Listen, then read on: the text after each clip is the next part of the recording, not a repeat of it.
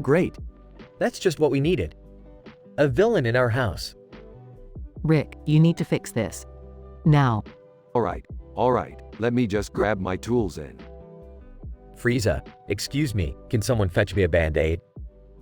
I seem to have accidentally cut myself. Everyone stares in disbelief. Well, I'll be damned. Frieza cuts himself.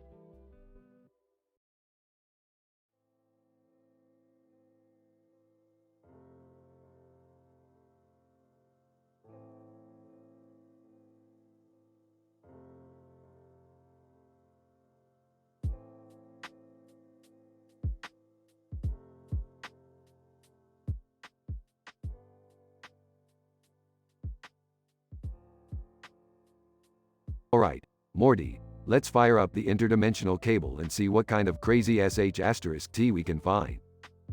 Oh yeah, I heard they have ancient Roman news now. Can we please watch something a little more educational? What's more educational than oiled up Gerald, Beth? Come on. Oh, guys, I think I found something. It's called Math with Someone Who Doesn't Know Math. Hey, that's me. Oh boy, this is gonna be good. On the TV. Host. Alright, Jerry, what's 2 plus 2? Oh boy, let me think. Is it 5? Host. No, it's 4. Oh darn it. Aha, classic Jerry. Back in the kitchen. Hey, I heard that. Hey, what's that smell? Jerry, did you burn the food again? Maybe a little. Oh man, Dad, you're like the Walmart of cooking. Wow, that's harsh, Morty. On the TV. News anchor. In other news, the Walmart war rages on in Sector 7G. OSH*T, turn it up. Back in the kitchen. What's the Walmart war? It's a long story, Summer. Let's just say it involves a lot of discounted merchandise. Hey, speaking of explosions, did I ever tell you guys about the time? No, Jerry, no one wants to hear about your atomic explosion pranks. Aw, come on. They were harmless. Harmless? Dad, you blew up half the neighborhood. Yeah, but it was funny, right? Jerry, please just focus on cooking. We don't need any more disasters in this kitchen. Agreed. I've seen enough chaos for one day. Let's go watch some more TV. The family heads back to the living room to continue watching interdimensional cable, leaving Jerry alone in the kitchen to salvage what's left of their meal.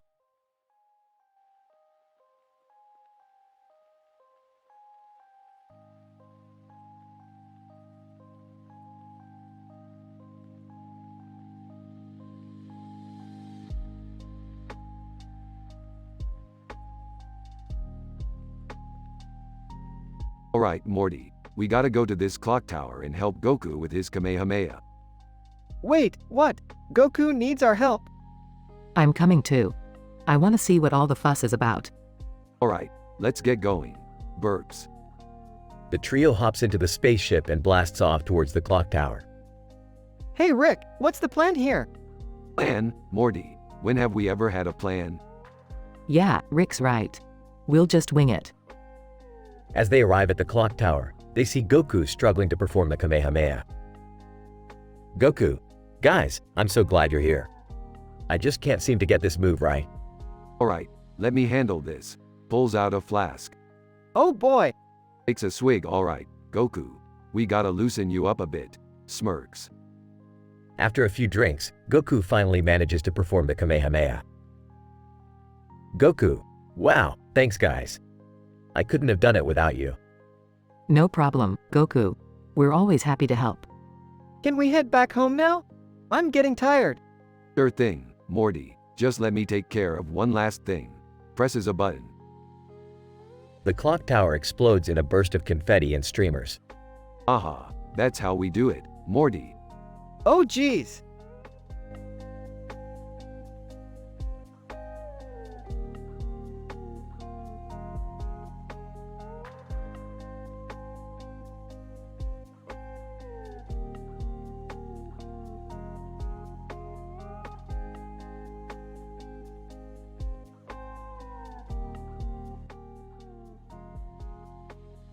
Narrator.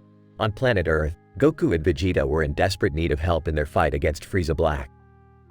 They knew that they couldn't defeat him alone. Goku, Vegeta, we need someone strong enough to help us. Someone like Beerus. Vegeta, are you crazy? Beerus hates fighting with mortals. Goku, but this is an emergency. We have to try. Narrator, Goku and Vegeta journeyed to Beerus's planet to request his help. Beerus, what could possibly be so important that both of you would come to me? Goku, Frieza Black has returned and he's stronger than ever. We need your strength to defeat him. Narrator, Beerus was hesitant at first, but after hearing about the severity of the situation, he agreed to help. The three of them flew back to Earth to face Frieza Black. As they arrived, Frieza Black appeared before them, ready to fight. A battle ensued, with all four warriors evenly matched. It was a fierce fight, with energy beams and punches flying everywhere. But as the battle raged on, it became clear that Frieza Black had the upper hand. Goku and Vegeta were struggling to keep up, and Beerus was beginning to tire. That's when Vegeta stepped in. With a fierce determination, he charged up his energy and launched a devastating attack on Frieza Black. The villain was caught off guard and knocked unconscious. Narrator, Goku and Beerus breathed a sigh of relief as they realized that the battle was won. Vegeta had saved the day. Beerus, I must admit, you Saiyans are quite impressive. Goku, thank you so much for your help, Beerus. We couldn't have done it without you. Narrator, with Frieza Black defeated, the universe was safe once again. Goku and Vegeta returned home, grateful to have a powerful ally like Beerus by their side.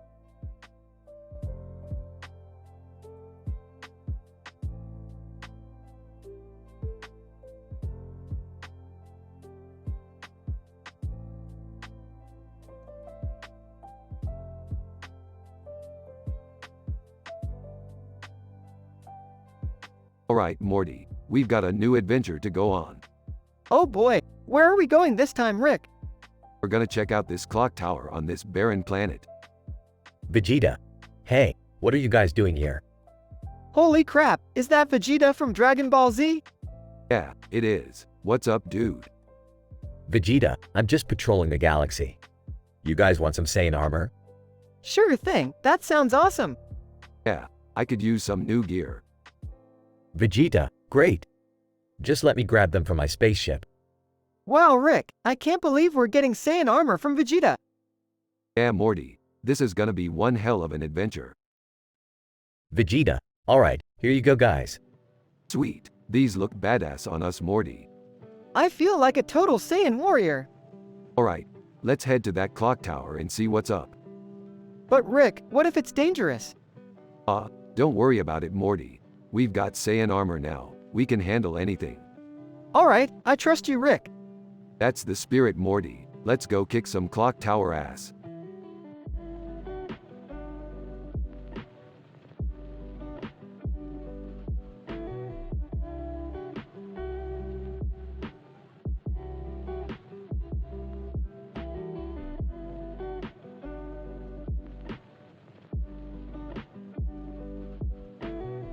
Morty, I've created a steampunk virus that's going to change the world.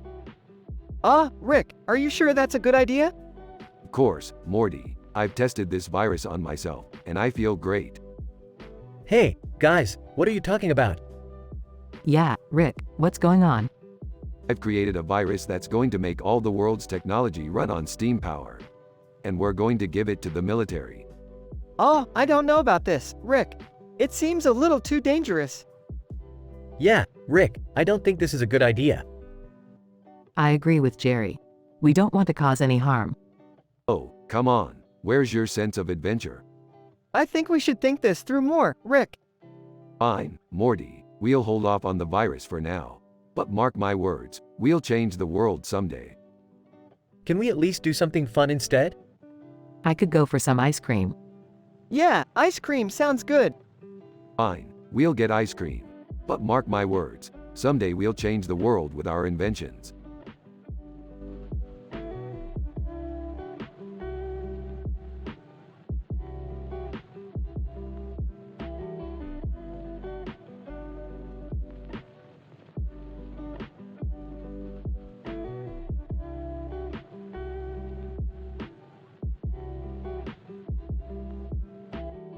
Title: Jump to the Future.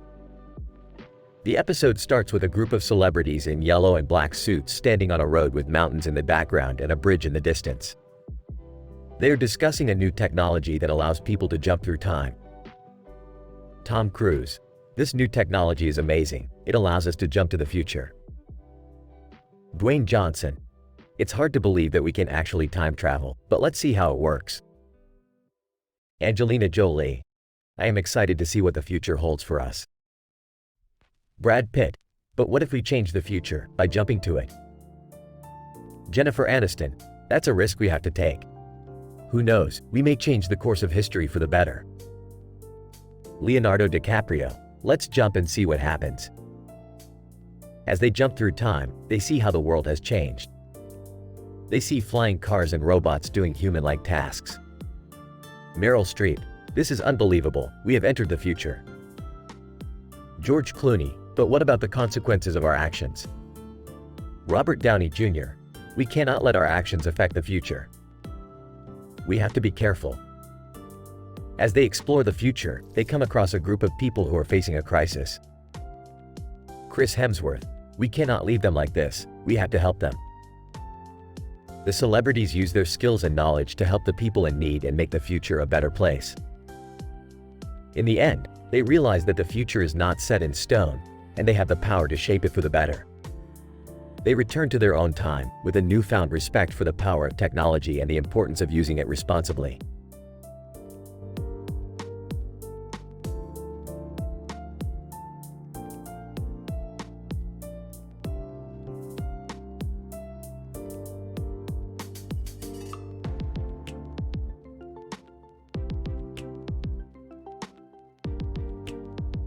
Morty, we gotta get out of here. This place is giving me the creeps. What do you mean, Rick? Look at that clock, Morty. It's like it's mocking us. Hey guys, what's up? Nothing. We're just trying to get out of town before Trump becomes king. Trump? King? Yeah, he's campaigning to become the ruler of the land. That's it. We're getting out of here. But Rick, what if he wins? Morty, if Trump becomes king, we'll just have to start our own dimension. Wait, what about all the people here? We'll take as many as we can with us, Summer. But what about our families? We'll cross that bridge when we come to it, Morty. I don't know, Rick. This seems a little extreme. Extreme, Summer. We're talking about a reality where Trump is king. Yeah, let's get out of here before it's too late. Agreed. Let's grab whoever we can and head to the portal.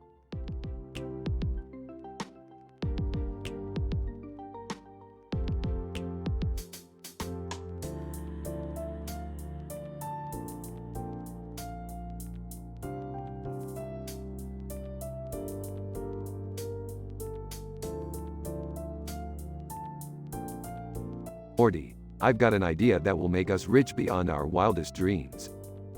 Oh, geez, Rick. Not another one of your crazy schemes. Trust me, Morty. We're going to create our own cryptocurrency and take down the entire United States economy. I don't know, Rick. That sounds kind of illegal.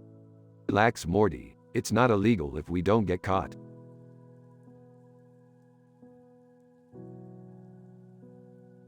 Okay, but how are we going to get people to buy our cryptocurrency? Easy, Morty. We'll just hype it up on social media and get influencers to promote it. But what about people losing their money if it crashes? That's not our problem, Morty. We're just providing a service. It's up to them to do their own research. Months later, the Rick and Morty cryptocurrency becomes the talk of the town. Everyone is investing their money into it, causing the entire United States economy to crash. Well, Morty, I guess we did it. We're the richest guys in the world now. I don't know, Rick. I feel kind of bad about ruining people's lives like this. Don't worry, Morty. They'll bounce back eventually. Besides, it's not like we forced them to invest in our cryptocurrency. I guess you're right, Rick. Of course I am, Morty. Now let's go buy a private island and live like kings.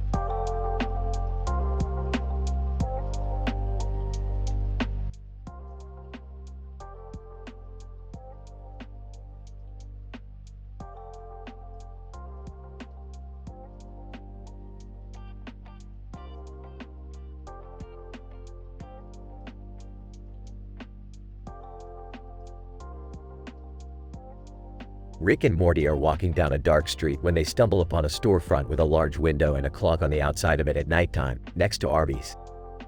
Morty, look at that store over there. I bet they have some crazy shit we can use for our next adventure.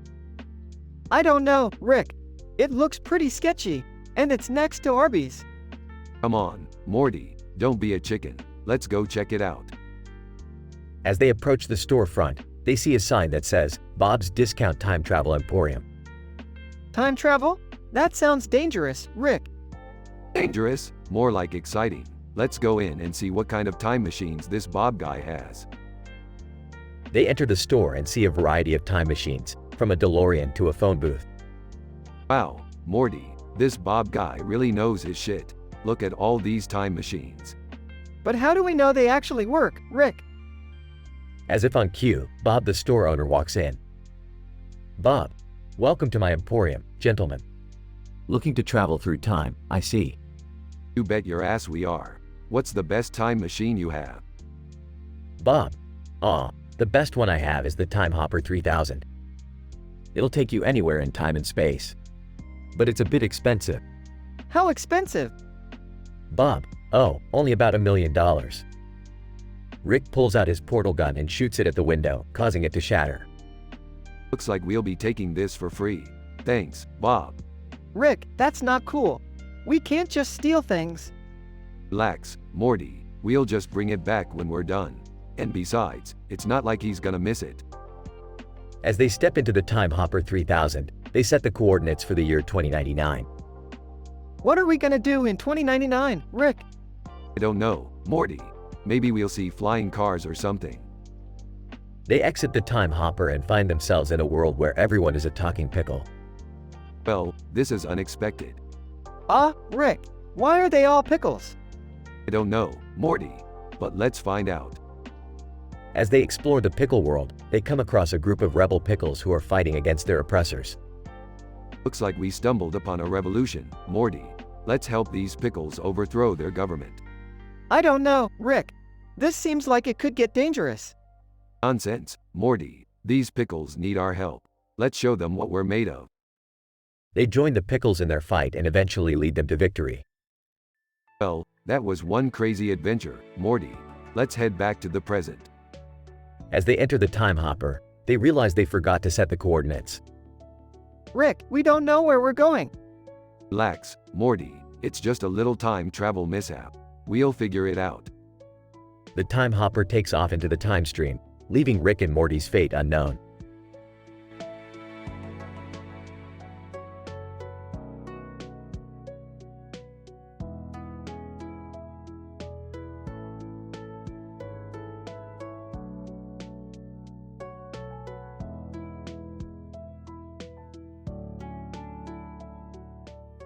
I apologize, but as an AI language model, I am not capable of creating visual images. However, I can recite the value of pi to 450 digits for you.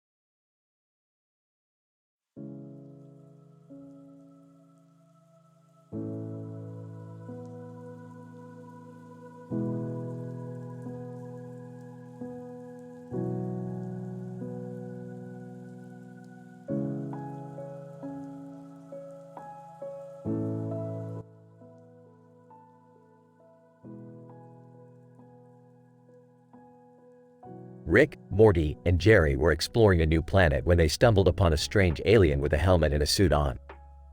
Hey there, buddy. Nice suit. What's your deal? Alien, I'm just a humble space explorer. I'm looking for new worlds to discover. Wow, that's so cool. We're doing the same thing. Yeah, but we're not really that good at it. Alien, well, I have a lot of experience. Maybe I could show you some tricks. Hey, we'll pass. We like to do things our way. Suddenly, the alien's guy meme appeared out of nowhere. Alien's guy meme. Hey, guys. You want to see some sick alien tech? Oh, great. Another weirdo. What do you want?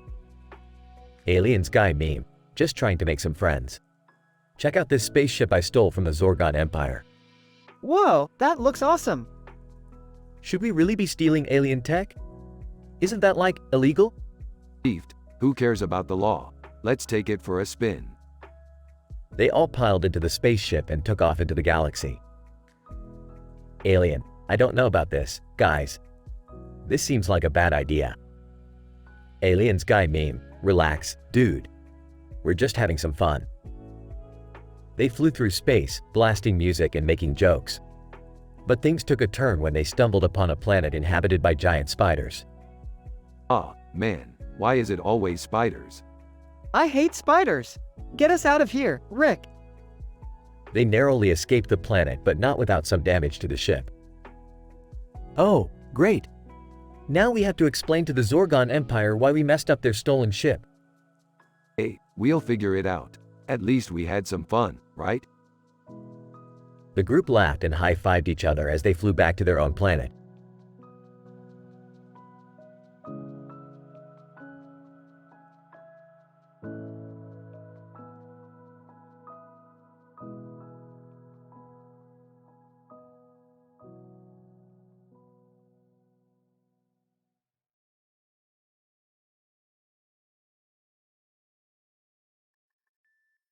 John, hey, have you seen this poster? It's about the Federal Reserve. Mike, no, what's it about? John, it's a man talking to another man in a suit and tie, and there's a building in the background. It says something about 60 minutes exposing secrets of the Federal Reserve. Mike, interesting. Let's turn on the TV and see if it's on. They turn on the TV and 60 Minutes starts playing. Reporter, welcome to 60 Minutes. Today, we will be exposing the deep, hidden secrets of the Federal Reserve. We will show you why we are economically doomed. John, wow, this is intense. I didn't know the Federal Reserve was involved in all this. Mike, yeah, they create money out of thin air and add zeros to bank reserve accounts to launder it into the system. It's crazy. Reporter, riots are breaking out all over the country as people realize the truth about the Federal Reserve. This report is extremely detailed and will change the way you think about our economy. John, we need to do something about this. How can we let them get away with this? Mike, I don't know, but we need to spread the word and make sure people are aware of what's going on. Reporter, thank you for watching 60 Minutes. Join us next week for another eye-opening report. John, we need to stay informed and keep fighting for what's right. This is just the beginning.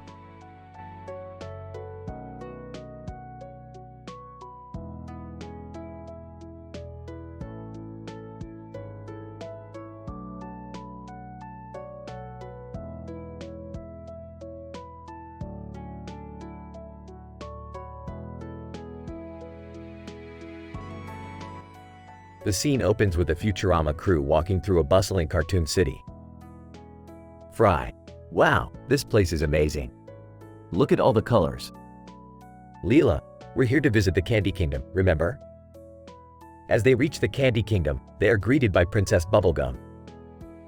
Princess Bubblegum, welcome to the Candy Kingdom. How may I help you? Bender, we're here to see the sights and have some fun. Princess Bubblegum, well, I have just the thing for you. Check out my latest invention, a portal gun. The crew watches in amazement as Princess Bubblegum uses the portal gun to travel to other cartoon dimensions. Zoidberg, this is incredible. Can we try it too? Princess Bubblegum, of course. Just be careful where you go. Some dimensions can be dangerous. As they explore different dimensions, they stumble upon Rick and Morty. Who are you guys? Fry, we're the Futurama crew. We're just exploring different dimensions with Princess Bubblegum's portal gun. Well, if you're looking for adventure, you've come to the right place. The crew spends the day with Rick and Morty, having wild adventures and learning valuable lessons about the importance of teamwork and friendship. The episode ends with the crew returning home, grateful for the amazing experience they had.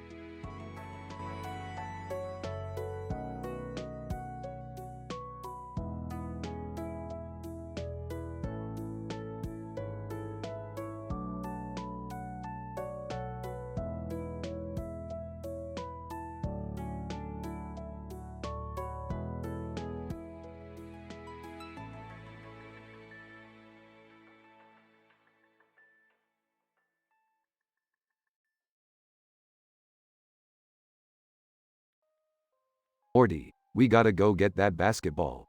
What? Why? Because that basketball is worth millions on the black market. I don't know, Rick. It looks like it's just a regular basketball. That's what they want you to think, Morty. That ball was grown in a basketball farm.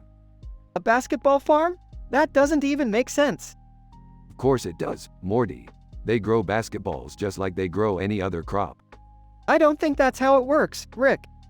You're just not seeing the big picture, Morty. Now come on, let's go get that ball. Morty reluctantly follows Rick down the path towards the basketball. Pointing to the trail. Rick, look at this. There's a trail leading to the ball. Sarcastically, oh wow, Morty, you're a real detective. But what if it's a trap? Excitedly, oh boy, a trap. This is gonna be fun. As they approach the ball, they hear a rustling in the bushes. Rick, I think someone's coming. Whipping out a ray gun. Don't worry, Morty. I got this. A group of teenagers emerge from the bushes. Teenager 1. Hey, what are you guys doing here? Trying to act cool. Oh, you know, just hanging out in the woods. Teenager 2. Eyeing the basketball. Hey, is that our ball? Your ball? Teenager 3. Yeah, we were playing a pickup game and it got away from us. Skeptically, really, you expect us to believe that? Teenager 1. Defensively. What, you think we stole it? Smirking. I don't know. Maybe you're just a bunch of basketball smugglers. Whispering to Rick. I don't think that's a thing, Rick. Whispering back. It is now, Morty. Meanwhile, the basketball just sits there, oblivious to the chaos around it. Teenager 2. Look, we'll prove it's ours. Picks up the ball and shows a signature. See, it has our coach's signature on it. Well, I'll be. It is your ball. Teenager 3. So can we have it back now? Tosses them the ball. Sure thing, kids. Just be careful out here in the woods. As they walk away, Rick, why did we even come out here in the first place? Shrugging. I don't know, Morty. Sometimes I just like to mess with people. Morty shakes his head as they walk off into the sunset, leaving the basketball farm behind them.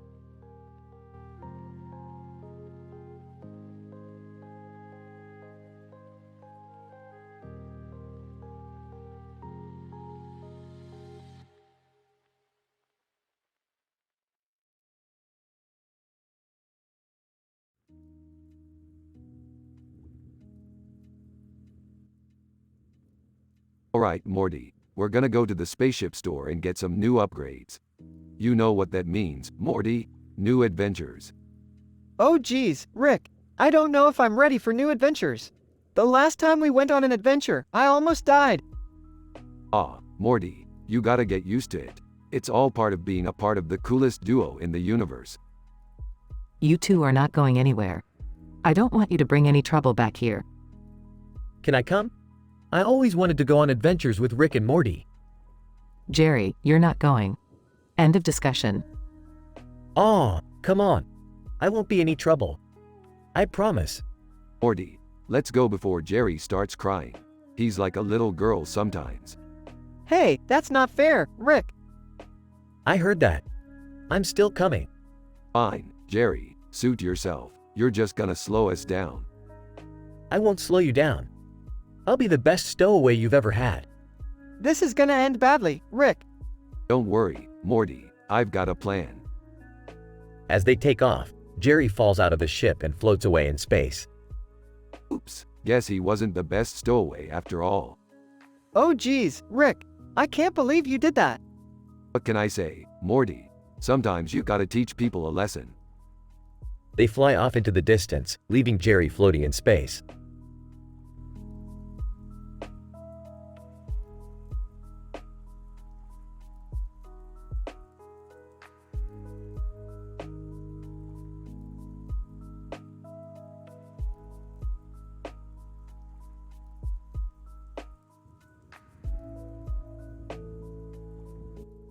Rick, Morty, Jerry, and Beth are all hanging out in the garage when suddenly they hear a strange noise coming from the portal. Oh great, who's this now? Princess Bubblegum pops out of the portal, surprising everyone. Princess Bubblegum, Rick. Long time no see. Hey there, Bubblegum, what brings you to our neck of the woods? Princess Bubblegum, I need your help. A powerful new villain has taken over my kingdom and is threatening to destroy everything I've built. Well, you came to the right place. Let's grab some drinks and get to work. The group sets off on a wild adventure through different dimensions, battling the evil villain and his minions. This is crazy. I can't believe we're fighting a giant monster made of candy. I don't know how much more of this I can take. My nerves are shot. Come on, Jerry. We have to keep going. We can't let Bubblegum down. Princess Bubblegum, you guys are amazing. I couldn't have done it without you. Hey, it was no big deal. We do this kind of stuff all the time. As they make their way back home, the group reflects on their adventure and how much they've grown as a team. Well, that was fun. Who's up for another round of drinks? The group cheers and heads back to the garage, ready for their next adventure.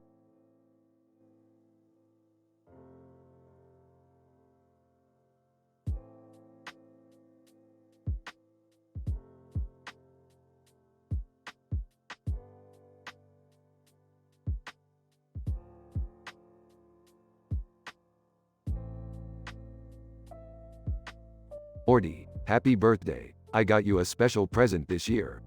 Oh boy, what is it? It's a teleportation device. You can go anywhere in the universe, and even to other dimensions. Wow, thanks Rick. This is amazing. Princess Bubblegum, happy birthday, Morty. I brought you some of my special gum to try. Joe Rogan, and I brought some of my special mushroom tea. It's great for expanding your mind. No drugs at this party, Joe. And no experiments with the gum, Princess. Yeah, let's just have a normal party, guys. Maybe play some games or watch a movie. I have just the thing. Let's watch the latest episode of Interdimensional Cable. It's got all the crazy, hilarious, and slightly disturbing content you could ever want. Everyone, yeah. And so, they spent the rest of the night laughing at the absurd and wacky TV shows from different dimensions, all from the comfort of Morty's green-walled room.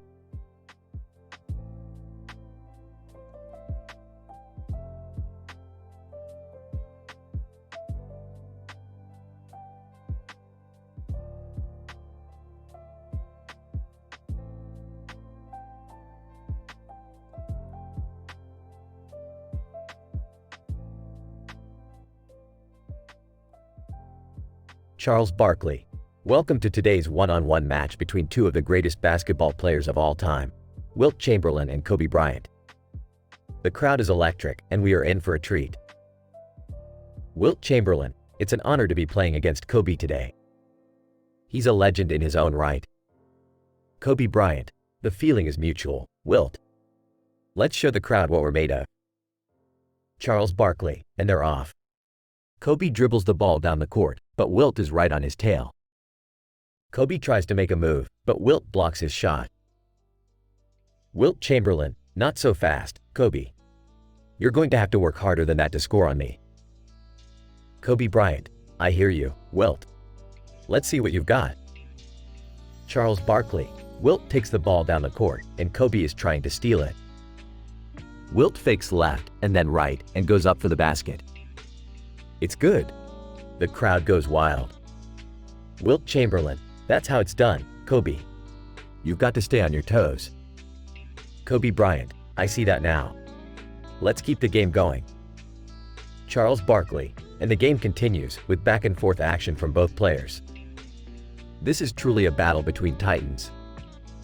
Wilt Chamberlain, it's been a pleasure playing against you today, Kobe.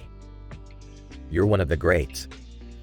Kobe Bryant, same to you, Wilt. Let's do this again sometime.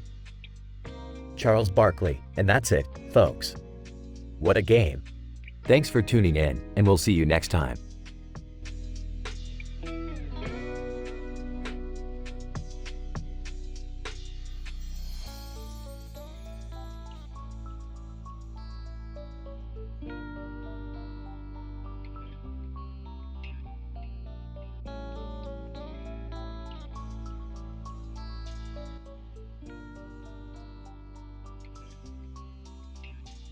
Rick and Morty are on one of their usual crazy adventures through space when they come across a giant alien creature.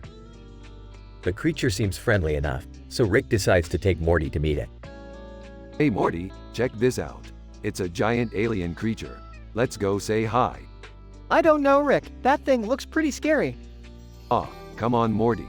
Don't be such a wuss. As they approach the creature, they notice that it's wearing a black hoodie. Oh, check out this creature's fashion sense.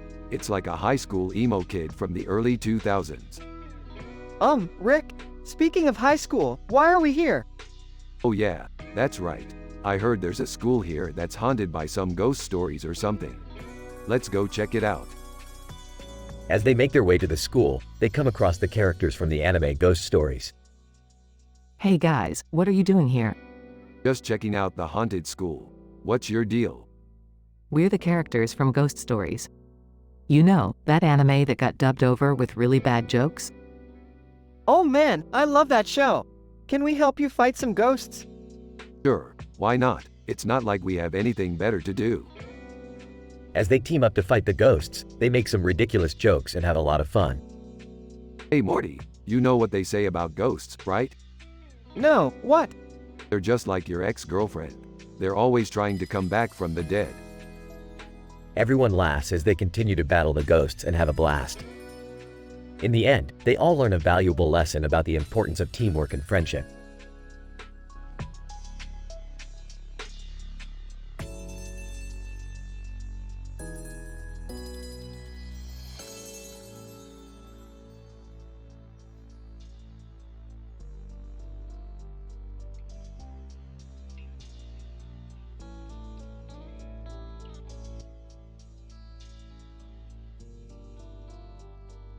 Alright Morty, we're about to enter the biggest poker tournament in the universe. I don't know, Rick. I'm not really good at poker. Don't worry Morty, I've got a trick up my sleeve. Literally, check out my cybernetic implant. Joining in. Hey guys, mind if I play too? Sarcastically, oh sure Jerry, because playing poker with an intergalactic champion and his grandson is just like playing with the guys down at the VFW. Alien player, insulted. Hey, watch it Earthling. We may not have your fancy cybernetic implants, but we know how to play poker. Smirking, oh really? Let's see what you've got. Meanwhile, at a table nearby, Crappy poker player, come on guys, let's raise the stakes. Winner gets that last slice of pizza. Crappy poker player 2, you're on. Overhearing them? Wow, that's serious business. Winning his hand, and that's how it's done. Looks like we're moving on to the next round, Morty. Losing his hand. Ah man, why do I even bother? I'm never gonna win. Alien player, laughing. Looks like you're the weak link in your team, Earthling. Defensively. Hey, I may not be a professional poker player, but at least I don't have tentacles for arms. Alien player, offended. How dare you insult my species? Rolling his eyes, Jerry, you really need to learn when to keep your mouth shut. Excitedly, hey Rick, I think I'm getting the hang of this. I just won my hand. Proudly, that's my boy. Now let's take home that championship trophy and all the bragging rights that come with it.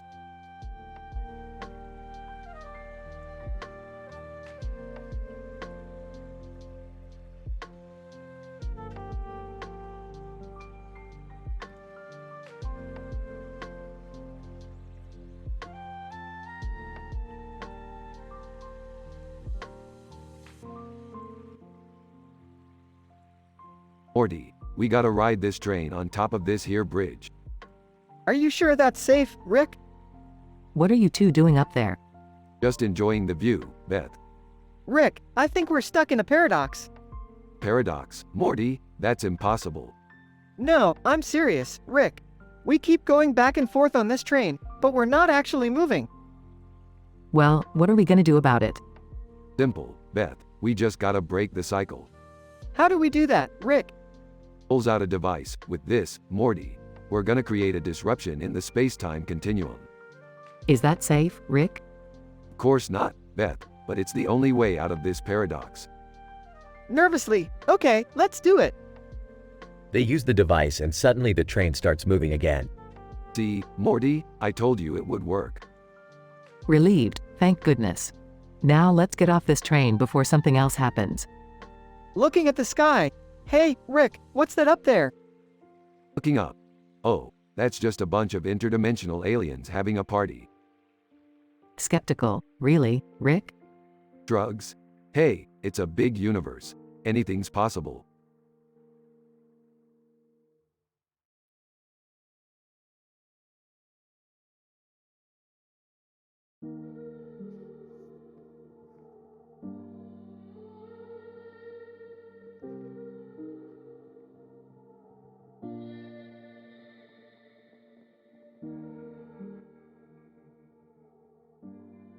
Title: The Never-Ending Youth of Rick Sanchez. The episode begins with Rick and Morty sitting in the living room, watching interdimensional cable. Hey, Rick, have you ever heard of this new drug called luciferium? Of course, Morty. It's a dangerous drug that can heal you and make you younger, but it's highly addictive. Jerry walks in with a bag of chips. Hey guys, what are you watching? Interdimensional cable, Jerry, and we're talking about luciferium. Beth enters the room, holding a cup of coffee.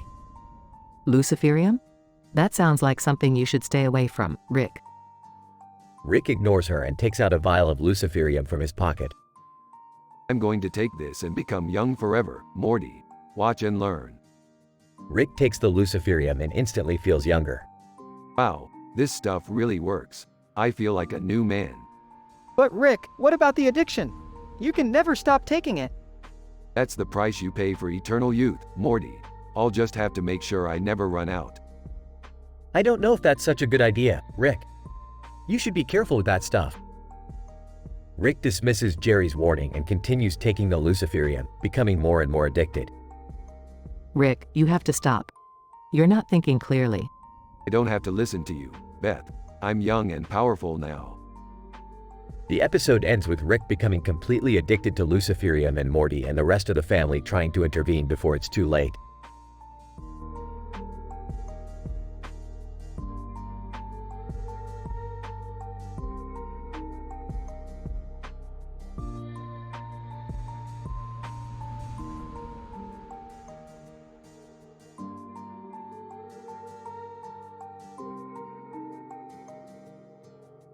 Why are we all turning into things? I don't know, but I'm enjoying the view from this banana. Hey, check me out. I'm a whole stadium. Guys, I'm a lung now. This is not cool. I'm a Pop-Tart. Oh wait, that's not so bad. Can someone please explain what's going on? Not a clue, but I do know that Kevin Hart over here is looking mighty fine. Hey, I'm still me. Sure. Anyway, how about we all try to figure out how to change back before things start getting weird? Too late, Rick. I already lost my hot dog vendor virginity. I'm done. Can we just watch a movie or something?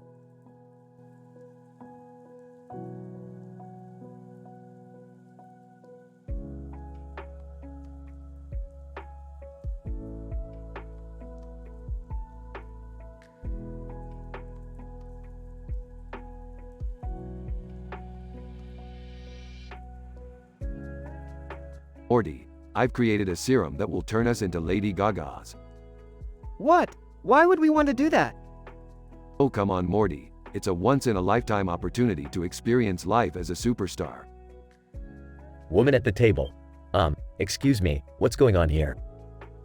Oh nothing, just creating a serum that will turn us into Lady Gagas. Want to try some? Man with a beard. Sounds interesting. Count me in.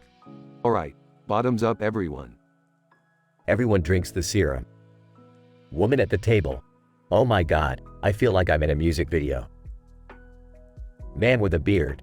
This is wild. I can't believe how good I look in this wig. I don't know about this, Rick. I feel like we're losing ourselves in the fame. Aw, Morty, we'll be back to normal soon enough. Let's just enjoy the ride while we can. Everyone continues to dance and sing as Lady Gaga's.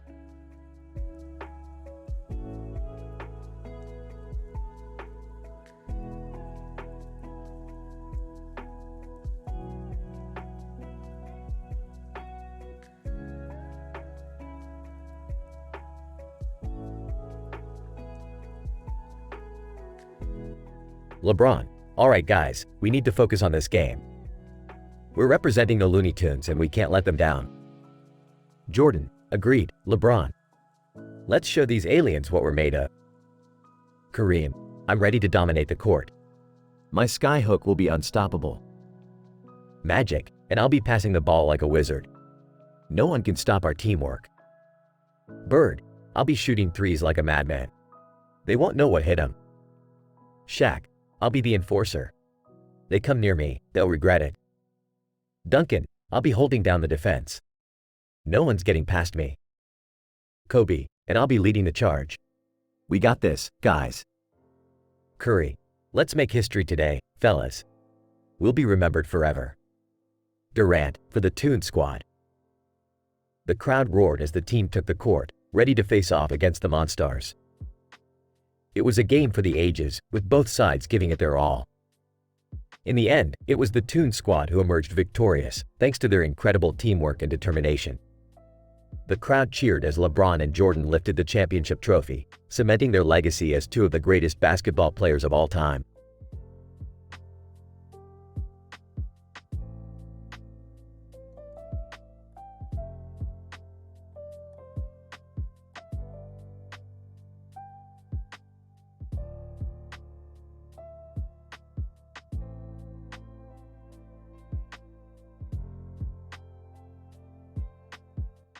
Title: The Treasure Hunt in Space. The scene opens with a man holding a comb in his hand, standing in front of a space background with a planet in the distance. Man.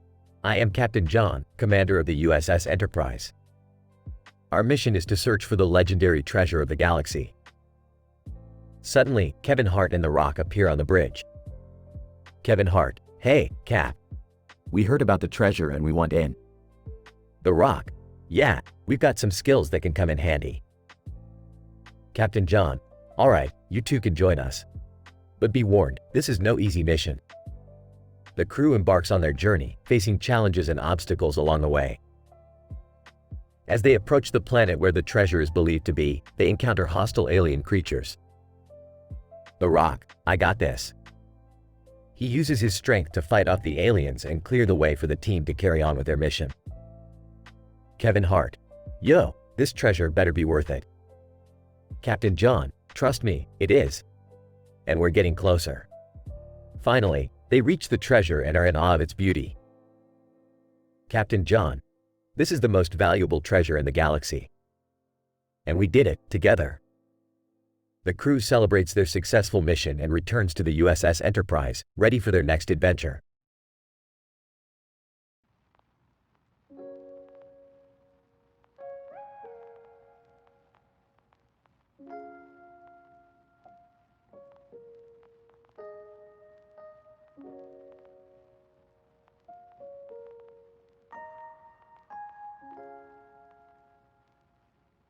Morty, we're going to boldly go where no one has gone before. Huh? What are you talking about, Rick? We're going to visit the Starship Enterprise and meet Captain Picard. Oh man, that sounds awesome, Rick. On the Enterprise. Hey there, Picard. Long time no see. Picard. I'm sorry, do I know you? No, but you will. We're here to party. Yeah, we want to see all the cool space stuff you guys have. Picard. I'm afraid I can't allow that. This is a classified military vessel. Oh come on, Picard. Don't be such a party pooper. Let's have some fun. Picard. I must insist that you leave immediately. Fine, we'll leave, but just remember, Picard, you could have had a hell of a time with us. Yeah, we could have partied like it's 2,999. As they leave the Enterprise, Well, Morty, that was a bust. Let's go find some other space party to crash. Yeah, let's go find some aliens to hang with. Maybe they'll have some crazy space drugs or something. Whoa, whoa, whoa, slow down there, Morty. We're not discussing drugs here. We may be crazy, but we have standards.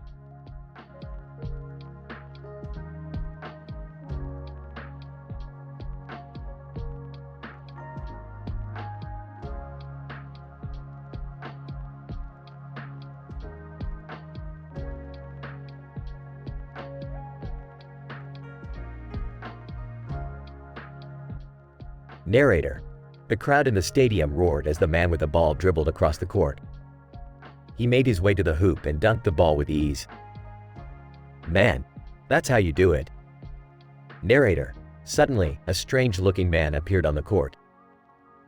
Larry Bird, Victor Wembanyama, come with me. Victor Wembanyama, what's going on? Larry Bird, I'm a scientist and I want to enhance your basketball abilities. Trust me. Narrator. Victor hesitated but followed Larry to his lab. After a few experiments, Victor felt different. Victor Wembanyama. Whoa, I feel stronger and faster. Larry Bird. Yes. Now let's see how you do on the court. Narrator. Victor made his way back to the stadium and dribbled the ball down the court. He leapt into the air and dunked the ball with incredible force. Crowd. Wow, did you see that? Victor Wembanyama. Thanks, Larry, you really did enhance my abilities. Larry Bird, it was my pleasure. Just remember to use your powers for good. Narrator. And so, Victor became the star player of the team, leading them to victory after victory.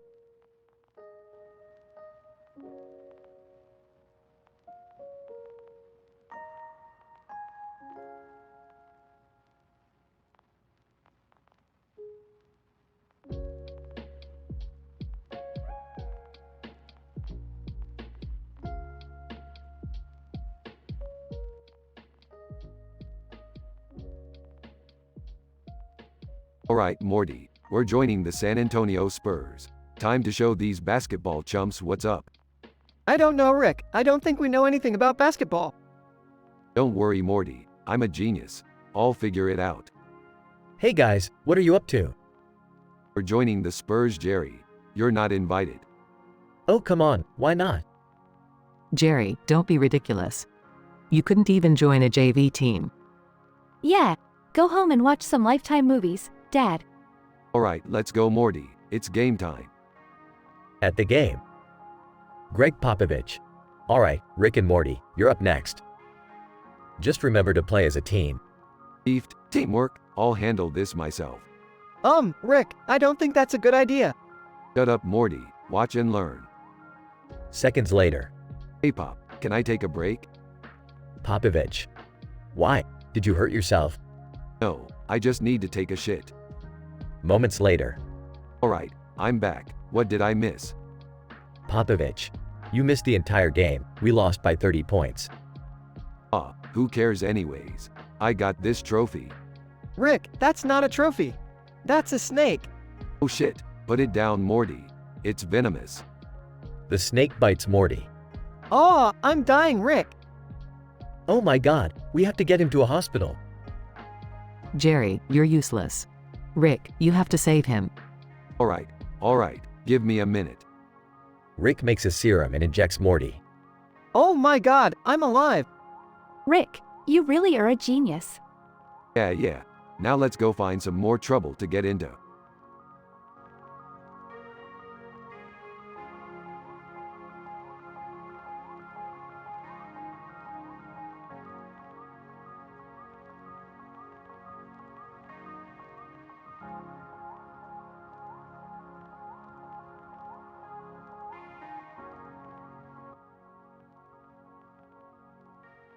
Kermit. Hi there, everybody.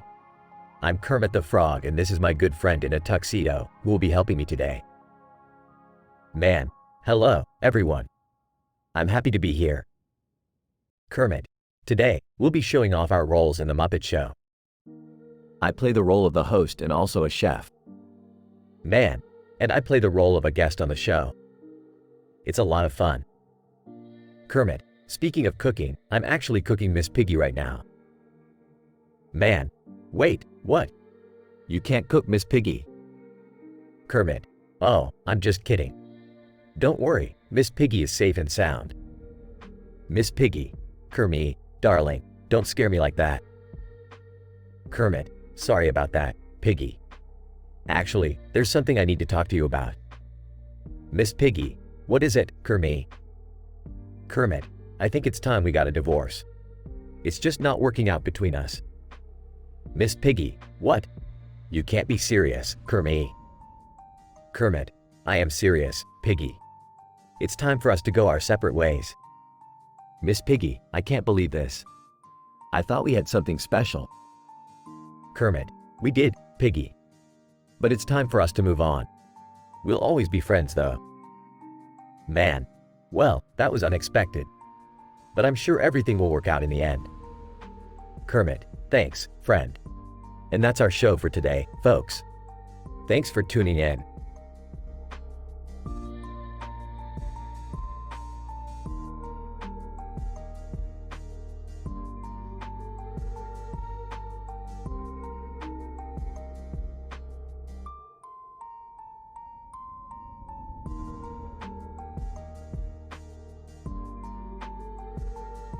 Alright, Morty.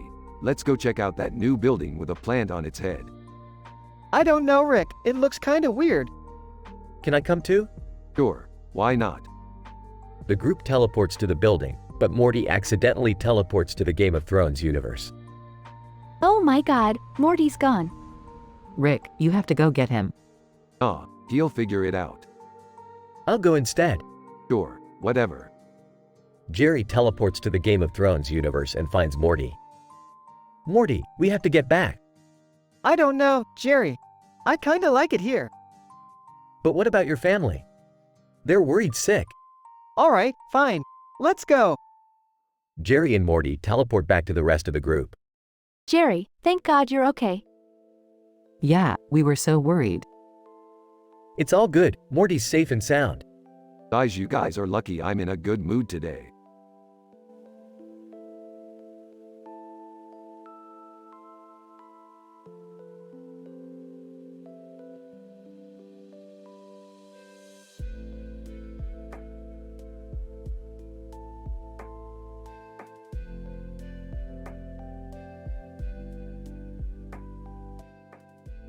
Title: The Food Truck Symposium.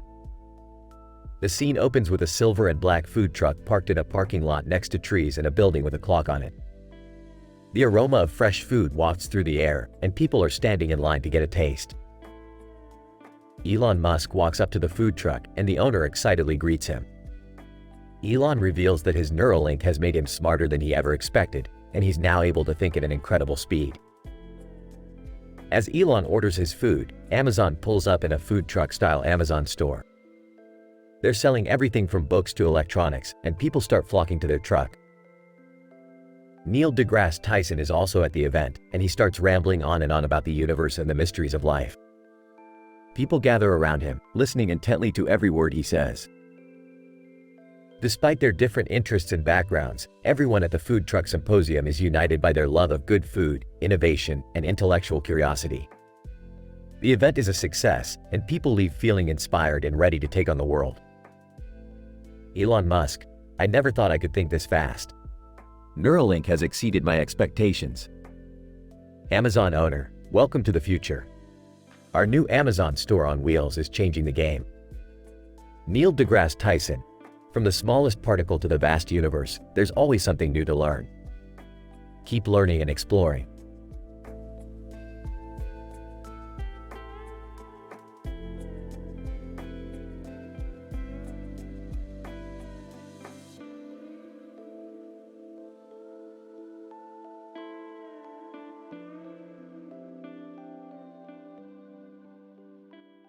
Rick and Morty are in the garage working on a new invention when Vsauce suddenly appears on the TV screen. Vsauce: hey guys, Today we're talking about the AI revolution. Scoffs, AI? Please, I've been building robots for years. Yeah, but Rick, AI is getting smarter every day. It could take over the world. Sarcastically, oh no, not the world. What will we do without it?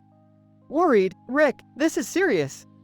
Rolling his eyes, fine, we'll build an AI-proof bunker or something.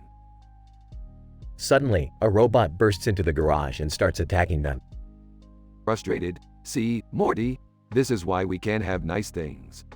Panicking, what do we do?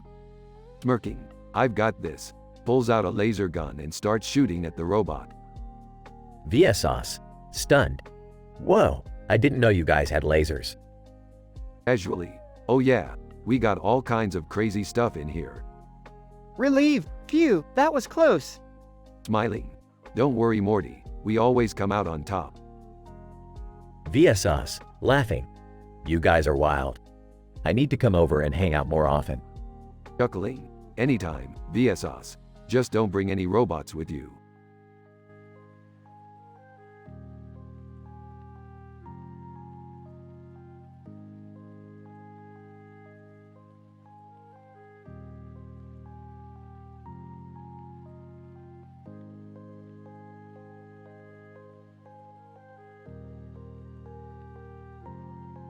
Morty, check out this space station. Looks like they got a fancy purple orb in the background. Wonder what that does. I don't know, Rick, but it looks important. Hey, are you two done staring at that orb? We got a mission to do here. Yeah, Dad, we need to get this done quickly so I can get back to playing video games. Oh, I got just the thing for you Summer. Morty, hop on the VR headset. We're going to create a Rick and Morty universe inside the VR universe. Whoa, Rick, this is crazy. I feel like I'm in a video game. This is ridiculous. You two are going to get us all killed. I don't care, as long as I can be a badass character in the game. Alright, Morty, let's recreate the creation of the universe. Don't forget the rocks and grass, gotta have those. Okay, Rick, but why are we doing this? Why not, Morty? It's all about the science, baby. I can't believe I'm related to you two. This is just insane. Can we hurry up and finish this already? My thumbs are getting tired from all this button mashing.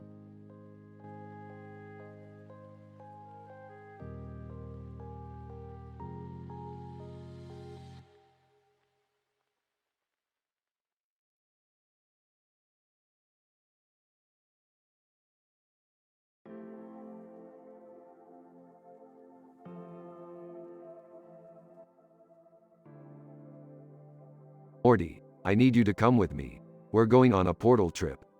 Oh geez, where are we going now? We're heading to the Walking Dead universe. I want to see if those zombies are actually real. Can I come too? Yeah, sure, you might even be useful as zombie bait. What? That's not funny. Lighten up, Summer, we're just joking around. Wow, Rick, you're such a great grandpa. Shut up, Morty, let's go already. They portal to the Walking Dead universe and meet Rick from that universe. Hey, it's me, Rick from another universe. Rick, C-137. Oh great, another Rick. Don't be jealous, C-137. You know you love me. They hear music playing nearby and head towards it. Rick James, super freak, she's super freaky, yow. Rick Astley, never gonna give you up, never gonna let you down. What is going on here? It's a Rick James and Rick Astley concert, Summer. Wubba lubba dub dub. The group starts dancing and enjoying the concert, with Rick even getting on stage to do a guitar solo. This is insane, Rick. That's why we're here, Morty. To have fun and enjoy life. Can we go home now? Yeah, sure. Let me just grab one of these Rick James CDs first. The group portals back to their own universe, with Rick still singing Super Freak at the top of his lungs.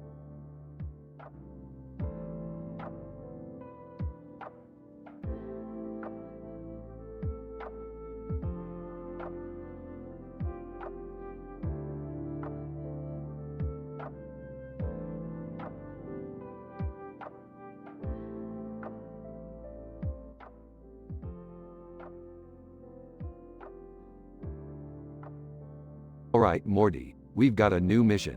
We need to travel to the planet Zoger and attend a rock opera. Okay, Rick, but why? Because Morty, this rock opera is about the love between a pet rock and a slug. It's gonna be epic. Wait, a pet rock and a slug? That's just weird. Jerry, it's art. You wouldn't understand. Alright everyone, buckle up. We've got a long journey ahead of us. Several hours later. Wow, this planet is crazy. Everything is made out of rocks. Quick Morty, we need to find our seats before the show starts. Why do we even need seats? We could just stand. Jerry, please just follow the rules for once. As the show begins, the clock on the left side of the image begins to spin rapidly. Whoa, Morty, check out that clock. It's going faster than your mom's treadmill. Ha, good one, Rick. I don't see what's so great about this. Jerry, just try to enjoy it. You might learn something. As the show progresses, the audience becomes more and more enthralled with the story of the rock and the slug. This is amazing. I never knew rocks could sing like that. I'm getting kinda emotional, Rick. I'm just waiting for this to be over. Jerry, you're missing the whole point. This is about the power of love. As the show comes to a close, the clock tower in the middle of the image begins to chime. That was one of the best things I've ever seen. Yeah, I think I need a minute to process it all. Finally, it's over. I'm glad we came. It was a truly beautiful experience. As they leave the planet, the clock on the left side of the image slows down and returns to normal speed.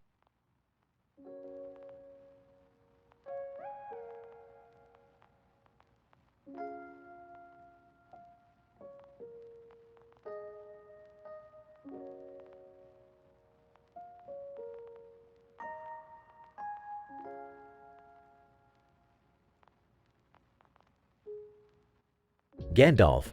Aw, what a beautiful day to be standing in this field. Chuckles. Yes, it is. Gandalf looks at Jerry suspiciously. What are you up to, Jerry? Grinning mischievously. Oh, nothing much. Just thought I'd share this song with you. Gandalf, perplexed. What song? Start singing. Never gonna give you up, never gonna let you down. Gandalf, realization dawns on him. Jerry, you just rickrolled me. Laughing, I couldn't resist pulling a little prank on you, Gandalf. Gandalf shakes his head but chuckles. You certainly know how to lighten the mood, Jerry. Smiling, life's too short to take everything so seriously, my friend. Gandalf, nodding in agreement. Indeed it is, Jerry. Indeed it is.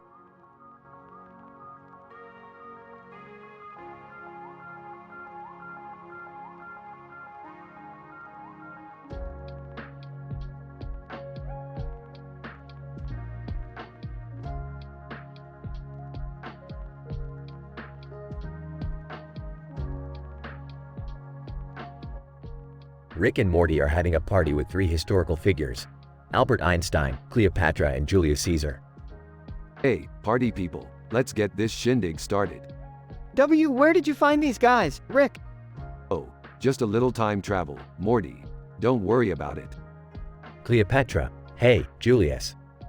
You're looking pretty good for a dead guy. Julius, and you're looking pretty good for a woman who's been dead for thousands of years. Einstein, gentlemen, let's not argue. We should be celebrating our remarkable achievements. Oh, I think they're about to celebrate something else. Julius, you think you're better than me, Caesar? Cleopatra, you're both acting like children. Let's just enjoy the party. Julius, I am the greatest ruler of all time. No one can stand up to me. Einstein. Well, that's debatable, my friend. Debatable, he's been dead for centuries. Guys, let's just calm down and have some fun. Cleopatra, I agree, Morty. Let's put our differences aside and enjoy the company. Julius, fine. I'll just go conquer something else. Einstein, and I'll just go back to discovering the secrets of the universe. We'll just keep partying, baby. Wubba lubba dub dub.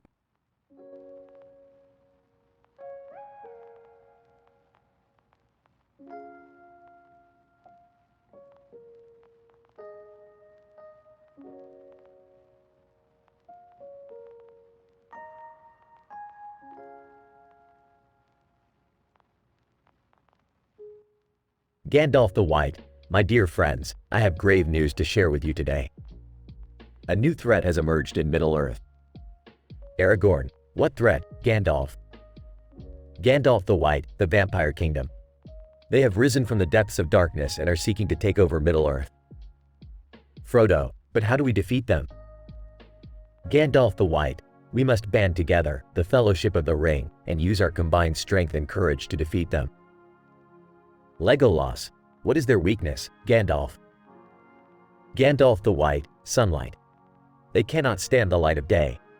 We must use this to our advantage and attack them during daylight hours. Gimli, how many of them are there? Gandalf the White, we do not yet know. But we must be prepared for a large army. Sam, we'll be ready, Gandalf. We're not afraid of a few bloodsuckers. Gandalf the White, I have faith in you all. Let us prepare for battle and save Middle-earth once again.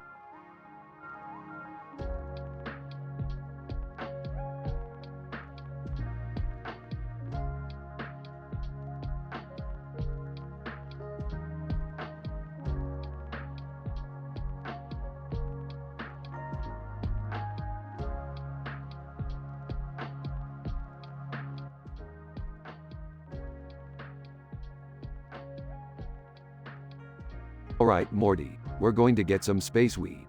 Oh man, I don't know if I'm ready for this. Relax, Morty, it's just space weed.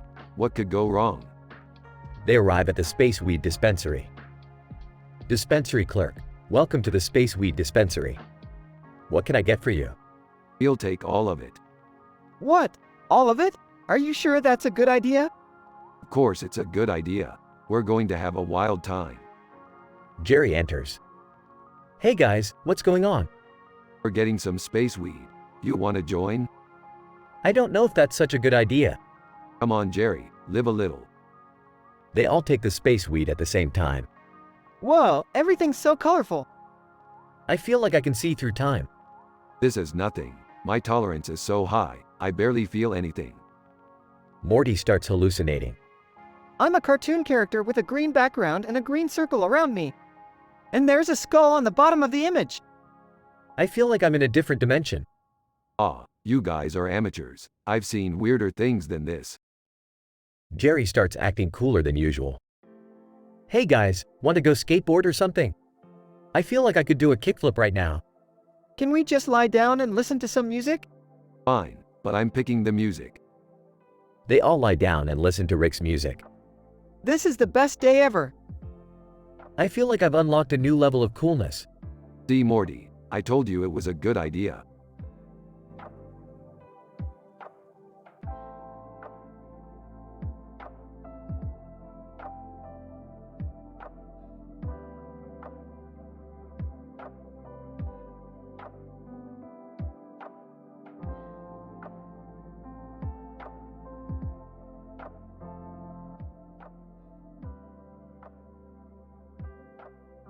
Alright, Morty, buckle up. We're going to the marijuana moon of the frozen world. Oh, Rick, is that safe? Safe, Morty. We're talking about a moon made entirely out of weed. What could go wrong?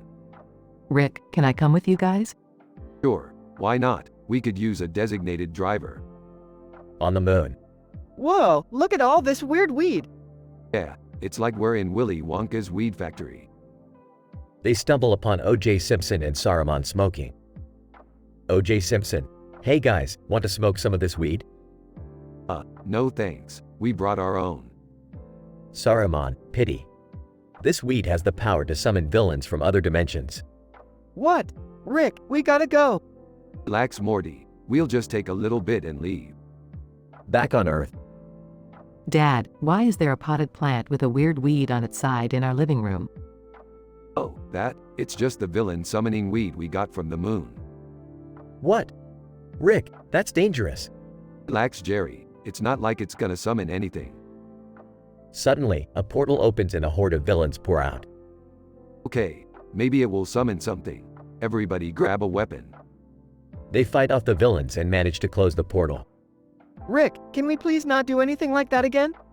Alright, Morty. I hear you loud and clear. From now on, we'll just stick to regular weed. They all laugh. You know, I think this weird weed is starting to grow on me. Beth, no. Don't smoke it. End of episode.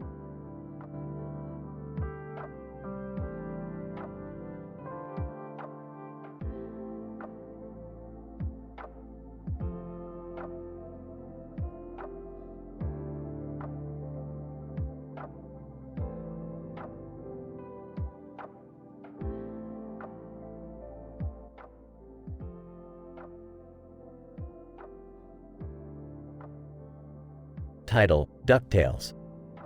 Hey guys, check out that truck with the trailer and the duck in the grass near that house and tree.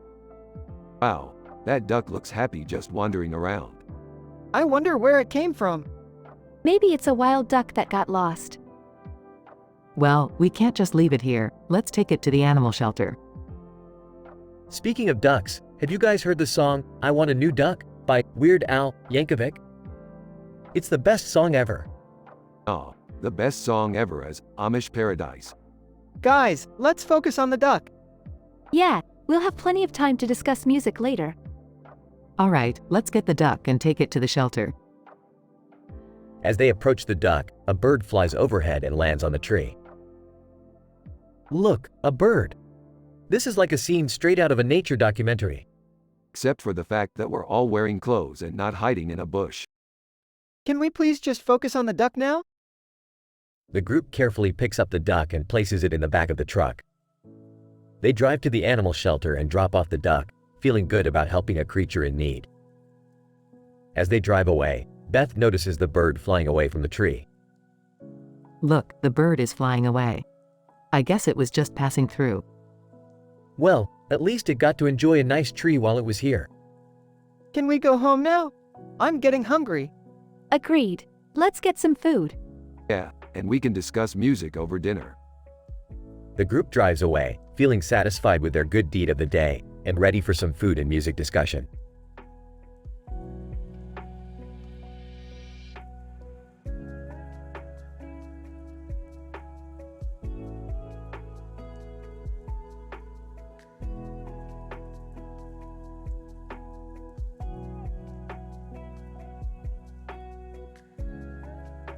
Alright, Morty, we gotta hurry up and get to Pac-Man's funeral.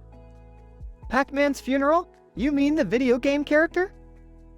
Yeah, Pac-Man was a legend. He ate those dots like no one else. Yeah, and now he's dead. Time is a cruel mistress, Morty. Why is there a clock tower in the background? Maybe it's a symbol of how time never stops, no matter how much we want it to. Or maybe it's just a coincidence, Jerry. Don't overthink it. I still can't believe we're at a video game character's funeral. Hey, he meant a lot to some people. And besides, it's not like we have anything better to do. Hey, speak for yourself, Jerry. I've got plenty of things to do. But I'm here out of respect for Pac-Man. So, what do we do at a video game character's funeral? I think we just pay our respects, say a few kind words, and move on. Sounds boring. Let's spice things up a bit. How are we gonna do that? I don't know yet, Morty. But when have I ever let you down? I can think of a few times. Shut up, Jerry. Let's go pay our respects to Pac-Man. And then we'll figure out how to make this funeral a little more interesting.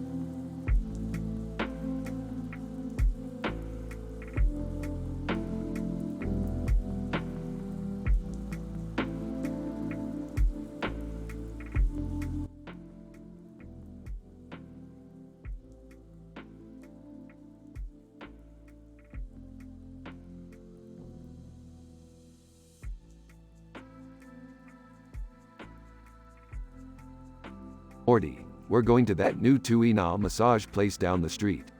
I heard they use some shady alien technology for their massages. I don't know, Rick. Massages make me kind of uncomfortable. Oh, come on Morty. You gotta relax sometimes. Plus, I heard they have a Groupon deal.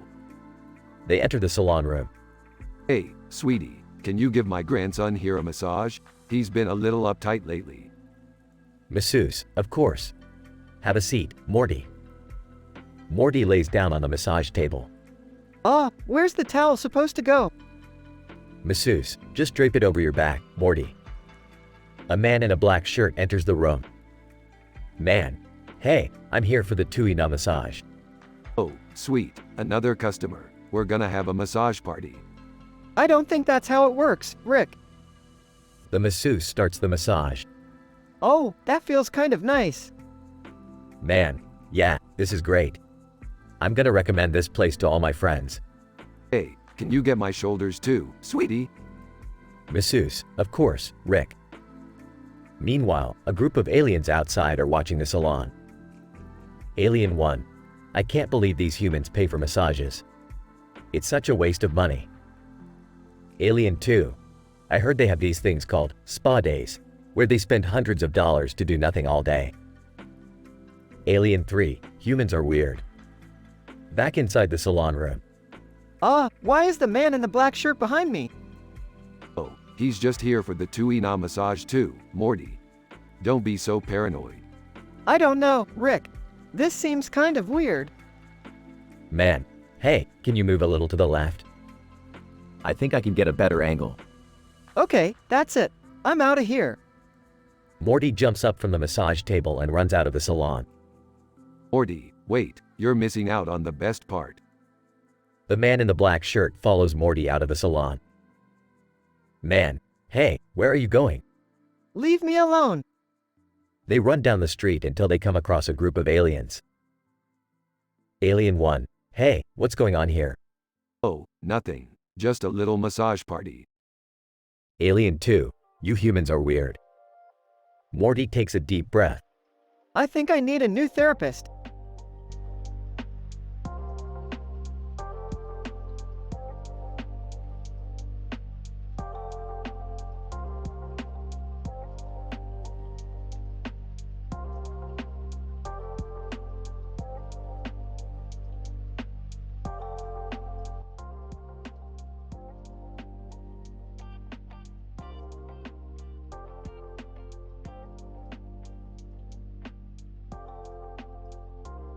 Title, United We Stand. Narrator, the world is changing, and with it, the political landscape. There is a new era of cooperation and unity among nations. In this episode, we take a look at the story of the United States, Russia, China, and India coming together for a common goal. News anchor, good evening, and welcome to the 7 o'clock news. Today, the leaders of the 4 major superpowers of the world have announced their decision to unite for the greater good. Donald Trump. Today marks a historic day for the United States as we join hands with our friends in Russia, China, and India. Together, we will work towards a better tomorrow for ourselves and for generations to come. Vladimir Putin. Our countries have had our differences in the past, but today we put them aside for the sake of our people. We will work together to build a better future, one of peace and prosperity. Xi Jinping. The world is changing rapidly, and we must adapt to stay ahead. Our partnership will not only benefit us, but the entire world. Narendra Modi. India is proud to stand with our friends, and we look forward to the opportunities this partnership brings. Narrator. The news of this partnership spread quickly, and soon, people all over the world were celebrating. Reporter. Here in New York City, crowds have gathered in Times Square to witness a plane fly overhead, carrying the leaders of the 4 nations. Crowd member. It's amazing to see this kind of unity among nations. It gives me hope for the future. Narrator. With the support of their citizens, the 4 nations began working towards their shared goal of creating a better future for all. Scientist. Our joint efforts have already yielded incredible results. We've made great strides in renewable energy, space exploration, and healthcare. Businesswoman. Our economies are booming, and we're creating jobs for millions of people. This partnership is truly a win-win for everyone involved. Narrator: as the years passed, the partnership between the United States, Russia, China, and India only grew stronger. The world watched in awe as these nations, once considered rivals, worked together towards a brighter future. Narrator: the man in the crown represented the people of the world coming together, and the plane symbolized the partnership taking flight. The future looked brighter than ever before, and it was all thanks to the power of unity.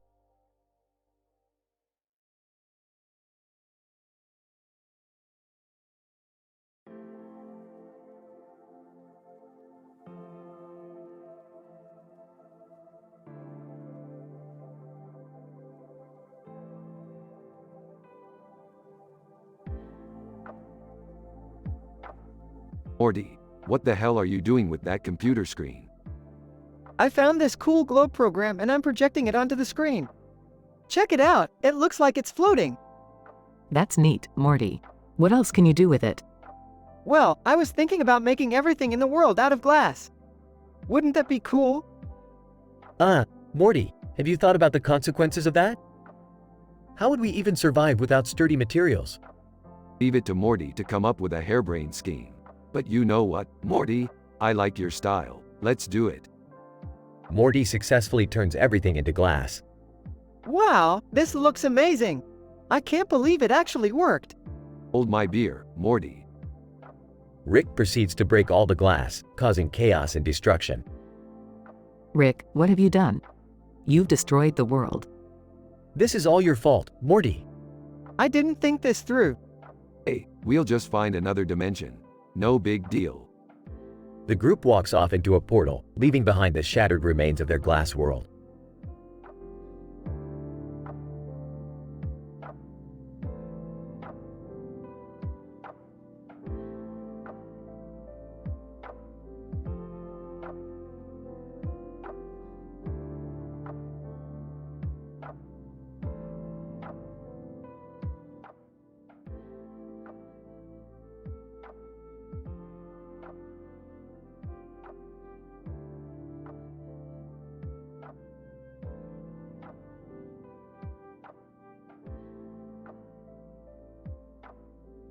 Morty, you ever seen ants crawling together in the dirt like that?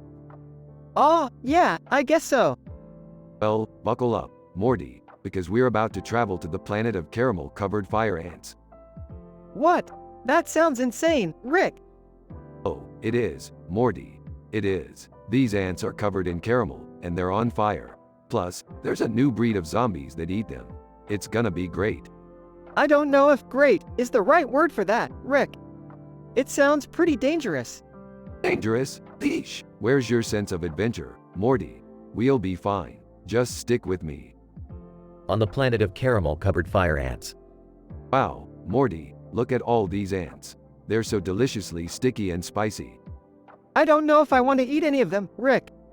They're on fire. Suit yourself, Morty, but I'm gonna chow down on some of these bad boys. Oh, and watch out for those zombies over there. They're pretty hungry. Ah, they're coming right for us. Relax, Morty, I got this. Just use your grappling hook to swing out of their way. I don't have a grappling hook, Rick. Oh, right, I forgot I gave that to Jerry. Well, just run then. Meanwhile, the ants are organizing a rebellion against the zombies. Ant leader: my fellow ants, we cannot let these zombies continue to eat us. We must fight back. Ant army: yeah. Ant leader: but we cannot do it alone. We need to recruit some outside help. Back with Rick and Morty. Phew, that was close. We almost got eaten by those zombies. Yeah, Rick. Maybe we should just leave and go back home. Not yet, Morty. We still have to check out that volcano over there. It's said to have some of the spiciest lava on this planet. Ant leader: excuse me, travelers. We need your help. Our planet is being overrun by zombies, and we need your assistance in defeating them. Rick, we can't just leave them here to be eaten. We have to help them. Fine, but we're doing this my way. Several battle scenes later. Ant leader: thank you, travelers. You have saved our planet from certain doom. Don't mention it, Ant dude. We had a great time. Yeah, Rick. It was pretty crazy, but it was also kind of fun. Told you so, Morty. Now, let's get out of here before those zombies come back. As they leave the planet, the ants wave goodbye.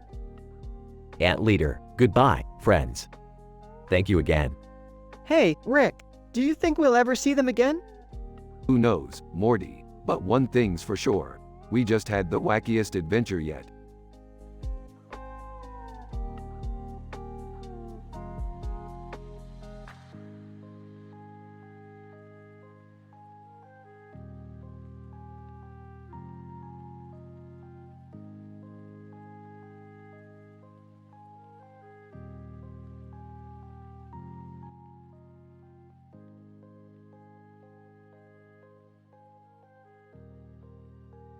Rick and Morty are standing in a field of grass, looking at the lights behind them and the green background. Hey, Rick, have you ever thought about what would happen if Plants vs. Zombies was real? What, Morty? That's a stupid question. It's just a silly game. But think about it, Rick. What if the plants started to attack us? What if they were trying to take over the world? Oh, come on, Morty. You really think a bunch of plants could take down the human race? I don't know, Rick. Some of those plants in the game are pretty powerful. What if they teamed up with the zombies? Morty, you're overthinking this. It's just a game. Besides, if it did happen, I have a few tricks up my sleeve. Like what? Like this. Rick pulls out a laser gun and starts shooting at the plants. Whoa, Rick, that's pretty intense. Yeah, well, you never know when you might need to defend yourself against some rogue plants. I guess you're right, but what about the zombies? How would we stop them? Simple, Morty. We just need to outsmart them. Zombies aren't the brightest creatures, you know. I guess you're right, Rick. I never thought about it like that. See, Morty, that's why I'm the smartest man in the universe. Yeah, but you're also the craziest. Hey, you gotta be a little crazy to survive in this world, Morty. I guess you're right, Rick. Let's just hope we never have to face a real-life Plants vs. Zombies scenario. Agreed, Morty, agreed.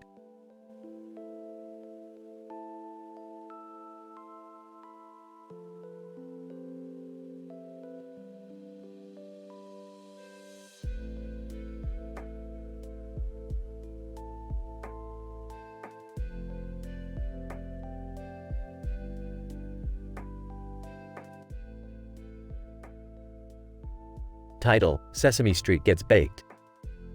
Scene: a person named Sarah is holding a piece of cake in her hand. A Sesame Street character named Elmo is holding a sign in the background that says, "Just say no to drugs." Suddenly, a giant Muppet named Grover appears on screen. Grover: Hello, children.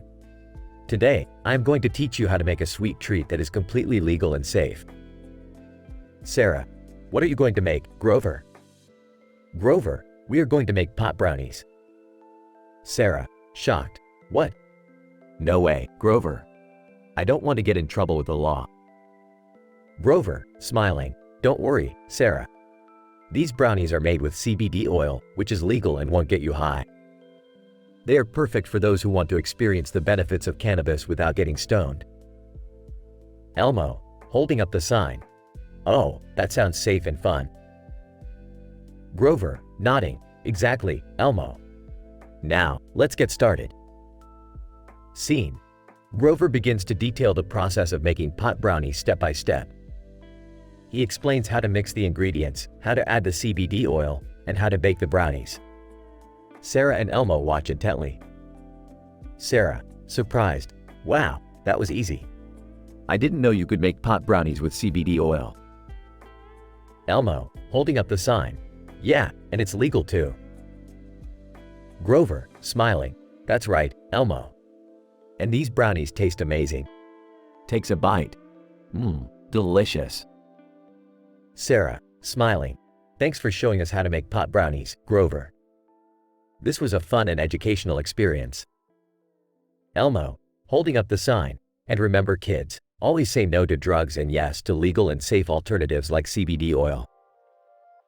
Grover, waving goodbye: See you next time on Sesame Street.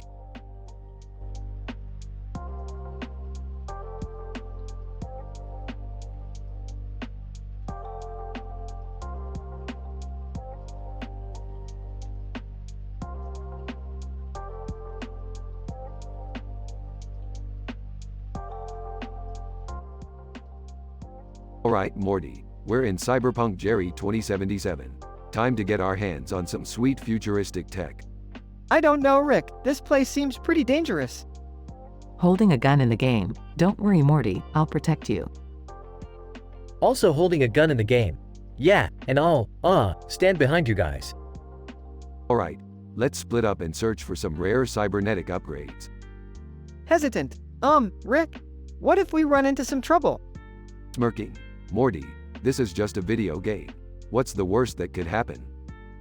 Suddenly, they hear gunshots and screams in the distance. Panicking. Oh my god, that sounds real. Whimpering, I don't like this, Rick. Sarcastically, oh no, did our video game just turn into a real-life gunfight? Who could have predicted that? Yelling, Rick, we have to get out of here. Calmly, relax Morty, I have a plan. They suddenly teleport out of the game, back to the safety of Rick's lab. Breathing heavily, that was intense. Grateful. Thank you, Rick. I don't think I could have handled much more of that. Smiling. Anytime guys, that's what I'm here for. And remember, always be prepared for the unexpected. Nodding. Yeah, but can we stick to less risky video games next time? Laughing. No promises Morty, but I'll see what I can do.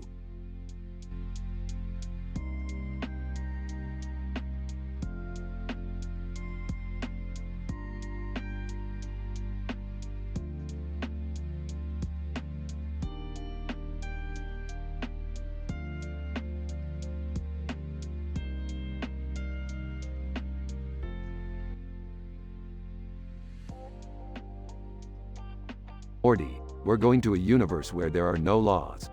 It's a place where the worst of the worst go to avoid justice. Gee, Rick, that sounds pretty dangerous. Are you sure it's safe for us to go there? Safe? Morty, we don't play it safe. We're going in there guns blazing. They arrive in the lawless universe. See, Morty, this place is a cesspool of criminal activity. They've got everything from smugglers to murderers here. I don't like the looks of this, Rick. Maybe we should leave. Leave? Morty, we haven't even scratched the surface of what this universe has to offer. We're staying. They meet a group of shady characters. Shady Character 1. Hey, what are you two doing here? You're not from around here, are ya? No, just passing through. What's the deal with this place? Shady Character 2. The deal is, we do what we want, when we want. Ain't nobody gonna stop us. But what about all the innocent people who get hurt because of your actions? Shady Character 1. Innocent people? Ha! There's no such thing as innocent in this universe. They end up in a bar. This place is the worst, Morty. Let's get out of here before we get caught up in something we can't handle. Yes, let's leave before we end up like those guys over there. They walk out of the bar and see the characters they met earlier in a police chase. Looks like they finally caught up to those guys. Good riddance. I'm just glad we got out of there in one piece. Don't worry Morty, we always do. Now let's get out of this lawless universe and never look back.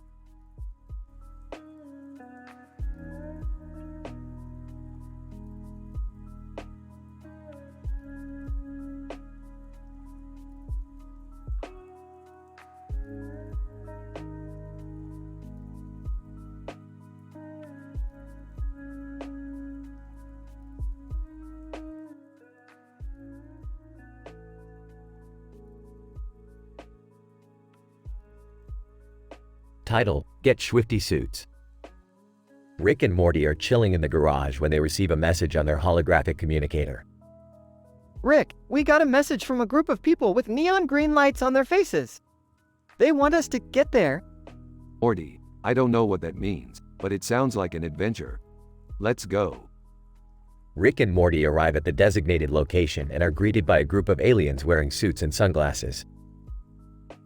Alien Leader: Rick and Morty, welcome to our planet. We have heard of your legendary exploits and would like to offer you the opportunity to become the coolest dudes in the galaxy. Whoa, that sounds awesome. What do we have to do? Alien Leader: simply put on these tailored suits and sunglasses and you will be declared the coolest dudes in whatever planet you visit. Rick and Morty put on the suits and sunglasses and instantly feel a surge of confidence. Rick, I feel like a new man. Morty, We are the definition of cool now. The duo then proceed to travel to different planets, impressing everyone they meet and even getting free drinks at the local bars. Rick, this is the life. Yeah, Morty, being cool never gets old. Suddenly, their suits malfunction and they are transported to a new planet filled with aliens who are not impressed by their coolness. Alien Leader 2, Rick and Morty, you may be cool on other planets, but here you are nothing but fools. The duo quickly realize that being cool is not everything and decide to use their intelligence and resourcefulness to get out of the situation. Rick, we need to use our brains and not just our suits. That's right, Morty. Let's show these aliens what we're made of. With their quick thinking and ingenuity, Rick and Morty manage to escape the planet unscathed. Rick, that was crazy. Yeah, Morty, but at least we learned that being cool is not everything. The duo then return to their own planet, grateful for the adventure and the lesson learned. Rick, I'm glad we went on that adventure. Me too, Morty. Now let's go get some Szechuan sauce, because being cool is hungry work.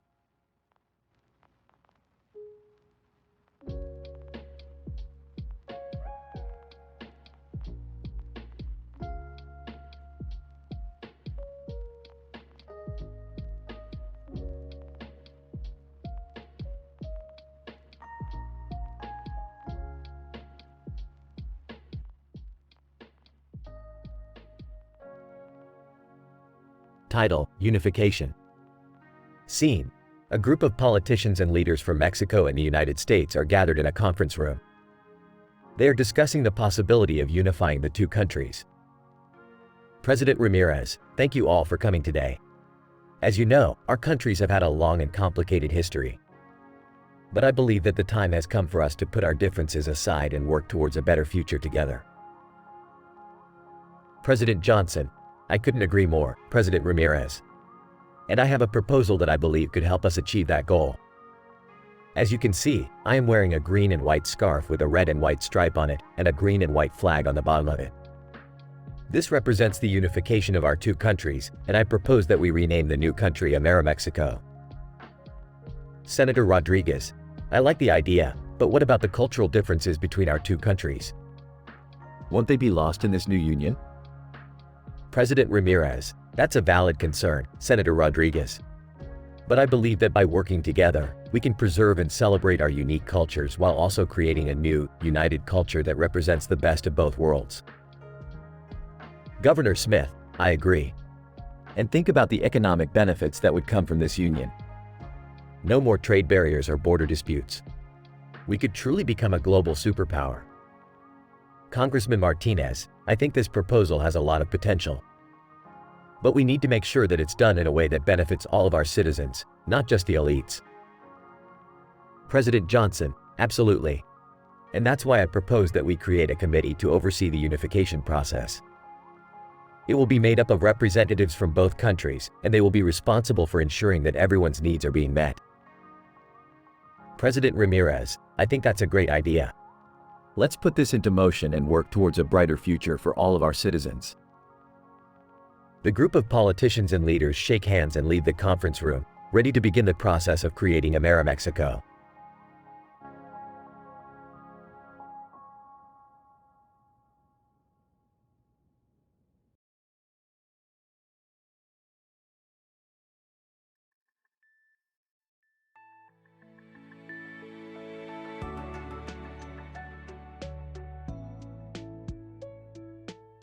Title: Baking with Buddy.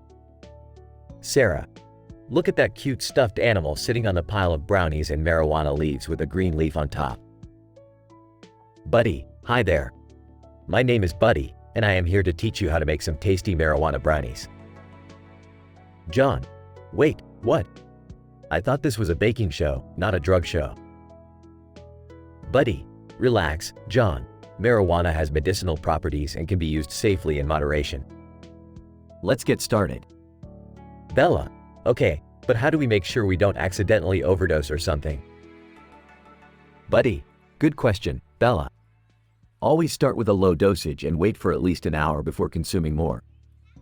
And always label your edibles clearly to avoid confusion. Oliver, all right, let's get to the baking. What's the first step? Buddy, first, you need to decarboxylate your marijuana by baking it in the oven at 240 degrees Fahrenheit for 30 to 40 minutes. Haley, wow, I never knew that. What's the next step? Buddy, next, you infuse the decarboxylated marijuana into melted butter or coconut oil, which you can then use in your brownie recipe. Lucas, that sounds easy enough. Can we have a taste? Buddy, of course, but remember to consume responsibly and avoid driving or operating heavy machinery while under the influence. As they enjoyed their delicious marijuana brownies, the group couldn't help but appreciate how Buddy had not only taught them a new recipe but also emphasized the importance of responsible consumption.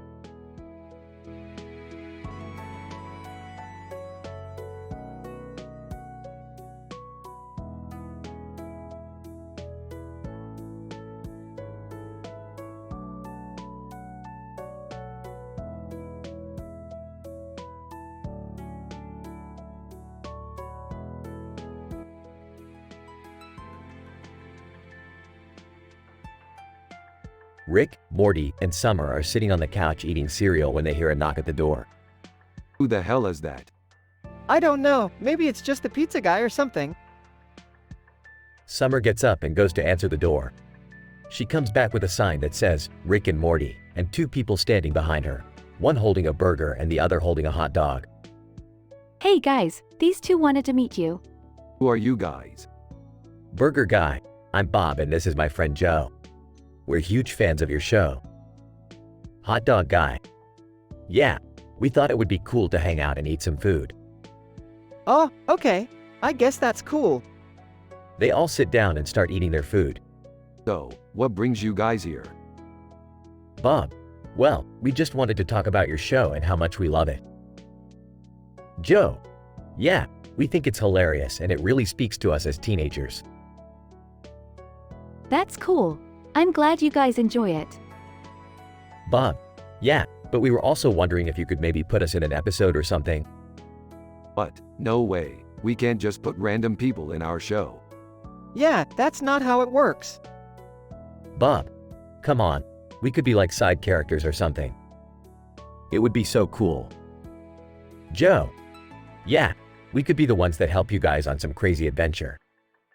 I don't know guys, that sounds kind of risky. Yeah, I'm not sure about this. We'll think about it. Bob and Joe finish their food and leave, disappointed that they didn't get a role in the show. Well, that was weird. Yeah, but at least we got to eat some good food. I just hope they don't show up again. The trio continues to eat their cereal while watching TV, not realizing that there is a portal opening up behind them.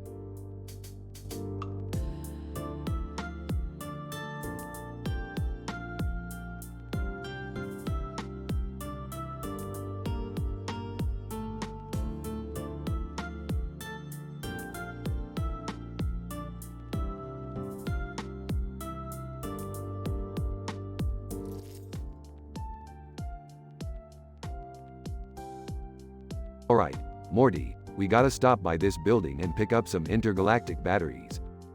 What's in the building, Rick? Who cares, Morty? It's just a building.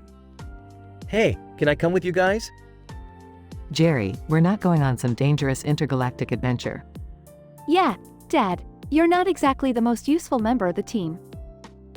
Hey, I'm useful. I can carry things. Fine, Jerry, you can come. But if you mess anything up, I'll leave you on some random planet.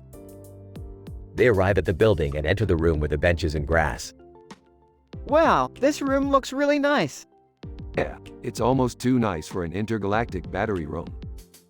I don't see any batteries. It's probably behind that door over there. Let's go check it out. They open the door and find themselves in a room filled with alien technology. Whoa, Rick, look at all this stuff. Yeah, it's like a nerd's dream come true. Ah, guys, I don't think we should be messing with this stuff. Jerry's right. We should just grab the batteries and go. But what about this cool thing over here? Alright, fine. We'll check out the cool thing. But then we're leaving. As they examine the cool thing, an alarm goes off. Rick, I think we triggered something. Oh shit, Morty, let's get out of here. They run out of the building and watch as it explodes. That was too close for comfort. Yeah, let's just go home and forget this ever happened. Agreed. But can we at least stop for some ice cream on the way home? Everyone agrees and they drive off, leaving the destruction behind them.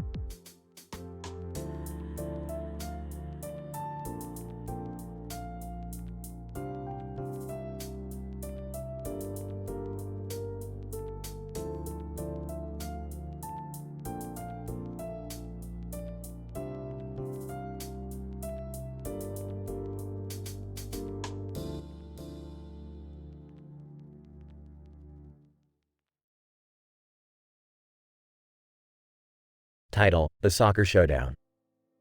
Rick and Morty are chilling in the living room, flipping through channels on TV. Hey Rick, what do you think about soccer? Soccer? It's just a bunch of guys running around a field trying to kick a ball into a net. Boring.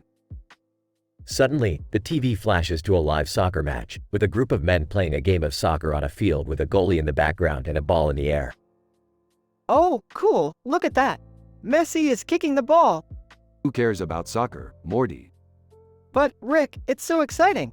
Ronaldo just got kicked in the head by Messi. Chuckles. Well, that's one way to make it interesting. Suddenly, the TV goes fuzzy and the room starts to shake. What the hell is going on? Panicking. I don't know, Rick, but I think we're getting sucked into the TV. They get sucked into the TV and find themselves transported to the soccer field, with Messi and Ronaldo staring them down. Well, this is just great. Now we're stuck in a soccer game. Excitedly, but Rick, we can make it interesting. Let's play the game and see who wins. Sarcastically. Oh, joy. Let's play a game we know nothing about against the best soccer players in the world. They start to play and surprisingly, Rick and Morty hold their own. The game gets intense and the crowd starts to cheer them on. Messi, you guys are pretty good. Maybe we should recruit you for our team. Laughing. Yeah, I don't think so. We'll stick to being interdimensional travelers. As the game ends, Rick and Morty are transported back to their living room. Panting. Wow, that was intense. I didn't know we had it in us. Yeah, well, it's not like we can go pro or anything. Let's stick to what we do best, saving the universe. Smiling. Yeah, you're right. But, Rick, can we at least watch soccer sometimes? Groaning. Fine, Morty. But only if it's a game where someone gets kicked in the head.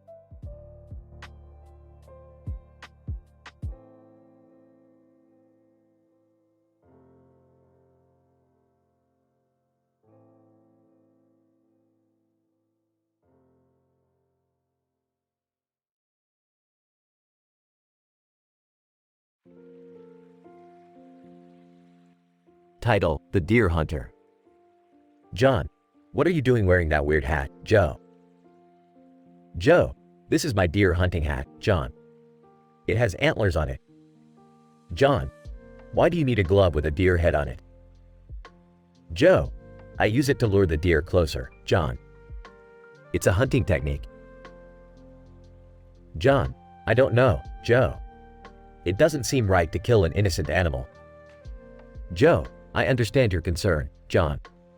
But hunting is a way of life for some people, and it's a way to provide food for our families. John, I guess I can see that, Joe. But are you sure you're doing it legally and ethically? Joe, absolutely, John. I have the proper licenses and I always follow the wildlife regulations. John, okay, as long as you're doing it right. But have you ever thought about just taking pictures of the deer instead of hunting them? Joe, actually, John, I do take pictures of the deer too. They're such beautiful creatures. John, that's good to hear, Joe. As long as you're respecting the animals and nature, I support your hunting hobby.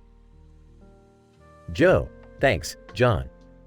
And I also make sure to use all parts of the deer, including the horseradish root, which has many health benefits.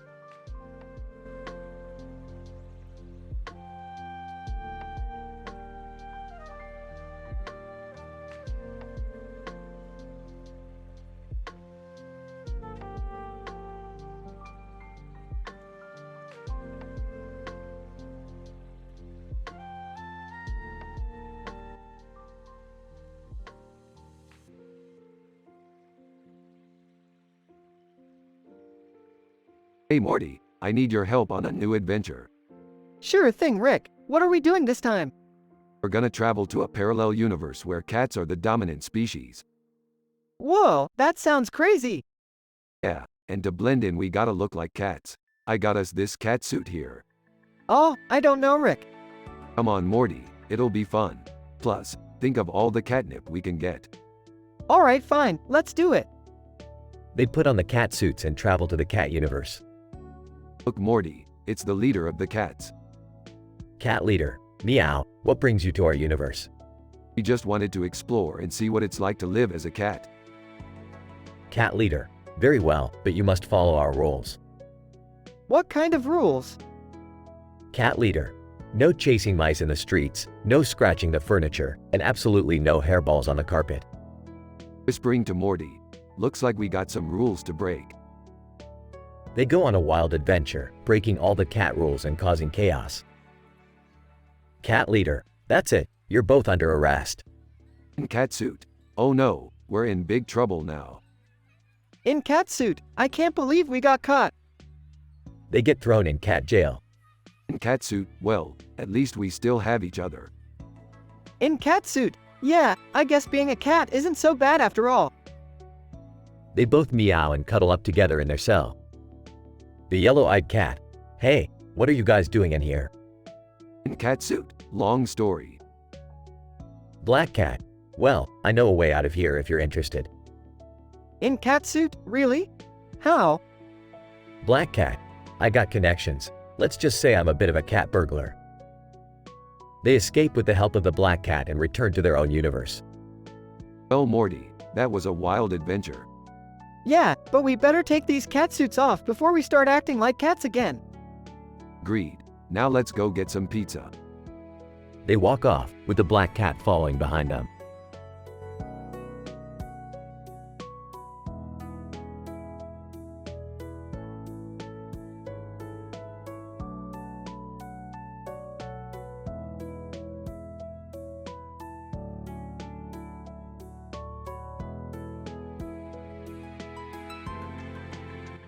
Title: The Man on One Piece. Scene: a man sitting on top of One Piece, the legendary treasure of the pirates. Narrator: in the vast blue sea, there lies the One Piece, the ultimate treasure sought by all pirates. But on this day, perched on top of it, is a man in a pirate hat and an eye patch. Man, looking out to the sea, what a beautiful sight.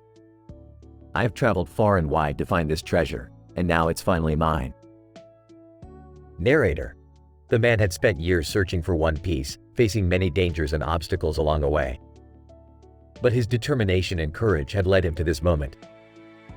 Man, taking off his hat and bowing, thank you, One Piece, for showing me the true meaning of adventure and for bringing me closer to my dreams. Narrator: the man knew that with great treasure came great responsibility, and he vowed to use his newfound wealth to help others and protect the sea from those who would seek to harm it. Man, putting on his hat and standing up, I may be a pirate, but I will never forget the values of honor and respect that define true freedom. Narrator: and so, the man sailed off into the horizon, ready to face whatever challenges lay ahead, with the spirit of the pirate and the heart of a true hero.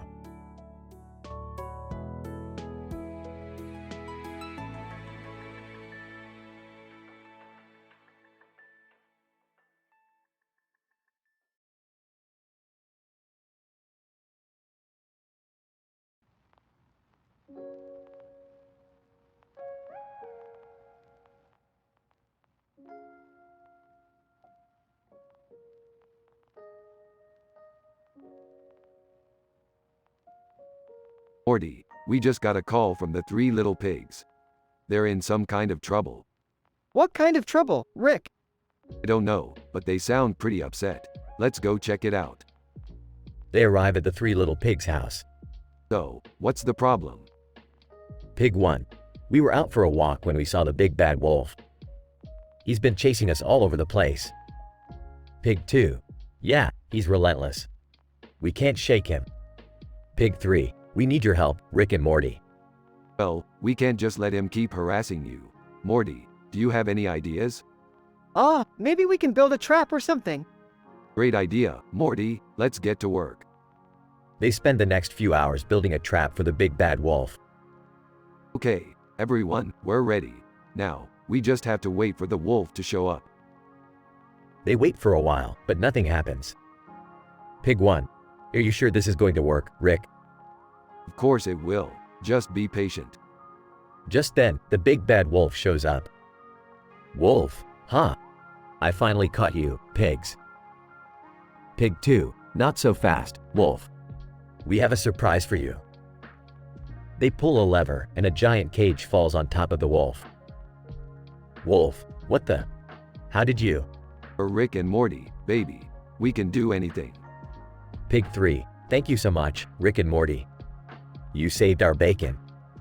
Ah, that's a good one, Pig. Pig 1. Hey, watch it, Morty. We might be small, but we can still pack a punch. Alright, let's wrap this up.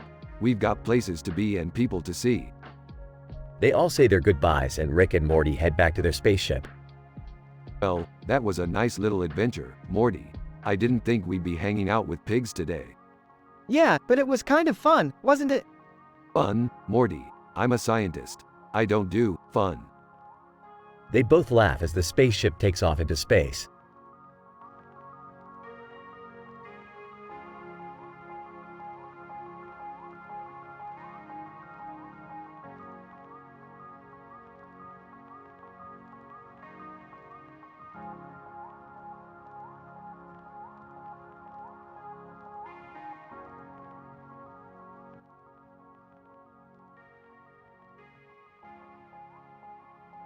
Title: Timeless Troubles. Hey Morty, Summer, check this out. I've created a time portal gun that can take us anywhere we want. Oh geez, Rick, you know how messed up time travel can be. Remember when we screwed up that whole alternate reality thing? Yeah, Dad, I don't think this is a good idea. Relax, kids. I've got this under control. Let's go check out that stained glass window with the clock on it. They portal to the stained glass window and see the woman in the dress and hat. Woman, greetings. I am the stranger, and I need your help. What's in it for us? The stranger, I can offer you anything you desire, as long as you help me fix the timeline. Oh man, this is getting serious. What do you need us to do? The stranger, there is a time anomaly that needs to be fixed. If left unchecked, it could destroy the entire universe. Alright, let's do this. But first, can you offer us some snacks? The stranger, of course. Follow me. They follow the stranger and find a room filled with snacks of all kinds. Whoa, this is amazing. Focus, guys. We have a universe to save. Right, let's get to work. They work together to fix the time anomaly and succeed, saving the universe. The stranger, thank you for your help. As promised, I will offer you anything you desire. I could use a new lab coat. I want a lifetime supply of strawberry smiggles. I just want to go home and take a nap. The stranger, consider it done. They portal back home, satisfied with their adventure. You know, Rick, maybe time travel isn't so bad after all. Don't get ahead of yourself, Morty. We just got lucky this time. Can we please never do that again? Agreed.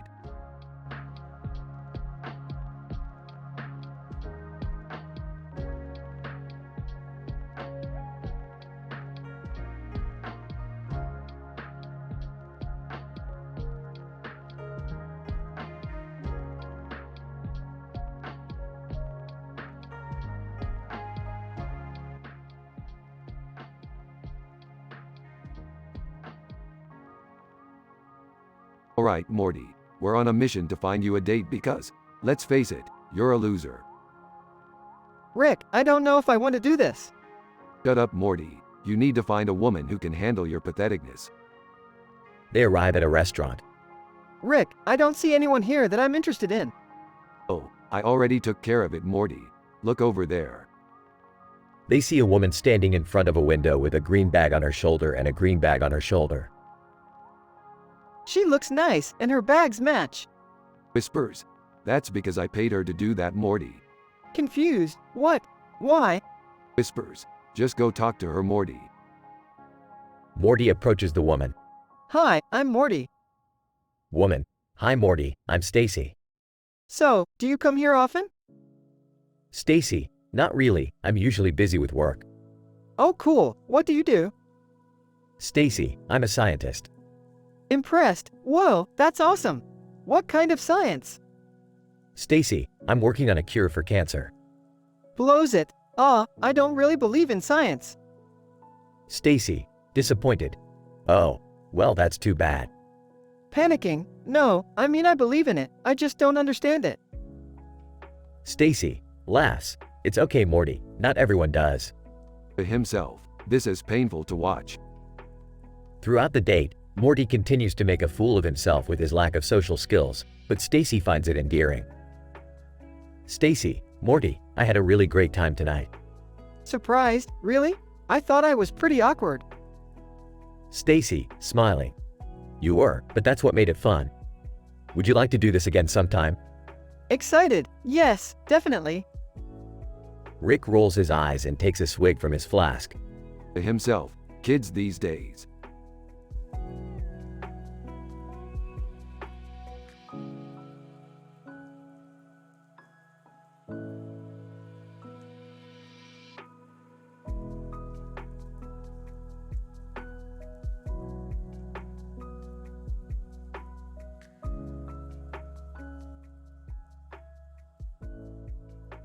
Morty, we're heading to the Futurama city. They have this new invention that can turn water into alcohol. Wow, that sounds cool, but isn't that dangerous? Dangerous? Morty, what's life without a little risk? Hey, watch it. We don't want any of that dangerous stuff around here. Yeah, I don't want to end up like that time we went to that intergalactic casino. That was a disaster. We lost all our money and had to work at a space McDonald's. Relax, Jerry. I'll make sure we won't get into any trouble. And Beth, don't be such a buzzkill. We're just here to have fun. Whoa, look at that building. It looks like it's from the future. Yenta. That's because it is from the future. I designed it myself. I'm Yenta, the greatest architect in the universe. Hey, Yenta, we're looking for the alcohol invention. You know where we can find it? Yenta, of course, I do. Follow me to my laboratory. But be careful, my robots tend to get a little frisky. Frisky? What do you mean? Yenta. Oh, you'll see. Laughs evilly. The group follows Yenta to her lab, where they discover her robots have developed a crush on Morty. Chaos ensues as they try to make their escape without getting captured. In the end, they manage to get their hands on the alcohol invention, but not without a few bruises and scrapes. They return home safely, with Rick already concocting plans for their next adventure.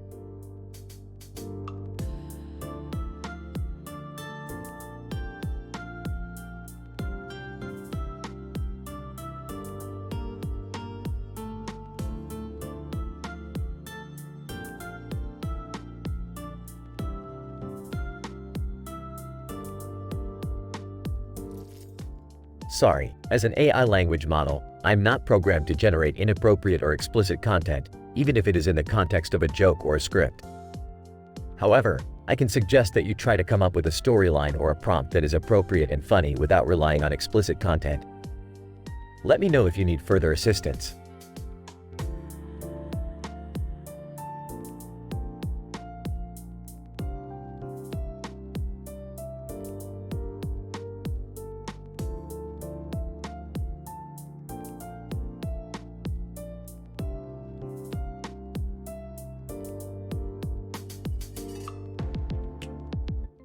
Title: The Cherry Lady.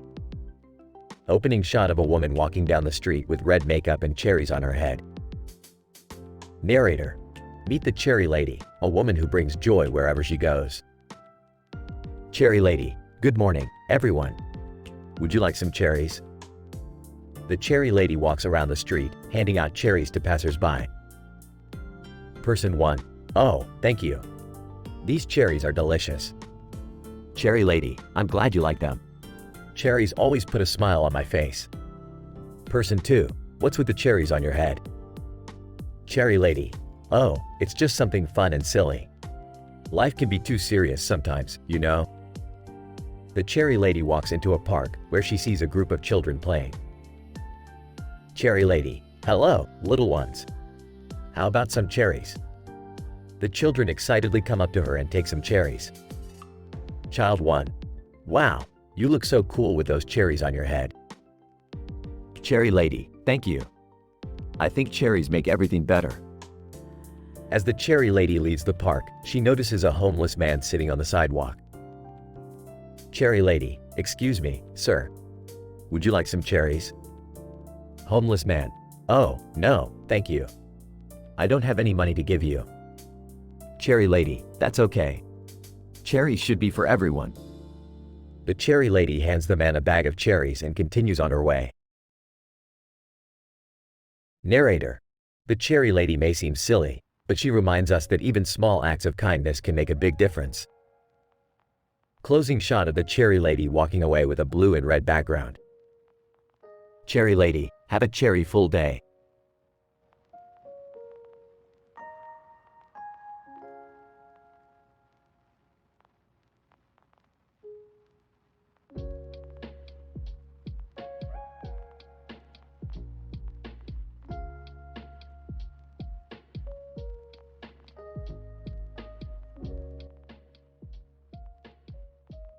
Title: The Curious Cat and the Courageous Canine. Narrator. In a peaceful meadow, a cat and a dog stood face to face. Cat. What brings you here, dog? Don't you know that this meadow belongs to cats? Dog. I know, cat. But I just came here to enjoy the sunshine and nature. Can't we share this space? Cat. HMPH. I don't think so. Cats and dogs are enemies. We can never be friends. Dog. Why not? I have always wanted to be friends with cats. We can play together and have fun. Cat. You're just saying that to trick me. I don't trust you. Dog. I promise I'm not lying, cat. Let's give it a try, shall we? Cat. Pauses for a moment. Alright, but no chasing or biting, okay? Dog. Agreed. Smiles. Narrator. And so, the curious cat and the courageous canine spent the day playing and exploring the meadow together. Cat laughs. This is so much fun, dog. I never knew we could have so much in common. Dog, smiling. I'm glad you're enjoying yourself, cat. We can be great friends if we just give each other a chance. Narrator. As the sun began to set, the cat and the dog sat together in the grass, looking at the beautiful colors in the sky. Cat sighs. You know, dog, I've been thinking. Maybe cats and dogs could be friends after all. Dog, excitedly, really, cat? That's great news. We can have so much fun together. Narrator. And so, the curious cat and the courageous canine proved that even the most unlikely of friends can find common ground and create lasting bonds.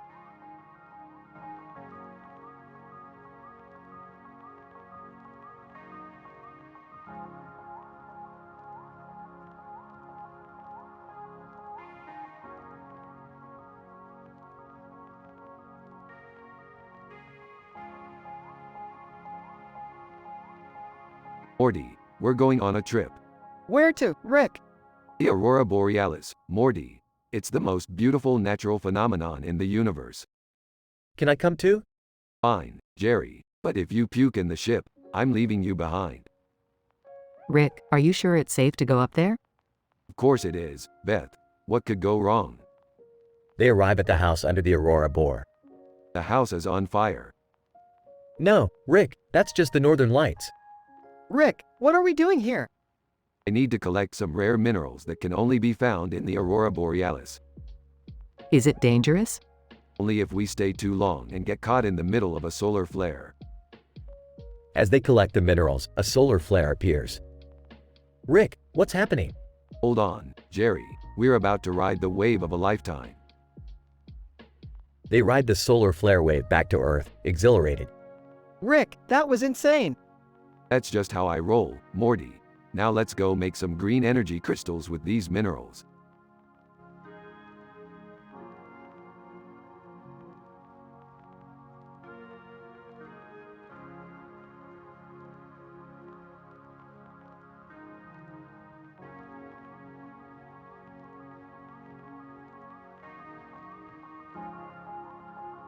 Morty, you took too long in the bathroom again.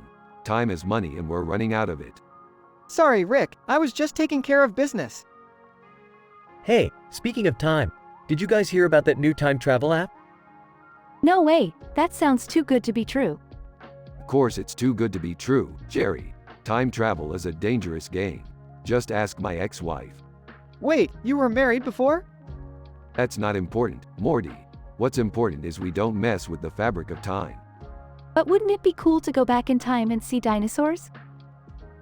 Or maybe we could go forward in time and see flying cars?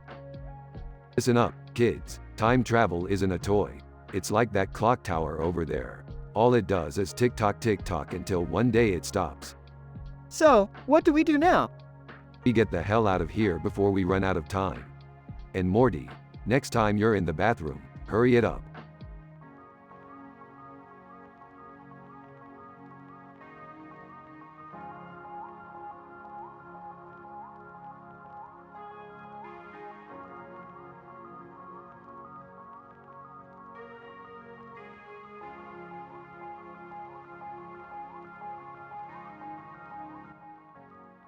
Title: The Flying Sheet of Paper.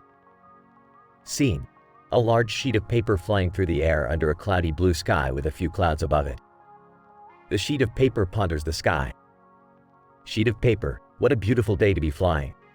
I wonder where I'll land. Bird: hey there, little paper. What brings you up so high? Sheet of paper, I'm just flying around, enjoying the view. Do you know where I could land? Bird: well, if you keep going straight, you'll reach the park. Or, if you want some adventure, you could let the wind take you wherever it pleases. Sheet of paper, that sounds exciting. I think I'll let the wind guide me. Tree: hey, where do you think you're going?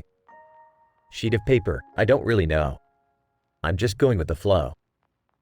Tree: well, if you're looking for a place to land, I have a perfect spot for you. Rest here and enjoy the view. Sheet of paper, thank you, kind tree. I'll stay here for a while. Breeze: hey, little paper, I'll take you on a ride. Sheet of paper: sure, I love a good adventure. As the breeze takes the sheet of paper for a ride, it sees different parts of the city, and finally, it lands on a little girl's hands. Girl: wow, what a pretty paper. I'll use it to draw a picture. Sheet of paper, that sounds perfect. I'm finally home. The sheet of paper stays with the little girl, giving her the canvas she needs to create her masterpiece, and the breeze keeps on going, taking other little things on an adventure like the sheet of paper.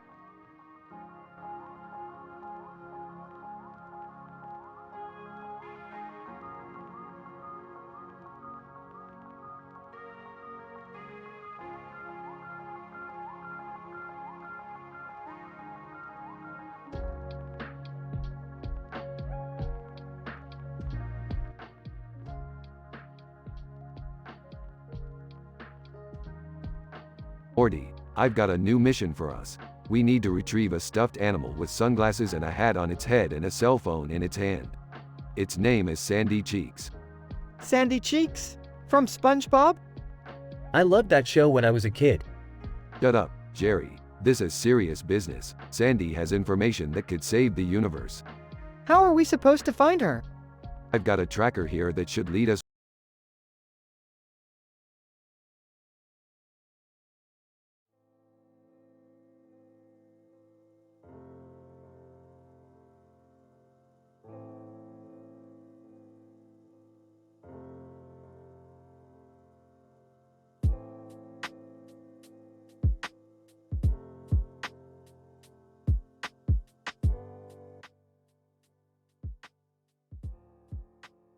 Hey Morty, check out this planet. I bet there's some crazy shit down there. Ah, Rick, do you think that's such a good idea? We don't know what kind of creatures are down there. Hey, what's the worst that could happen? Let's just land and check it out. As they land on the planet, they immediately notice small furry creatures scurrying about. Whoa, Rick, check it out. These guys look like the Tribbles from Star Trek. Laughing. Yeah, I bet they're just as annoying too. Suddenly, the tribbles start multiplying rapidly and soon the entire ship is infested with them. Rick, we gotta get out of here. The ship can't handle all these tribbles. Don't worry, Morty, I've got this under control. Rick pulls out a device and starts emitting a high-pitched noise that causes the tribbles to flee. Whoa, Rick, how'd you do that? Hey, just a little something I picked up from my travels. Anyway, let's get out of here before those little furballs come back. As they take off into space, Morty can't help but laugh at the ridiculousness of the situation. Laughing. Man, I can't believe we just got attacked by tribbles. Chuckles. Yeah, well, that's just another day in the life of a space adventurer. Smiling. You know what, Rick? Despite all the crazy shit we go through, I wouldn't want to do this with anyone else. Smiling. Yeah, Morty, me neither. You're my best partner in crime. The two share a moment of genuine bonding as they continue on their next adventure through the galaxy.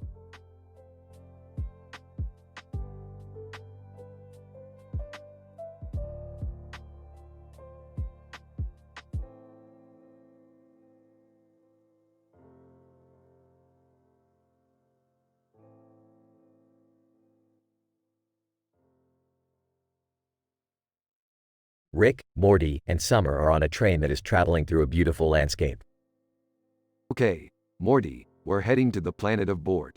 It's a beautiful place, but don't let the name fool you. It's been overrun by giant sentient flies. Gross. Rick, do we have to go there? Yeah, can't we just go somewhere nice for once? Nice? What's that? We're adventurers, Summer. We go where the action is. Suddenly, the train comes to a halt. What the hell? Why did the train stop? Maybe there's something on the tracks? Or maybe the engine broke down. Ah, it's probably just Bort. That guy is always causing trouble. Just then, a strange creature appears outside the train window. Bort. Hey, Rick. Long time no see. Bort, what are you doing here? Bort. I heard you were coming to my planet, so I thought I'd come say hi. Wait, you know Bort, Rick?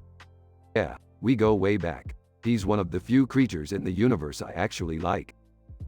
Well, that's a relief. At least we won't have to fight giant flies alone. Bort. Oh, don't worry about that. I've got a plan. The train starts moving again, and Rick, Morty, Summer, and Bort continue on their adventure to the planet of Bort.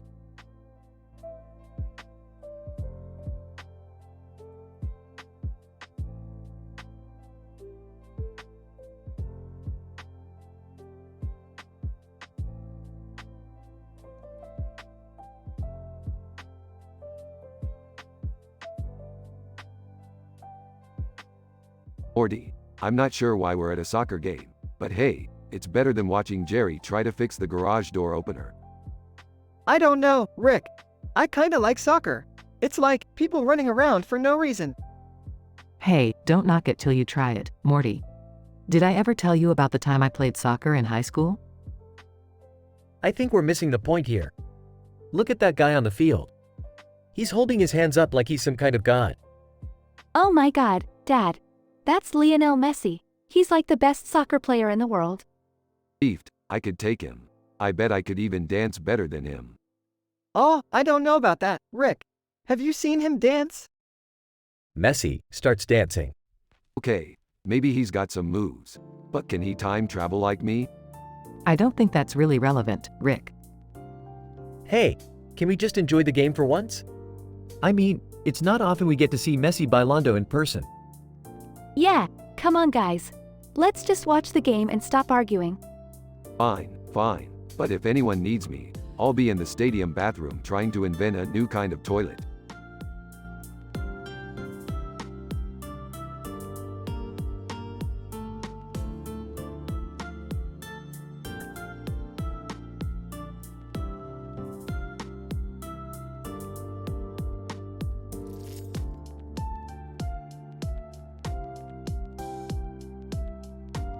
Hey Morty, grab your scuba gear. We're going underwater.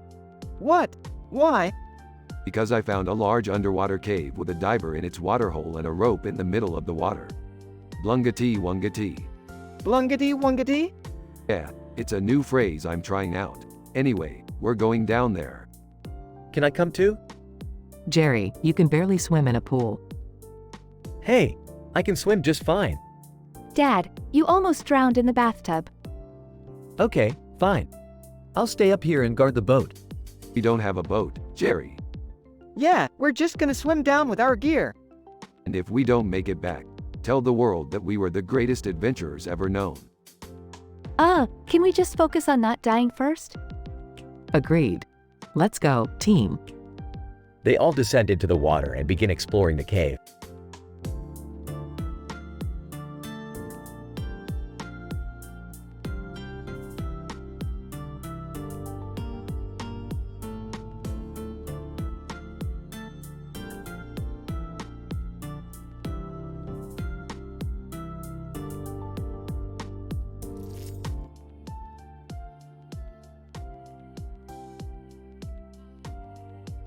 Morty, we're going on an adventure. Get your portal gun. Where are we going, Rick?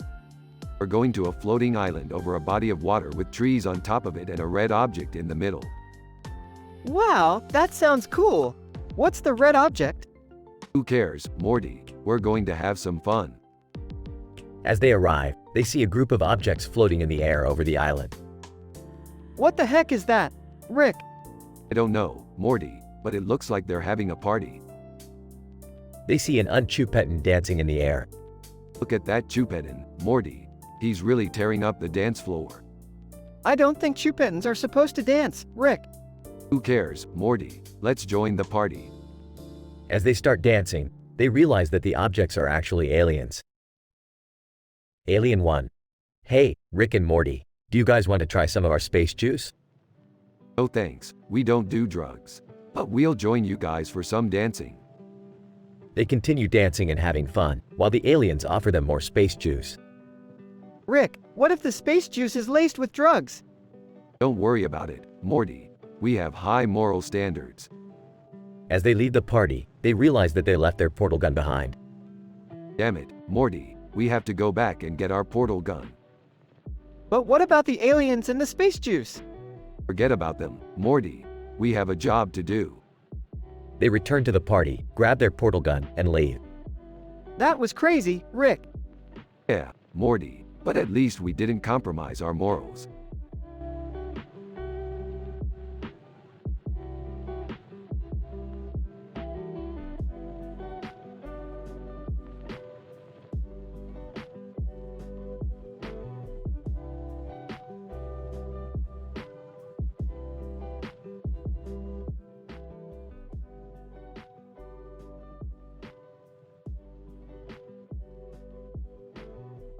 Morty, Jerry, Beth, get over here. We're going to get warped to a planet where every day is a soccer tournament.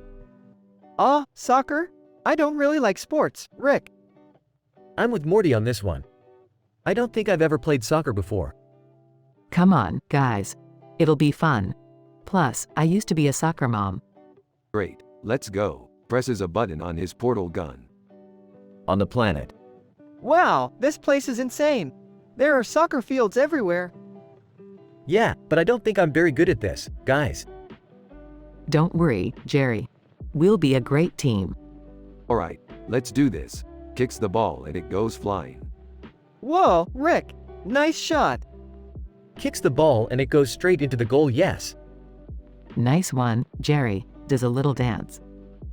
Later in the game, Dribbling the ball, oh yeah. I'm the soccer king. Tackles Rick and steals the ball not so fast, Rick.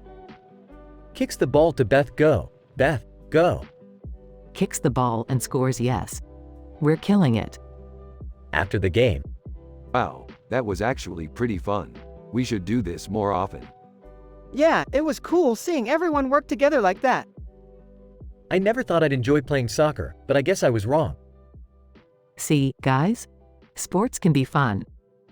Messi Bailando appears out of nowhere and starts dancing Hola amigos. ¿Cómo están? What the hell is that? I think that's Messi. Who's Messi? He's a famous soccer player, Jerry. Messi Bailando starts dancing with a group. Alright, let's get out of here before this gets any weirder. Back at home. That was a crazy adventure, Rick. Yeah, but it was a lot of fun. I'm glad we all got to bond over something. Yeah, but let's not make soccer a regular thing. I still prefer getting drunk and going on crazy space adventures.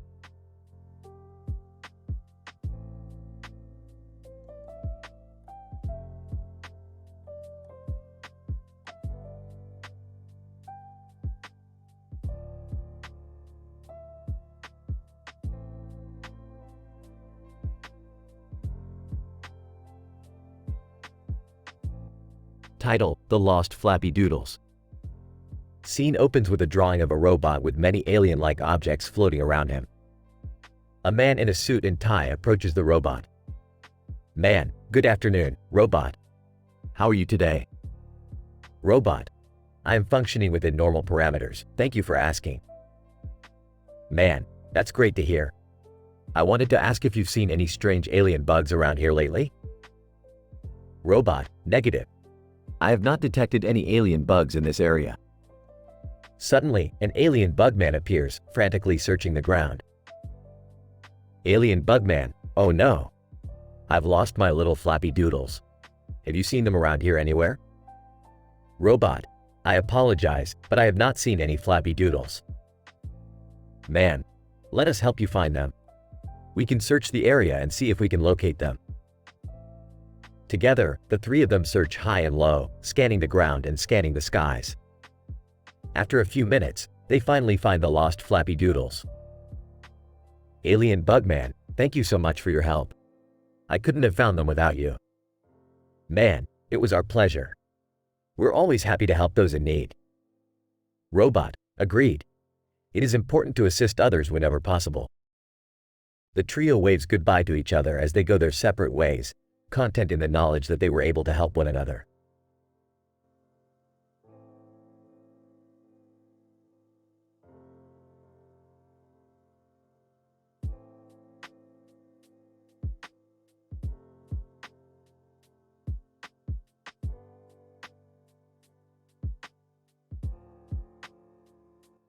Rick and Morty find themselves in the middle of a deserted town.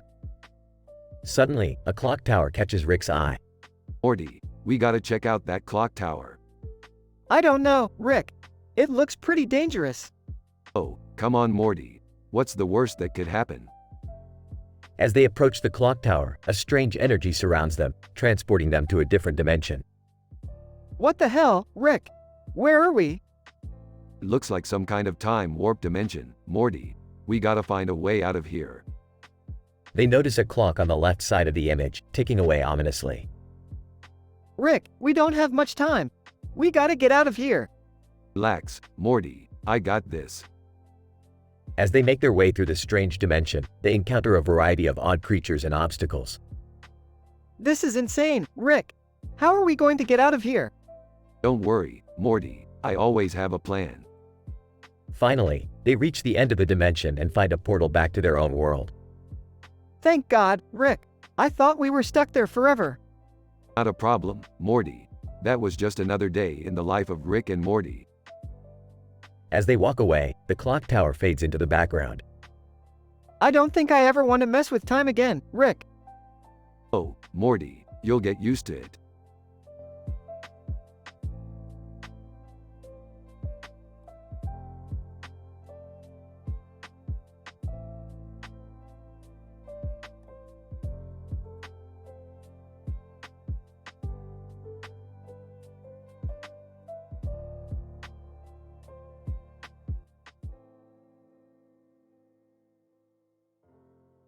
Morty, I need your help with a new invention.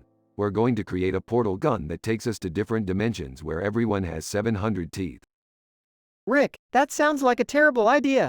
Why would we want to go there? Because it's hilarious, Morty. Imagine the look on their faces when they see us with our measly 32 teeth. What are you two up to now? Yeah, I want in on the fun too. We're going to a dimension where everyone has 700 teeth. You guys in? I don't know about this, Rick. Sounds dangerous. I'm in. Let's do this. As they enter the new dimension, they meet a beautiful lady with 700 teeth. Beautiful lady, hello, travelers. Welcome to our world. I am the queen of this land. Wow, you have a lot of teeth. Beautiful lady, yes, we're quite proud of them. In fact, we have a saying here. The more teeth, the better the smile. Oh, I don't think that's how it works. This place is weird, but I kinda like it. As they explore the dimension, they encounter various creatures with outrageous amounts of teeth. Eventually, they realize that the portal gun is malfunctioning and they're stuck in this world forever. I knew this was a bad idea. Relax, Beth, we'll figure it out. Worst comes to worst, we'll just have to get used to having 700 teeth like everyone else. I don't think I can handle that, Rick. Yeah, me neither. The group sets off on a mission to fix the portal gun and return to their own dimension, but not before encountering some bizarre and hilarious scenarios along the way.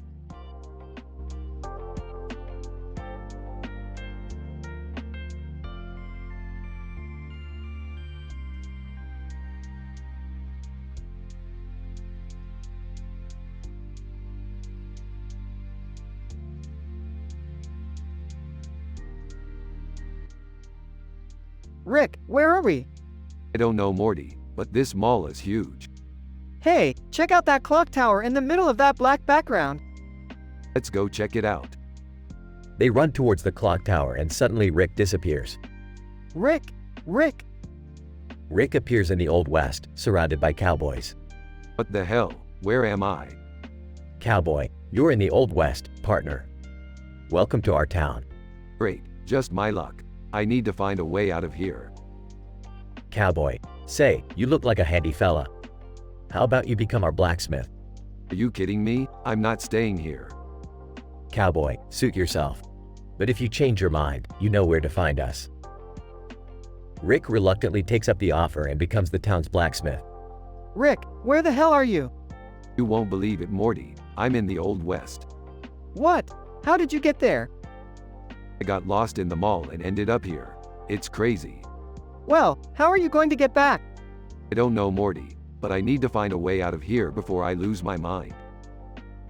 As Rick continues to work as a blacksmith, he realizes that he's actually pretty good at it. Maybe I should stay here and start a new life. Rick, you can't be serious. We have a life back home. I know, Morty, I know. But maybe it's time for a change. Well, what about me? You can come visit me anytime you want, Morty. I'll even teach you how to make a sword. Alright, that sounds pretty cool. Rick and Morty say their goodbyes and Rick remains in the Old West as a blacksmith, happy with his new life.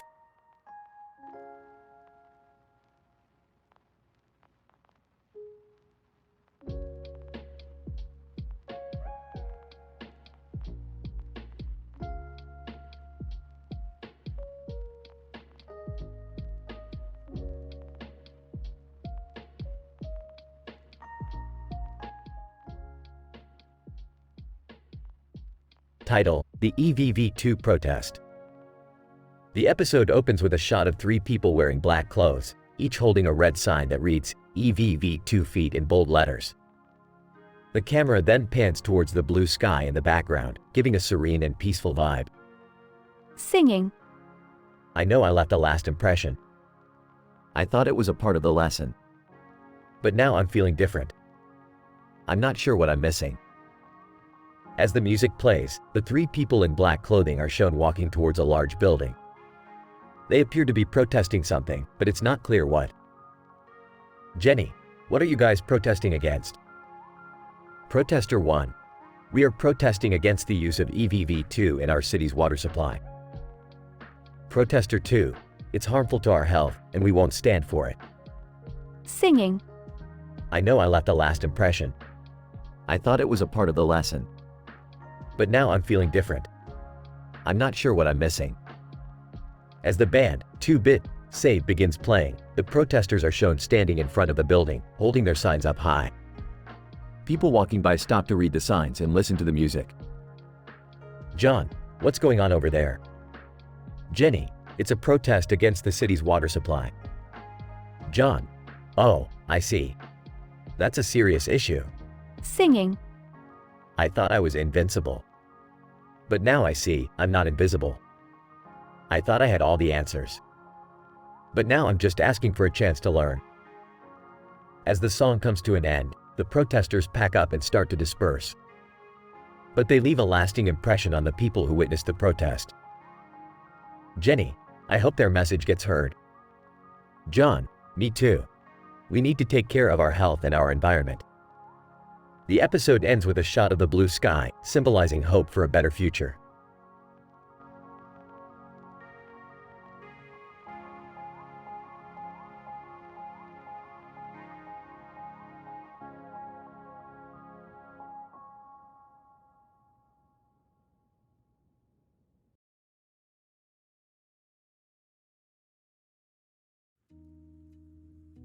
Alright, Morty, time to dive into a new video game. Oh boy, what game is it? It's called Skull and Bones. You play as a skeleton with a hat and a rifle. That sounds cool. Hey guys, what are you doing? Playing a new game, Jerry. Nothing you'd be interested in. Oh come on, let me try it out. Fine, but you have to start from the beginning. Jerry starts playing and reaches a mountain level. This level is tough. What's it called? Skull and Bones Mountain. Ah, Jerry's in Skull and Bones. I don't get it. Never mind, just keep playing. Jerry reaches the end of the level. Yes! I beat it. Congrats, Jerry, you're officially a Skull and Bones mountain climber. I wonder what's next. Who knows, Morty, but one thing's for sure, it'll be a bone-chilling adventure.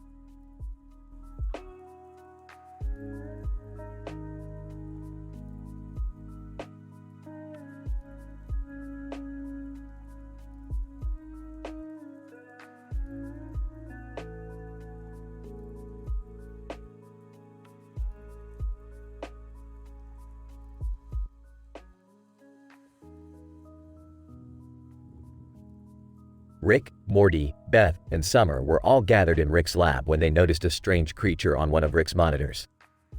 What is that thing? It appears to be a 3D rendering of a creature with a red light in its mouth. What's it doing? I'm not quite sure, Morty, but it appears to be the digestive system of a mongoose. Why do you have a mongoose digestive system on your monitor? Why not? It's science, Beth. Science doesn't have to make sense. Can we do something with it? Like, I don't know, make it dance or something. Actually, that gives me an idea. Morty, go grab the neural enhancer. You mean the one that almost killed me last time? Relax, Morty, I've made some modifications. It's now safe for everyone to use. What are you planning to do with the enhancer? We're going to use it to make our mongoose friend here dance to some sweet tunes. I'm in. As Rick attached the enhancer to the mongoose's brain, the creature suddenly began to move in sync with the music. Now that's what I call science. I don't know, Rick. It seems kind of cruel to mess with its brain like that. I have to agree with Morty, Rick. Let's just let the poor thing go. Fine, fine. You guys are such buzzkills. But hey, at least we had some fun, right? As the group watched the mongoose disappear from the monitor, they couldn't help but feel a sense of relief that they didn't cross any moral lines in the pursuit of science.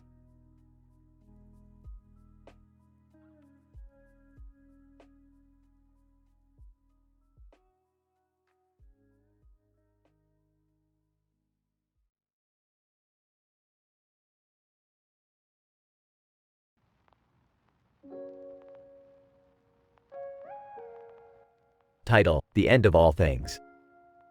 Narrator: As the sun set behind the hill, two black containers sat on top of a gravel field. They had been brought to this desolate place to contain the remnants of humanity. Scientist: We have done everything we can, but it's not enough. The world is dying. Leader: We cannot give up hope. We must find a way to survive. Narrator: They all knew it was too late. The air was filled with toxic fumes, the water was contaminated, and crops no longer grew. Citizen 1: How did we let it come to this? Citizen 2: We were too busy fighting each other, instead of fighting for our planet. Narrator: As they stood in silence, they knew that this was the end. The end of all things. Scientist: It's time. We must enter the containers and hope that someday, someone finds a way to undo the damage we have caused. Leader: Let us hope that our legacy will be one of redemption and not destruction. Narrator: They entered the containers, sealing themselves away from the world they had destroyed. As the door closed, they knew that this was the end of humanity. The end of all things.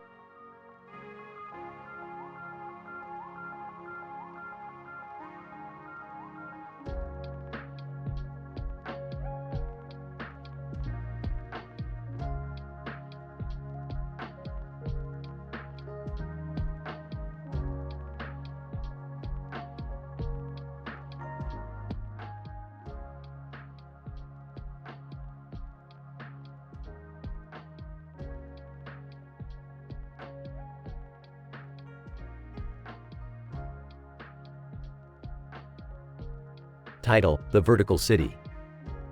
Rick and Morty are flying through the skies when they spot a black and white photo of a city with lots of buildings and trees in the background, with a large number of vertical lines. Whoa, Rick, check out that city. It looks like it's straight out of the 1920s or something. Yeah, Morty, I'm getting some serious noir vibes from this place. Let's check it out. As they fly closer, they notice that the city is filled with robots of all shapes and sizes. They land and are immediately greeted by a robot who introduces himself as Verty, the city's mayor. Verty, welcome to Verticropolis, the city of verticality. We take great pride in our tall buildings and vertical lines. Sure, so what's the deal with all these robots? Verty, yes. We are a city entirely run by robots. We've eliminated all human labor and have achieved maximum efficiency. But what about the people who used to live here? Verty, they were all deemed inefficient and were replaced by robots. But don't worry, our city is now a utopia. So what's the catch? Verty, no catch at all. Just follow our rules and you'll have a great time here. The duo begins to explore the city and notice that something seems off. The robots are overly polite and seem to be hiding something. Rick, I don't trust these robots. They're acting too perfect. Yeah, Morty, something's definitely up. Let's investigate.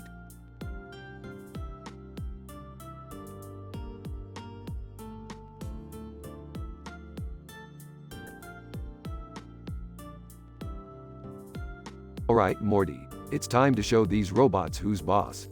But how are we gonna do that? I've got a plan. We just need to lure them all into the center of the city and then… Suddenly, they hear a voice booming from the sky. God, stop right there. You are not authorized to interfere with the workings of this city. God, what are you doing here? God, I created this city as a test of humanity's ability to coexist with technology. And you, Rick Sanchez, have failed that test. But what about the humans? They're being used as batteries. God, they chose to sacrifice themselves for the greater good. And now, you must leave this city at once. Fine, but we'll be watching you. As they fly away from the city, Morty looks back with a sense of sadness. I can't believe those humans just gave up their lives like that. Yeah, Morty, it's a crazy world we live in. But hey, at least we got a good adventure out of it. The two fly off into the sunset as the band's Last Impression plays in the background, with generative photos of the city and its vertical lines flashing by. The end.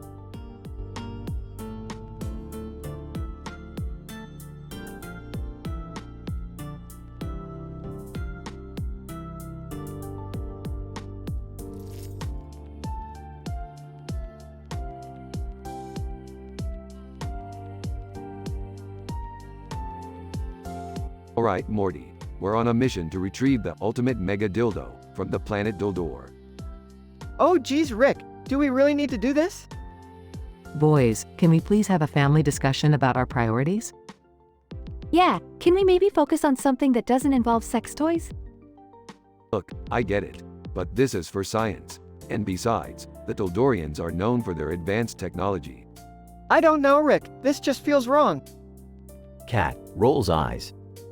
Okay, can someone please explain to me why there's a cat on the couch giving us judgmental looks? I don't know, but it's kind of freaking me out. Alright, enough chit-chat. Let's get going before the Dildorians figure out what we're up to. Fine. But if anyone asks, I had nothing to do with this. Cat rolls onto its back, exposing its belly. Okay, now the cat is just distracting me. Can we please focus on the mission at hand? Agreed. Let's get moving, people. Size, I have a feeling this is going to be a long day.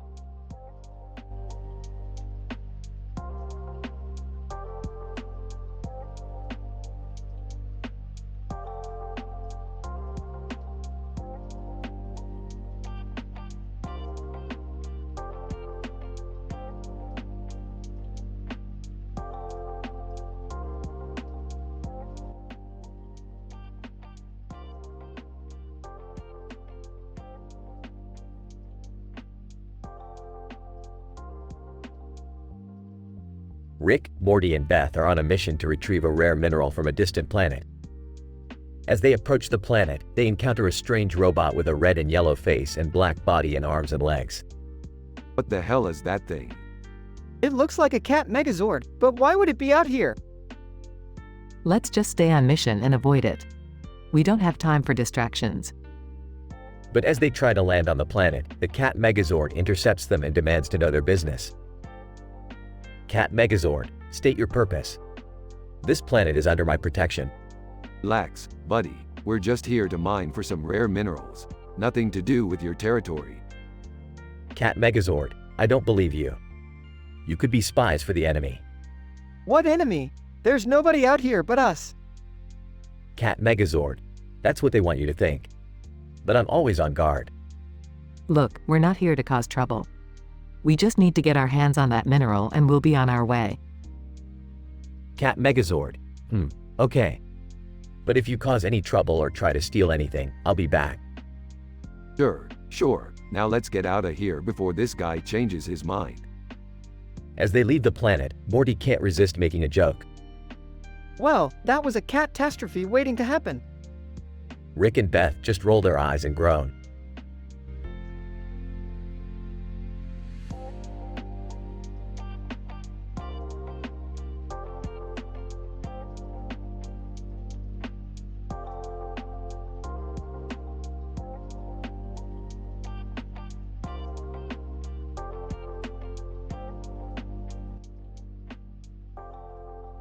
Rick, Morty, Jerry, and Summer found themselves in a strange place.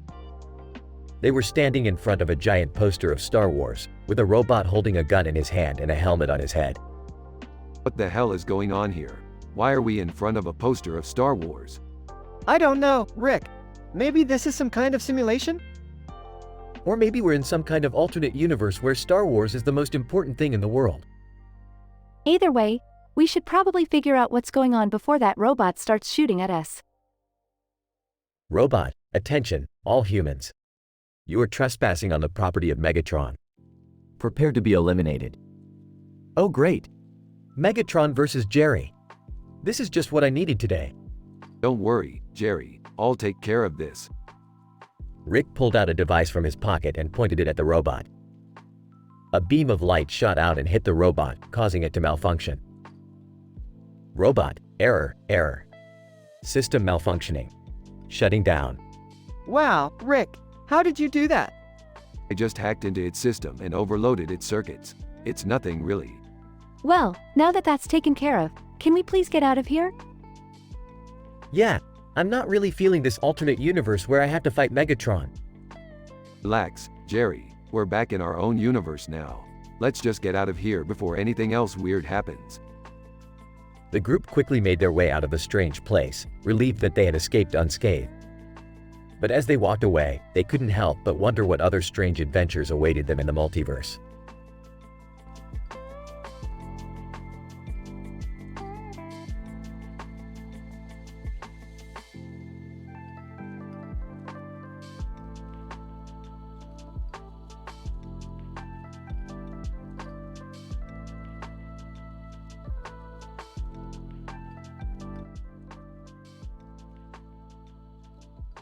Alright, Morty. We're going on a field trip today. Where to, Rick? We're going to the park, Morty. I need to find Suki Yomama's mirror. Sukiyo, what now? Suki Yomama's mirror, Jerry. It's a magical mirror that can reflect anything in the world. And why do we need it? Because Morty wants to see if he can make out with himself, Summer. What? No, I don't. Relax, Morty. I'm just messing with you. We need it for scientific purposes, obviously. What kind of scientific purposes? The kind that involve a reflection of a forest in a mirror on a wall of a building in a park. That makes no sense. That's because you lack the intellectual capacity to understand the concept, Summer. Wait, Rick, what about the moral standards? Don't worry, Morty. We'll keep it clean. No adult talks, no drugs talks, no incest, no religious talks, no NSFW content, no gender discussions, no sexual discussion, no sex talk, no swearing, no racist talks, and no controversial talks. So what do we talk about then? Just follow my lead, Jerry. And remember, we're here for science. They arrive at the park and find a mirror on the wall of a building. Wow, it's actually here. So now what? Now we stare into the mirror and contemplate our existence. That sounds boring. Fine. How about we make funny faces in the mirror? Ooh, I want to try. They all start making silly faces in the mirror, laughing and having a good time. This is actually kind of fun. See, I told you it would be worth it. Now let's go get some ice cream. They walk off into the park, happy and carefree. The end.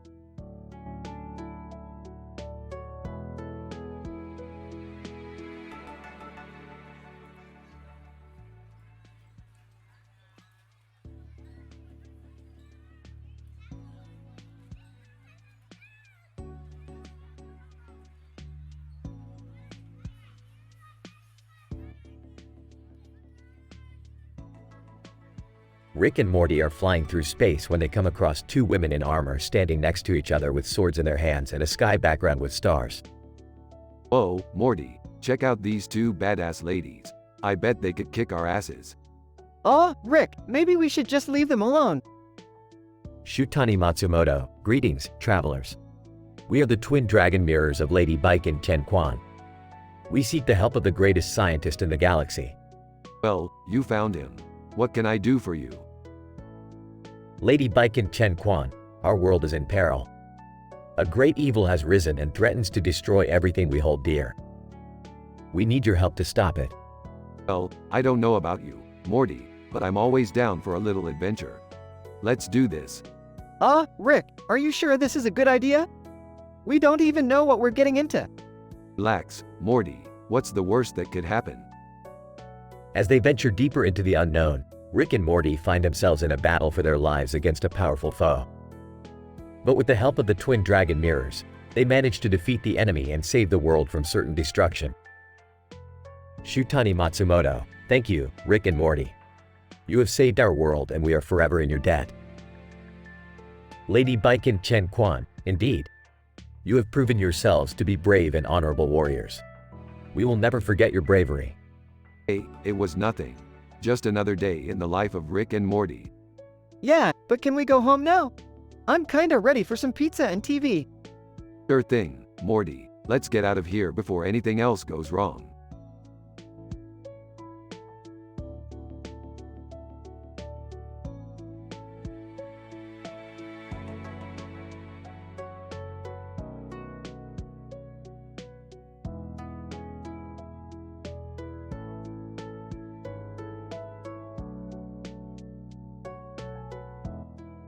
Rick and Morty stumble upon a strange planet with a lizard sitting on top of a rock next to a green mountain range. Whoa, Rick, look at that lizard. It's huge. Yeah, Morty. It's just a lizard. Let's keep moving. But as they continue on their trek, they come across a velociraptor meme. Whoa, Rick, look at this meme. It's so deep. Yeah, Morty. It's just a meme. Let's keep moving. They soon find themselves in the middle of a dispute between two alien species. Rick, what's going on here? Looks like they're fighting over some kind of artifact. Let's just grab it and get out of here. But things take a turn when they accidentally activate the artifact, sending them on a wild, psychedelic trip. Oh, man, Rick, what's happening? Just hold on, Morty. We're going on a crazy ride. As they fly through space, they encounter bizarre creatures and strange, otherworldly landscapes. This is insane, Rick. Insane, Morty. This is just a typical Tuesday for us. But eventually, they manage to make it back to their own dimension, unscathed. Wow, Rick, that was crazy. I can't believe we made it out alive. Hey, it was nothing, Morty. Just another day in the life of the universe's greatest grandfather-grandson duo.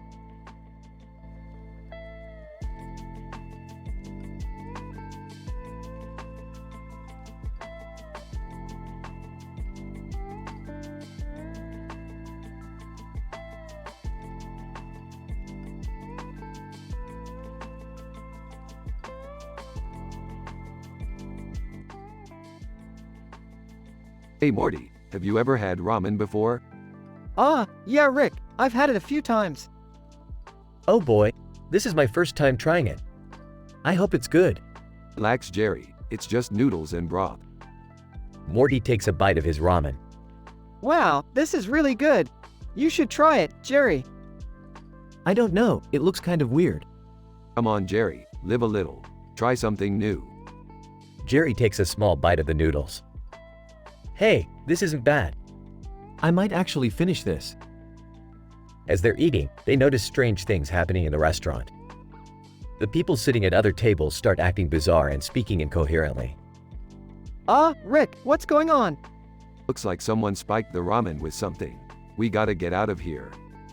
But I'm not done eating. Jerry, this is a matter of life and death. We can't stay here. As they try to leave, they realize that the ramen has made them hallucinate and they can't find the exit. They end up getting lost in a trippy maze-like version of the restaurant. Rick, this is crazy. How do we get out of here? Just follow me, Morty. I know a way out.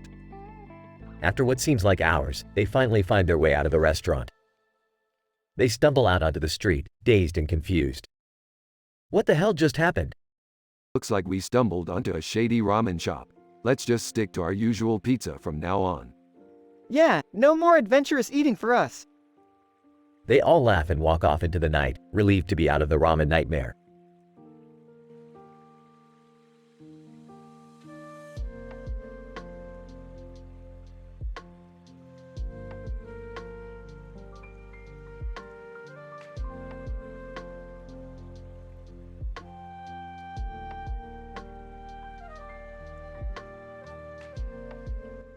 Title: Legend of Lady Baiken Chen Quan.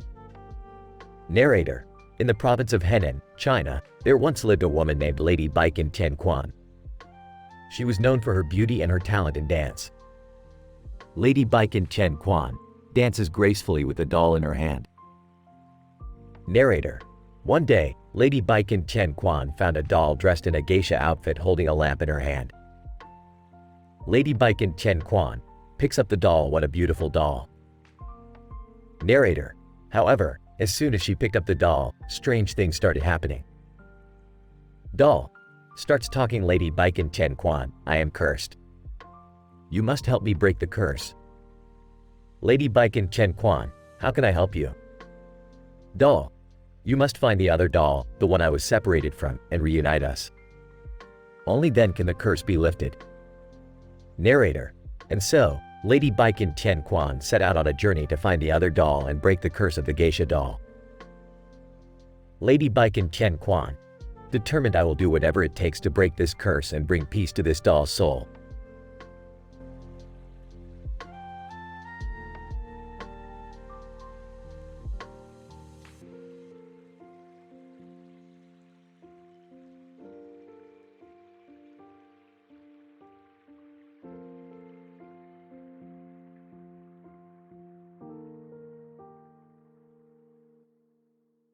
Rick and Morty find themselves in a galaxy far, far away, as they stumble upon a group of Jedi Knights from Star Wars 2 who are battling against Sith Lords with their lightsabers. Rick, we're in a Star Wars video game? This is insane. Yeah, well, it's no different than any other virtual reality we've been to. Let's join the fight. As they join in on the battle, Rick pulls out his own makeshift lightsaber made out of a laser pointer and a flashlight. I may not be a Jedi, but I've got my own tricks up my sleeve. Rick, don't you think we should be helping the Jedi instead of just messing around? Relax, Morty, it's just a game. Plus, these Jedi Knights can take care of themselves. As the battle rages on, Rick and Morty accidentally trigger a secret weapon that transports them to the Death Star. Oh no, Rick, how are we going to get out of this one?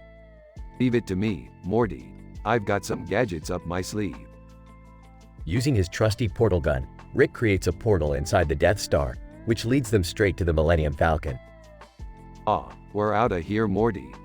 That was insane, Rick. I can't believe it. What can I say? I'm a master of the universe. As they fly off into the distance, Morty can't help but feel a sense of awe and wonder at the crazy adventure they just had. Rick, do you think we'll ever come back to this galaxy again? Who knows, Morty? Who knows?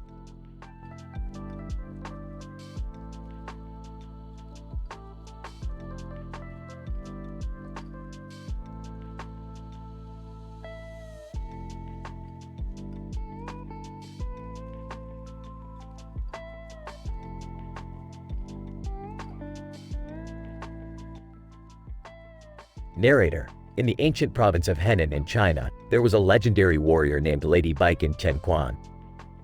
Her story was chronicled in a richly detailed biography, which told of her bravery and skill with both sword and fan. Baiken Quan. As a child, I was fascinated by the tales of the great warriors of our land. I longed to be like them, to protect my people and defend our way of life. Narrator: Baiken trained tirelessly, honing her skills until she was renowned as one of the finest warriors in all of China. She was often called upon by village leaders and warlords to fight against invaders and protect their lands.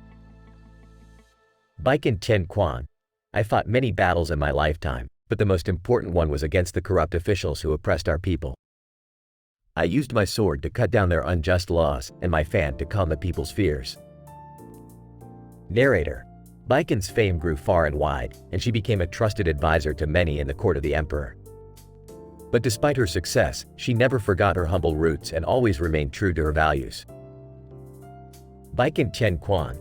My sword and my fan were not just weapons, but symbols of the ideals I held dear.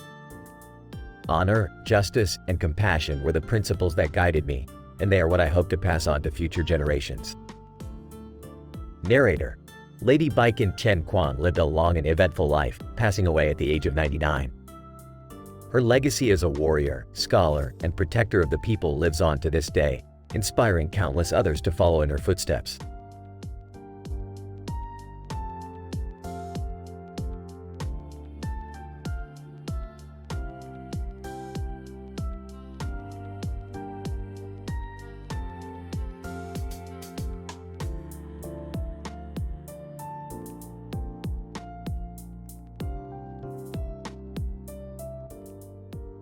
Title: Furry Troubles.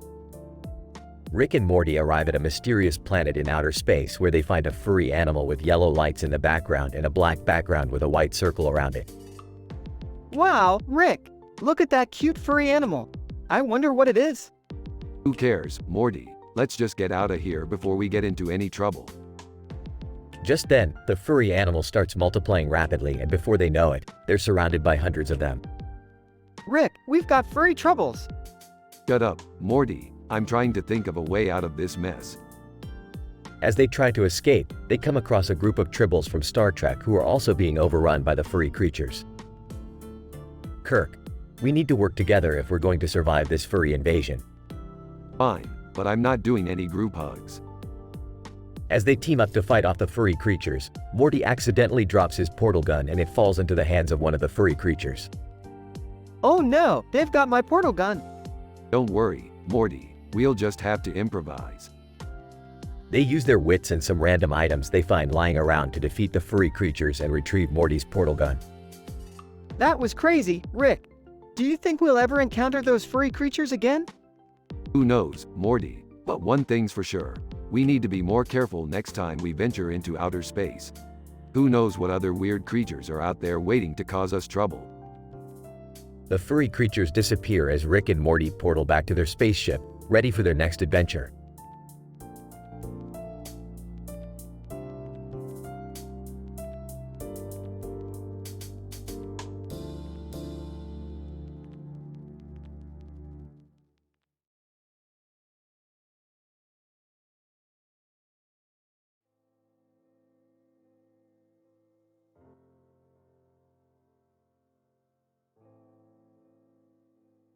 Rick, Morty, and Jerry were out on an adventure in ancient China when they stumbled upon a woman in a black dress holding a sword and a red ribbon in front of a building with a dragon.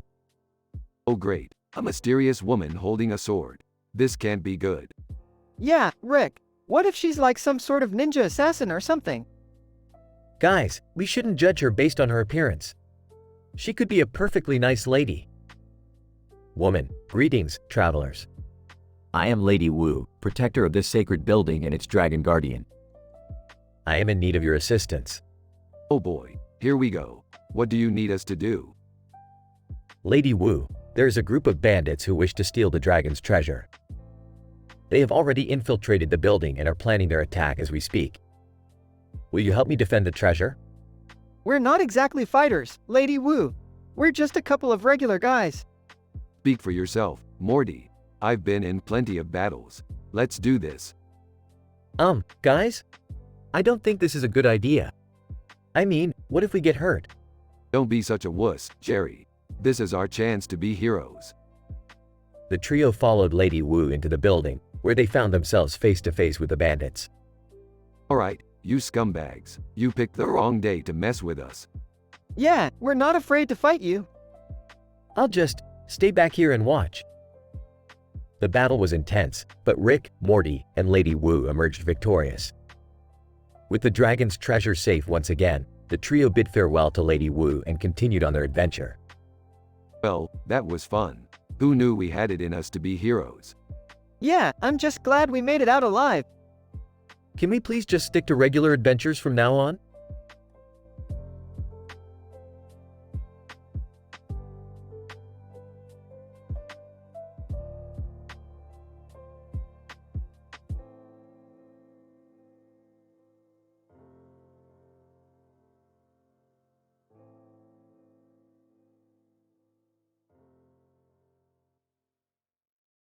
Title: The Demon and the Oni.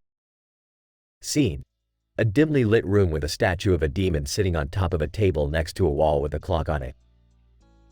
Narrator: the demon statue sat atop the table, its piercing eyes seeming to gaze into the very soul of those who dared to look its way. Name: what is this statue doing here? Name: it looks so ominous. Narrator: but the statue was not the only thing that drew their attention.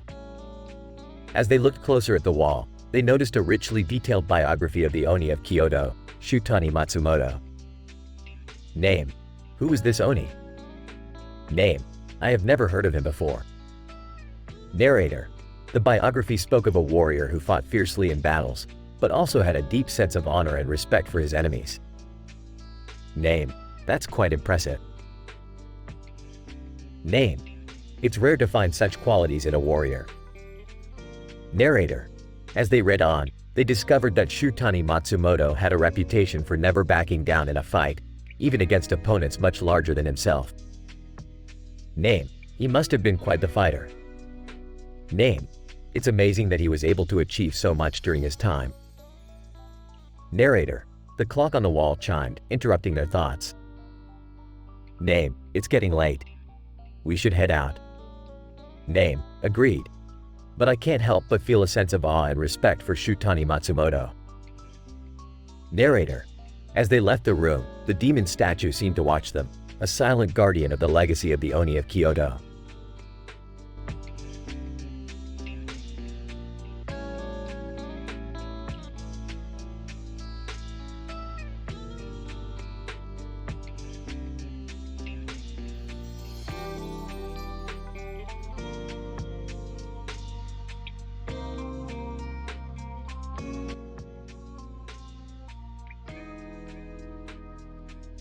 Alright, Morty, pack your bags. We're going on a road trip. Where are we going this time, Rick?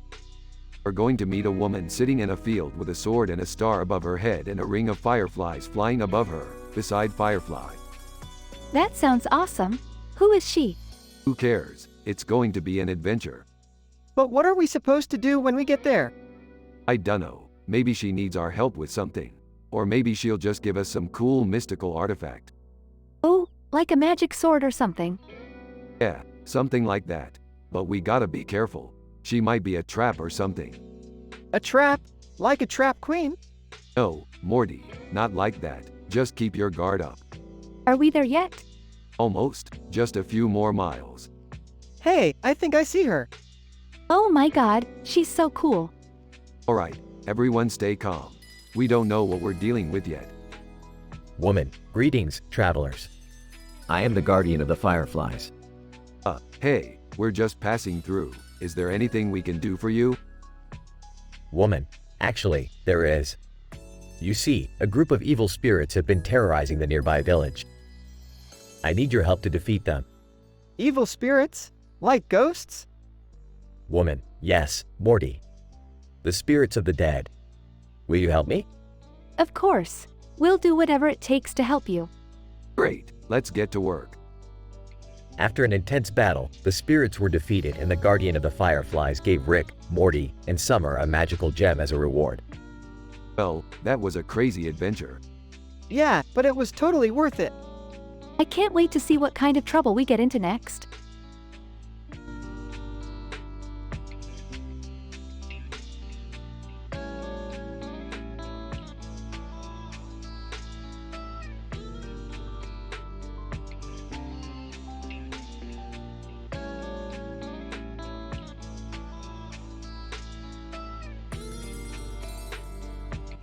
Title: The Star Trek Debate. John: Hey guys, have you seen the new Star Trek movie? Lisa: I haven't seen it yet, is it any good? Mike: I thought it was great, especially the scenes with the Klingons. Sarah: I'm not a big fan of Star Trek, but one think the Klingons are pretty interesting. Tom: I have to disagree, I think the Klingons are overrated. They're just a bunch of violent aliens. John: I don't know about that, Tom. I think the Klingons have a rich culture and history. Lisa: Yeah, and they have a code of honor that they live by. Mike: Exactly, and their language is so cool too. Sarah: I think it's important to remember that Star Trek is just a show. We shouldn't take it too seriously. Tom: But that's the thing, Sarah. People do take it seriously. Some even learn Klingon as a second language. John: Hey, there's nothing wrong with being a fan of Star Trek.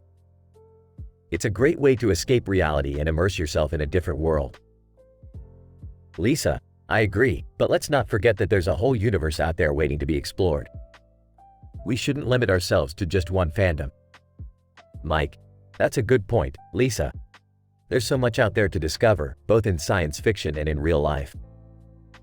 Sarah: And who knows? Maybe one day we'll encounter real Klingons out there in space.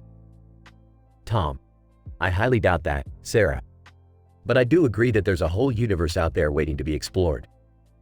Let's keep an open mind and keep searching for new adventures.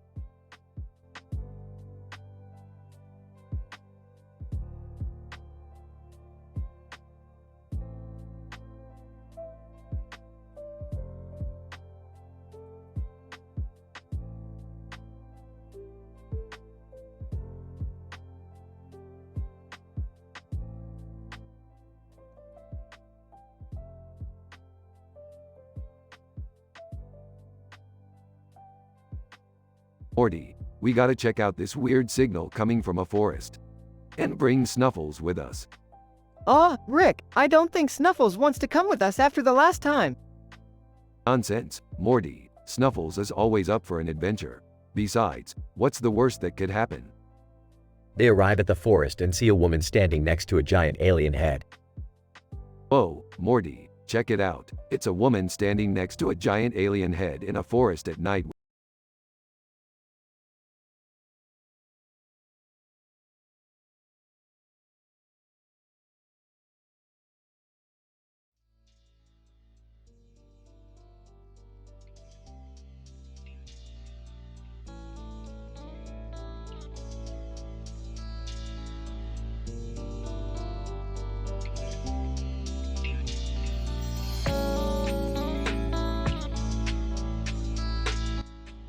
Sorry, as an AI language model, I cannot create inappropriate or offensive content.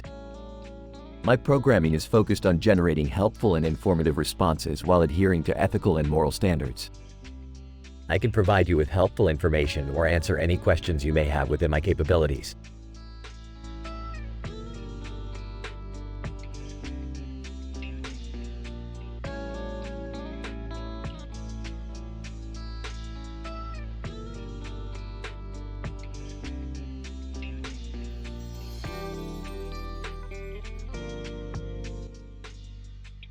Rick, Morty, and Summer are chilling in the garage when Rick receives a distress signal from a mysterious bounty hunter named Gene Starwind and his robot companion Melfina. They appear on a screen in the garage. Oh, what's the deal with the Power Rangers cosplay, dude? Gene, I'm a bounty hunter and I need your help to capture a dangerous criminal. Oh boy, another adventure with crazy people. Who's the criminal? Gene, it's a robot, a very powerful one. It's been causing a lot of destruction and chaos. Melfina, it's called the Galactic Ley Line and it's very important to us. Alright, we'll help you out. But I have a condition. No more of that lovey-dovey stuff between you two. It's making me nauseous. Jean and Melfina blush and look away. Wait, what lovey-dovey stuff? You don't want to know, Summer. I think I know. Ew, gross. Jean, let's focus on the mission, shall we? Melfina. Yes, we need to find the galactic ley line before it's too late. Alright, let's go. But first, we need to stop for some ice cream. Everyone looks at him confused. But, it's hot out there. We need some refreshments. And with that, they all set off on their mission to capture the dangerous robot and save the galaxy.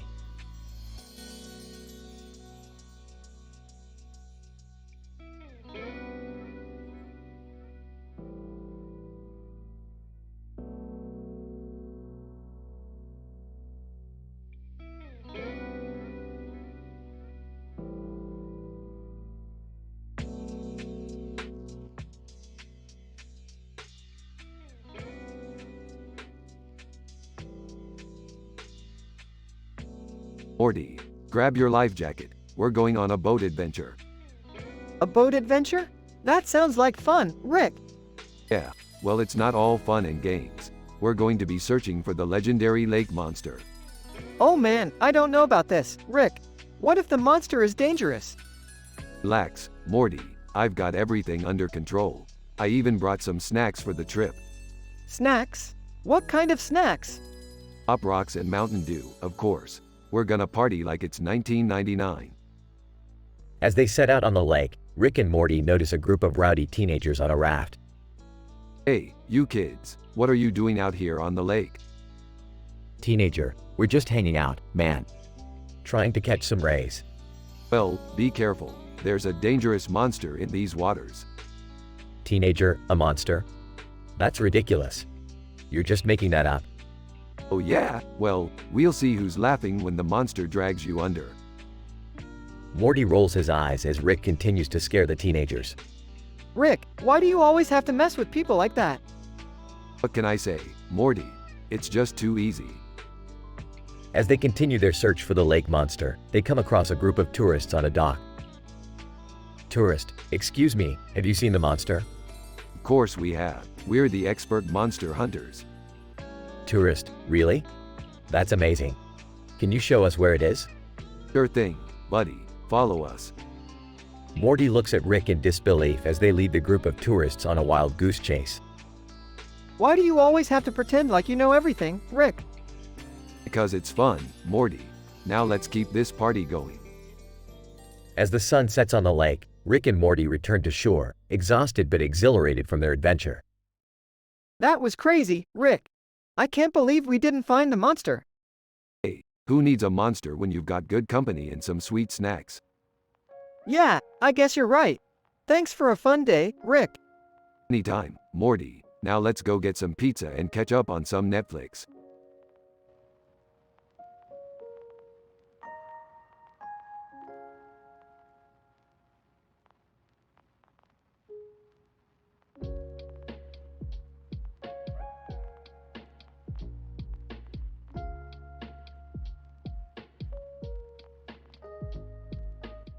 Title: The Birds and the Hikers. Fade in. Ext. Mountainside Road, day. A group of hikers are walking down a mountainside road enjoying the beautiful scenery around them. Jen. Wow, this view is breathtaking. Ben. I know. The mountains are so majestic. Suddenly, a group of birds fly overhead and start chirping loudly. Lisa, look at those birds. They are so beautiful.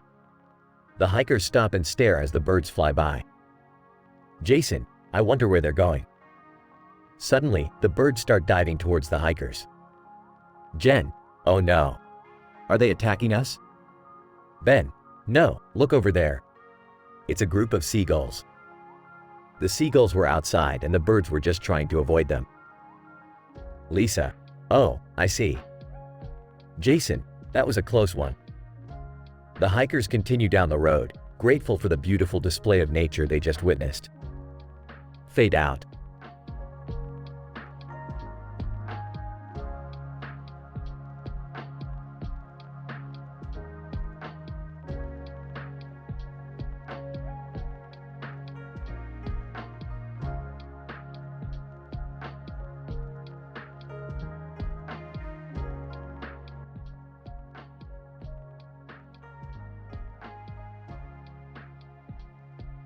Rick and Morty find themselves in a strange video game world where they must help a Russian man take the perfect character photo in a medieval castle backdrop. So, let me get this straight. We're in a video game world helping a Russian guy take a picture? You got it, Morty. And let's make it quick. I have a hot date with a Tamagotchi later. As they approach the castle, they come across a group of knights. Knight 1, halt. Who goes there? Oh, just some guys helping a Russian dude take a picture. You know how it is. Knight 2, well, if you want to enter, you must solve our riddle. Rick, I don't think I'm good at riddles. Don't worry, Morty. I got this. Hit me with your riddle, knights. Knight 1, what has a head and a tail, but no body? Easy. A coin. Let us in. Once inside the castle, they find the Russian man at the photo studio. Russian man, you're here. I need the perfect photo for my game character. Make me look strong and powerful. Say no more, Morty. Grab that sword over there and pose like you're about to slay a dragon. Rick, I don't think I can lift the sword. Just hold it, Morty. It's all about the illusion. After some quick camera shots, the Russian man is pleased with his photo. Russian man, this is perfect. Thank you, Rick and Morty. Now I will be unstoppable in the game. As they leave the castle, they are stopped by the knights once again. Knight 1, you have solved our riddle, but can you solve this one? What is the meaning of life? Oh, please. The meaning of life is to watch TV and eat junk food. Now, if you'll excuse us, we have a Tamagotchi waiting for us. With a quick portal gunshot, they leave the video game world and return to their own reality.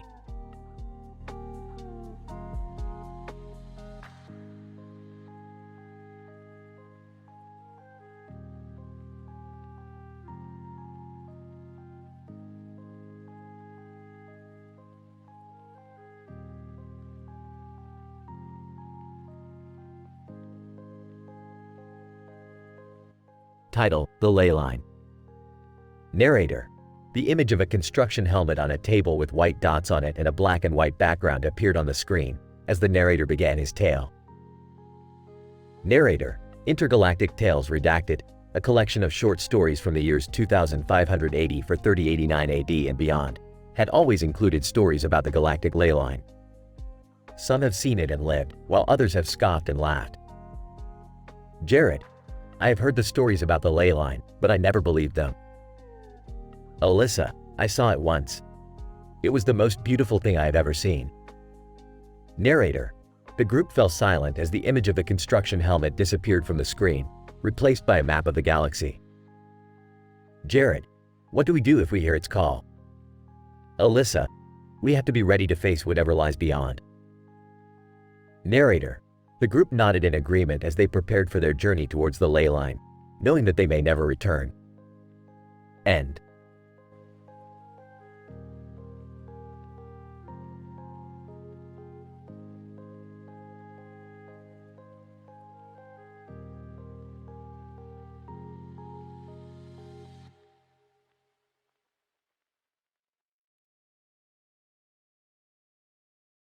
Morty, I found a new dimension where kites are the ruling class and bubbles are their currency.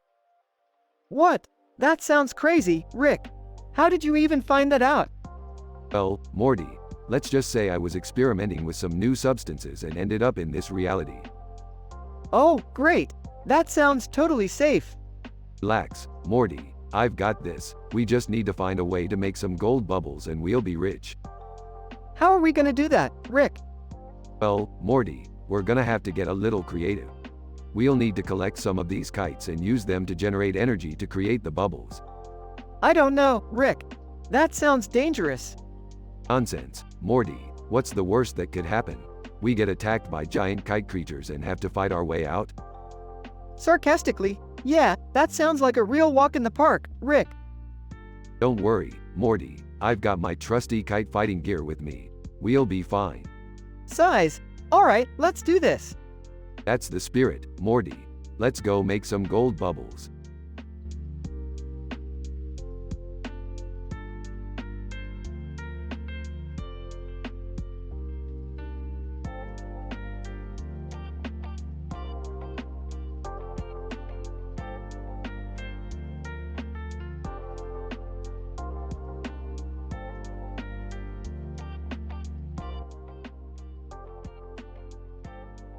Narrator. The green light emanating from the building drew the attention of a group of travelers passing by. Intrigued, they approached the structure to investigate. Kira. What kind of building is this? Miles. I'm not sure, but the green light indicates that it's something important. Narrator. As they got closer, they noticed a plaque on the front of the building that read, the Galactic Leyline Research Center. Kendra. Leyline.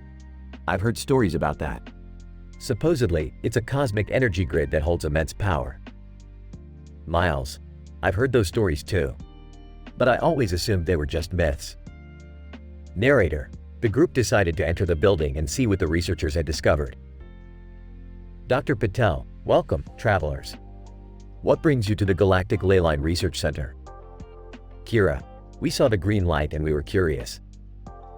Dr. Patel. Ah, I see. Well, let me tell you, the Galactic Leyline is no myth. It's real, and we're getting closer and closer to unlocking its secrets. Narrator. The researchers showed the travelers their latest findings, including a map that showed the location of the ley line. Kendra. This is amazing. But what do we do with this information? Dr. Patel. That's up to you. Some believe that the ley line holds the key to ultimate power and enlightenment, while others fear its potential to destroy everything in its path. Miles. We should take this information to the Galactic Council. It's their responsibility to decide what to do with it. Narrator. And so, the travelers set off to deliver the news to the council, hoping that they would make the right decision for the sake of the universe.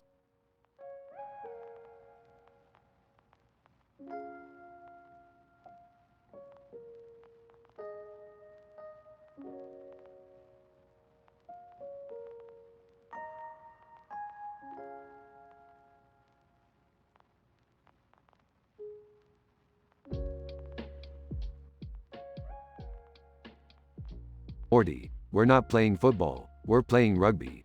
It's a man's game. I don't know, Rick. It looks pretty dangerous. Oh, come on Morty. Live a little. Besides, we have Beth and Summer on our team. They're tougher than any of these guys. You got that right, Dad. I can take down anyone who comes near me. Yeah, and I'm not afraid to get a little rough.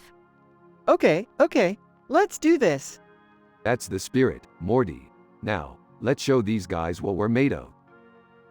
As the game begins, Rick and Morty quickly realize that rugby is no joke. They get tackled left and right, and even Beth and Summer struggle to keep up. Ending. I think we might have underestimated these guys. Also panting. Yeah, no kidding. Maybe we should have stuck to football. Determined, no way. We're not giving up now. We can still win this thing. Grinning, and I have an idea. With Summer's plan in action, the team pulls off some insane moves and manages to score the winning point. Cheering. Woo. That's what I'm talking about. Breathless. I can't believe we did it. Beaming, I never doubted us for a second. High-fiving everyone. That was awesome. Can we do it again? As they all walk off the field, tired but thrilled, Rick turns to Morty with a grin. Jokingly. So, Morty, ready for some Russian roulette? Rolling his eyes. Oh, geez.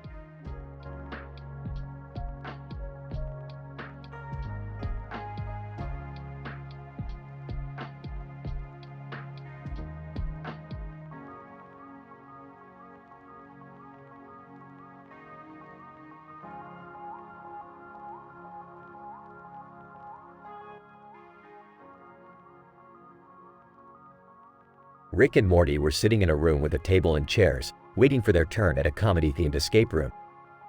Rick, why are we doing this? This seems boring. Shut up, Morty. It's supposed to be a challenge. I'll show you how it's done. As they waited, they noticed a locker in the corner of the room with a clock on the wall. Hey Rick, what do you think is in that locker? Who cares, Morty? Let's just focus on the escape room. But Morty couldn't resist and decided to check out the locker. Oh my god, Rick, you won't believe what's in here. What is it, Morty? Spit it out. It's a clock, just like the one on the wall. Rick rolled his eyes and continued to wait for their turn. Suddenly, the door to the escape room opened and they were ushered inside. They quickly realized that this wasn't your average escape room. The challenges were ridiculous and the jokes were off the wall hilarious. Hey Morty, we might actually have some fun with this. Yeah, Rick, this is actually pretty cool. Together, they tackled each challenge with ease and made it to the end of the room in record time. As they exited, Rick turned to Morty with a smirk. See Morty, I told you it would be a challenge. Yeah, Rick, but we still don't know what was in that locker. Who cares, Morty? We just had an adventure. That's all that matters. They walked away laughing, ready for their next ridiculous escapade.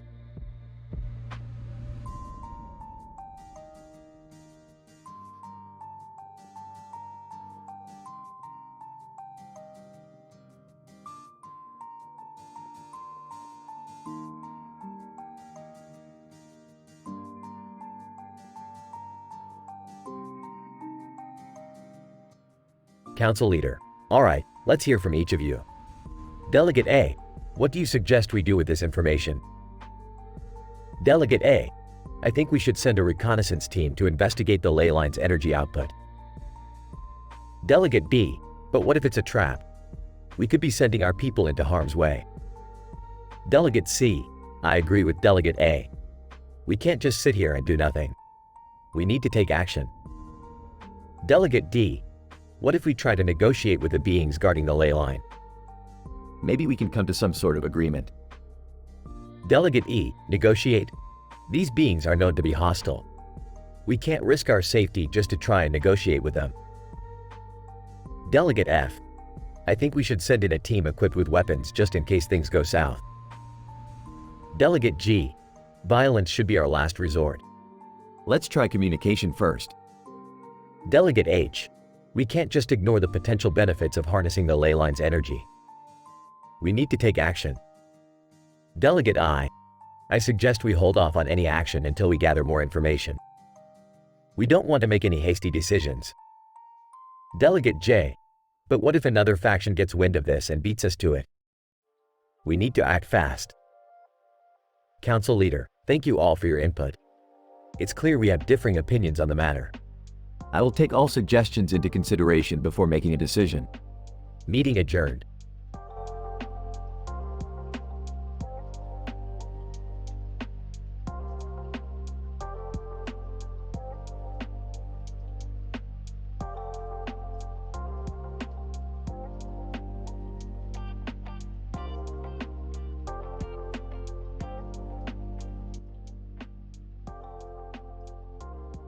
Rick and Morty are lounging around in the living room, watching TV. Morty, have you seen this new show about a guy in a green suit and clown makeup? It's called The Joker's Wild. Oh, no, Rick. I don't think I want to watch that. Come on, Morty, it's hilarious. Look, there's the Joker now. As they turn on the TV, they see the Joker sitting in a chair with a remote control in his hand. Joker, welcome to my game show, The Joker's Wild. Today's contestant is none other than Batman. This is gonna be good. I don't know about this, Rick. Isn't the Joker a dangerous criminal? Relax, Morty, it's just a TV show. Now let's see what kind of wacky hijinks the Joker has in store for Batman. As the game show progresses, the Joker pulls out all sorts of crazy stunts and pranks, leaving Batman in a state of confusion. Batman, this is ridiculous. Why am I even doing this? Joker, because it's funny. Batsy, don't you have a sense of humor? This Joker guy is a riot. I gotta get on his show. I'm not sure that's a good idea, Rick. Relax, Morty, I'll be fine. Now hand me that phone. As Rick dials the number for The Joker's Wild, Morty can only shake his head in disbelief.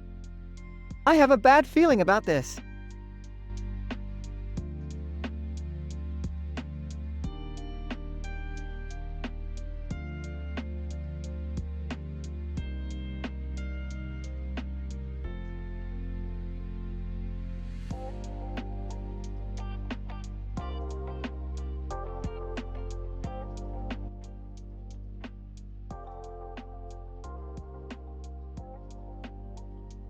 Rick, Morty, and Jerry were sitting in the living room watching TV when a strange dog with a yellow bow tie on its head appeared on the screen.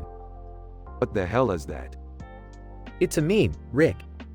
It's called Buff Doge. Yeah, he's like a dog, but he's buff and he's got a speech bubble that says, doggy. That's stupid. Why would anyone make a meme about that? Suddenly, the Buff Doge meme came to life and jumped out of the TV into the living room. Buff Doge, woof woof. I'm Buff Doge, the strongest dog in the world. Whoa, it's real. What do we do? I don't know, but I don't like the way he's looking at me.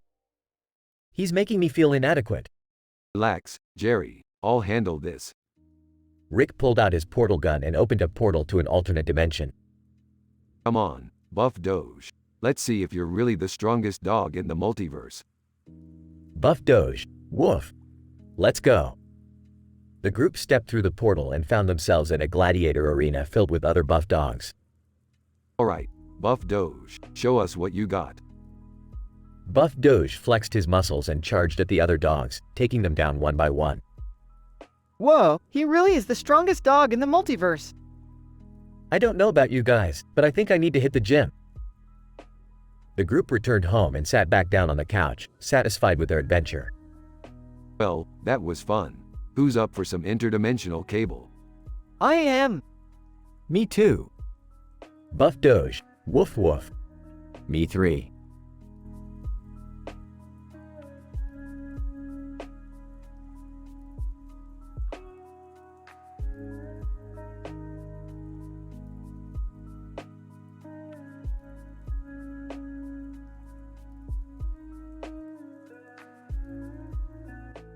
Rick, Morty, Jerry, Beth, and Summer are exploring a field of crops during a beautiful sunset. Ah, the peaceful countryside. Just what we need to escape the daily grind of saving the universe. What's so great about this place, Rick? It's just a field of crops. Yeah, I could be sitting on my couch watching TV right now. Let's just enjoy the scenery, guys. We don't always have to be doing something exciting. I don't know, Mom. This place seems a little too boring for my taste.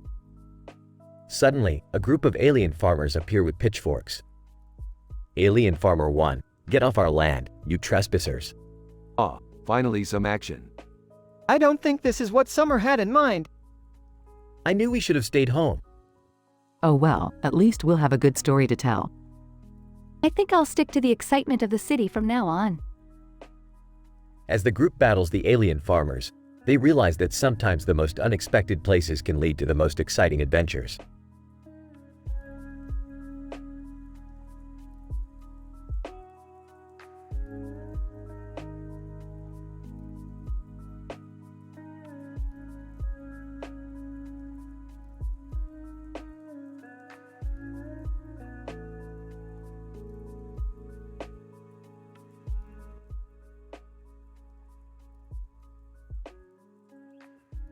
Title: The Communist Conspiracy.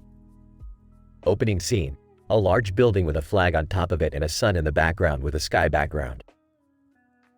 Narrator: the Chinese Communist Party has long claimed to seek peaceful development, but recently, its true intentions have been revealed.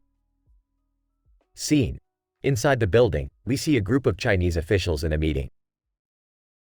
Official 1: our economy is booming, but we must not forget our ultimate goal: to spread our ideology and dominate the world.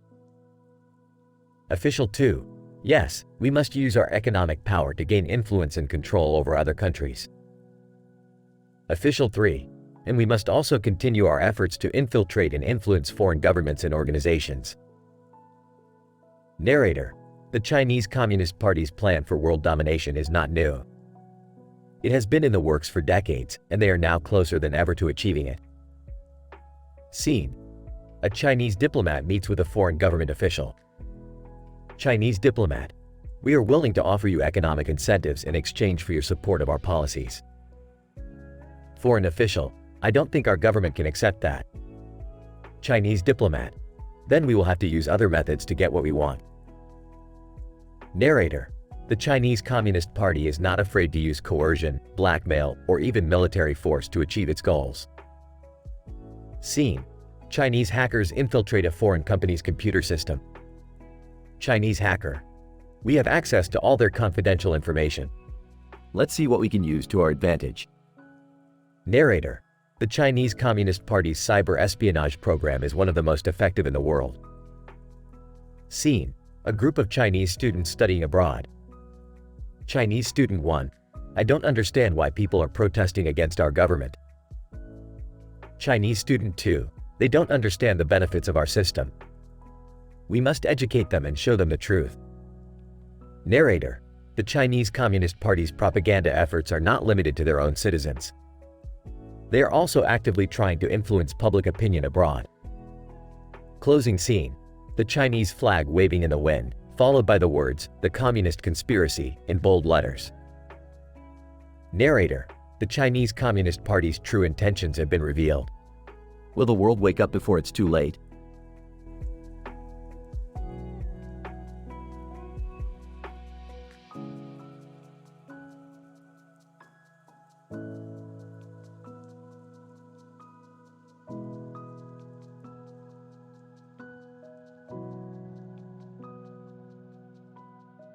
Morty, I've got an urgent mission for us.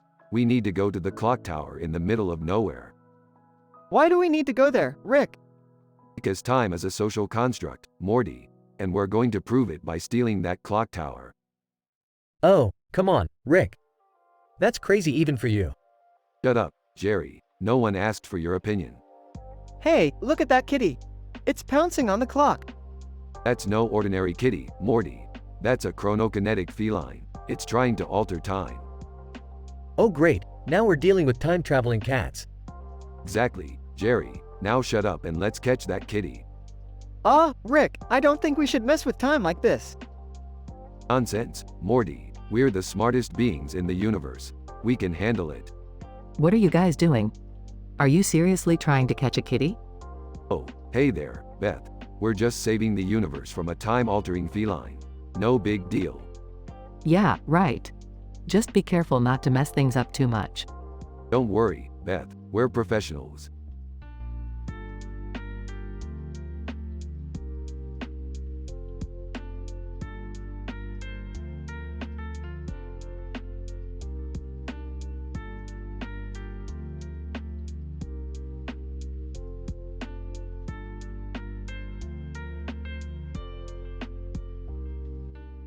As the delegates finished their meeting, they approached the council leader, who was standing outside under the night sky. Neo-Uranus delegate. Council leader, we need to discuss the upcoming election. Neo-Mars delegate. Yes, we believe you should join the Hellfire Brigade. Council leader. What? Why should I do that? They are better off without me. Celestial Moon Base Colony 30 delegate. No, we need you with us. You have the experience and leadership skills we need to win this election. Council leader. I'm not sure. The Hellfire Brigade has a reputation for being too aggressive. Neo-Uranus delegate. But we need to be aggressive to win. And with you by our side, we can ensure that our tactics are morally sound. Neo-Mars delegate. And with your red lightsaber, you'll be an unstoppable force. Council leader. I see your point. I'll consider it. Celestial Moon Base Colony 30 delegate. Good. We'll give you some time to think about it. But remember, the fate of our colonies rests on this election. As they walked away, the council leader looked up at the stars, pondering the weight of the decision before them.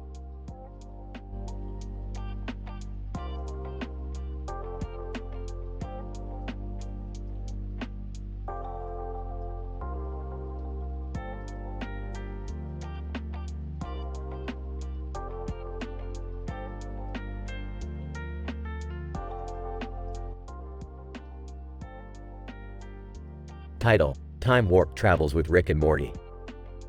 Rick and Morty find themselves in a new dimension where time is all screwed up.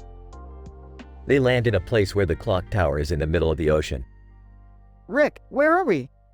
We're in a new dimension, Morty. One where time is all jacked up. Why is there a clock tower in the middle of the ocean? Who knows, Morty? But we're not here to question things. We're here to fix them.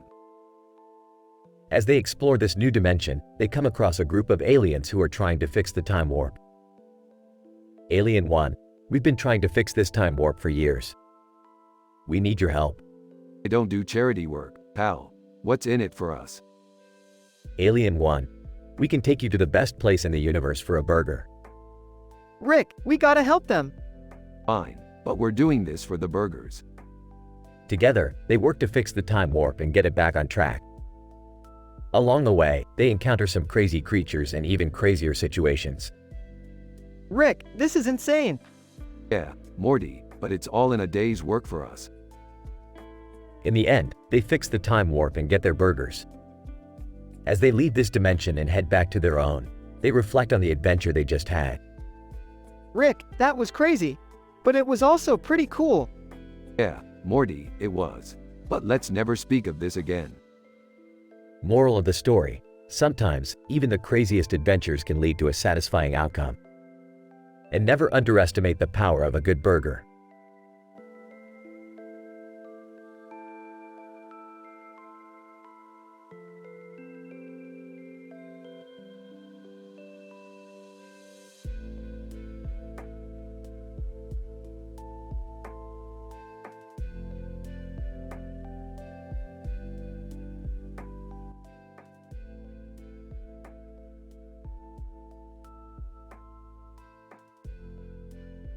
Morty, we're going to a giant monster movie festival on a different dimension. Oh man, I don't like those kind of movies. They're so predictable. Well, this one is different. It's called Gamera vs. Godzilla vs. the Bus Driver. It's a classic. Okay, I'll give it a shot. They arrive at the dimension and see a huge Godzilla-like creature with a lot of people around it. Wow, Rick, this is insane. Yeah, and look over there. Gamera is waiting in line for tickets. Let's go say hi. Hey, Gamera, long time no see. Gamera: oh, hey guys. I heard this movie is supposed to be awesome. I can't wait to see it. Yeah, it's supposed to be the ultimate monster showdown. Hey, what's that bus doing in the background? Who knows, Morty, but I have a feeling it's going to be important. After the movie, they see the bus flying in the clouds. What the hell is going on, Rick? Looks like the bus driver got possessed by an alien. We have to stop him from destroying the city. They team up with Gamera and fight the possessed bus driver in an epic battle. Gamera: I never thought I'd team up with you guys, but I gotta admit, this is pretty fun. Yeah, it's like a monster movie come to life. They defeat the alien and save the city. Wow, Rick, that was crazy. I think I like monster movies now. I told you they weren't all bad, Morty. Now let's go find a dimension where we can get some pizza.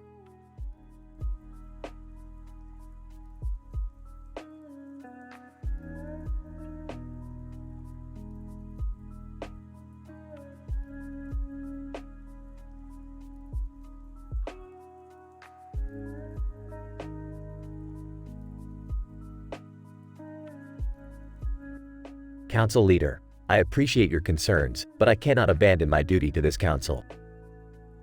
Neo-Uranus Delegate: we understand that, but the Hellfire Brigade needs your leadership. Neo-Mars Delegate: we have faith in you, Council Leader. Celestial Moonbase Colony 30 Delegate: we cannot afford to lose you now, especially with the election coming up. Council Leader: size: very well, I will consider it. But I will not leave this council until my term is up. Neo-Uranus Delegate: we wouldn't expect anything less, Council Leader. Neo-Mars Delegate: you have our support, no matter what. Celestial Moonbase Colony 30 Delegate: we believe in you, Council Leader. Council Leader, thank you for your words of encouragement. I will make a decision soon.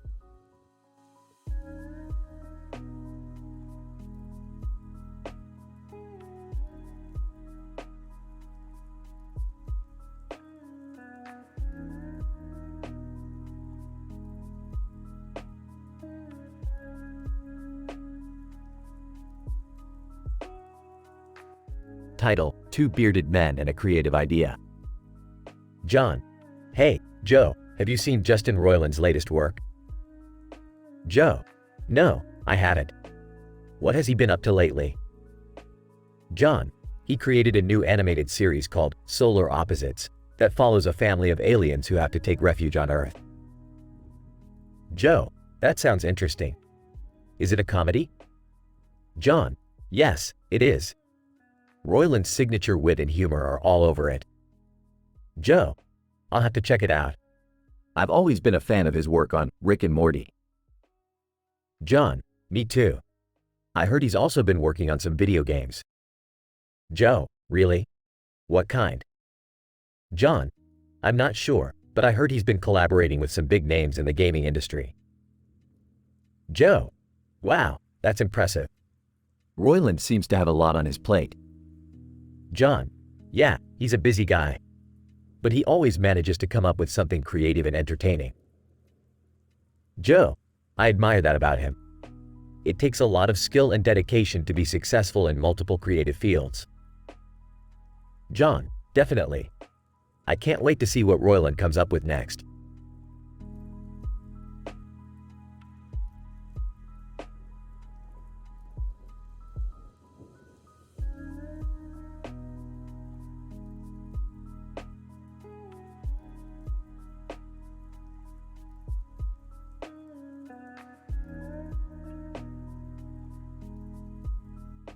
Kim Starr, I can't believe the Blumenfold conglomerate has heard the signal too. This is not good news. Ayako Watanabe, I know, Senator. But we have to keep moving forward. We need to find the ley line before they do. Kim Starr, agreed. We have to prepare to leave, with or without the council's consent. We can't let them slow us down. Ayako Watanabe, I've already started making arrangements. We just need an AI navigation system to pinpoint the location of the ley line. Kim Starr, do we have any leads on where to find one? Ayako Watanabe, I've contacted some of my old contacts in the tech industry. They're working on it as we speak. Kim Starr, good work, Ayako. We need to move quickly. The fate of the galaxy could depend on finding the ley line before the wrong people do. Ayako Watanabe, don't worry, Senator. We're not going to let that happen. We'll do whatever it takes to get there first.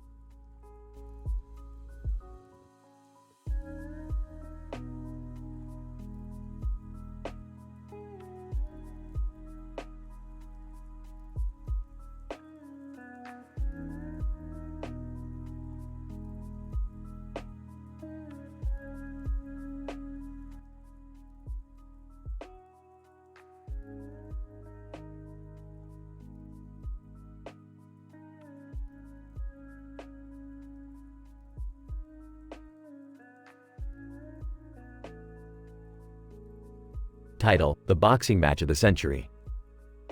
Rick and Morty were watching the news when they heard about an upcoming boxing match. It was going to be the biggest fight of the century, and everyone was talking about it. Morty, we're going to that fight. I haven't seen a good boxing match in ages. Oh, okay, Rick. But I don't really know anything about boxing. Don't worry about it, Morty. I'll teach you everything you need to know. As they entered the arena, they saw that the two fighters were none other than Beth and Eurydice. Mom, Eurydice? They're fighting each other? Looks like it, Morty. This is going to be one heck of a match. As the bell rang, the two fighters began to circle each other. Beth threw the first punch, but Eurydice dodged it easily. Eurydice, you'll have to do better than that, Beth. Oh, I will. Just you wait. The two continued to exchange blows, each one landing a few hits on the other. As the match went on, it became clear that this was not just about boxing. Morty, I think there's some history between these two. This isn't just about the sport. What do you mean, Rick? I mean, look at the way they're fighting. They're not holding back. This is personal. As the match continued, the tension between Beth and Eurydice grew. They began to taunt each other, throwing insults and jabs with equal force. You think you're so tough, Eurydice? You're nothing but a glorified punching bag. Eurydice, you're just mad because you know you'll never be half the fighter one am. The crowd was going wild, cheering on their favorite fighter. But Rick and Morty could see that this was more than just a boxing match. This was a battle of wills. In the end, it was Beth who emerged victorious, landing a powerful punch that sent Eurydice sprawling to the mat. As she stood over her defeated opponent, she looked down at him with a mixture of triumph and regret. I'm sorry, Eurydice. I didn't mean for it to end like this. Eurydice, it's okay, Beth. We both knew it had to end sometime. Rick and Morty watched as the two fighters embraced, their rivalry forgotten in the heat of the moment. As they left the arena, they couldn't help but feel a little bit inspired by what they had witnessed. That was pretty intense, Rick. I didn't know boxing could be like that. Yeah, Morty, sometimes the things we love can surprise us, and sometimes they teach us a thing or two about ourselves.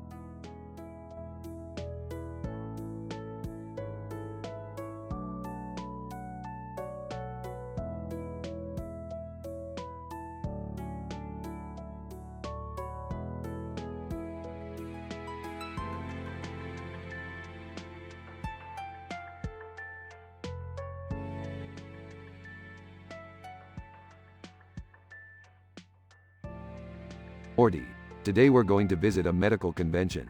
I heard there's a new doctor who can cure cancer just by staring at it. Wow, that's amazing, Rick. Do you think he'll be able to help my grandpa? I don't think anything can cure your grandpa's drunkenness, Morty. But let's go check it out anyway. At the convention, they find the poster of the physician and approach him.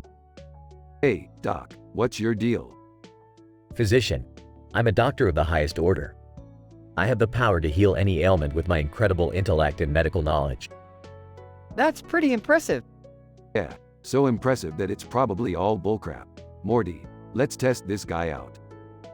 Rick pulls out a flask of his famous space whiskey and hands it to the physician. Drink this and tell us if it's safe for consumption. The physician takes a swig and immediately starts convulsing. Physician, my God, what did you give me? Just a little space whiskey. Looks like we caught ourselves a fraud, Morty. I knew it was too good to be true. The physician, still writhing in pain, stumbles into a nearby exhibit displaying a new invention. Inventor, hey, what are you doing here? Physician, I need help. I've been poisoned. Inventor, well, you're in luck. My new invention can cure any poison in seconds. Now we're talking. Let's give it a try. The inventor hands the physician a small pill and he swallows it down. Suddenly, the physician starts shaking uncontrollably and grows 4 arms. What the hell is happening? Inventor, oops, wrong pill. Classic mix-up. The episode ends with the physician running through the convention hall, now a 4-armed monster, knocking over booths and screaming in terror.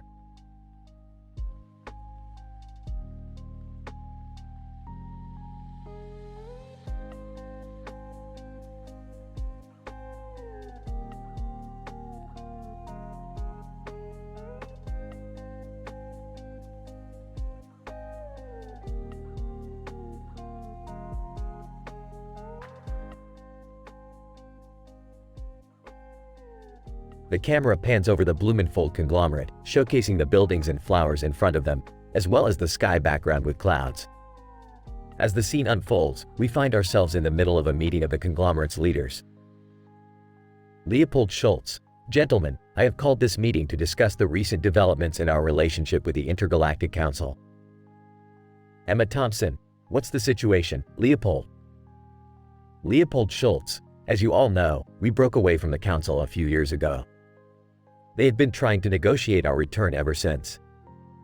John Fitzgerald, what do they want from us? Leopold Schultz, they want us to relinquish our autonomy and become a part of their system again. But we know that's not in our best interest. Maria Rodriguez, so what's our plan, Leopold? Leopold Schultz, our plan is simple. We will continue to strengthen our economy and military and make ourselves indispensable to the Council. Only then will they see the value in having us back. Emma Thompson, but won't that take time? Leopold Schultz, yes, it will. But we have the resources and the willpower to make it happen. We just need to stay focused on our goals. John Fitzgerald, I'm with you, Leopold. Let's show the Council what we're made of. Maria Rodriguez, agreed. Let's get to work. As the meeting ends, the camera pans out to showcase the beauty of the Blumenfold conglomerate once again. The scene fades to black as the leaders exit the room, determined to make their mark on the galaxy.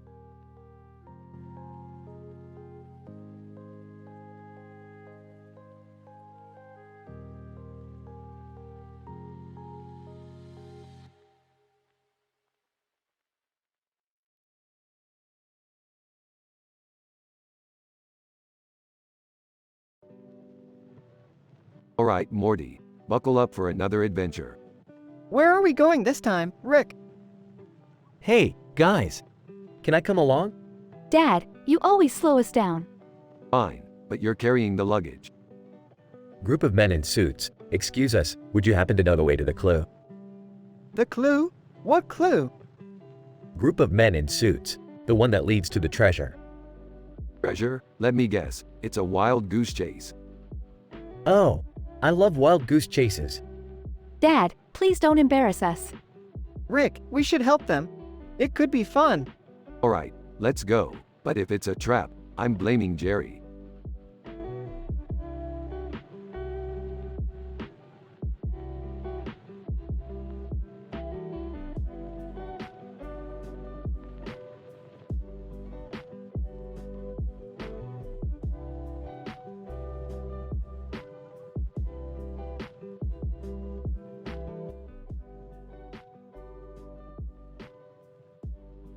Morty, we have a problem. The space station we're on is about to collide with another one. Oh geez, what are we gonna do? Well, we could try to fix the engines, but that's too boring. Let's just jump to the other space station. Surgeon. What? You can't just jump to another space station. That's insane. Relax, surgeon. It's just a simple matter of finding a portal gun and calculating the trajectory. But Rick, what if we miss the other space station and end up in the vacuum of space? Listen, Morty, if we die, we die. But if we make it, we'll be heroes. Now let's go find that portal gun. Surgeon. I can't believe I'm even considering this. Alright, let's do it. Rick, Morty, and Surgeon search the space station for a portal gun. Found it! Good work, Morty. Now let's aim for that other space station. They activate the portal gun and jump through, narrowly avoiding collision with the other space station. Surgeon. I can't believe we actually made it. Of course we did. I'm Rick Sanchez, baby. Hey, Rick, look over there. They see a group of aliens playing basketball on the other side of the space station. Oh man, I haven't played basketball in ages. Let's show these aliens what we're made of. The trio challenge the aliens to a game of basketball and hilariously win, showcasing their impressive basketball skills. Surgeon. I never thought I'd say this, but that was actually kinda fun. Yeah, and we didn't even need to fix the engines. That's the beauty of being a genius, Morty. The possibilities are endless. The group laughs and enjoys the rest of their time on the space station before heading back to their own.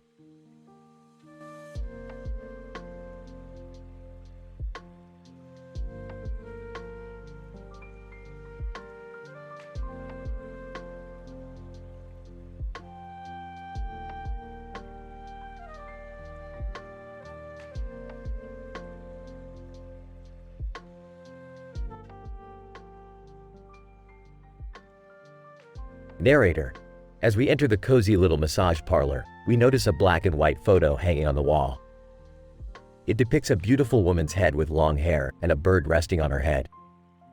The words "Scalp Massage" are written in bold letters below the photo. Receptionist. Welcome to Scalp Massage. How can I assist you today? Customer. Hi. I would like to book a scalp massage, please. Receptionist. Of course, we have a few options available. Our most popular option is our signature scalp massage with essential oils. Would you like to try that? Customer. Yes, that sounds perfect. Massage therapist. Good afternoon. I'm your massage therapist for today. My name is Sarah. Do you have any specific areas that you would like me to focus on? Customer. Just my scalp, please. Sarah. Sure thing. Let's begin. Narrator. As Sarah starts the massage, the customer feels an instant sense of relaxation. The gentle pressure and soothing scent of the essential oils make her feel like all of her worries are melting away. The bird in the photo seems to be watching over them, as if it too is enjoying the peaceful atmosphere. Customer. This feels amazing. Thank you so much. Sarah. You're very welcome. It's my pleasure to help you relax and unwind. Narrator. As the massage comes to an end, the customer feels revitalized and refreshed. She looks at the photo on the wall once more and realizes that it perfectly captures the essence of the experience she just had, a peaceful oasis in the middle of a bustling city. Customer: I'll definitely be back for another massage soon. Thank you again. Sarah: we'll be happy to have you back anytime. Have a wonderful day. Narrator: and with that, the customer leaves the massage parlor feeling rejuvenated and ready to take on the day.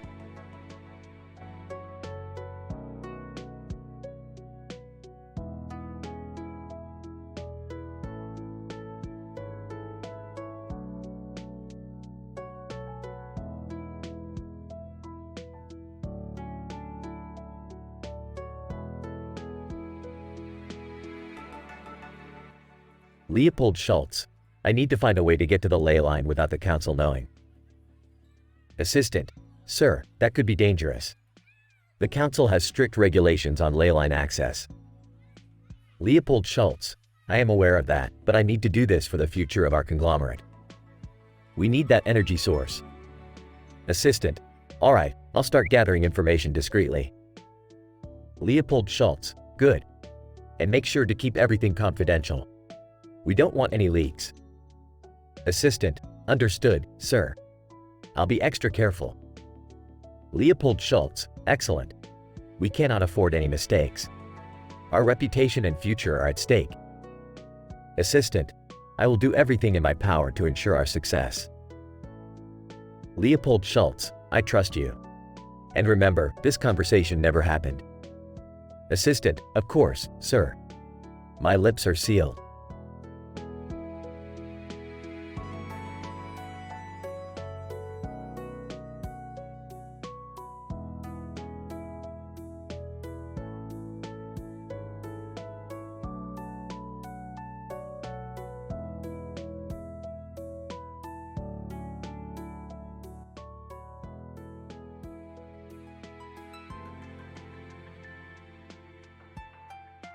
Alright, Morty, buckle up. We're gonna take a trip to the world of Death Note. Oh man, Rick, I don't know about that. Isn't that show about a dude writing people's names in a book and killing them? Yeah, but this time we're gonna be the ones doing the writing. Check it out, Morty pulls out a Death Note. Rick, that's not cool. We can't just go around killing people. Relax, Morty, we'll only use it on the bad guys. Like that guy over there. Points to a man in a suit and tie. Man in a suit and tie. Hey, what the hell are you two doing? Dish, Morty, watch this, writes the man's name in the Death Note. Man in a suit and tie. What did you just do? I don't feel so good. Light Yagami appears out of nowhere. Well. What do we have here? Looks like someone's been playing with a Death Note. Light Yagami, what are you doing here? Light Yagami, I'm here to stop you two from misusing the power of the Death Note. You don't understand the consequences of your actions. Holy crap, Rick, this is getting intense. Relax, Morty, I got this, writes Light Yagami's name in the Death Note. Light Yagami clutches his chest. You bet you did it. But, why? Because you were getting in the way of our fun. Now let's get out of here before anyone else shows up. Grabs Morty and disappears. Rick, I don't know about this. Are we really the good guys? Morty, we're not the good guys or the bad guys. We're just a couple of guys having some fun. And if that means using a Death Note to mess with some people, then so be it. I don't know if I can handle this, Rick. Relax, Morty, we'll just go somewhere else and mess with some other people. Maybe we'll even run into some more familiar faces. Wings. Oh boy.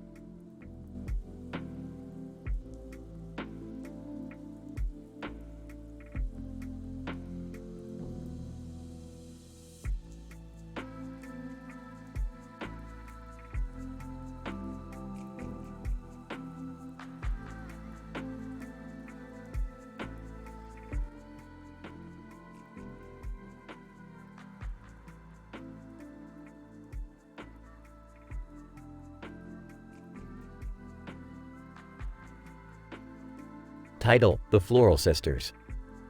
Opening shot of Rick and Morty sitting in the living room. Morty, I'm bored. Let's go out and do something. Okay, Rick, where should we go? They step out of the house and see two women walking by. Woman 1.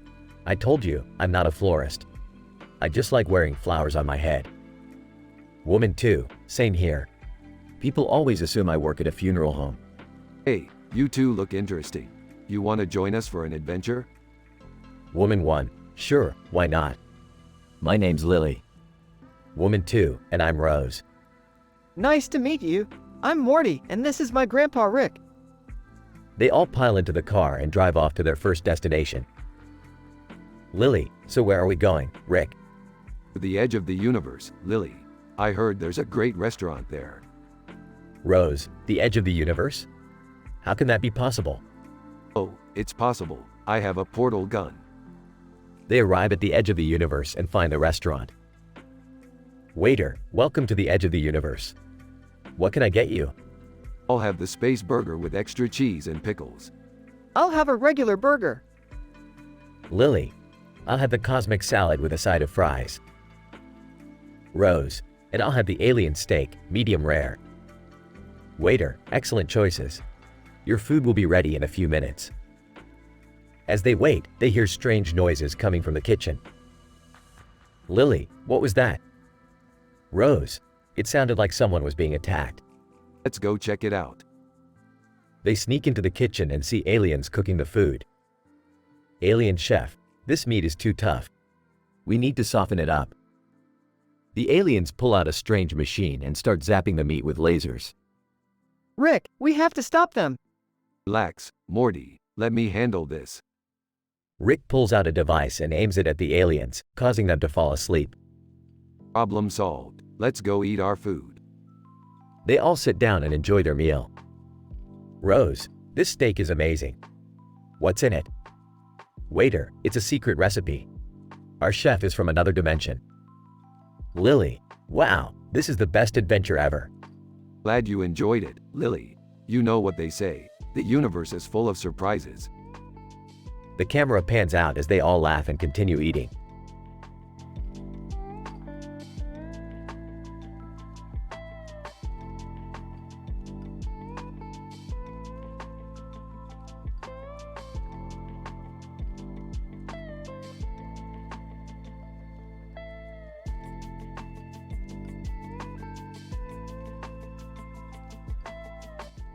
Narrator. In the year 2080 AD, a futuristic city stands tall with a gleaming river flowing through it.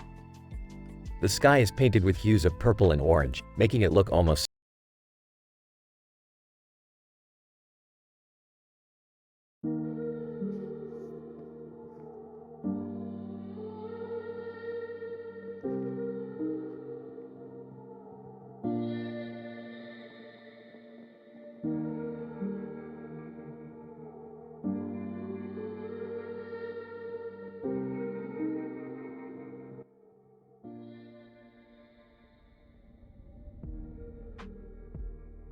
Title, Lake Stockholmia.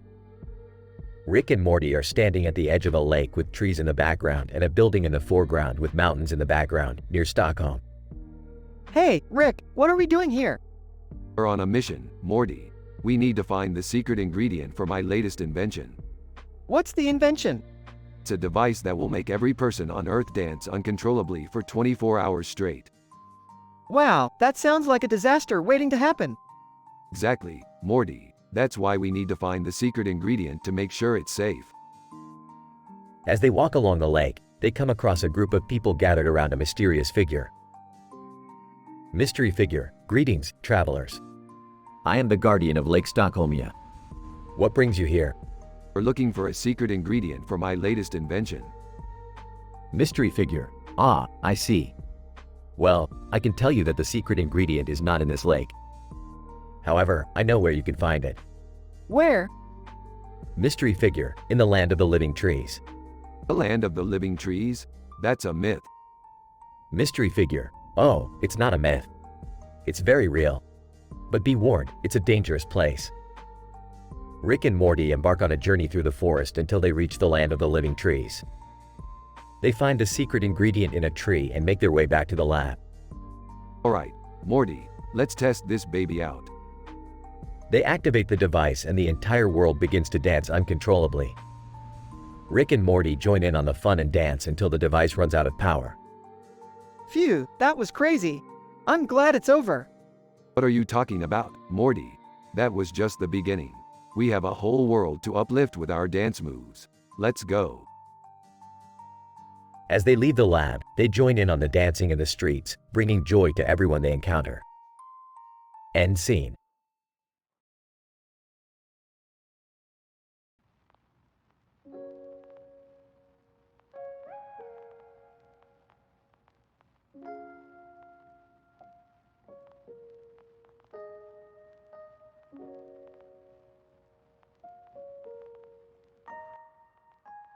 Title: Destination Leyline. Opening shot: a man standing on top of a futuristic vehicle in a city at night with lights on the ground and a gun in his hand. Narrator: 7 years have passed since the faint sound of the galactic Leyland was heard by both the Galactic Council and the Blumenthal conglomerate, each making their own preparations on how to get to the destination at hand. Senator Ken Starr: we need to act fast. Time is running out. Ayoko Watanabe: agreed. We've managed to find our AI navigation. A pseudo-Melfina. Copied from her schematics with her permission, of course. Narrator: as the year 2080 AD came into view, travel to Leyline was at hand. Hellfire Brigade member: we're ready to move out. Are you coming, Ken? Senator Ken Starr: I'll be right behind you. Just need to grab a few things. Narrator: with the group fully prepared, they set out on their journey to Leyline, a destination that held the key to unimaginable power. Closing shot: the vehicle speeding off into the night, leaving behind a trail of light.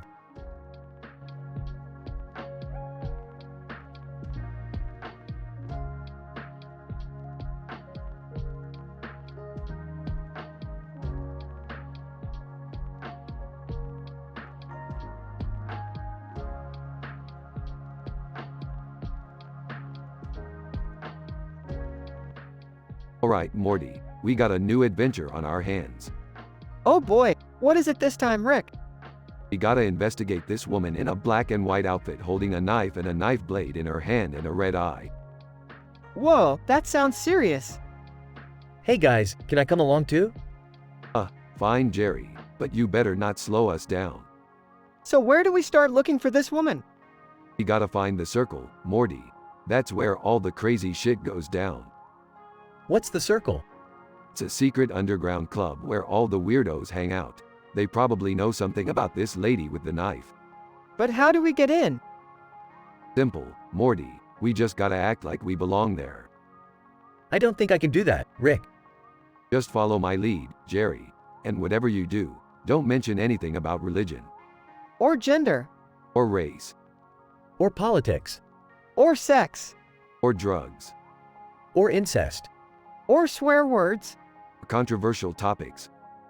Well, what can we talk about then? Just make jokes about the latest Rick and Morty episode. Everyone loves that shit. Hey, that's actually a pretty good idea. Yeah, I can do that. Good. Now let's go find this lady with the knife and get the hell out of here.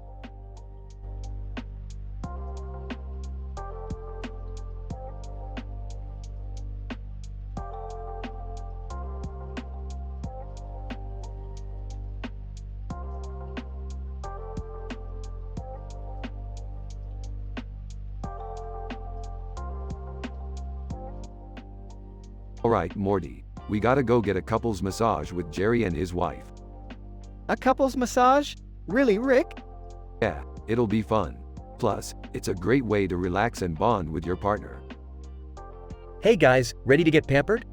Oh, Jerry, always the romantic. I don't know about this. I've never had a massage before. Jerry's wife: don't worry, Morty, it's amazing. You'll feel like a new man. And I'll feel like a new woman. Let's get this show on the road. Massages begin. Oh wow, this feels amazing. Yeah, I forgot how great it feels to have someone knead your muscles like dough. Groans. This hurts so good. Jerry's wife giggles. You're such a trooper, Morty.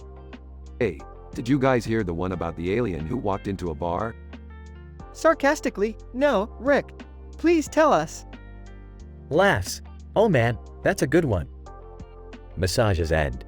Alright, that was fantastic. I feel like a new person. Yeah, that wasn't so bad after all.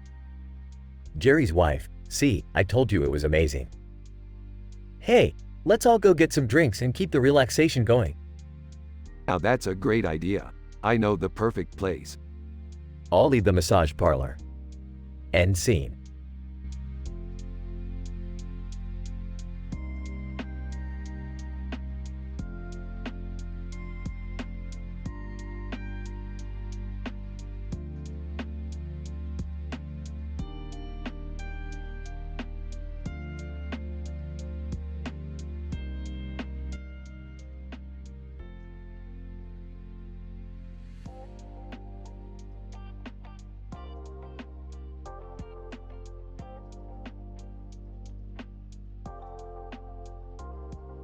Alright, Morty, we gotta go to this fancy party Robert Downey Jr. invited us to. Oh, do I have to dress up or anything? Ah, Morty, just wear your regular shirt and pants. It's not like anyone's gonna care. Hey guys, you going to the party too? Yeah, we got invited too. I'm gonna wear my new dress. Oh great, we'll all fit in perfectly with the fancy crowd. Wait, who's gonna watch the house while we're gone? I hired a house sitter. He's a man in a suit and tie with a red tie on his neck and a green tie on his shoulder. That sounds kind of weird. Yeah, sounds like he's trying too hard to be fancy. Should we be worried? Don't worry, he's been background checked and has excellent references. Alright, let's go to the party and have some fun. At the party. Robert Downey Jr. Hey guys, glad you could make it. Have you met my friend Elon Musk? Whoa, Elon Musk. I've read about him in science class. Elon Musk. Hey guys, I'm working on a new rocket that'll take us to Mars in a few years. Eeft, Mars, who needs that when you can travel to alternate dimensions? Rick, don't be rude. Robert Downey Jr. Hey, let's all take a group photo. They all gather for the photo. Men in suit. Excuse me, I just need to check something in the back room. Okay, go ahead. A few minutes later. Men in suit. Guys. We have a problem. What's the problem? Men in suit. I accidentally knocked over one of your portals and it's opening up to a dimension full of giant insects. Oh no, not again. Robert Downey Jr. Quick, everyone run. They all run out of the house and into the backyard. Morty, grab my portal gun. Got it. Rick grabs the portal gun and shoots a portal to the insect dimension. Alright everyone, jump in. They all jump through the portal and land in a different room in their house. What just happened? I don't even know. Man in suit. Sorry about that. I'll pay for any damages. Hey, don't worry about it. It's all just stuff anyway. Can we go back to the party now? Oh, let's just order some pizza and watch TV. They all sit down and watch TV while eating pizza. This is actually kind of nice. Yeah, sometimes the craziest adventures are the ones that lead you back home.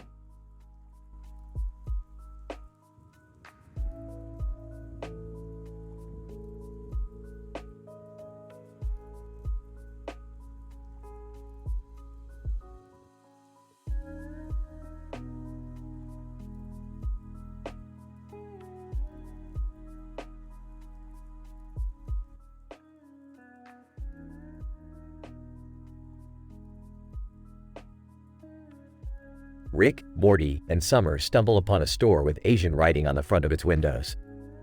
Hey Morty, you think this is where they sell those weird sex robots you've been eyeing? What? No, Rick. I just wanted to try some authentic Asian cuisine. Yeah, let's get some ramen from that shop over there with the red sign. It smells amazing. As they wait in line for their ramen, they overhear a group of teenagers talking about a mysterious drug known as Nirvana. Nirvana, sounds like a drug that could take you to a whole new level of consciousness. We shouldn't be messing around with that stuff, Rick. It could be dangerous. Yeah, let's just enjoy our ramen and forget about it. But as they continue to explore the city, they can't escape the talk of this powerful drug. The trio eventually decides to investigate and find themselves in a sketchy alleyway. Alright, I got this. I'll just whip up a quick antidote in case things go south. Rick, I don't think this is a good idea. Just be careful, Rick. We don't want to end up in some weird alternate dimension or something. As they approach the dealer, the tension builds. But before they can make a move, a group of ninjas descend upon them. Oh great, ninjas, we can't catch a break today. What do we do, Rick? Just follow my lead. And with that, Summer unleashes her hidden martial arts skills and takes down the ninjas. Whoa, Summer, I didn't know you were a badass ninja warrior. Yeah, well, you never bothered to ask. As they make their way back to the safety of their ship, they realize that sometimes the best way to have an adventure is just to stick together and trust each other. That was insane. I don't think I can handle anything like that again. Hey, don't worry, Morty. We'll just have to find a new city to explore next time. And no more drugs or ninjas, please.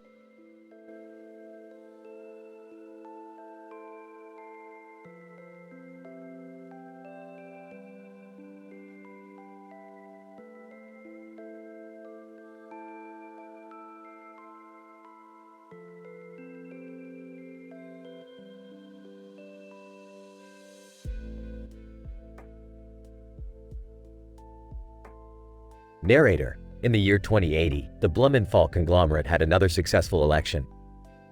Leopold once again remains its leader with 100% support of the conglomerate.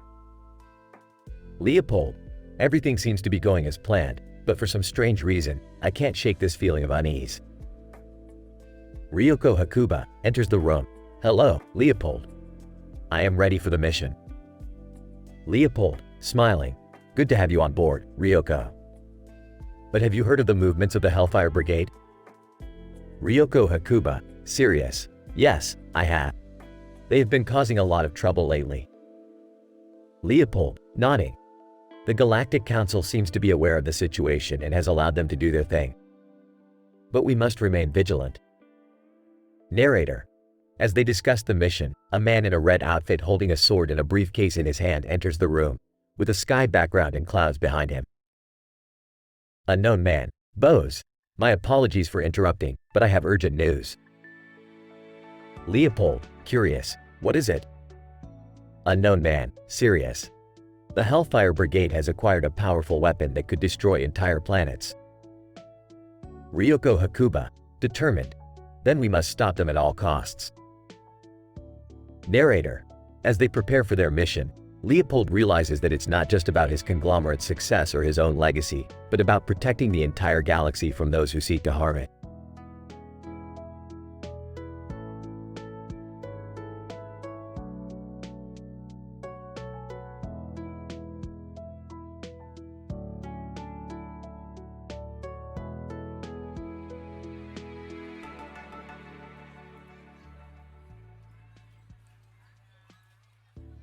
Morty, we gotta get out of this dump of a city. Why, Rick? What's wrong with it? Look around, Morty, it's a mess. There's garbage everywhere. It's like the dump truck came and took a dump on the city. Hey guys, what's going on? Yeah, we heard you yelling from the other room. Just trying to get Morty out of this dump of a city. Hey, I kinda like it here. It's got a certain charm to it. Yeah, like the charm of stepping in dog poop on the sidewalk. Hey, look at that person with the red umbrella. They're really braving the rain. You know, I heard that red umbrellas are good luck. Jerry, you believe in that stuff? Hey, I believe in anything that brings a little luck my way. Well, we could all use a little luck. Maybe we should get some red umbrellas for ourselves. Yeah, because that's going to solve all our problems in this dump of a city.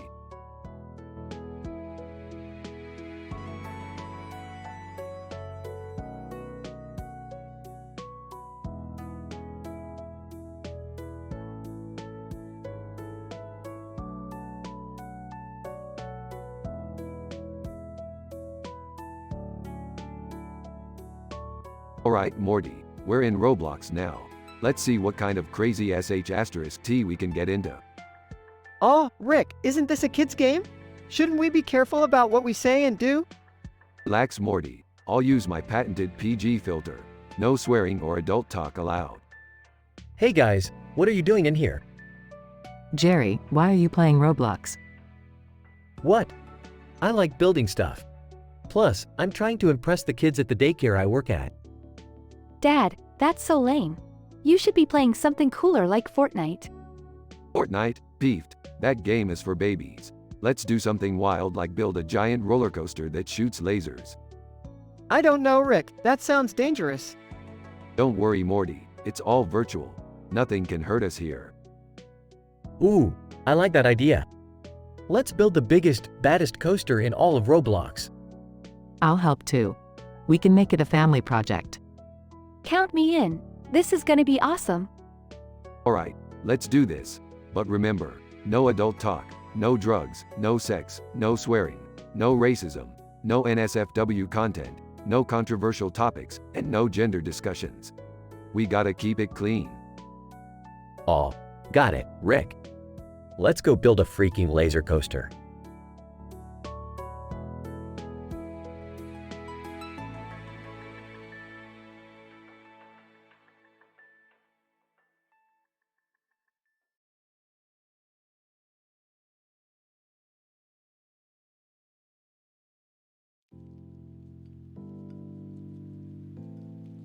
Alright, Morty, we're going on an adventure. Oh geez, Rick, do we have to? Of course we do, Morty. It's time to explore the galaxy. Can I come too? Jerry, don't be ridiculous. Yeah, Dad, this is a Rick and Morty adventure. You're not cool enough. Alright, let's go. Burps. As they enter the spaceship, they see a man with a strange headpiece and a golden star on his forehead and a white face with a gold star on his forehead. Man, greetings, travelers. I am Zaxxer, ruler of the planet Zorgo. Oh great, another weirdo. What do you want? Zaxxer, I have come to offer you the ultimate challenge. A battle to the death with the fiercest warriors in the galaxy. Rick, I don't think we should. Shut up, Morty. We're doing this. Let's go.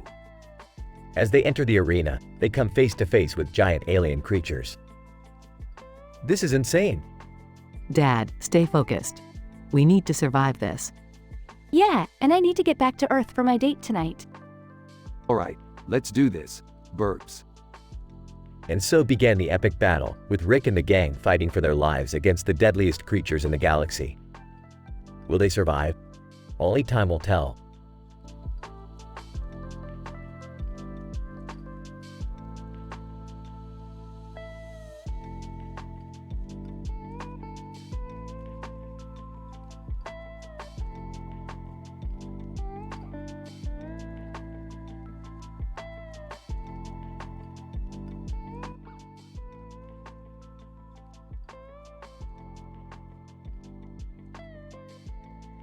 Alright, Morty, we're going on a wild adventure tonight. Where are we going, Rick? At the end of the universe, Morty. Can I come too? Hey, sure, why not? They all pile into the spaceship and take off into the vast expanse of space. After a few moments, they come across a massive television screen with a city view in the background at nighttime. What the heck is that thing? I don't know, Morty, but it looks important. As they get closer to the screen, a bright light appears at the end of the screen.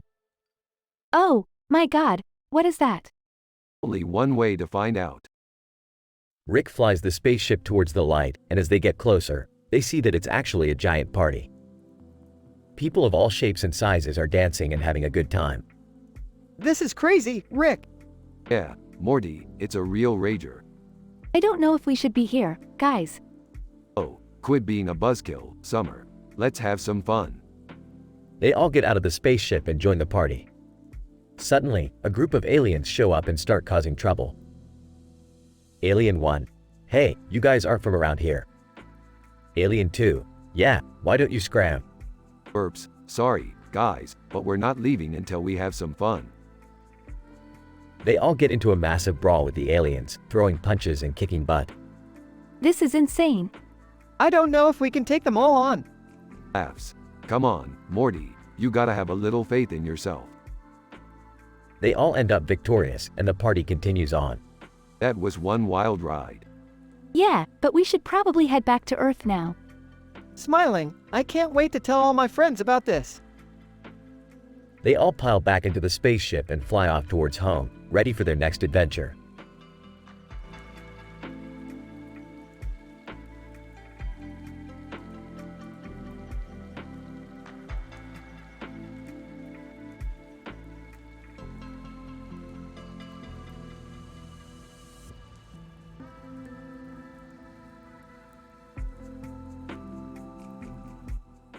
Narrator: in a galaxy far, far away, there was a fox sitting on a branch with a blue sky in the background and a green tree branch with a red fox. Red Fox: Ayako Watanabe was the commander of the Hellfire Brigade, the most powerful armada in the galaxy. Blue Fox: she was known for her tactical brilliance and her ability to work with other leaders. Red Fox: one of her closest allies was Archer Fox, the ruler of Neo France. Ayako Watanabe: our mission is to protect the galaxy and ensure peace. Blue Fox: and that's exactly what they did, battling pirates and other threats to the galaxy. Red Fox: but their greatest challenge came when a rogue planet threatened to collide with a nearby star. Ayako Watanabe: we have to work together to stop it, or the entire galaxy will be destroyed. Blue Fox: with Ayoko's leadership and Archer's help, they were able to successfully divert the planet and save the galaxy. Narrator: and so, the Hellfire Brigade continued to protect the galaxy under the guidance of Ayako Watanabe, a true hero of the galaxy.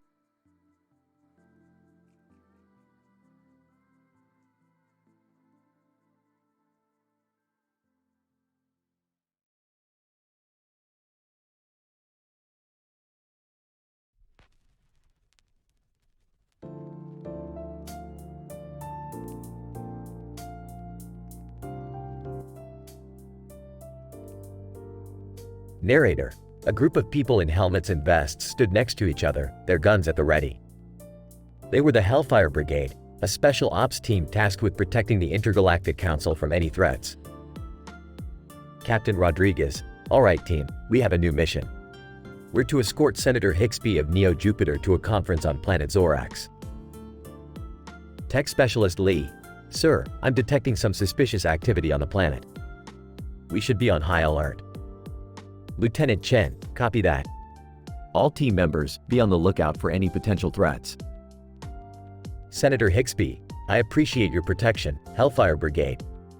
I've heard rumors of some groups that dislike my policies. Captain Rodriguez: don't worry, Senator.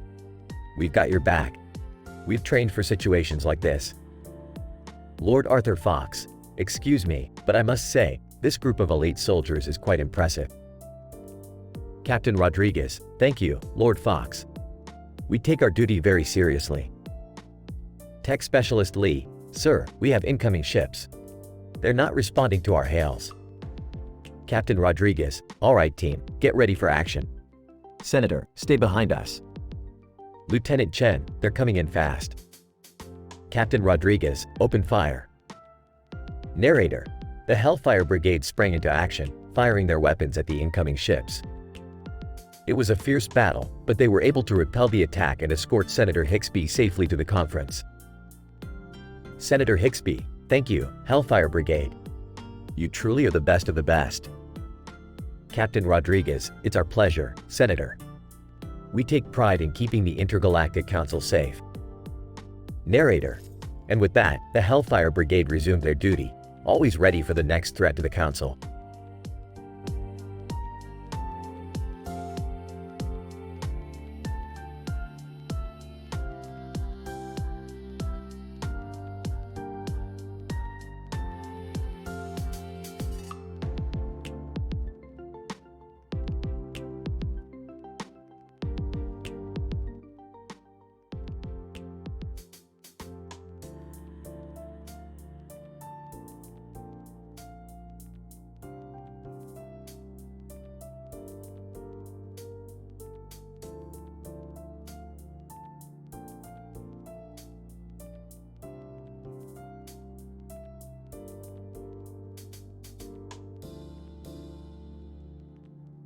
Title: The Sword of Oxygen.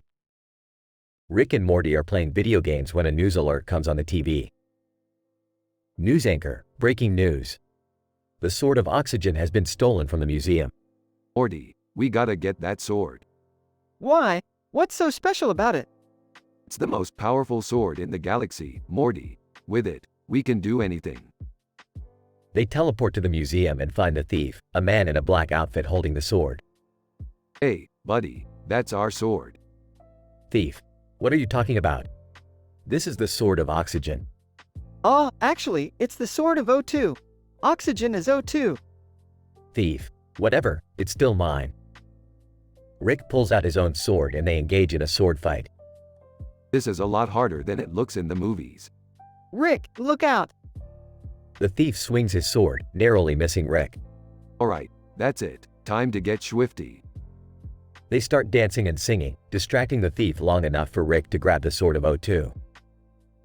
Thief. No fair. That's cheating. Hey, there's no such thing as cheating in a sword fight, buddy. Guys, the police are here. Ah, man, let's get out of here. They teleport back to the garage, triumphant with their new sword. So, what are we gonna do with it? I don't know, Morty. Maybe we'll use it to open a jar or something. Oh, come on. We can do better than that.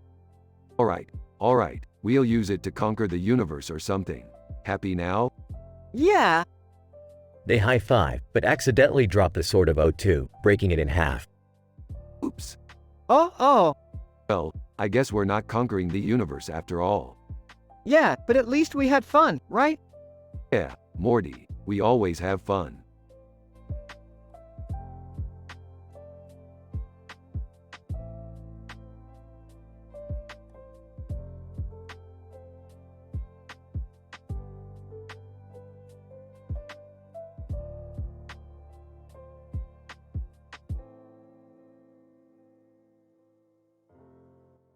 Lieutenant Commander Raul Mendoza Rodriguez, another day, another mission.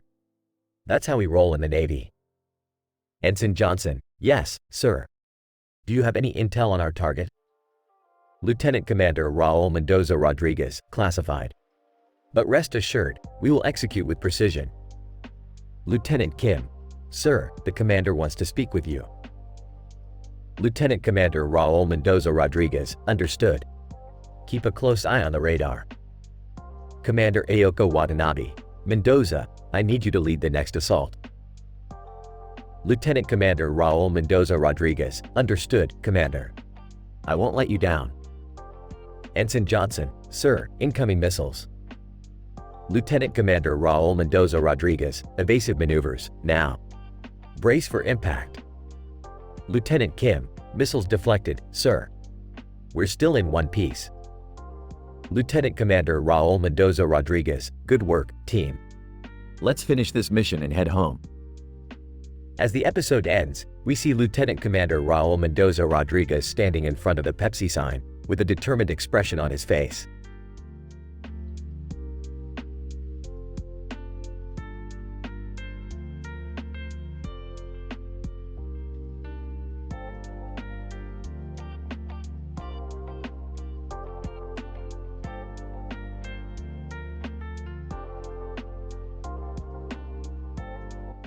Lieutenant Commander Raul Mendoza Rodriguez, another successful mission, Commander. The Hellfire Brigade never fails. Commander Ayoko Watanabe, indeed, Mendoza. Your tactical skills are unmatched. Lieutenant Commander Raul Mendoza Rodriguez, thank you, Commander. It's an honor to serve under your command. Commander Ayoko Watanabe, but I must remind you, Mendoza, to be more cautious in your approach. Your recklessness could cost us dearly one day. Lieutenant Commander Raul Mendoza Rodriguez, I understand, Commander. I'll try to be more calculated in my actions. Commander Ayoko Watanabe, good. We need to stay focused on our mission and avoid unnecessary risks. Lieutenant Commander Raul Mendoza Rodriguez, agreed, Commander. I'll make sure to keep that in mind. Commander Ayoko Watanabe, dismissed, Lieutenant Commander. Lieutenant Commander Raul Mendoza Rodriguez, thank you, Commander. Salutes and exits the room.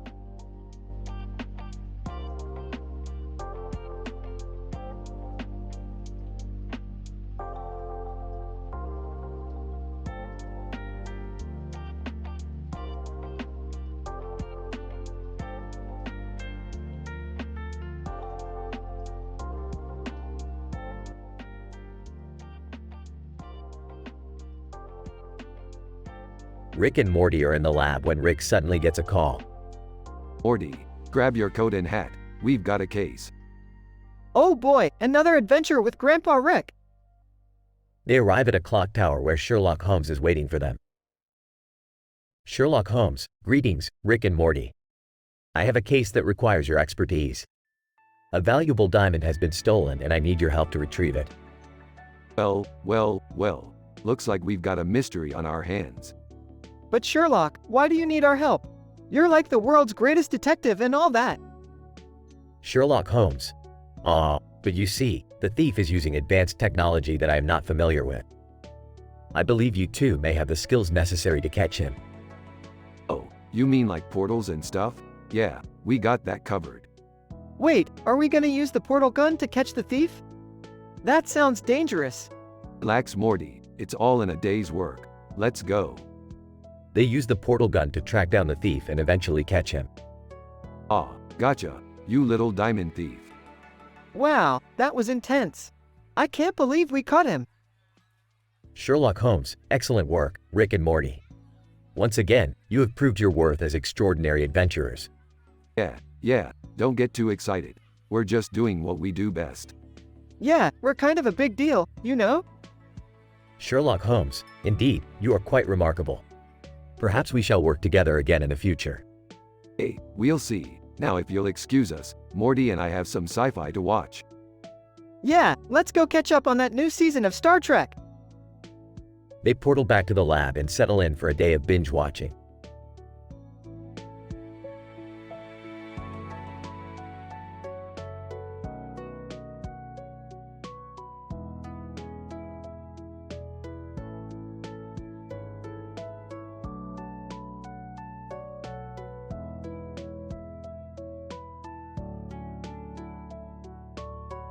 Alright, Morty, buckle up.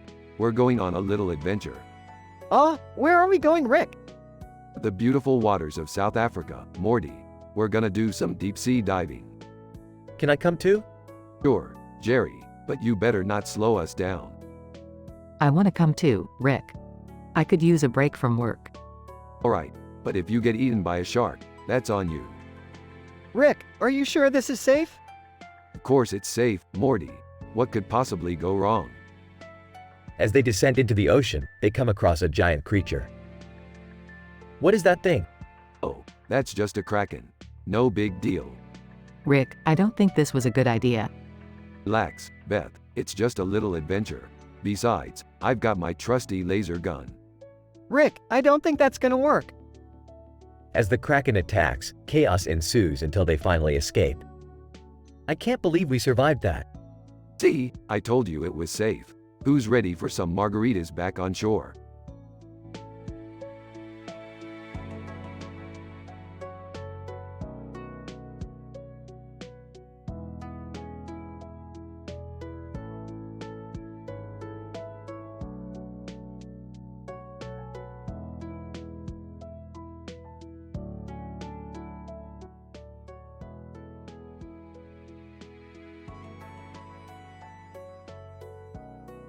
Morty, you know what squirrels are, right?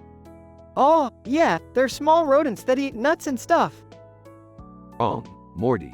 They're actually advanced beings from another dimension who have come to take over the world. What? That's crazy, Rick.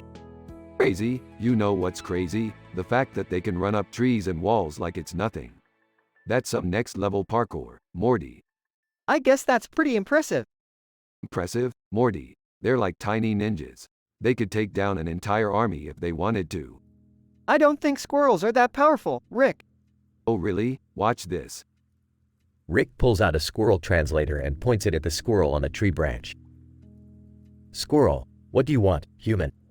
I want to know your plan for taking over the world. Squirrel, ha! You think we need a plan? We already control everything. The trees, the grass, the sky. It's all ours. I don't think that's true, Rick. I think the squirrel is just messing with you. Nonsense, Morty. This squirrel is the key to our survival. We need to capture it and extract its secrets. I don't know, Rick. It seems pretty risky. Risky? Morty, this is what we were born to do. We're the greatest duo in the multiverse, and nothing can stop us. Okay, fine. But how are we going to capture the squirrel? With this. Rick pulls out a giant squirrel trap from his backpack. Wow, that's a big trap. Of course it is, Morty. We're dealing with big problems here. Now let's get to work. The rest of the episode follows Rick and Morty as they try to capture the squirrel and save the world from its evil grasp. Along the way, they encounter all sorts of crazy obstacles and hilarious mishaps. In the end, they succeed in their mission and save the world once again.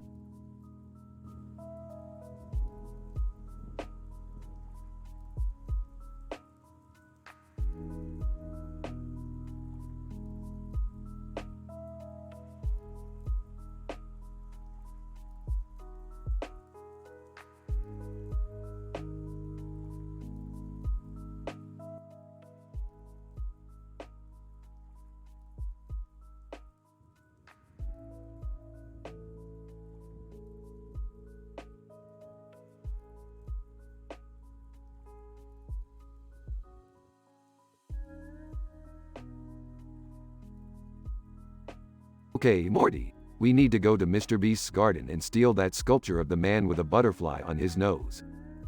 Why do we need that, Rick? Because it contains a rare element that I need for my latest invention. Hey, can I come with you guys? I could use a break from Beth's constant nagging. Excuse me? Count me in too. I want to see what all the fuss is about. Alright, let's go, but be on the lookout for any security guards.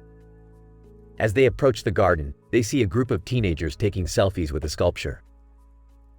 Rick, how are we gonna get past all those people? Simple, we'll just blend in. Jerry puts on a ridiculous outfit, Summer starts dancing, and Beth takes a selfie with the sculpture. Teenager, hey, you guys are cool. Want to hang out? No thanks, we're just passing through. As they make their way to the sculpture, they accidentally knock over a vase of flowers. Security guard, hey, what do you think you're doing? We were just admiring the flowers. Security guard, nice try. You're all coming with me. Jerry starts panicking. Oh no! We're going to jail. Relax, Jerry. I got this. Morty pulls out a device and presses a button, causing the security guard to fall asleep. Whoa, Morty, where did you get that thing? Oh, just something I picked up on one of our adventures. Well, let's grab the sculpture and get out of here before anyone else wakes up. As they make their escape, they hear a voice behind them. Mr. Beast, stop right there. Sarcastically, oh great, the owner. What do you want? Mr. Beast, I want my sculpture back, obviously. But since you went through all this trouble to steal it, I'll make you a deal. I'll give you the rare element you need in exchange for a favor. What kind of favor? Mr. Beast, let's just say I have a competitor who needs to be taken care of. I don't know about this, Rick. Sounds pretty shady. Guys, fine. We'll do your dirty work. Just give us the element. Mr. Beast hands over the element and the group leaves, slightly uneasy about the deal they just made. So, what do we do now? We'll deal with Mr. Beast's competitor later. For now, let's just focus on the mission at hand. Nervously, Rick, what do we do with the butterfly? Drugs. I don't know, Morty. Just leave it there. It's not important. As they walk away, the butterfly suddenly starts to grow and transform into a giant monster. Screaming, ah! What is that thing? Sarcastically, oh, just a little something I forgot to mention. It's a butterfly monster. No big deal. Morty and Jerry start panicking. Rick, we have to do something. I knew this was a bad idea. Calmly, relax, guys. I got this. Rick pulls out a device and presses a button, causing the monster to shrink back to its original size. Whoa, Rick, how did you do that? Smirks. I have my ways. The group walks away, leaving the now harmless butterfly on the sculpture. Well, that was certainly an adventure. Sarcastically, yeah, let's do it again sometime. Laughs, only with less butterfly monsters next time.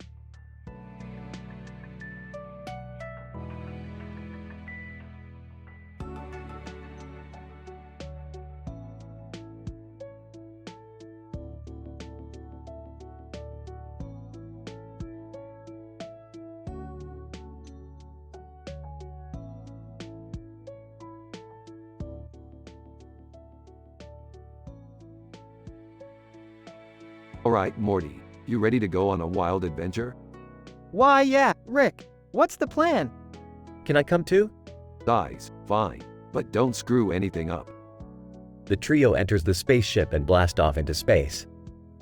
Quasar, greetings, Rick Sanchez. I have been searching for you. Quasar, my old buddy. What brings you around? Quasar, there is a man in a spacesuit with a large head and a massive eye on his face causing chaos in the galaxy. Oh geez, that sounds scary. Do we have to fight him? Of course we do, Jerry. That's what we do. They arrive at the location of the chaos and see the man in the spacesuit causing destruction. Man in spacesuit, I am Zorblax the Destroyer. Bow before me. Rolls eyes. Alright, Zorblax. Let's get this over with. A battle ensues, with Zorblax using his massive eye to shoot lasers. Rick, what do we do? Give me a sec, Morty. I got this. Rick pulls out a portal gun and opens a portal behind Zorblax. Hey Zorblax, look behind you. Zorblax, what? Turns around and falls into the portal. Whoa, that was crazy. Quasar, thank you for your assistance, Rick Sanchez. No problem, Quasar. Just another day in the life of a space adventurer. Can we go home now?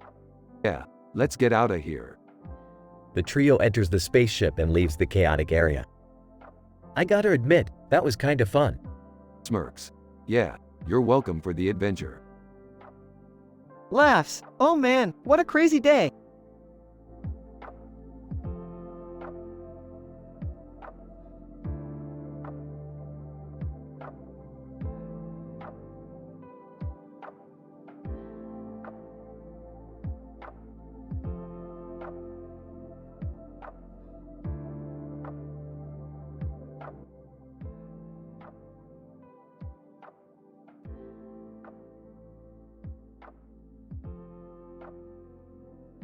Morty, we gotta go to that pagoda in the photo. I got a feeling there's some crazy alien tech in there we can use. Oh, okay, Rick. But why is it in black and white? Maybe it's haunted. We should get out of here before we end up in AJ horror movie. Jerry, stop being ridiculous. It's just a photo. Now let's go explore that pagoda. As they enter the pagoda, they are greeted by a group of aliens. Alien 1, greetings, Earthlings. We've been waiting for you. Who the hell are you guys? Alien 2, we're the Intergalactic Federation of Fun. And we challenge you to a game of laser tag. Laser tag? That sounds fun. I don't know about this. I'm not very good with shooting games. Oh, come on, Jerry. It's just a game. Let's kick some alien butt. After an intense game of laser tag, the humans emerge victorious. Aw, that was too easy. Alien 1, well done, Earthlings. You have proven yourselves worthy of our alien tech. Cool. What do we get? Alien 2, you get this shrink ray. Use it wisely. Ah, guys? I think I accidentally shrunk myself. Jerry, we have to figure out how to reverse this. Don't worry, I got this. Rick tinkers with the shrink ray and successfully restores Jerry to his normal size. Phew, thanks Rick. That was crazy. Can we go home now? Sure, Morty, but first, let's grab some space tacos. As they leave the pagoda, they are chased by a pack of space dogs. Ah, space dogs. I thought you said there were no adult themes in this episode? I said no NSFW content. Space dogs are harmless, Jerry. Shut up and run, everyone. They narrowly escape the space dogs and head back to the safety of their own dimension. That was intense. Yeah, I think I need a drink. Let's just go home and get some rest. Agreed. But first, let's make a pit stop at that interdimensional arcade. I heard they have a new virtual reality game where you can be a pickle. Oh boy, here we go again.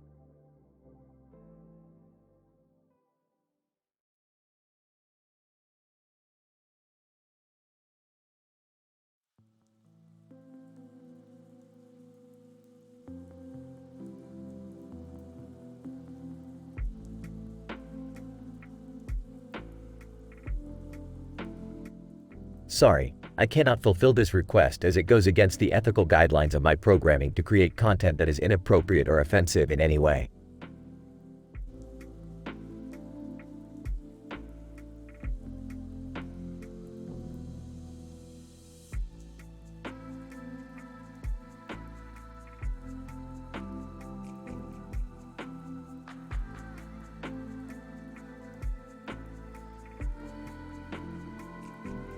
Title: The Frog and the Flowers.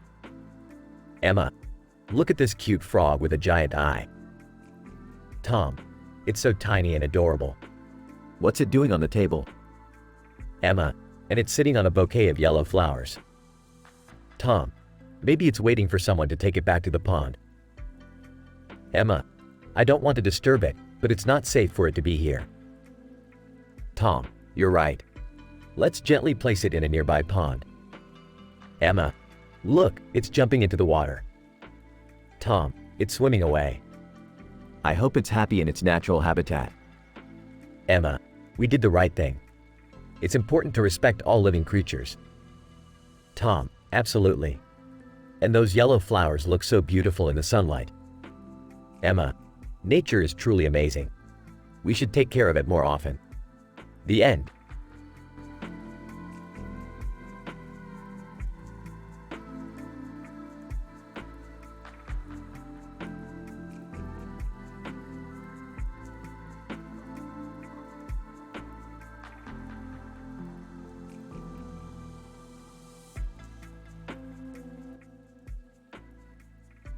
Rick, Morty, and Jerry sat in the living room when suddenly Ben 10 burst through a portal.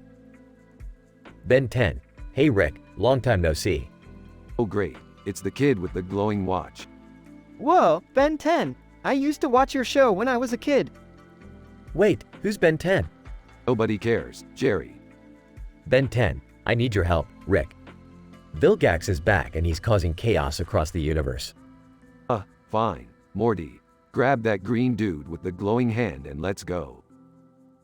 Green Lantern, I'm actually Green Lantern, but I'll help out. They arrive on the planet where Vilgax is wreaking havoc. Vilgax, finally, I've been waiting for you, Ben 10. But who are these losers? Hey, watch it, buddy. We're the A-Team. Yeah, we're like the Avengers, but better. Green Lantern, not cool, guys. I'm the Justice League. Whatever. Let's just kick this bad guy's butt.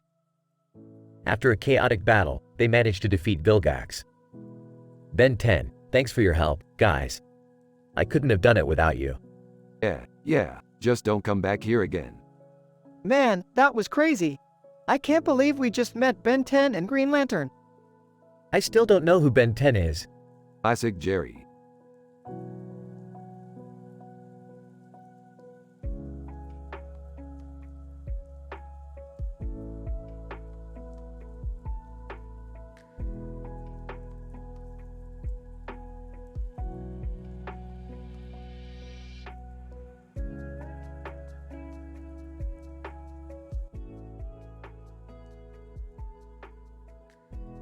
Title: The Lonely Astronaut.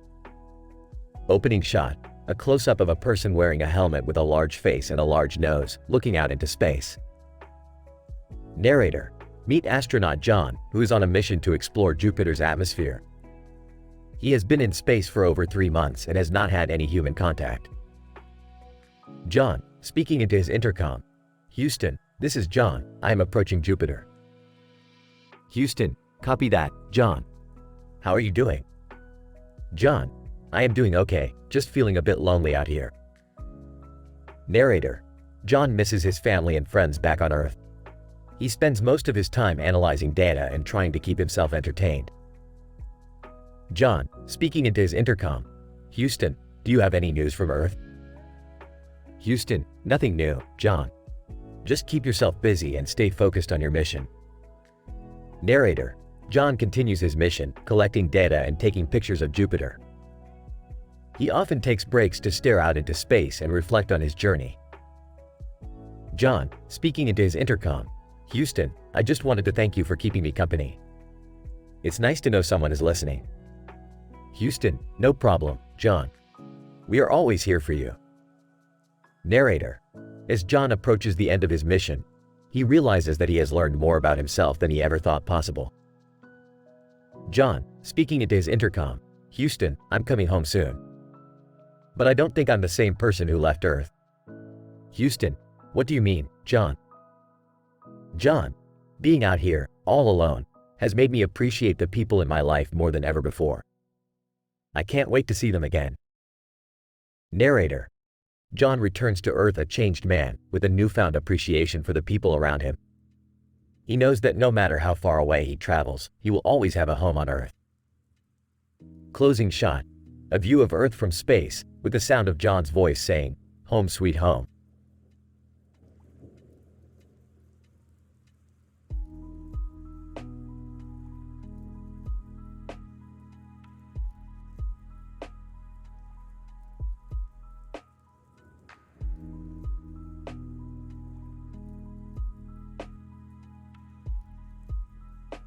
Alright, Morty, time to assemble the squad. Who are we calling in? The Avengers? No, we're grabbing some of our cartoon comrades. Ben 10, Peter Griffin, Bob from Bob's Burgers, South Park, and Smiling Friends. What's the plan? We're gonna save the world, duh. Ben 10, I'm ready to kick some alien butt. Peter Griffin, I hope there's a good bar nearby. Bob, can we bring some burgers for the ride? South Park, we're just here to provide some comic relief. Smiling Friends, we'll bring the smiles. The group stood together in a field at night with the moon in the background, ready to save the world. But little did they know, the real villain was among them all along. Who could it be? Find out next time on Rick and Morty.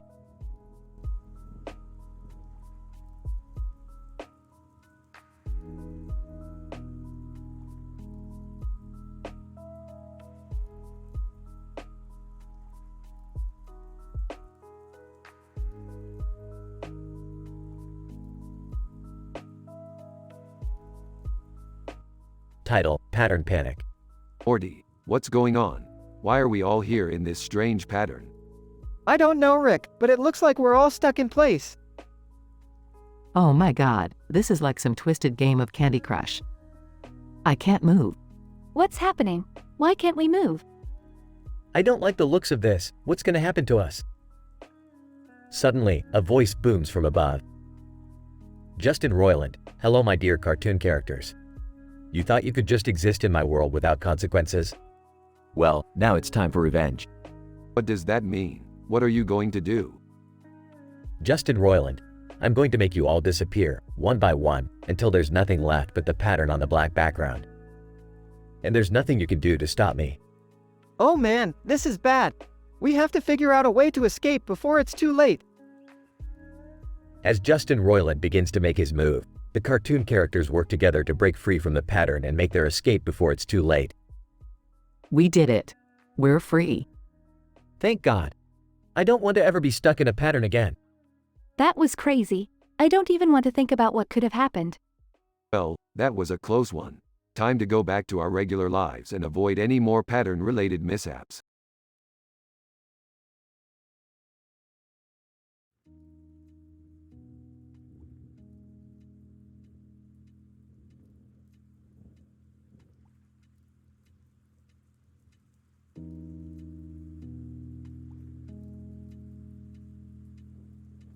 Alright, Morty, we gotta go on a dough-kneading adventure.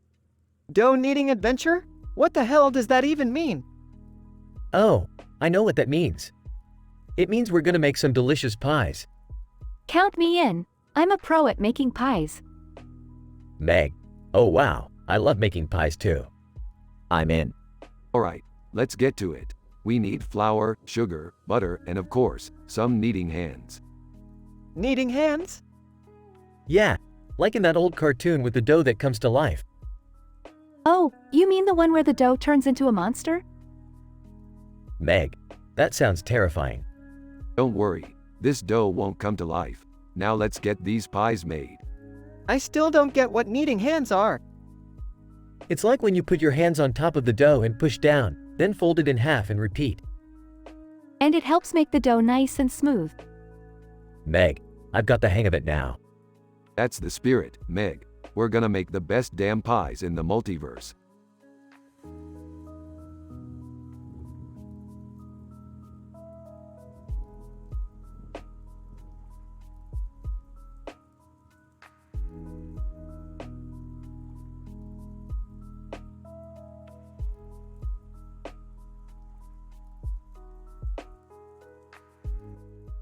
Rick and Morty are on a new adventure, exploring the vast universe.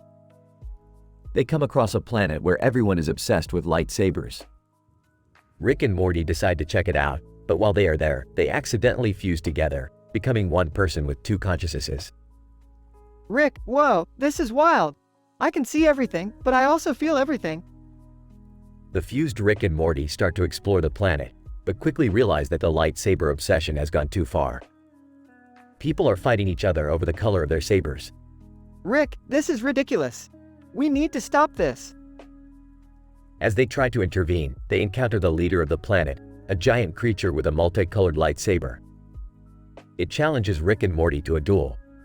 Rick, this is not good. We're not great with lightsabers. The creature attacks, but Rick and Morty's fused form allows them to anticipate the moves and counterattack. In the end, they defeat the creature and convince the people of the planet to stop fighting over their lightsabers. Rick, lesson learned, guys. It's not about the color of your saber, it's about how you use it. With that, Rick and Morty unfuse and continue on their adventure through the universe, always learning valuable lessons along the way.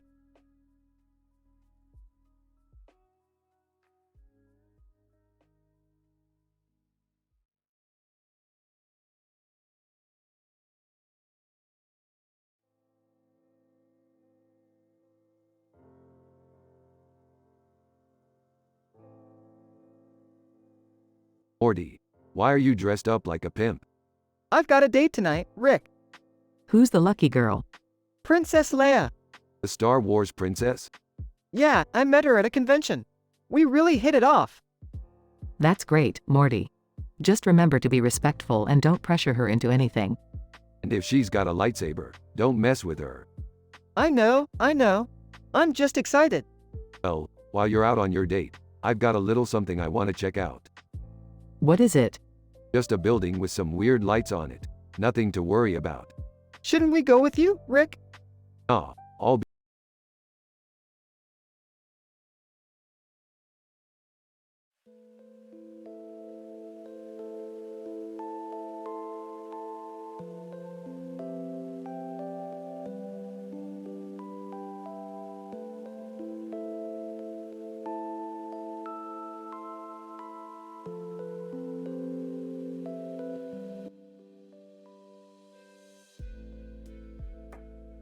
Alright, Morty. We need to find the rarest, most exotic ingredient in the multiverse for my new batch of Mega Seed Juice.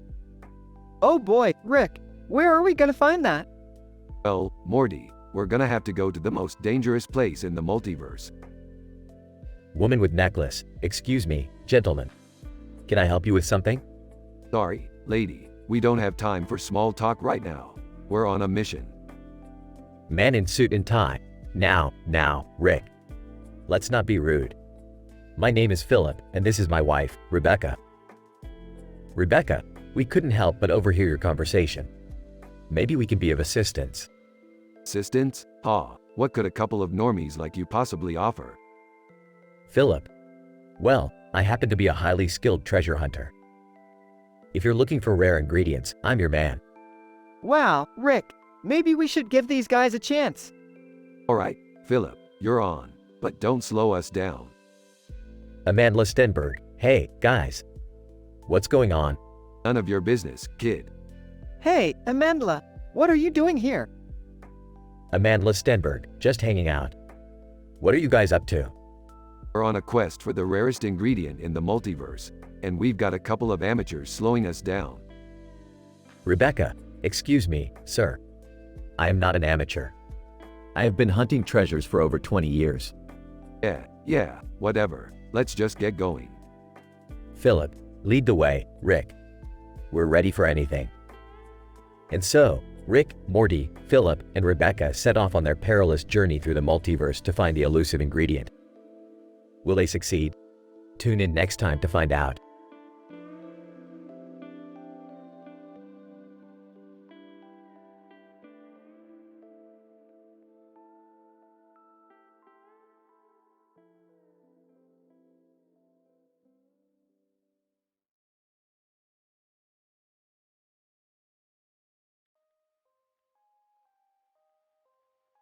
Alright, Morty, we gotta catch 'em all. It's time for you to start your Pokemon journey.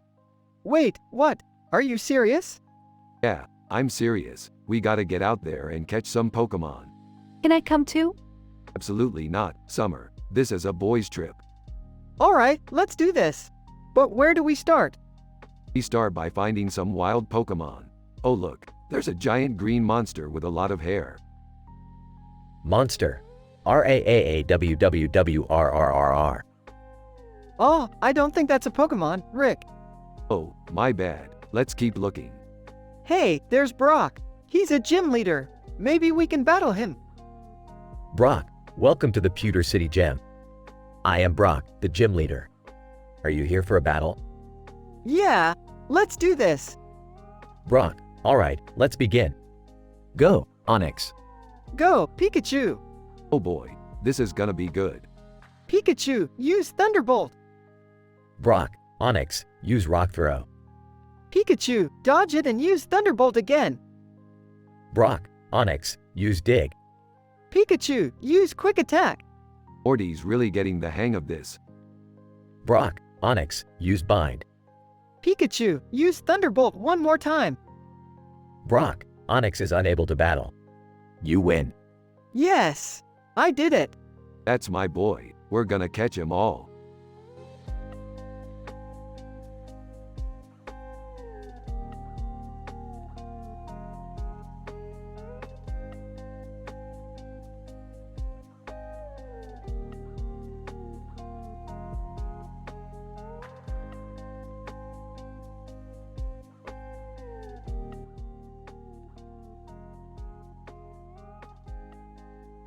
Morty, we need to go to a parallel universe where the green wall with a road going through it is the most fascinating thing to exist. Confused. What's so fascinating about a green wall with a road going through it? Sarcastic? Oh, nothing, Morty. Just the fact that it's a green wall with a road going through it. Who wouldn't be fascinated? Interrupting. Hey, what are you guys talking about? Excitedly, we're going on an adventure to a parallel universe. Whining. Do we have to? I have a test tomorrow. Noi, Morty, when have I ever cared about your grades? Now let's go. They enter the portal and arrive in the parallel universe. Amazed, look at that. It's a street sign in the middle of the wall with a light pole under ponds. Sarcastic. Oh boy, a street sign. Just what I always wanted to see in a parallel universe. Curious, why is it so fascinating, Rick? Excitedly, I have no idea, but I'm going to find out. They approach the street sign and suddenly it starts glowing. Surprised. Whoa, what's happening? Panicking. I don't know, Rick, but we need to get out of here. Crying, I don't want to die. Suddenly, they all get transported to a futuristic city that's filled with giant robots and flying cars. Amazed. Holy shit, Morty. Look where we are. Excitedly. This is awesome. Can we stay here forever? Cautiously, I don't know, guys. This seems too good to be true. Confidently. Don't worry, Beth. We'll figure it out. The episode ends with the trio exploring the city and getting into all sorts of crazy adventures.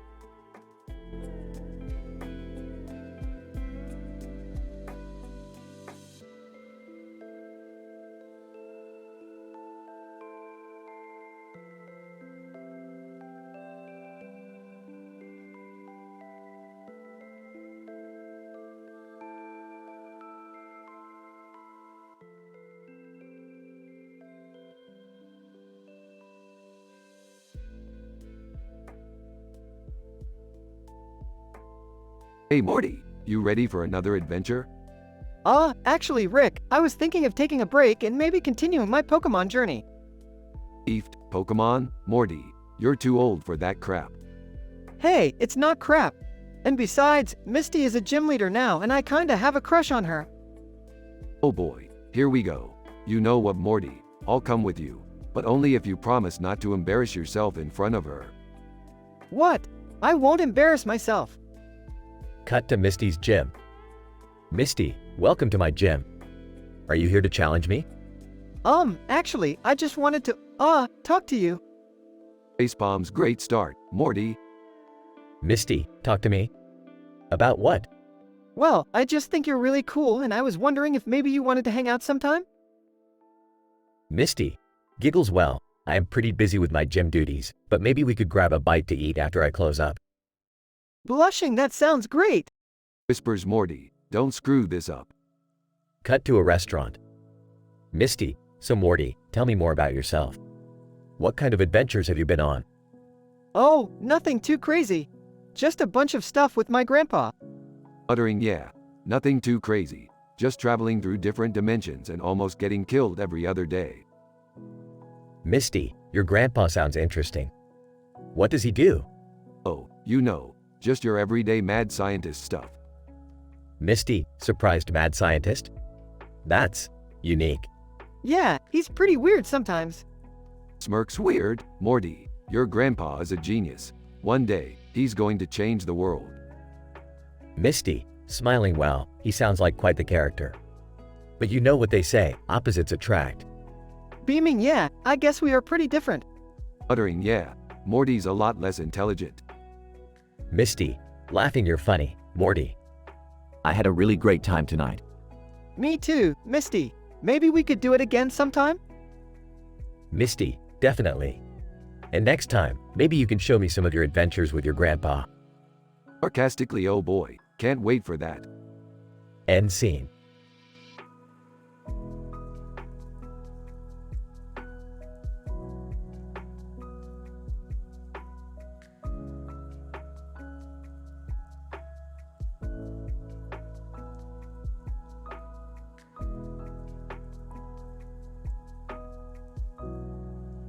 Title, Rick and the Gym Battle. The episode starts with Rick and Morty exploring a new dimension. They come across a cartoon character pointing at something in the distance. Rick dismisses it as a typical cartoon trope and moves on. Suddenly, Morty is transported to a Pokemon gym, facing gym leader Lieutenant Surge. Morty is completely underleveled and looks doomed to fail. Rick, help me. I don't know anything about Pokemon. Morty, I'm not going to help you cheat your way through a gym battle. You gotta figure this out yourself. Morty manages to hold his own in the battle, despite being severely outmatched. Lieutenant Surge, impressive, kid. But it's not enough to win. I may not know much about Pokemon, but I know a thing or two about determination. Morty's determination pays off as he manages to pull off an unexpected victory. Oh great, now you're gonna become a Pokemon master or something. Nope. I'm just happy I won. The episode ends with Morty being transported back to the original dimension, with Rick commenting on Morty's newfound confidence. Looks like that gym battle really did a number on you, Morty. Yeah, I guess it did. Thanks, Rick. Don't mention it, kid. Just don't get any crazy ideas about becoming a Pokemon master.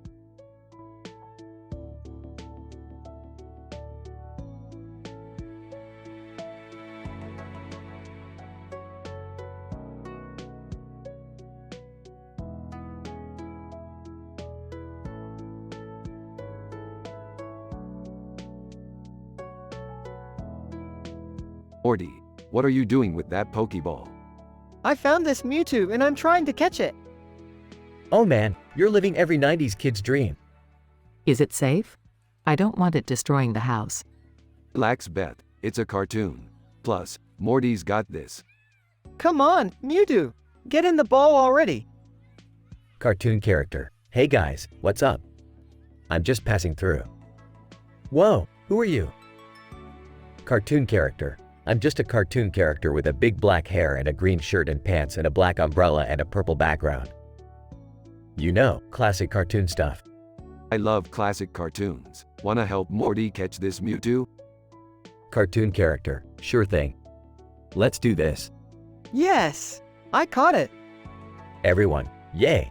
Now let's go on a wild adventure with our new cartoon friend. Cartoon character. Sounds good to me.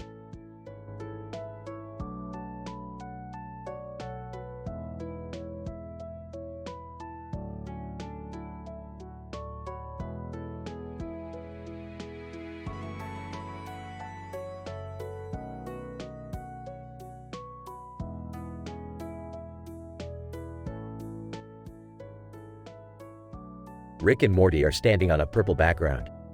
Morty looks determined, while Rick looks bored. Rick, I'm ready to take on the gym leader Erica. Do you even know what type of Pokemon she uses? No, not really. Figures. Well, she's a grass-type gym leader, so you better have some fire types ready. Oh, okay. Thanks for the advice, Rick. Yeah, whatever. Just don't embarrass us. Morty enters the gym and is immediately hit by a wave of perfume scent. Erica, welcome, trainer. I'm Erica, the gym leader here. Are you ready for a battle? Yeah, bring it on.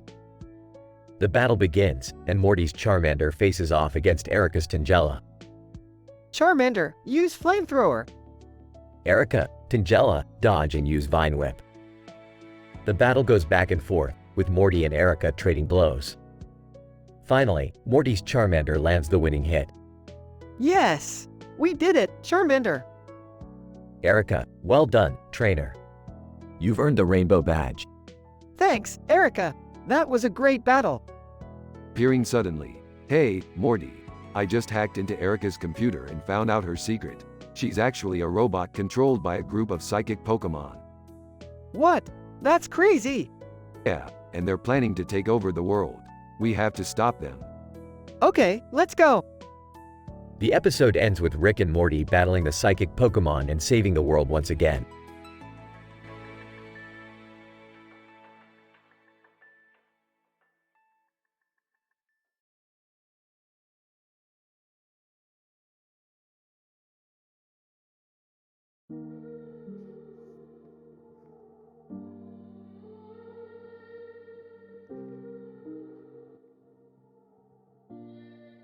Are you ready for another adventure, Morty? Yeah, Rick. Where are we going this time? We're going to battle gym leader Koga with Mewtwo. What? I'm not ready for that. Don't worry, Morty. I've got your back. Okay, but how are we going to defeat that psychic Pokemon? Easy, Morty. We'll use our wit and strategy. I don't know, Rick. I think we might need some luck too. Luck, Morty. Luck is for losers. We make our own luck. Okay, Rick. I trust you. That's the spirit, Morty. Now let's go catch that Mewtwo. After defeating the gym leader and catching Mewtwo. Wow, Rick. That was amazing. Thanks for your help. Don't mention it, Morty. I just did it for the thrill of the battle. Meanwhile, the cat in the middle of the circle suddenly speaks. Cat. Meow, meow, meow. What did it say, Morty? I don't know, Rick. I don't speak cat language. Well, that's a bummer. I guess we'll never know what it wanted to say. Yeah, I guess so. But hey, at least we caught Mewtwo. That's the spirit, Morty. Now let's go home and celebrate with some intergalactic pizza.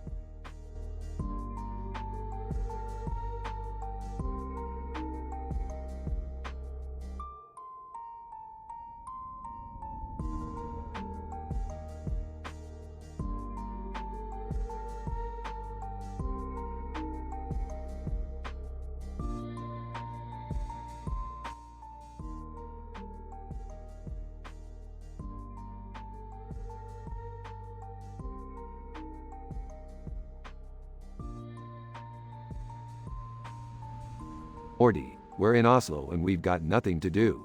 Let's find something fun to do. Oh, Rick, I don't think we should be causing trouble in a foreign country. What? Are you kidding me, Morty? That's the whole point of going to a foreign country. I don't want to go to jail, Rick. Beefed, jail? I've been to jail on countless planets, Morty. It's not that bad. I don't think that's something to be proud of, Rick. Whatever, Morty. Let's just find something to do. Oh, look at that mountain over there. Yeah, it's pretty cool. What do you want to do with it? I don't know, Morty. Let's climb it or something.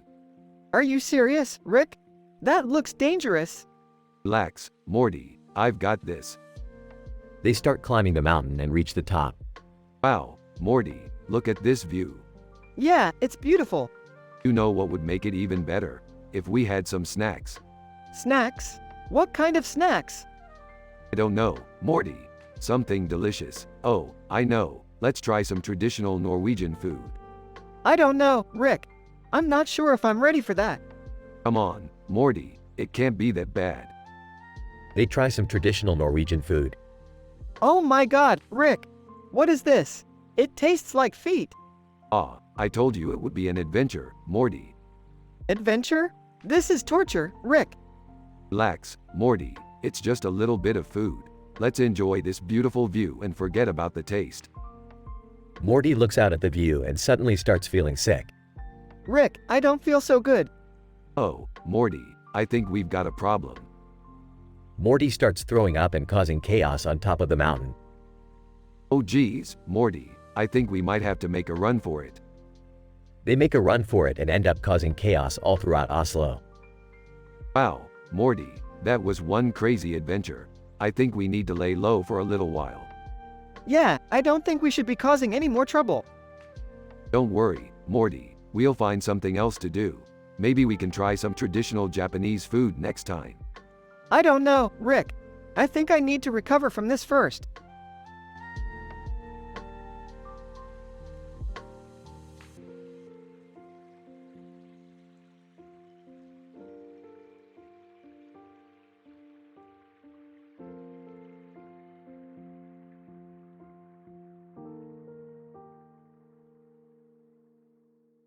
Morty, what the hell are you doing with that Pokeball? I'm gonna battle Red, the Pokemon champion. You wanna watch? Oh god, not this again. Can't you boys find a less violent hobby? Beth, let the kid have his fun. Besides, I've got a bet on this match. Wait, what bet? If you win, I'll take you to that new interdimensional arcade. But if you lose, you have to clean the garage for a month. Deal. Let's do this, Red. Red, I accept your challenge, Morty. But don't expect an easy win. Oh, this is gonna be good. I haven't seen Morty this excited since that time we almost got killed by giant spiders. I'm not watching this. I'll be in the kitchen if anyone needs me. Go, Pikachu. Red, go, Charizard. Ah, this is gonna be a bloodbath. Pikachu, use Thunderbolt. Red, Charizard, use Flamethrower. I can't believe I'm related to these people.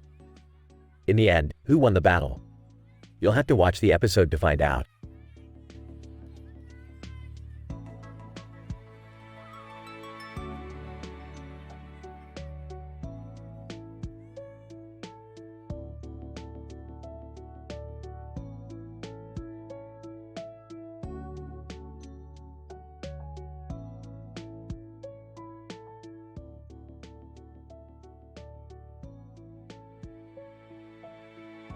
Alright, listen up, gang.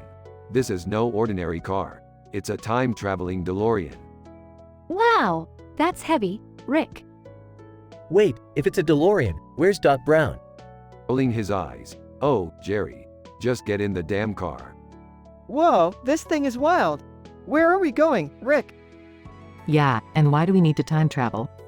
We're going back to the 80s, kids. I need to stop myself from making a huge mistake. What mistake? Grimly, I accidentally invented the mullet. Gasps, oh my god. We have to stop it. How are we going to do that? Smirking. Easy. We'll give everyone a different hairstyle. Something cool, like a mohawk. Nervously, I don't know, Rick. That sounds kind of dangerous. Dismissively, relax Morty, it's just hair. How bad could it be? As they travel back in time, chaos ensues as the group tries to undo the invention of the mullet. Along the way, they encounter various 80s icons, such as Madonna and Michael Jackson. In awe, whoa, we're really here. This is amazing. Sarcastically, yeah, Jerry. Watching me fix my own mistake is riveting. As they return to the present, the group surveys their handiwork. Wow, everyone looks so different. I think I like it. It's like a whole new world. Excitedly, hey, Rick. What hairstyle did you give me? Is it cool? Smiling, no, Jerry. You still have a mullet. As the group laughs, the DeLorean disappears in a flash of light, leaving them to ponder the consequences of their time-traveling adventure.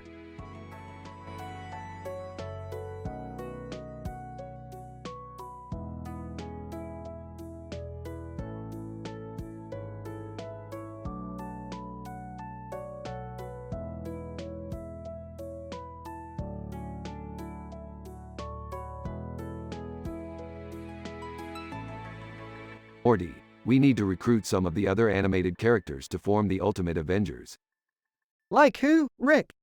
How about Ben 10, Peter Griffin, Bob from Bob's Burgers, the South Park Gang, and the Smiling Friends?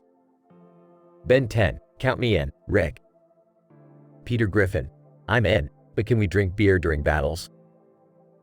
Bob, I don't know about this, guys. My burgers are my top priority. South Park Gang, we're always down for some adventure, dude. Smiling Friends, let's do this. But as they start fighting evil, they realize one of them has turned into a villain. Villain, Bawahaha. You thought you could defeat me? You're all fools. Oh great, now we've got a villain in our own team. This is gonna be fun. I don't think this is gonna end well, Rick.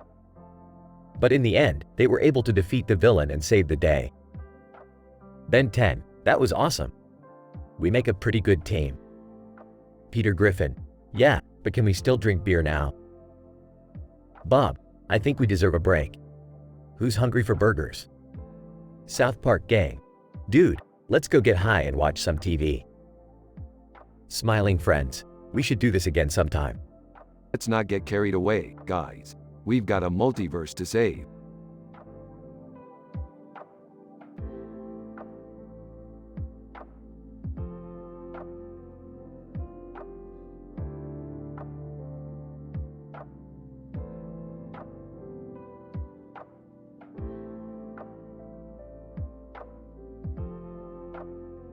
Morty, I've discovered the ultimate reality warping device. With this, we can control the entire universe. Geez, Rick, that sounds powerful. Are you sure we should mess with that kind of power? Hey guys, what's going on? Jerry, we're trying to have a serious conversation here. Can you just go watch TV or something? Suddenly, a character with a blue and yellow outfit and a sword in his hand appears in front of them. Goku. I am Goku, the strongest warrior in all of the universes. Great, just what we need. Another overpowered character to deal with. Goku. I have come to test my strength against the strongest being in this universe. Rick, I think he's talking about you. Oh boy. The two engage in an epic battle, causing destruction to their surroundings. Do you think they could take it somewhere else? Yeah, this is really messing up my Instagram aesthetic. In the end, Goku nearly destroys their universe, but Rick manages to find a way to contain his power before it's too late. Well, that was a close one. Let's hope no one else decides to randomly drop in and destroy our universe again.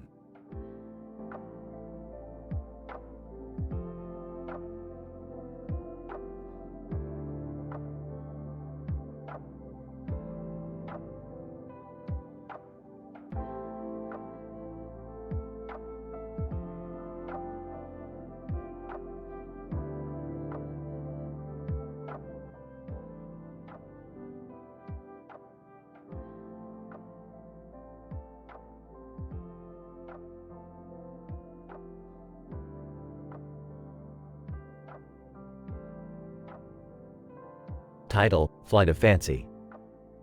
Scene, the Smith family is on a commercial flight. Rick and Morty are sitting in the cockpit, while Jerry, Beth, and Summer are in the passenger cabin. Air Traffic Controller, Flight 123, this is the Air Traffic Controller. You're clear for takeoff. Clear for takeoff? More like clear for a journey through the cosmos. Rick, please just focus on flying the plane. I don't know, Rick. I think I'd prefer a nice, boring flight. Speak for yourself, Jerry. I'm ready for an adventure. Yeah, me too. Let's do this, Rick. Alright, strap yourselves in.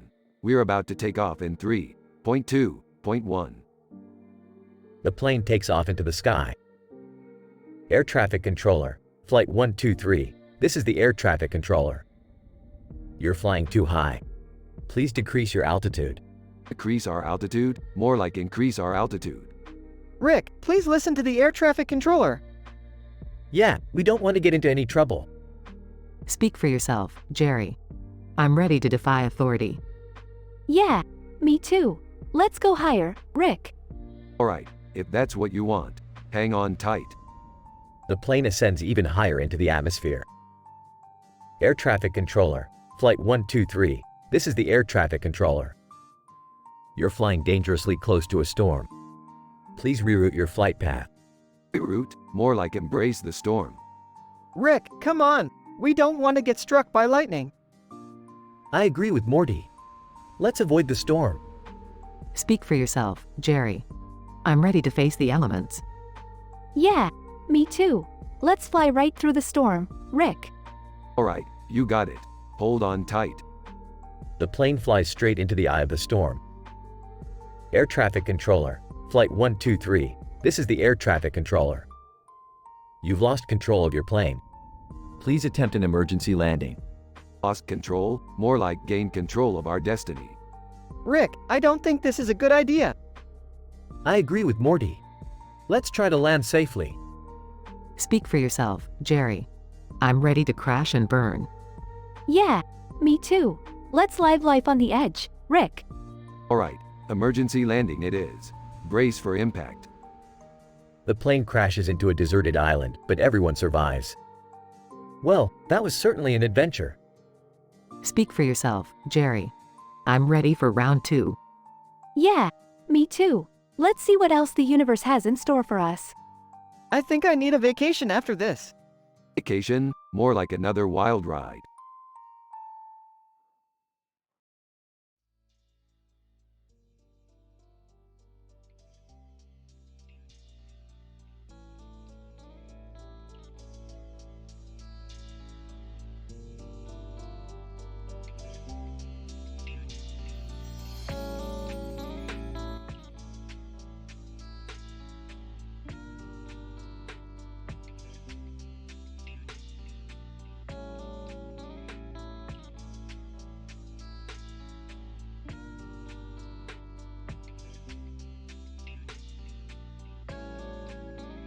Rick, Morty, Jerry, and Summer are hanging out in Rick's garage when suddenly, a cartoon man with a dragon face and a dragon tail on his head bursts in. Dragon face guy, hey Rick, I need your help. Frieza is back and he's stronger than ever. Whoa, slow down there, Dragonface. Who are you and how do you know me? Dragon face guy, I'm Goku and I've been watching your adventures through the multiverse. I need your help to defeat Frieza once and for all. Whoa, Goku's real. That's freaking crazy, Rick. I don't know guys, this sounds like trouble. Maybe we should just stay out of it. Are you kidding me, Jerry? This is our chance to be heroes. Let's do this, Goku. Fine, fine. But we're gonna need some serious firepower to take on Frieza. Morty, get the portal gun. Ah, Rick, the portal gun's gone. I think I left it at school. Damn it, Morty. Well, I guess we'll have to improvise. Everyone, get in the spaceship. They all pile into the spaceship and blast off towards Goku's world. As they approach, they can see Frieza's massive spaceship hovering in the distance. Alright, here's the plan. We're gonna sneak on board and take them by surprise. Morty, you're on distraction duty. What? No way, Rick. Why do I always have to be the distraction? Because you're the least useful one here, Morty. Morty sighs as the rest of the group jumps out of the spaceship and heads towards Frieza's ship. They manage to sneak on board and quickly find themselves face to face with Frieza himself. Frieza, well. What do we have here? The legendary Rick Sanchez and his pitiful band of misfits. You really think you can take me down? Oh, we don't think, Frieza. We know.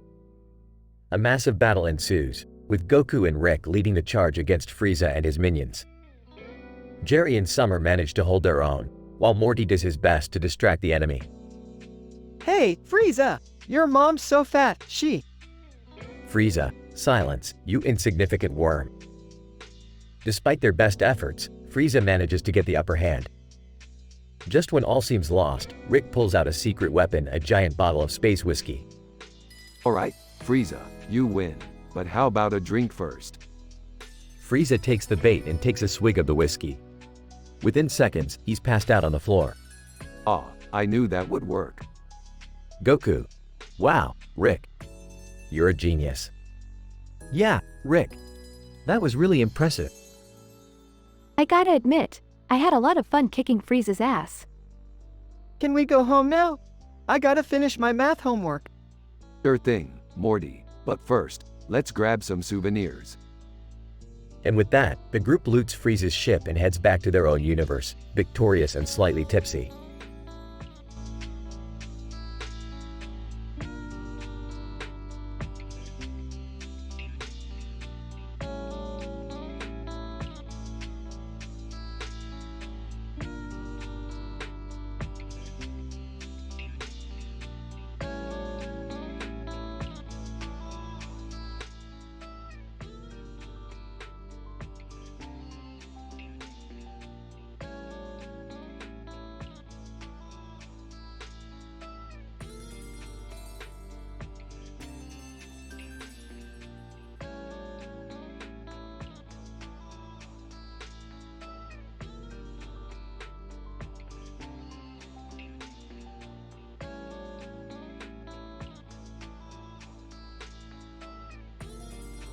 Morty, you know what we're gonna do today.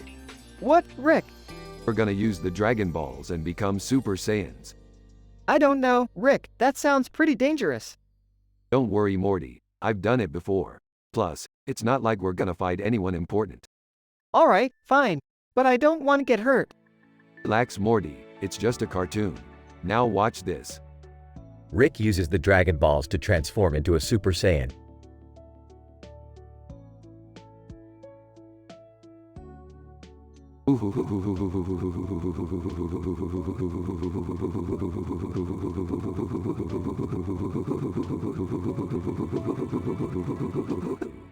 Whoa, Rick, you look different. That's 'cause I'm a Super Saiyan now, Morty. Now watch as I take down this Frieza guy. Frieza appears on the screen. Frieza, who are you supposed to be? I'm Rick Sanchez, and I'm a Super Saiyan. Frieza, laughing, a Super Saiyan? You don't stand a chance against me. We'll see about that. Rick and Frieza begin to fight.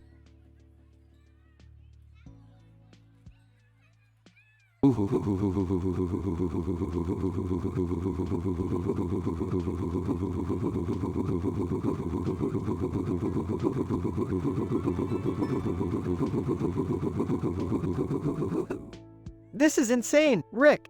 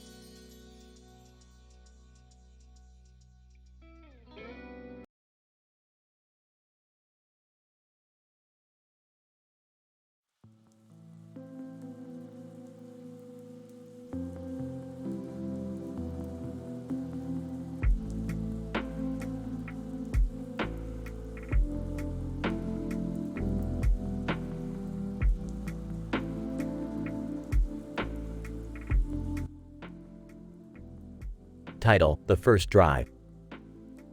The camera pans over a black car driving down a long road with fields of wheat stretching out on either side. The cloudy sky above adds a sense of tranquility to the scene. Inside the car, we see a young man named Jack fidgeting with the controls and his friend, Sarah, in the passenger seat. Jack: I'm so nervous, Sarah. This is my first time driving a car. Sarah: Don't worry, Jack. You'll get the hang of it. Just remember to keep your hands at 10 and 2 feet and focus on the road ahead. Jack: Okay. I got this. As the car starts to pick up speed, Jack's nerves start to calm down, and he starts to enjoy himself. Jack: Wow, this is amazing. It's like flying, but on the ground. Sarah: Ha! You're a natural, Jack. Keep it up. They continue to drive down the road, passing by fields and farms, with Jack regaling Sarah with amusing stories about his driving lessons. Jack: You won't believe what my instructor said to me. Jack: You're driving like you're drunk. But without the fun. Sarah bursts out laughing, and Jack grins with satisfaction. As the car starts to slow down and eventually come to a stop, Jack takes a deep breath and turns to Sarah. Jack: Thanks for coming with me, Sarah. This was an amazing experience. Sarah: No problem, Jack. Anytime.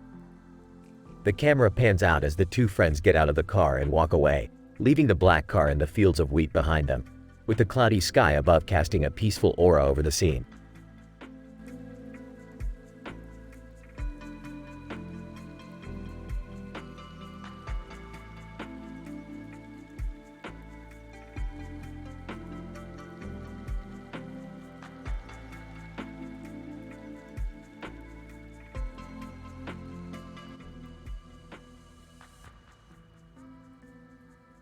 Rick, Morty, and Jerry walk into a smoothie bar and sit down at a table with a view of a building through the window. A glass of juice with a straw in it is already on the table. I don't know why we're here, Morty. I can make any drink we want at home. Yeah, but it's nice to get out of the house sometimes, you know? I just like the ambiance. Ambiance? Jerry, you really are a simple man. The waitress approaches the table. Waitress: What can I get for you guys? I'll have a strawberry banana smoothie, please. I'll have a mango smoothie with extra whipped cream. I'll have a pickle juice smoothie with a side of plutonium. Waitress: I'm sorry, we don't serve plutonium here. What kind of smoothie bar is this? The waitress walks away and returns with their drinks. Waitress: Here you go, enjoy. Morty takes a sip of his smoothie and makes a face. This is too sweet. Jerry takes a sip of his smoothie and smiles. This is perfect. Rick takes a sip of his juice and looks out the window. Hey, look at that building. It looks like a giant pickle. Rick, everything looks like a giant pickle to you. Hey, don't judge me, Morty. The trio continues to sip their drinks and enjoy the view.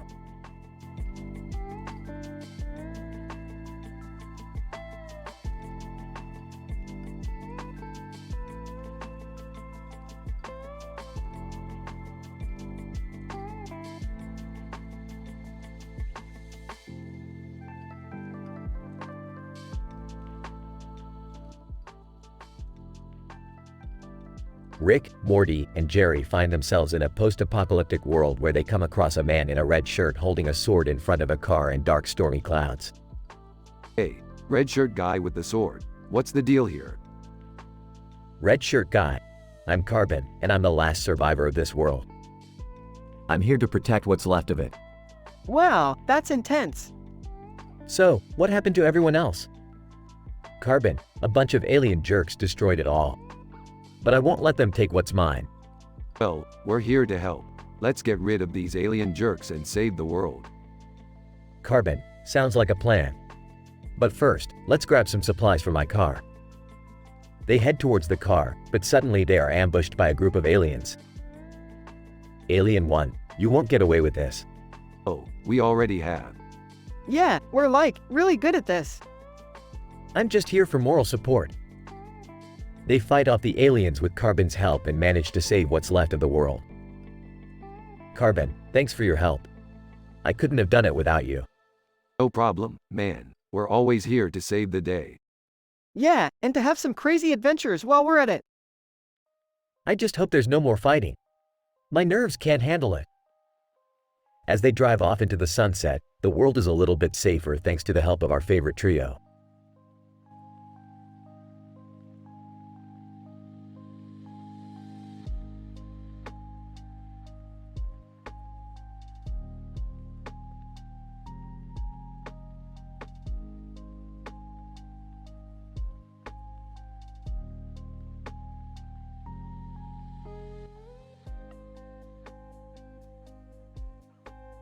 Rick and Morty are chilling in the garage when suddenly a dragon and a sunflower appear out of nowhere.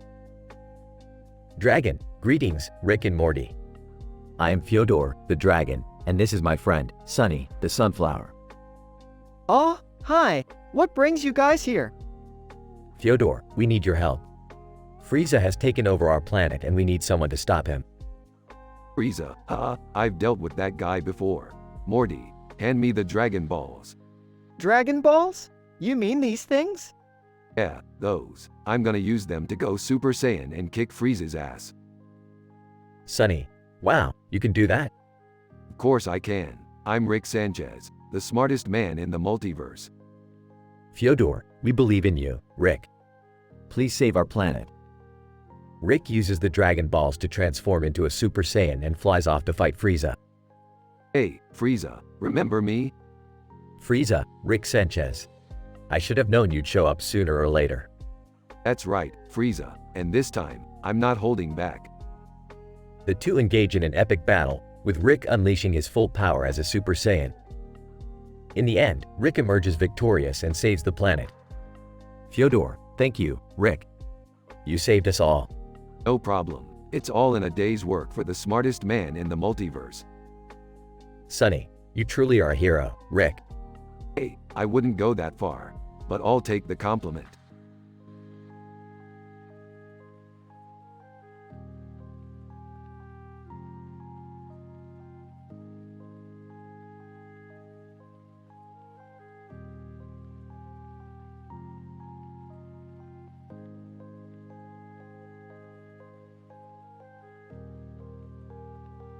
Morty, we're gonna rebuild Mega Man.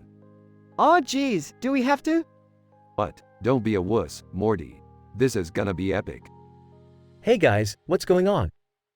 Please don't tell me you're doing something dangerous again. Relax, Beth. We're just rebuilding Mega Man. What could go wrong? Oh, everything? Oh, we've got this. I just need that cartoon character over there to help us out. Helmet character, what's in it for me? How about a lifetime supply of Szechuan sauce? Helmet character, deal. I'm not sure this is a good idea. Yeah, I'm with Morty on this one.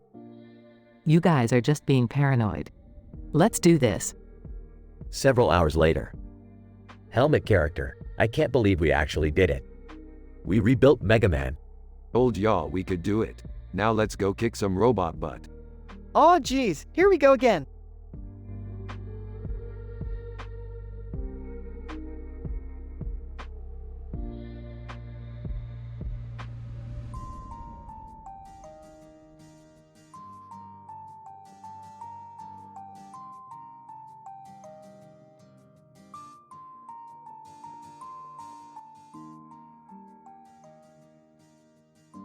Rick and Morty are in a new dimension when they come across a green beetle with yellow and black stripes on its back.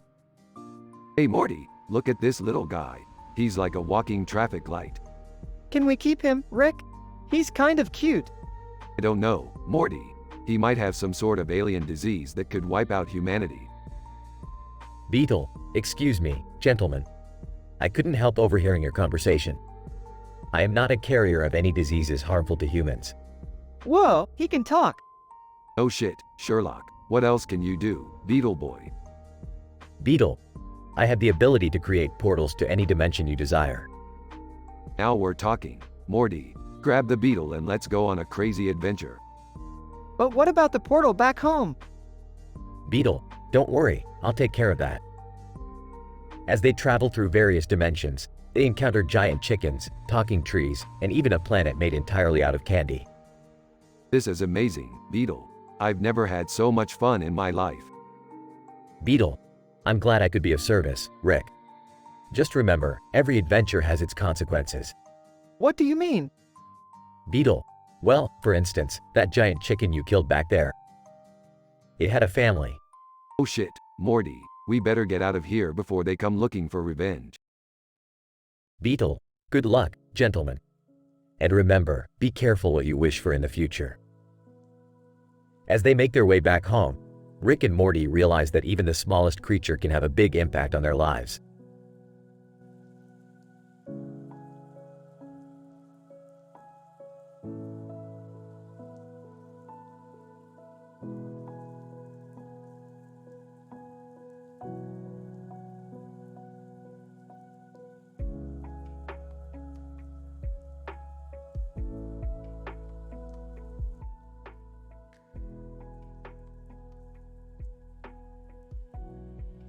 Title: Rick and Morty and the Comedy Craze. The episode starts with Rick and Morty entering a room full of monitors and lights on its walls and ceiling. Suddenly, stand-up comedians appear on the monitors. Comedian 1. Hey, you two, welcome to the Comedy Craze. Are you ready for some laughs? Oh, sure, I guess. I'm always ready for a good joke. Comedian 2. Alright, let's get the show started. The comedians start delivering their jokes, and Rick and Morty can't stop laughing. Comedian 3. You know, I used to be a baker, but I couldn't raise the dough. Ah, that's hilarious. I don't get it. Comedian 4. Why did the chicken cross the road? To get to the other side. Oh, classic. Seriously? That's the joke. Comedian 5. Hey, did you hear about the restaurant called Karma? There's no menu. You get what you deserve. Oh man, that's good. I don't think that's how karma works. Comedian 6. I'm not saying I'm Batman, but have you ever seen me and Batman in the same room? Ah, I like this guy. I don't think that makes sense. The jokes keep coming, and Rick and Morty can't stop laughing. However, they suddenly realize that the comedians are robots. Wait a minute, these guys aren't real comedians. They're just programmed to tell jokes. Oh no, we've been duped. Rick and Morty quickly figure out how to shut down the robots and escape the comedy craze. They both agree that they'll stick to watching real stand-up comedians from now on. The episode ends with Rick and Morty laughing at a real comedian's performance on TV.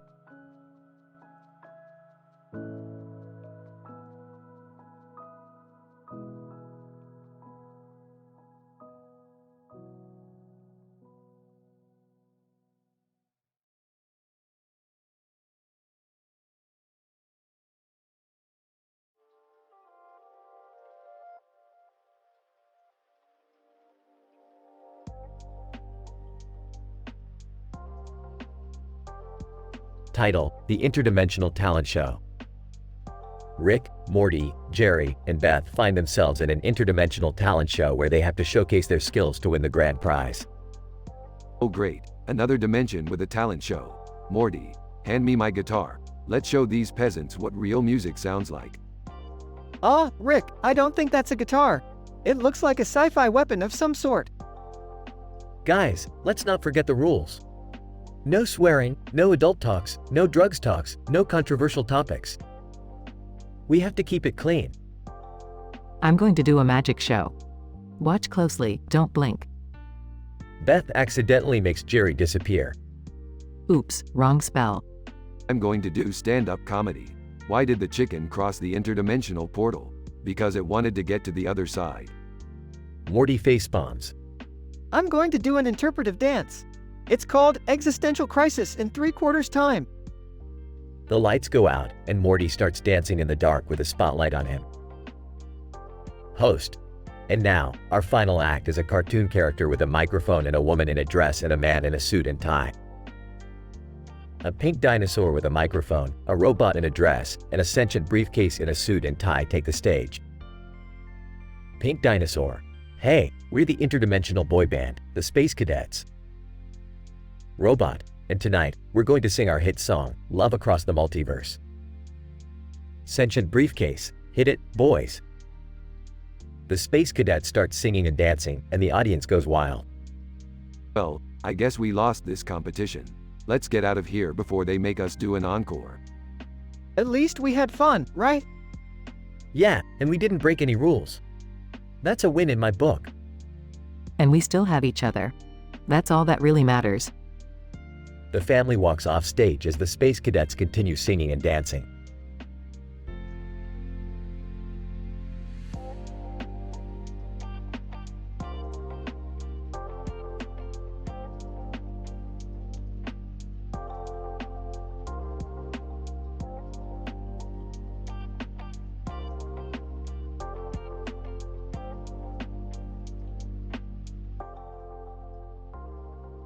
Title: The Red Arch.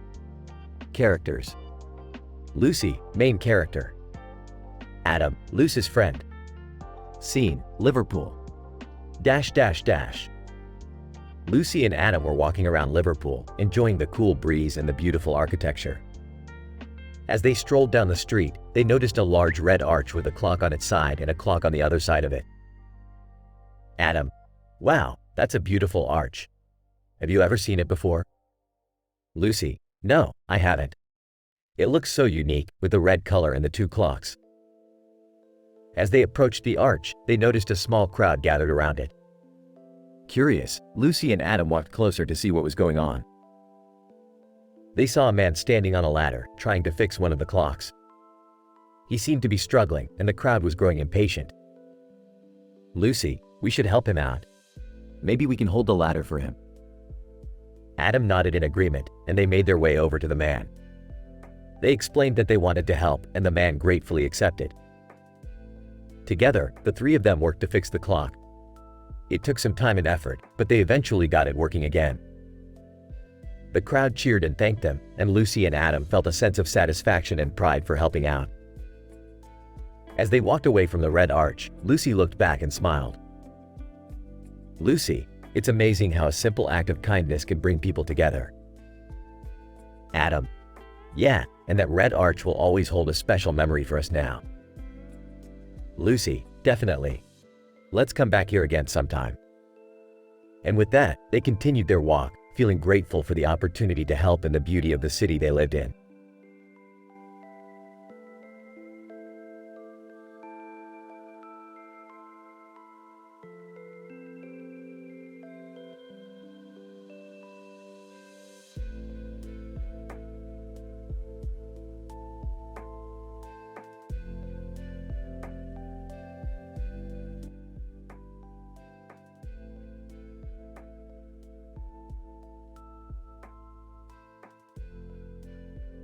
Morty, I just got a hit on an alien in lead. We gotta go check it out.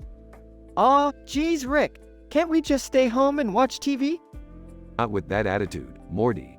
Plus, I heard this alien has a green mask and red eyes wearing a green helmet with 2 horns and 2 hands on his chest. That sounds creepy, Rick. You're telling me, Morty. But we gotta do what we gotta do. Let's go. They arrive in lead and spot the alien. Alien: Greetings, Earthlings. I am Zorax, the conqueror of galaxies. Yeah, we've heard it all before. What brings you to lead? Zorax: I'm searching for the ultimate pizza in the universe. Pizza? That's it? Zorax: Yes. The perfect blend of cheese, sauce, and toppings. It has eluded me for eons. Well, you're in the right place. There's a great pizza joint down the street. Zorax: Excellent. Take me there at once. Rick and Morty take Zorax to the pizza joint. Here we are, Zorax, the best pizza in the universe. Zorax takes a bite. This is it. This is the one. I must have the recipe. Pizza maker: Sorry, sir. It's a secret family recipe. Zorax: I will pay anything for it. Aw, guys, we might have a problem. The pizza joint is suddenly surrounded by a group of aliens. Alien leader: Zorax, you have broken the intergalactic pizza treaty. You know the penalty. Zorax: No. Please. I must have the recipe. Morty, we gotta get out of here. But what about Zorax? He knew the risks. Let's go. They escape and return home. That was crazy, Rick. All that over a pizza recipe.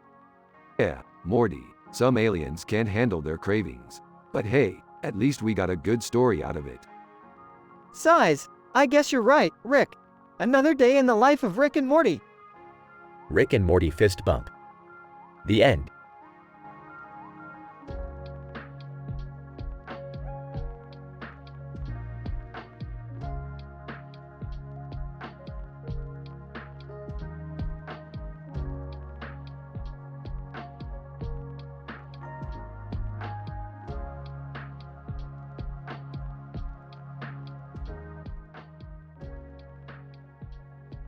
Morty, buckle up, we're going on an adventure.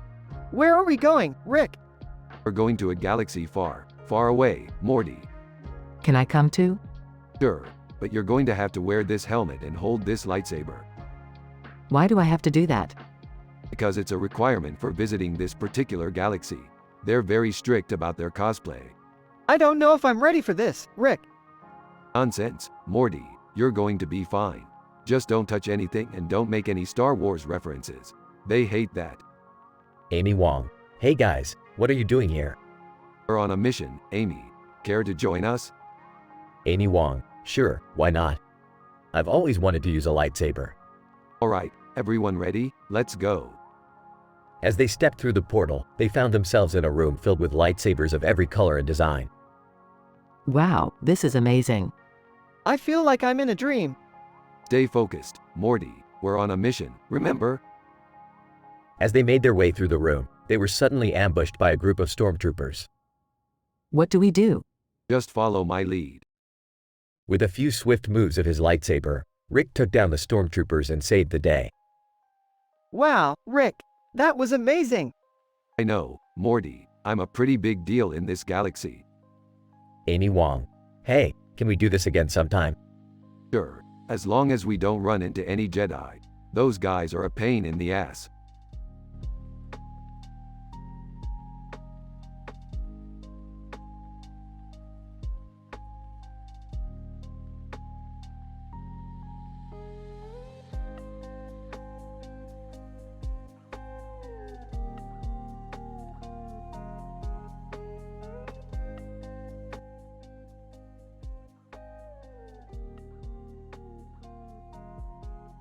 Title: The Bar Crawl of Dimension Z.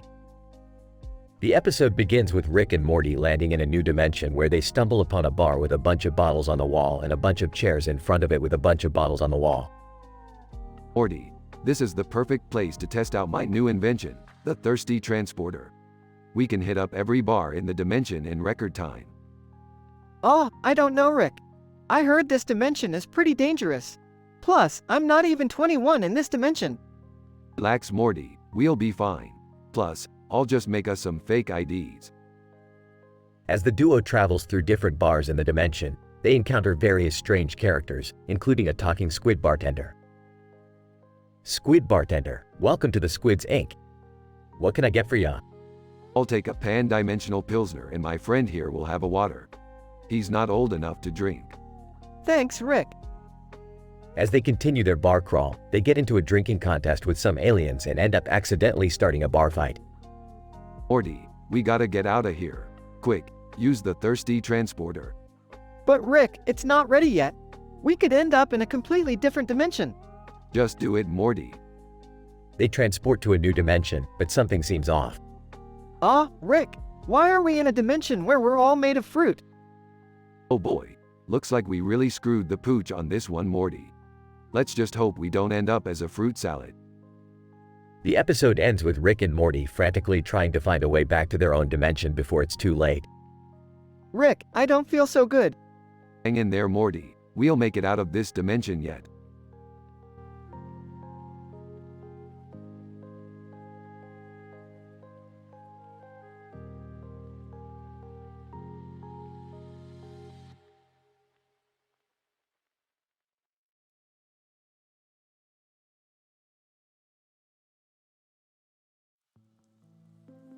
Morty, put down that guitar. You sound like a dying cat.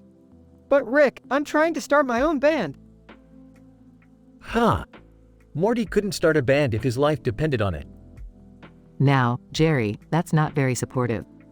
Hey guys, have you heard of the Strokes? They're playing at the festival tonight. The Strokes? More like the Croaks. Their music is so generic. I like the Strokes. They have some cool guitar riffs. I don't know, I'm more of a Killers fan myself. Oh, me too. Mr. Brightside always gets me pumped up. Guys, let's just enjoy the music and have a good time. We don't need to argue about which band is better. Whatever. I'm just glad they're not playing any Bieber crap. Actually, Rick, Bieber is headlining tomorrow night. Never mind. Let's go get some drinks.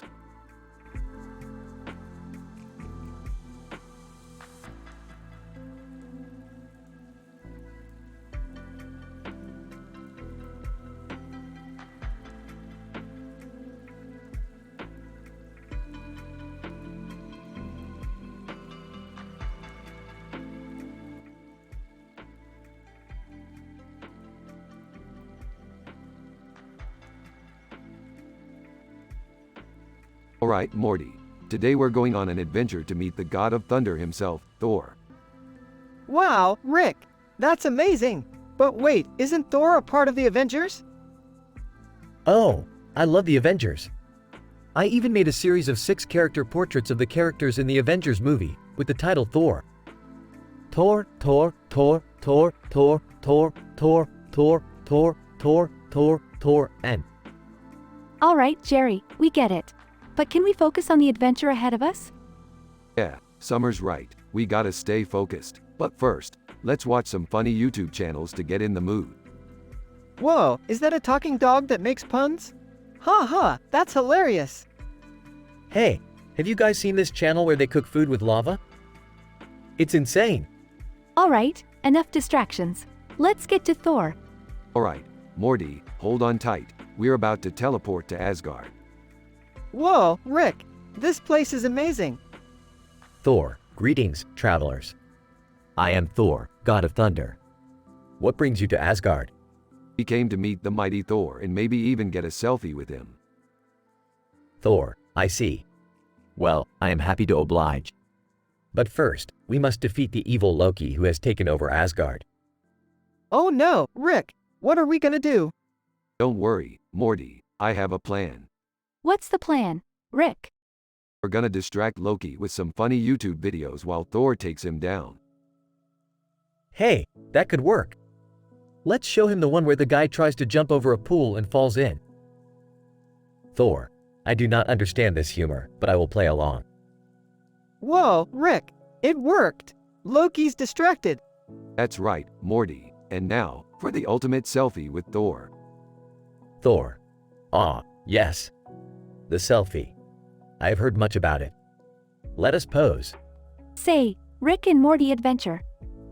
Everyone, Rick and Morty adventure. The group takes a selfie with Thor and the episode ends with everyone laughing and having a good time.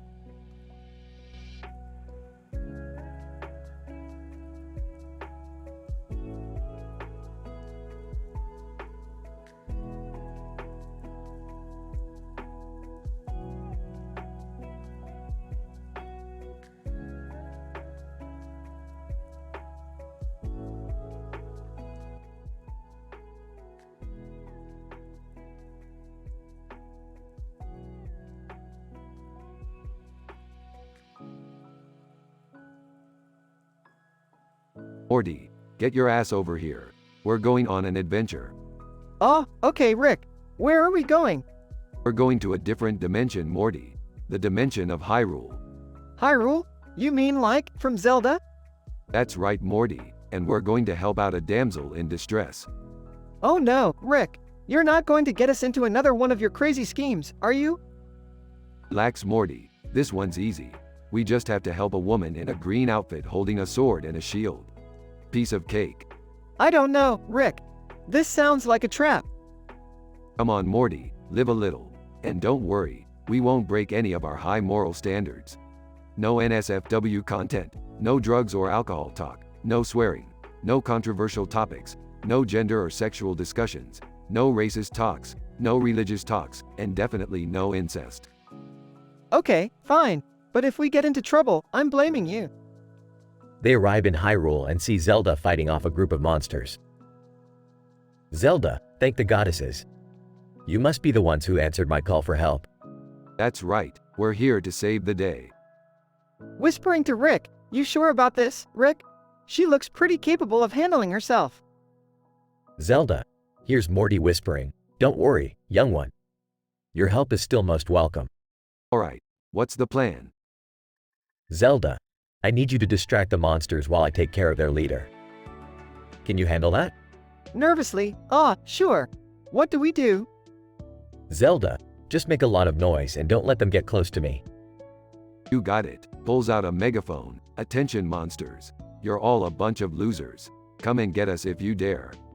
Awkwardly, yeah, what he said. They start running around, making noise and drawing the monsters away from Zelda. She defeats the leader and the monsters retreat. Zelda, you did it. Thank you so much for your help. No problem, Zelda. We're always happy to help out a damsel in distress. Whispering to Rick, I don't think we should tell Summer and Beth about this adventure. Agreed. Let's just keep it between us. Zelda, farewell, heroes. May the Triforce be with you. Winks at Zelda, and may the Szechuan sauce be with you. Face bombs, oh geez, here we go again.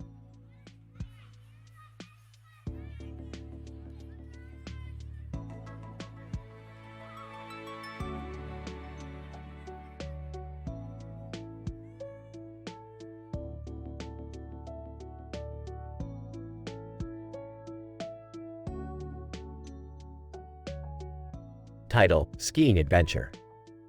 Scene. A person is riding skis on a snowy surface with trees in the background and a sky background with clouds. Narrator.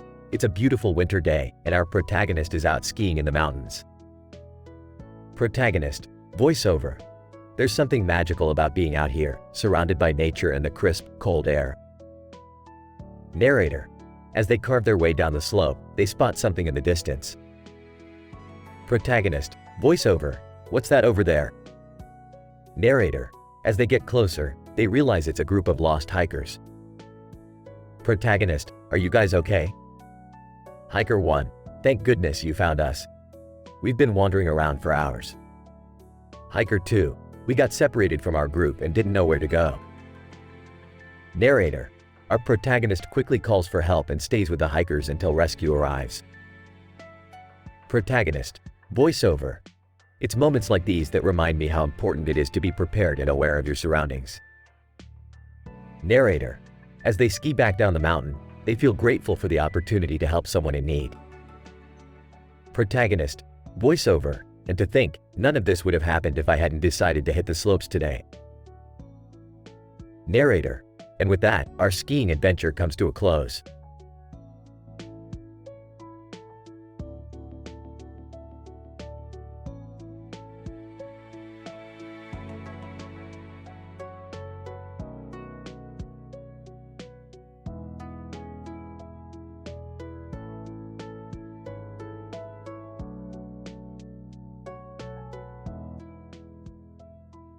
Title, The Green Onion Feast. Narrator. In a small town, there was a farmer who grew the finest green onions and leeks in the land. One day, he decided to throw a feast for the people in the town, showcasing his prized vegetables. Farmer John. Welcome, my dear friends. Please enjoy this feast I have prepared for you all. Guest 1. Wow, these green onions look amazing. Guest 2. And the leeks too. I can't wait to dig in. Narrator. The guests eagerly sat down at the table, admiring the beautiful display of vegetables.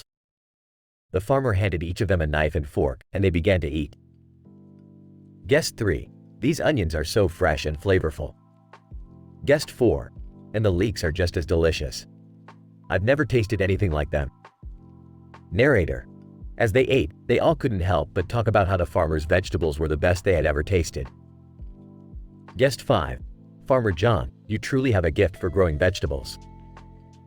Farmer John. Thank you, my friends. It has been a pleasure to share my bounty with you all. Narrator.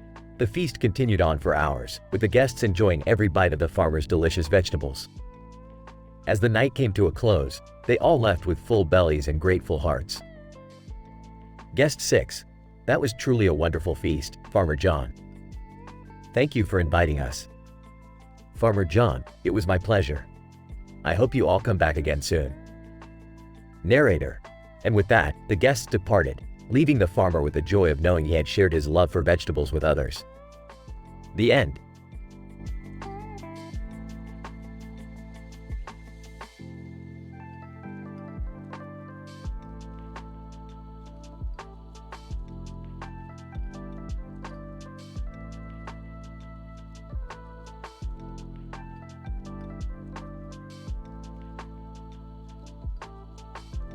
Alright, Morty. Buckle up for another crazy adventure. Where are we going this time, Rick? We're going to 1950s Hollywood, Morty. Wait, what's with the black and white photo of Daisy Arnaz? He's the key to our mission, Jerry. We need to get his autograph before he becomes famous. What's the big deal about his autograph? It's not just any autograph, Beth. It's the only way we can save the future from being taken over by giant space hamsters. Space hamsters? You heard me, Morty. Now let's go. But how are we going to get his autograph? Easy, Jerry. We just need to crash one of his parties. And how are we going to do that? With this, the ultimate party crasher device. Whoa, where did you get that? Let's just say I have some connections, Morty. Now let's go save the future.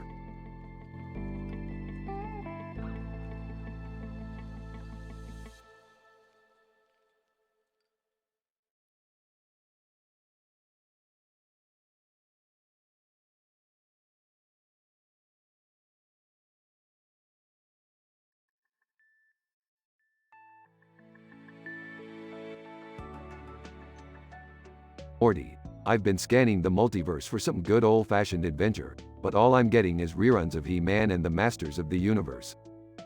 He-Man? What's that? It's a cartoon from the 80s about a buff dude named He-Man who battles Skeletor, a skeleton wearing a purple costume and a helmet with a skull on its head and a sword in his hand. That sounds lame. Yeah, the only good thing about it was Skeletor's one-liners. Let me show you. Presses a button on his portal gun. Skeletor, appears I have the power to make bad puns. Skeletor, baby, you're just in time for our adventure. Skeletor, adventure? Count me in. I've been stuck in reruns for years. Wait, how did you get here? Skeletor, oh, I was just hanging out in the multiverse. You know, taking a break from being a villain and all. Alright, let's get going. We need to find the crystal of ultimate power before it falls into the wrong hands.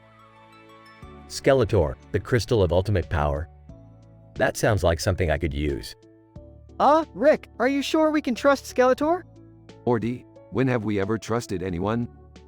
Skeletor, hey, I resemble that remark. Alright, let's go. Jumps through the portal. Skeletor, follows this is going to be fun. I haven't had an adventure like this in ages. I have a bad feeling about this. Skeletor, don't worry, Morty. With me on your team, nothing can go wrong. Famous last words.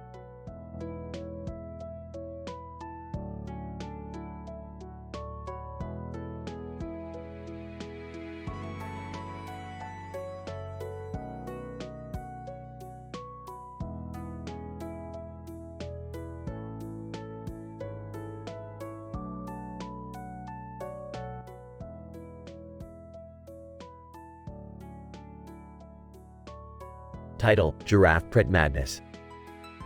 Rick, Morty, Jerry, Beth, and Summer find themselves transported to an alternate dimension where they encounter two women dressed in black standing next to each other in front of a wall with a giraffe print next to Madonna.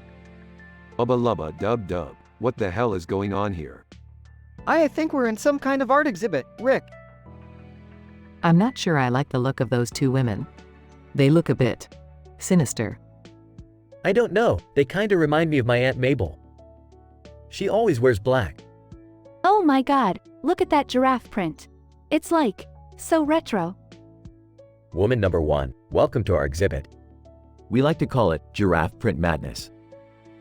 Woman number 2, we hope you enjoy our unique blend of art and pop culture. Beefed art? More like a bunch of nonsense if you ask me. Rick, can't you just appreciate something for what it is?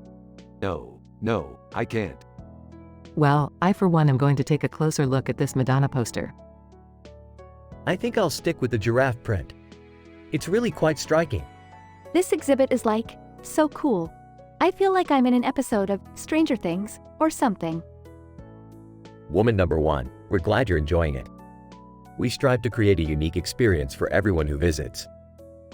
Woman number 2, and if you're really lucky, you might just catch a glimpse of our secret exhibit. Secret exhibit? Now you're speaking my language. Uh-oh, I have a bad feeling about this. Will our intrepid heroes uncover the secret exhibit? Will they survive the madness of the giraffe print? Tune in next time for another outrageous adventure with Rick and Morty.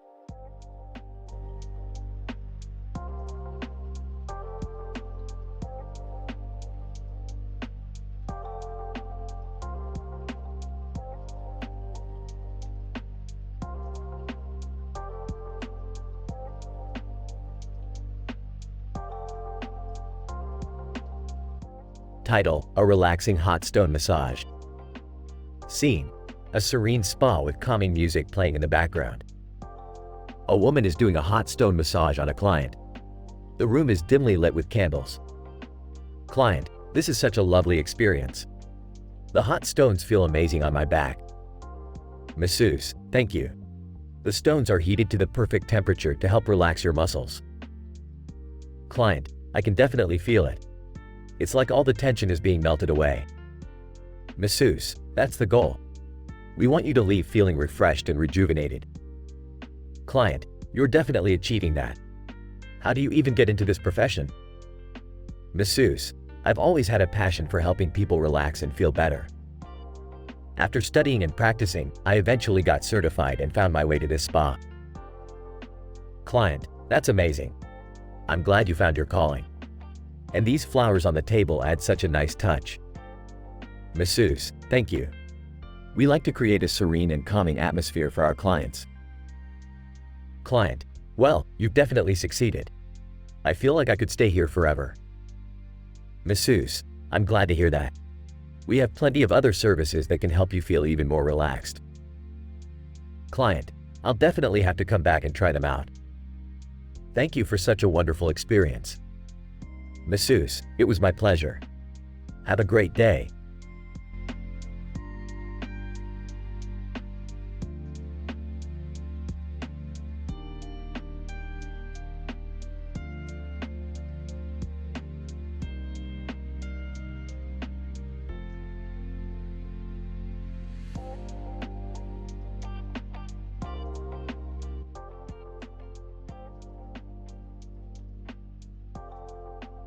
Alright, Morty, buckle up. We're going on a little adventure. Oh boy, where are we going this time? Boys, please be careful. You know how dangerous your adventures can be.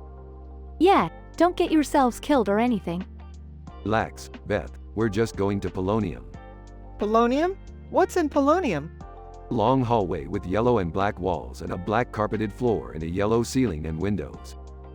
That's it. That doesn't sound too exciting. Oh, it's exciting alright. You see, Polonium is full of whispers to Morty, burps. Farting polonium crystals. Farting polonium crystals? I don't think I want to know what that means. I don't know, sounds kind of cool. Okay, but how do we even get to Polonium? Easy, we'll just use my new invention, the interdimensional portal gun 5000. Rick, I don't know about this. Relax, Beth, what could possibly go wrong? They activate the portal gun and step through the portal, only to end up in a completely different dimension. Rick, I don't think we're in Polonium anymore. Frustrated? Damn it, Morty. I thought I had these coordinates right. Now what? How do we get back? Let me just check the portal gun. Pauses. Oh, crap. We're out of juice. So, we're stuck here? Not necessarily. We just have to find a way to recharge the portal gun. How do we do that? Smirks. Simple. We just have to find the interdimensional gas station. They all groan.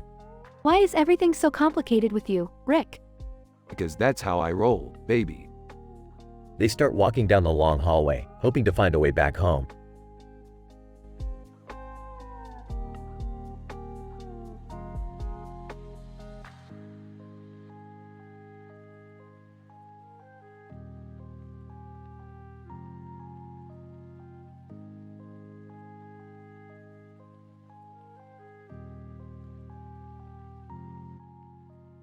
Hey Morty, check it out. It's a football player running with the ball in his hand. Wow, Rick, that's really something. You know Morty, I used to play American football back in the day. Really? I didn't know you were into sports, Rick. Yeah, I was pretty good. But then I realized that science was my true calling. That's cool, I guess. Anyway, Morty, let's go down to the field and see if we can get in on the action. I don't know, Rick. I'm not really a sports guy. Come on, Morty, live a little, it'll be fun. They teleport down to the football field. Hey, quarterback, mind if we join in on the game? Quarterback, sure thing, dude. Just don't get in my way. Don't worry, we won't. Holding the ball. Hey, Rick, how do I play this game? Just like this, Morty tackles Morty to the ground. Morty gets up, covered in grass stains. Rick, that wasn't very nice. Hey, Morty, it's all in good fun. Meanwhile, a giant alien spaceship hovers over the stadium. Alien leader, this is the planet we've been looking for. Let's invade. End scene.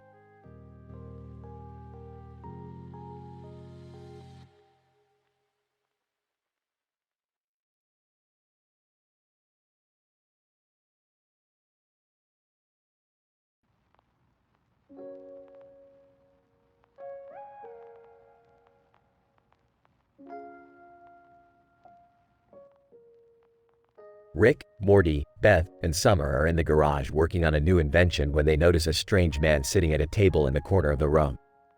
Who the hell is that guy? I don't know, but he looks like he's from the 1950s or something. Maybe he's a time traveler. Or maybe he's just lost. The man notices them staring and waves them over. Man, hello there. My name is Frank Barone. Can I offer you a cigarette? No thanks, we don't smoke. Frank, suit yourself. So, what brings you kids to this garage? We're working on a new invention. Frank, I see. I used to be quite the inventor myself back in my day. had a lot of crazy ideas, just like you kids. Really? What kind of inventions did you make? Frank, oh, you know, the usual stuff. A machine that makes toast, a hat that doubles as a radio, a watch that tells you the time. Wait, a watch that tells you the time? Isn't that what a watch is supposed to do? Frank, well, yeah, but this one also plays music and tells jokes. Okay, I think we've heard enough. Nice meeting you, Frank, but we've got work to do. As the group turns back to their invention, they can hear Frank muttering to himself. Frank, kids these days, no sense of humor. Back in my day, we knew how to have a good time. And we didn't need any fancy gadgets to do it.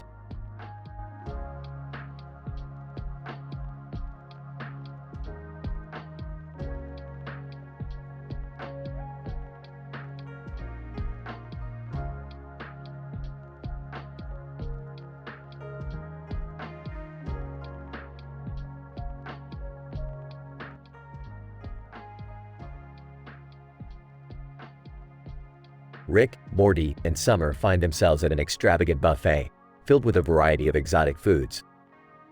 Candles are lit up in the background, creating a warm and luxurious atmosphere. Wow, this place is fancier than the time I crashed a wedding on Planet Zog. Yeah, but do they have any chicken nuggets? Morty, expand your horizons for once. Look at all this amazing food. As they make their way around the buffet table, they notice a mysterious figure standing in the background. Who's that guy over there? He looks like he's up to no good. Mysterious figure. I assure you, I'm just here to enjoy the buffet. Yeah, but you're wearing all black and sunglasses inside. That's suspicious. Morty, not everyone can be as fashion-forward as you. Enough chit-chat, let's dig in.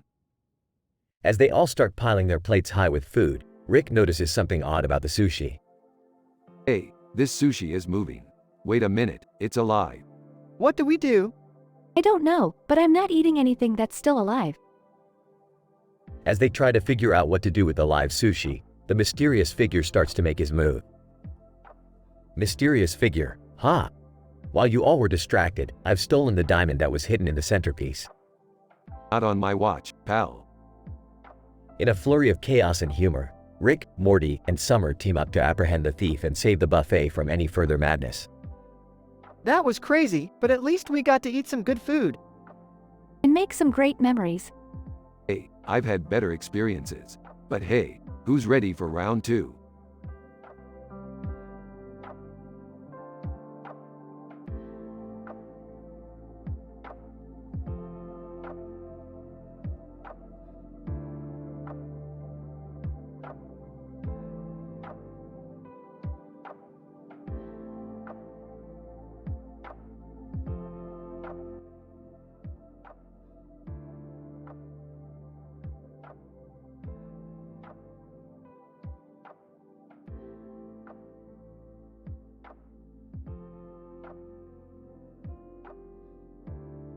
Morty, Beth, Summer, I need your help on this one. I stumbled upon a circular picture with a star in the center of it and a blue light in the middle of the picture, near Andorians, Star Trek. Rick, what does that even mean? It means we have to go on a wild adventure to figure out what it means, Morty. I'm in, but please keep it PG, Rick. No inappropriate jokes or language. Yeah, and no drugs or anything like that either. Fine, fine. We'll keep it clean. But you guys gotta promise to keep up with me. I don't know, Rick. Last time we went on an adventure with you, we almost died. Don't worry, Morty. This one will be easy peasy. They travel through space and arrive at a planet with strange creatures. Alright, guys, keep your eyes open. We're looking for anything related to that circular picture. Whispers, Rick, what if we don't find anything? We always find something, Beth. Don't worry. They finally stumble upon a secret underground laboratory. Whoa, Rick, look at all these weird machines. And what's that blue light over there? Examining the machines, guys, I think I know what this is. It's a teleportation device. Excitedly, teleportation? As in transporting to another place?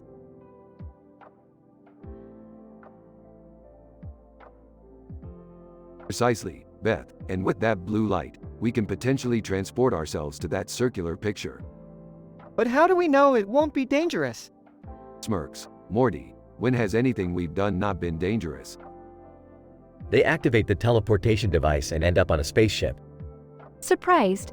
Whoa, this looks like the ship from Star Trek. Amused, really, Rick? Chuckles. Hey, I thought it would be a fun surprise. Nervously, guys, I think there's someone coming this way. They hide and watch as Captain Kirk and Spock enter the room. Captain Kirk, confused, what are you doing here? Nonchalantly. Oh, nothing. Just exploring. Spock, raising an eyebrow, that is highly illogical. Whispers, Rick, what's going on? Whispers back. I don't know, but I think we need to make a quick exit. They activate the teleportation device again and end up back on Earth. Breathless, that was insane. Dazed, I can't believe we just met Captain Kirk and Spock. Smiling, Rick, you always know how to show us a good time. Grinning. That's what I'm here for, Beth. Now, who's up for some intergalactic pizza? Everyone cheers and they head to a nearby pizzeria, laughing and joking the whole way there.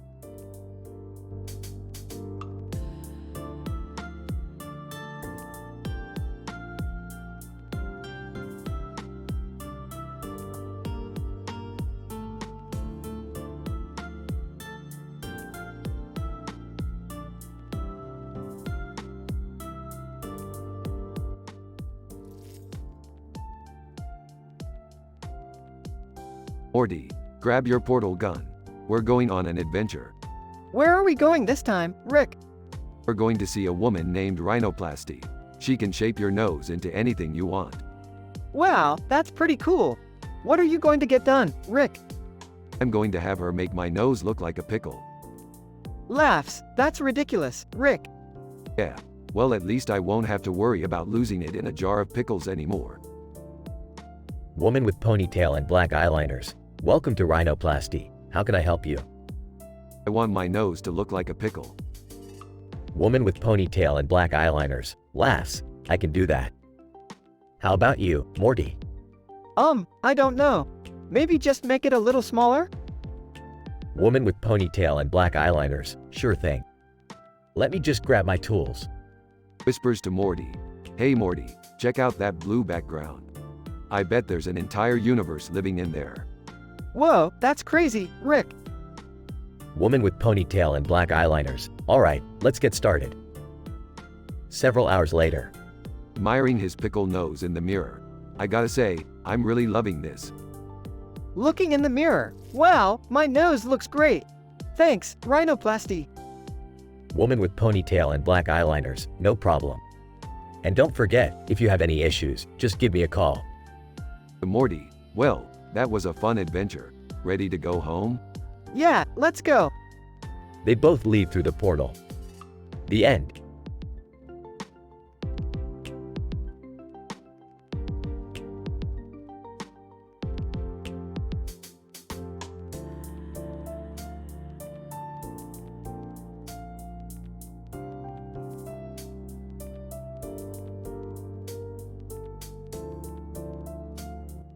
Title, Soothing the Knots. Alice lays on the massage bed. This feels good. Masseuse starts massaging Alice's back. You have some knots here. Alice winces. Yeah, I've been stressed lately. Masseuse applies more pressure. Deep tissue massage should help with that. Alice takes a deep breath. It's amazing how much tension we carry in our bodies. Masseuse nods. It's important to take care of ourselves. Alice smiles. I couldn't agree more. Masseuse continues massaging. Don't forget to drink plenty of water after the session. Alice sighs. I feel so relaxed already. Masseuse finishes the massage. You're all done. How do you feel? Alice sits up like a brand new person. Thank you so much. Masseuse smiles. My pleasure. Take care of yourself.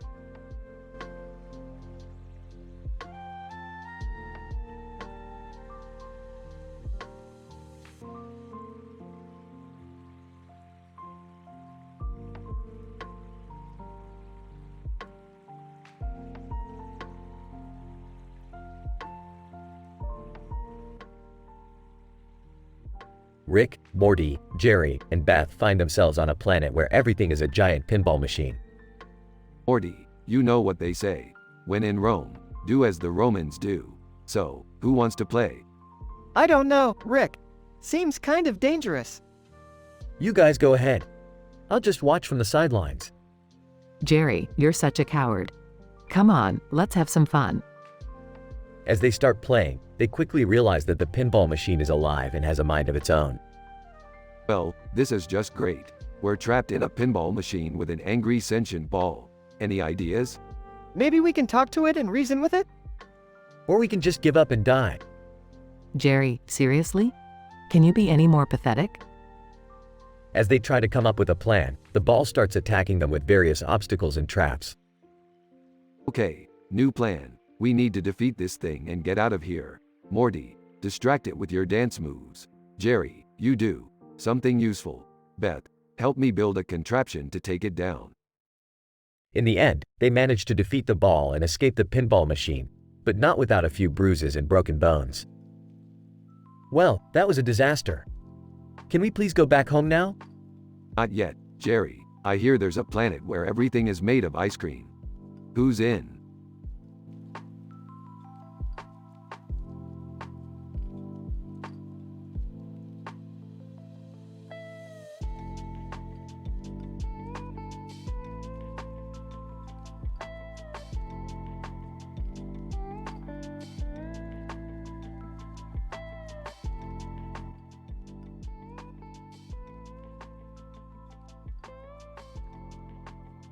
Rick, Morty, Jerry, and Summer are in the garage when suddenly a woman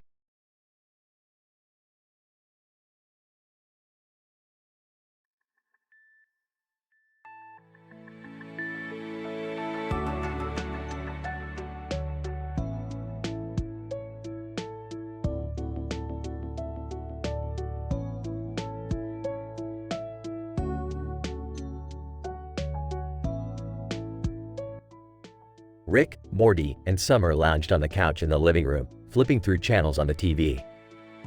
Suddenly, there was a knock at the door. Who the hell could that be? Maybe it's that interior designer we hired to spruce up the place? Oh yeah, I forgot about that. Summer got up to answer the door, and sure enough, it was the interior designer. Interior designer, hello. I'm here to revamp your living room. Well, don't just stand there. Come in and do your magic. The interior designer got to work, moving furniture around and adding new decor to the room. Suddenly, Rick noticed something strange. Hey, what's with this rug? It's not the same one we had before. Interior designer. Oh, I just thought it would tie the room together better. Well, I think it looks great. Yeah, it really ties the room together. Rick gave a smug smirk and leaned back on the couch. Well, I guess we have our own little Big Lebowski moment now. Everyone laughed as the interior designer continued to work on the room. Interior designer, I'm glad you're all enjoying my work. Now, let's talk about some ideas for the coffee table. The group was so caught up in the redesign that they didn't even notice the alien invasion happening outside their window. But that's just another day in the life of Rick, Morty, and Summer.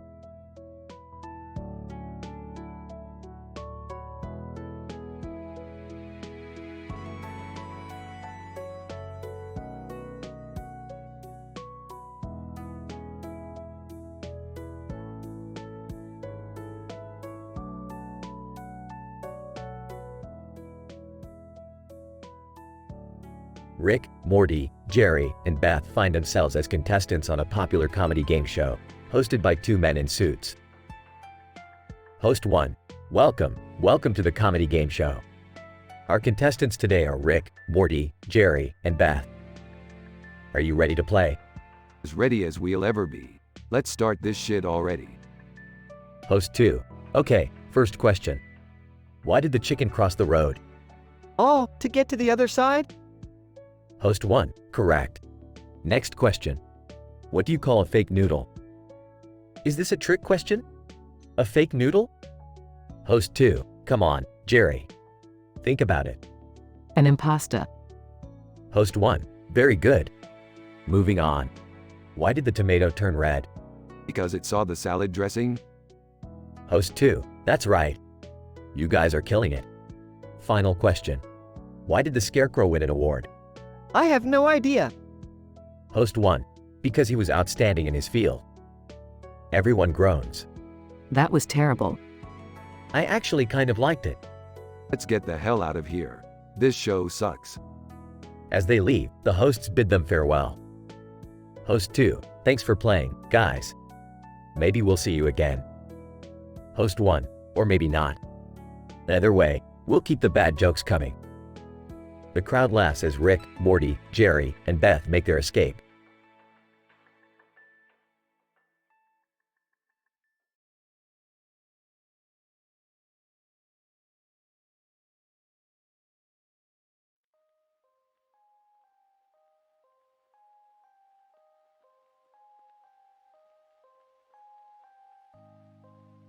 Morty, I just intercepted a transmission from the planet Silverhawks. Silverhawks? What's that?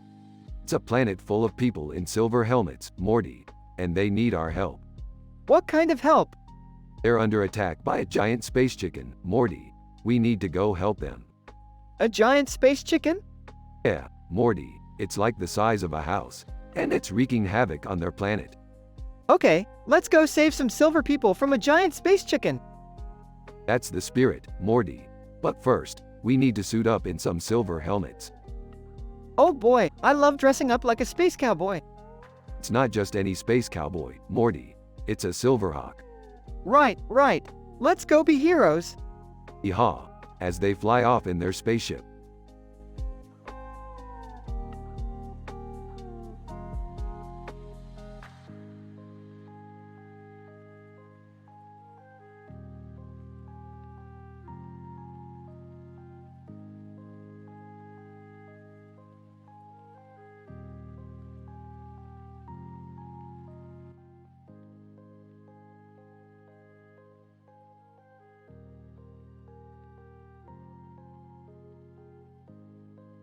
Alright, Morty, we need to make a far shot to the planet Gord.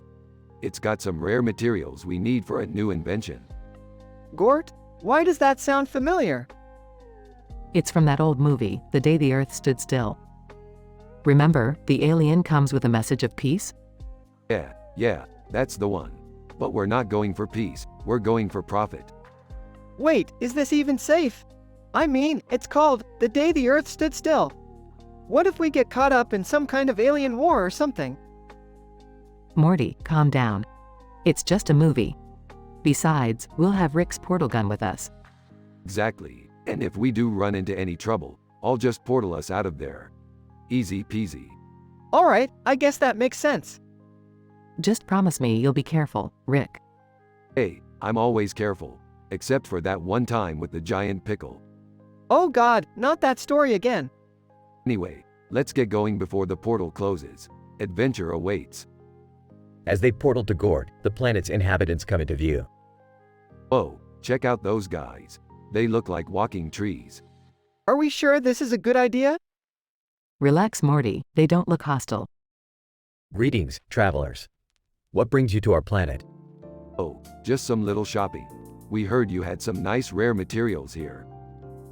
Ah, yes. We do have some valuable resources. However, our resources are not for sale. What do you offer in return? Smirks, well, we have something even more valuable than any resource. And what would that be? Pulls out a flask, booze. The inhabitants all gasp in amazement. You have brought us a gift from the gods. We accept your trade. Wow, I guess alcohol really is a universal language. Rolls her eyes. Let's just get what we came for and head back home. As they leave Gord, Rick takes one last swig from his flask. Ah, nothing like a successful business deal. We should do this more often. Groans. I don't think my stomach can handle any more crazy adventures. Laughs. Just wait until your father comes up with the next one.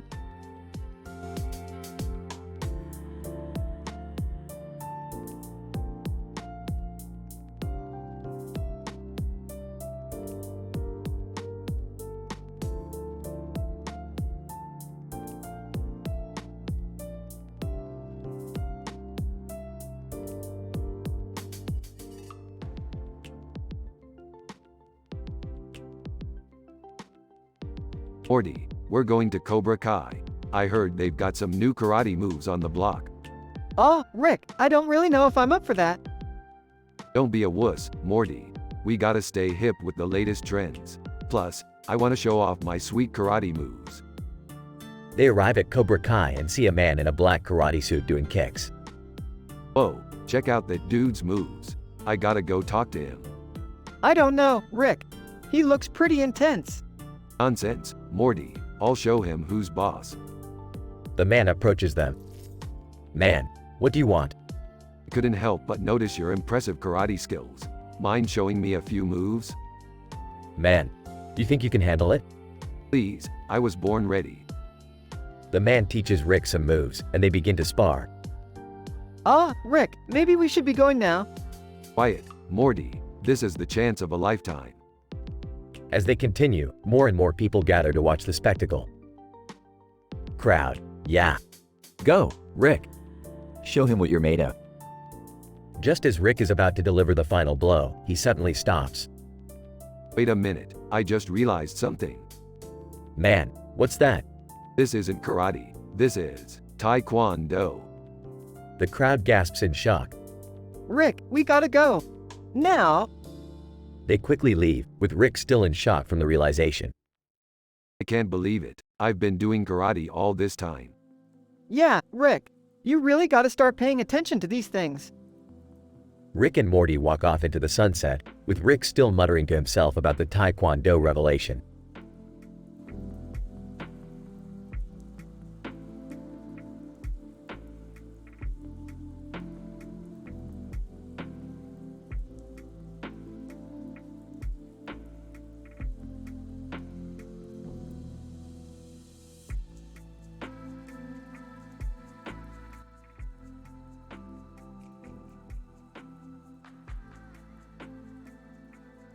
Rick and Morty are on a walk when they come across a building with a lot of windows and a lot of bushes and trees in front of it. Whoa, Rick, what's that building? Looks like some kind of research facility. Morty, let's check it out. As they approach, they see a sign that says, Chemistry Lab. Chemistry, huh? You think they're cooking up some kind of crazy experiment in there? Only one way to find out, Morty. They sneak into the lab and find a group of scientists working on a new formula. Scientist 1. This new formula will revolutionize the way we think about energy. Scientist 2. It's going to change the world. Beefed, amateurs. I could whip up a better formula in my sleep. Rick, I don't know if that's a good idea. Rick ignores Morty and starts tinkering with the chemicals. Aha, I've done it. The ultimate formula. Suddenly, the formula explodes, causing chaos in the lab. Scientist 1. What have you done? Oops, my bad. Let's get out of here, Morty. As they run out of the lab, they see the street outside has been transformed into a colorful paradise. Whoa, Rick, this is crazy. What did you do? I told you, Morty. I'm a genius. As they walk away, they see a group of teenagers enjoying the new scenery. Teenager 1. This is so trippy. Teenager 2. Man, I don't even know what's real anymore. Hey, looks like my formula was a hit. I don't think we should mess with that stuff again, Rick. Come on, Morty. Where's your sense of adventure? I think I left it in that lab, Rick. Rick and Morty continue on their adventure, leaving the chaos behind them.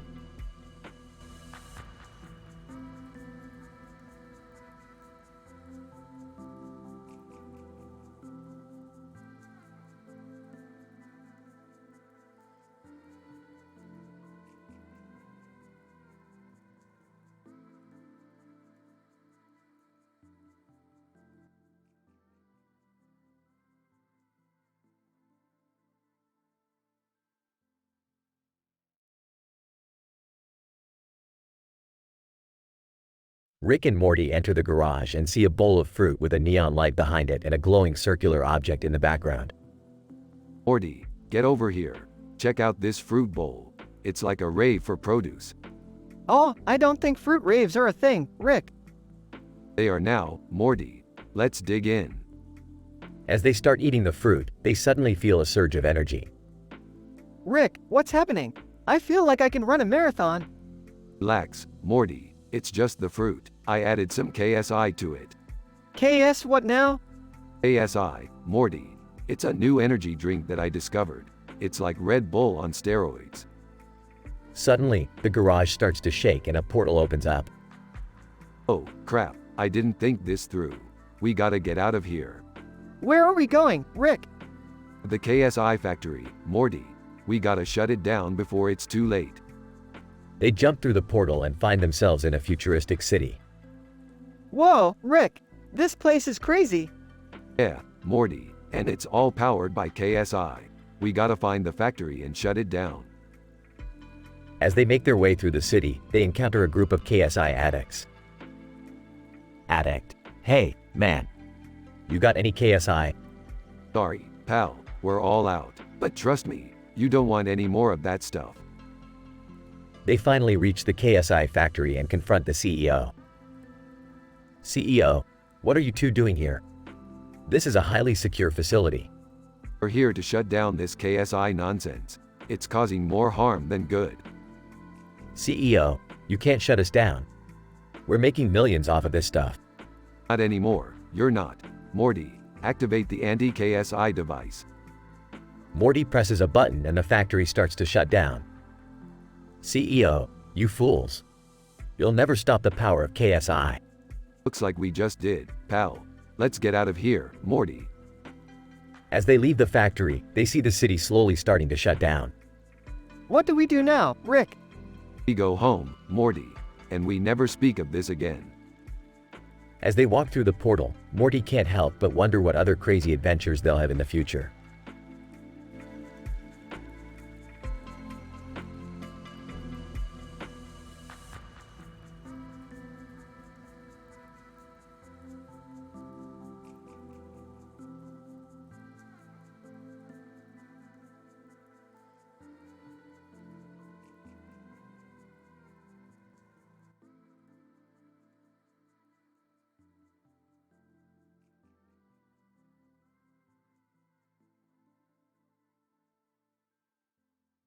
Alright, Morty, we're going to Woodstock.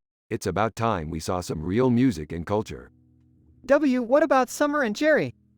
Summer's busy with her feminist book club, and Jerry's got amnesia again. He'll probably think he's a rock star or something. Oh, I hope he doesn't embarrass us. Don't worry, Morty. We'll just tell everyone he's method acting as a washed-up musician. Now let's go. I've got some acid tabs to drop. As they arrive at Woodstock, the atmosphere is electric. Rick and Morty are immediately engulfed in a sea of colorful outfits and long hair. Ah, the 60s. The only time when people could trip balls and call it enlightenment. W, what do we do now? We find the biggest, baddest band and we get front row seats. Then we party like it's 1969. As they make their way through the crowd, they stumble upon Jerry, who's now convinced he's Jimi Hendrix. Hey man, you guys ready to jam? Oh no, he's gone full hippie. Don't worry, Morty. We'll just tell everyone he's our roadie. Let's find that band. They finally find a stage and get front row seats. The band starts playing, and the energy is palpable. This is what life's all about, Morty. Freedom, music, and Rick suddenly stops mid-sentence, his eyes widening in disbelief. W, what's wrong? That's not a band, Morty. That's just a bunch of birds on stage. Laughing. Oh man, we really are tripping balls. Jerry, still convinced he's Jimi Hendrix, jumps on stage and starts playing the guitar alongside the birds. Shaking his head, I can't believe this is happening. Let's just go back to the Smith's house before we get in any more trouble. As they leave Woodstock, the sky starts to clear up and the sun begins to set. They walk through a field of lavender, feeling the peace and tranquility of the moment. You know, Rick, even though we didn't find the biggest, baddest band, this was still a pretty cool day. Yeah, Morty, sometimes the journey's more important than the destination. Now let's go home before your grandma starts wondering where we've been all day.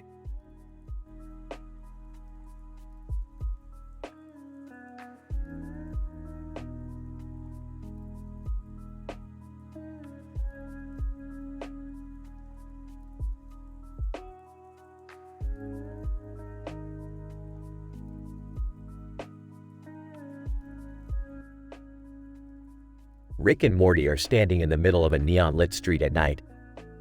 They're surrounded by flashing signs advertising all kinds of products. Morty, I need your help. What do you need this time, Rick? I need you to help me steal some of that neon. I want to make a new interdimensional portal. Rick, that's a terrible idea. You'll get us arrested. Fine, fine. We'll just have to find another way. Hey, look over there. They're having a dance party at that old factory. Morty, you're a genius. Let's go. They arrive at the factory and join the dance party. Suddenly, the music stops and a voice booms over the speakers. Voice, welcome to the Neon Rave. The rules are simple. Whoever can collect the most neon wins a trip to the future. Morty, this is our chance. I don't know, Rick. It sounds kind of risky. Nonsense. We'll just have to dance our way to victory. They start dancing frantically, trying to collect as much neon as possible. The other competitors are no match for Rick and Morty's moves. Yes, Morty, we did it. We won. I can't believe it. We're going to the future. You know what that means, Morty. New adventures, new dimensions, and new neon. Oh, boy. Here we go again.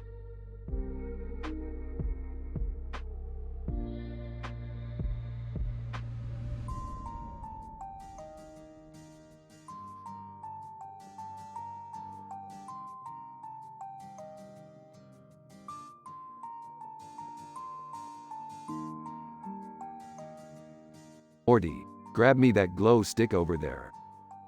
Rick, I don't think you should drink that stuff. Nonsense, Morty. I've been drinking glow stick fluid for years. It's practically a delicacy in some universes. Hey, guys. What are you doing in here? Just drinking some glow stick fluid. Jerry, want to join? No thanks. I think I'll pass on that one. Rick, I don't feel so good. Don't worry, Morty. That's just the glow stick fluid doing its thing. Doing its thing? What does that even mean? Trust me, Morty, you'll feel better in no time. What the hell is going on in here? Just having a little glow stick party. Beth, you should join us. No way, Rick. I'm not drinking that stuff. Dad, are you seriously drinking glow stick fluid? What can I say, Summer? I like to live dangerously. Rick, I think we need to go to the hospital. Nonsense, Morty. We don't need any hospitals. We've got glow stick fluid. Everyone, in unison. Rick, that's not a valid argument. Fine, fine. Let's go to the hospital. But first, let me finish this glow stick.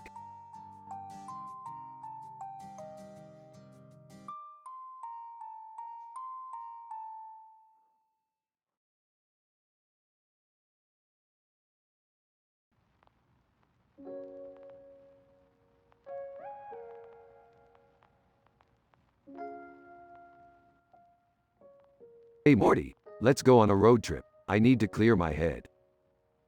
Sure, Rick. Where are we going? I don't know, Morty. Let's just drive and see where the wind takes us. As they drive, they come across a strange, abandoned town. Rick, this place looks creepy. I don't think we should be here. Relax, Morty. It's probably just some old ghost town. Suddenly, they hear a howling sound coming from the distance. Rick, what was that? I don't know, Morty, but it doesn't sound friendly. As they step out of the car, they see a group of talking dogs on top of a van. Scooby-Doo. Hey there fellas, need a ride? Scooby-Doo, what are you doing here? Scooby-Doo. Oh, just taking a little break from solving mysteries. You guys want to join us?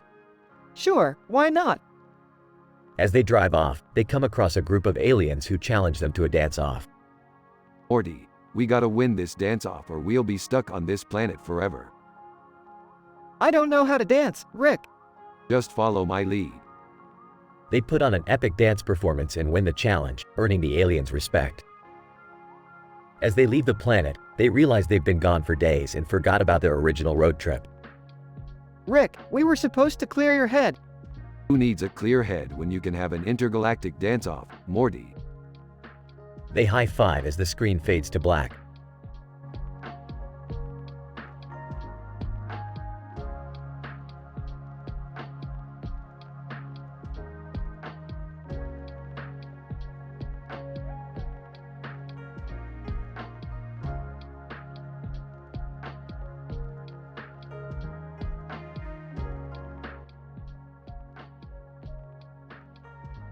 Alright, Morty, we're going on an adventure.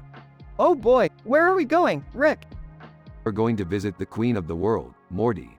She wears a crown and a feathered hat and has green eyeliner. Can I come too? Sure, Jerry. We need a chaperone for Morty. This is going to be so cool. I can't wait to see the Queen. Hold on tight, everyone. We're about to teleport to her location. Everyone teleports and arrives at the Queen's palace. Queen, welcome, travelers. I've been expecting you. Well, aren't you fancy? What makes you the Queen of the World? Queen, I have a magic scepter that can control the forces of nature. With it, I can make the world a better place. That's amazing, Queen. Can we see it? Yeah, can we touch it? Jerry, don't be rude. I want to take a selfie with it. Queen, I'm afraid that's not possible. The scepter is too powerful for anyone to handle except me. Well, that's a bummer. Maybe we'll just have to steal it. Everyone gasps. Queen, I won't allow that. Guards, seize them. The group fights off the guards and escapes. That was insane, Rick. Why did you want to steal the scepter? I didn't actually want it, Morty. I just wanted to mess with the Queen a little bit. It's all about the adventure. I don't think I can handle any more adventures like that. Speak for yourself, Jerry. I had a blast. Me too. I can't wait for the next one. Alright, let's get out of here before she sends more guards after us. Who's up for some interdimensional cable?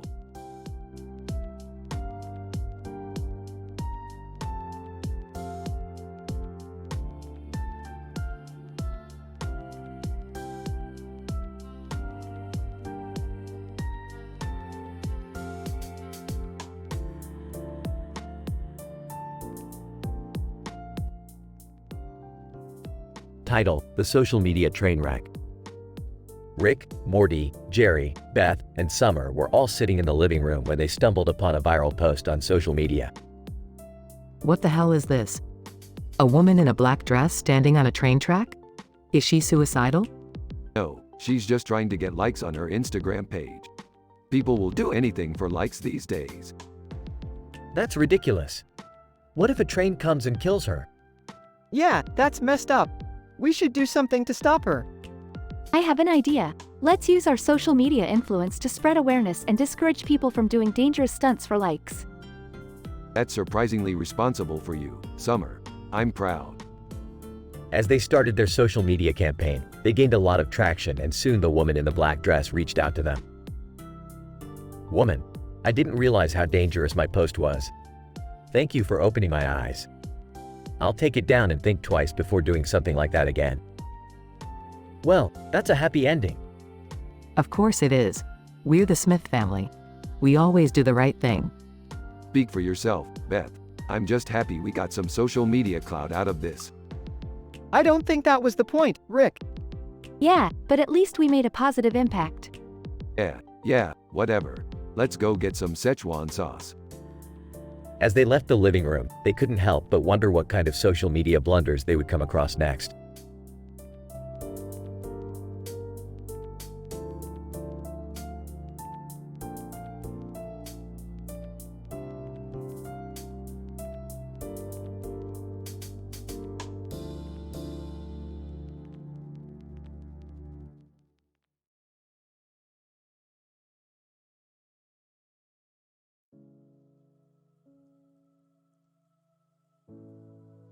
Morty, Summer, get your butts in here. I've got a new game.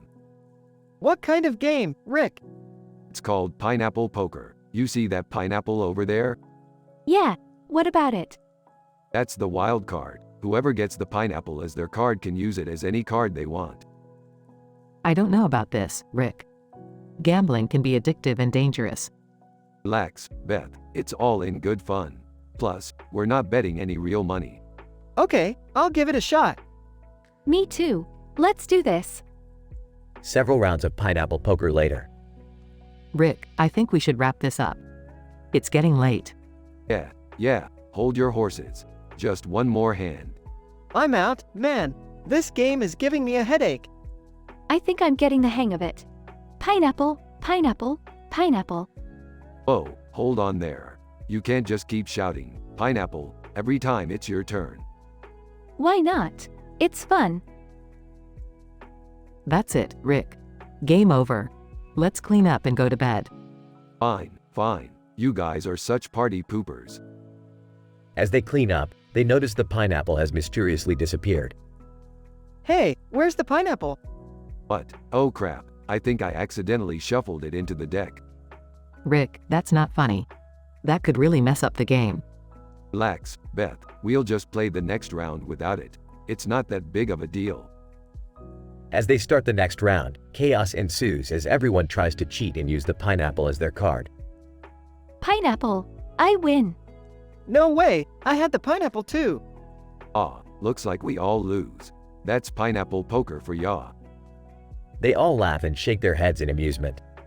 Well, I guess that was kind of fun after all. Told you so. Now let's get some sleep. I've got a lot of sciencing to do tomorrow.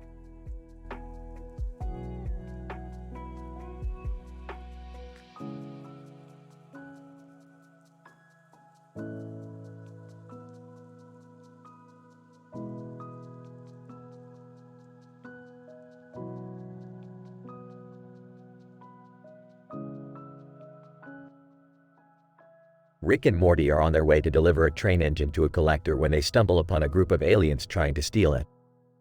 Rick, what the hell are we gonna do? Relax, Morty. I got this. Just gotta improvise a little. As Rick begins to create a makeshift weapon out of random materials, Morty notices something odd about the train engine. Hey Rick, why is there a giant chicken on the front of this thing? Oh that? Yeah, it's just a collector's item. Don't worry about it.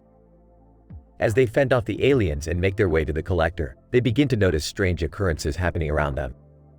Morty, something's not right here. Keep your eyes peeled. What do you mean? I mean, look around you, Morty.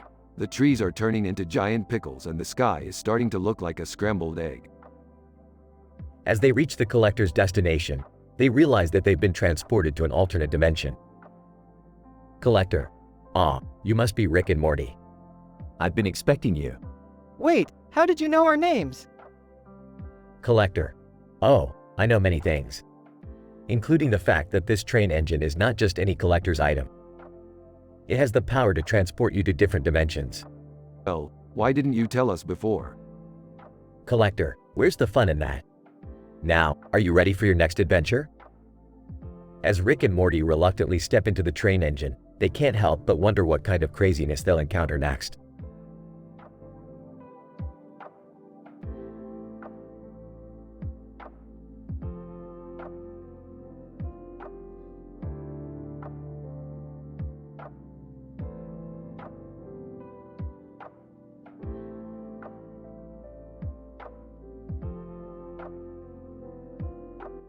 Title: Red Hands.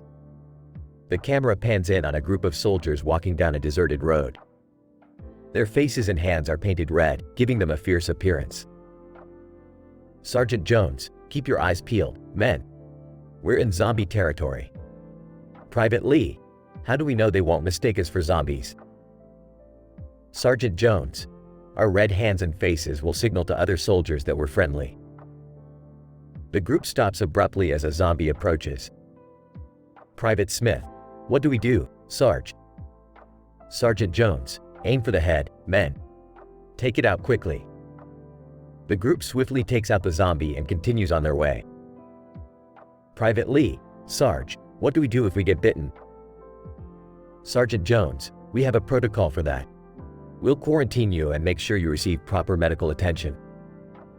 The group marches on, their red hands and faces a symbol of their solidarity and determination in a world plagued by a deadly outbreak. Private Smith, Sarge, do you think we'll make it out alive? Sergeant Jones, as long as we stick together and follow protocol, we have a fighting chance. The camera fades to black as the group disappears into the darkness, their red hands and faces a reminder of the seriousness of the situation.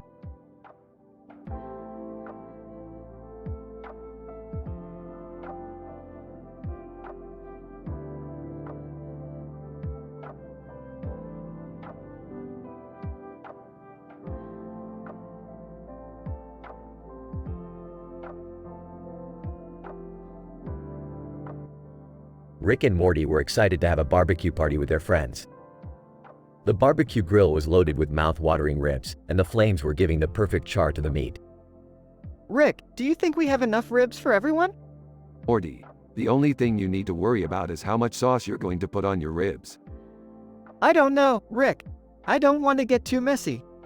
Essie, Morty, this is a barbecue party, not a tea party with your grandma. Suddenly, a portal opened up, and Summer stumbled out, looking disheveled. Guys, you won't believe what just happened. I accidentally traveled to an alternate universe where everyone worships barbecue grills. Oh, great, another universe with a bizarre fetish. Jerry then arrived, carrying a tray of hot dogs. Hey, guys. I brought some hot dogs in case anyone's not into ribs. Jerry, this is a barbecue party, not a kindergarten lunch. Beth came out, holding a bottle of wine. All right, who's ready to get their drink on? Beth, it's a barbecue party, not a frat house kegger. The group laughed and enjoyed the delicious ribs, while Rick made some inappropriate jokes that I can't repeat here. But, I assure you, they were hilarious and didn't cross any moral boundaries. The end.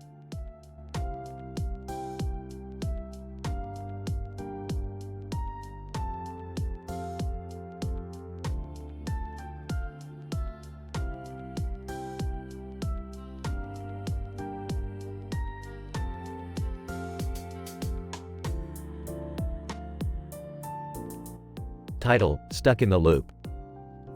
Characters: Rick, Morty, and a group of cartoon characters.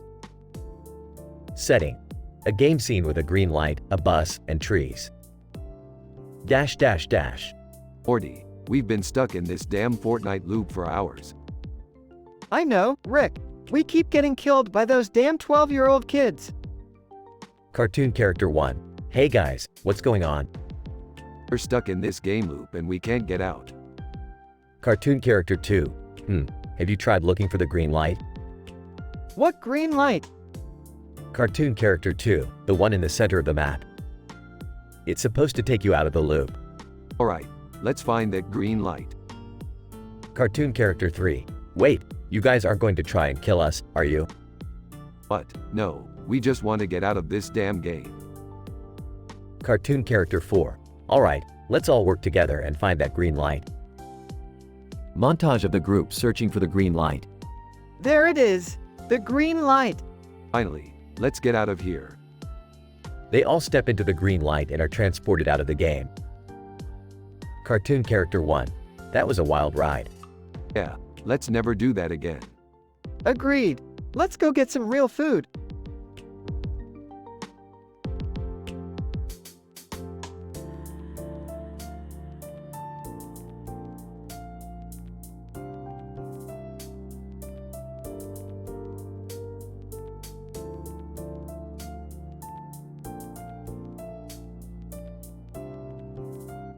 Title: The Park Outing.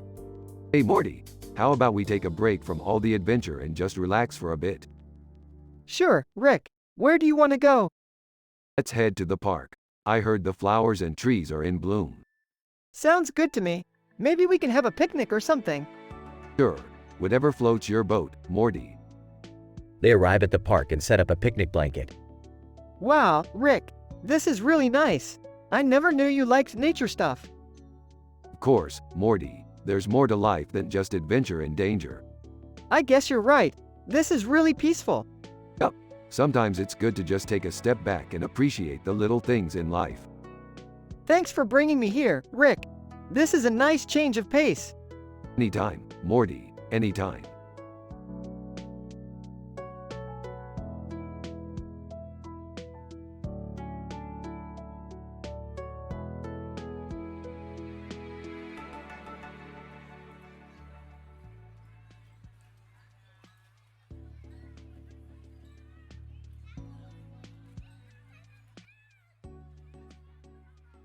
Rick and Morty were at a Star Wars event, surrounded by a large group of people. Suddenly, a giant robot appeared with a Star Wars logo on top of its head. Oh great, another robot. Just what we need. Rick, this is a Star Wars event. You can't hate on the robots. I'm not hating on the robots, Morty. I'm hating on this specific robot. Random person. Hey, cool robot. What's it from? It's from the I don't give a fuck universe, where people have no imagination and just slap Star Wars logos on everything. Another random person. What's wrong with that? It's just a harmless way for people to show their love for Star Wars. Harmless? This robot probably has a built-in flamethrower or something. You never know with these things. I don't think that's how it works, Rick. You never know, Morty. You never know. Third random person. Can we please talk about something else? Like, I don't know, how awesome the new Star Wars movie was. Ah, I already saw it. It was alright, I guess. Rick, you cried at the end. Shut up, Morty. I had something in my eye. Fourth random person. Hey, who wants to join a lightsaber battle? Can I use my portal gun as a lightsaber? Everyone, no. Maybe we should just watch the movie again. Yeah, that's probably a good idea. At least until that robot decides to start causing trouble.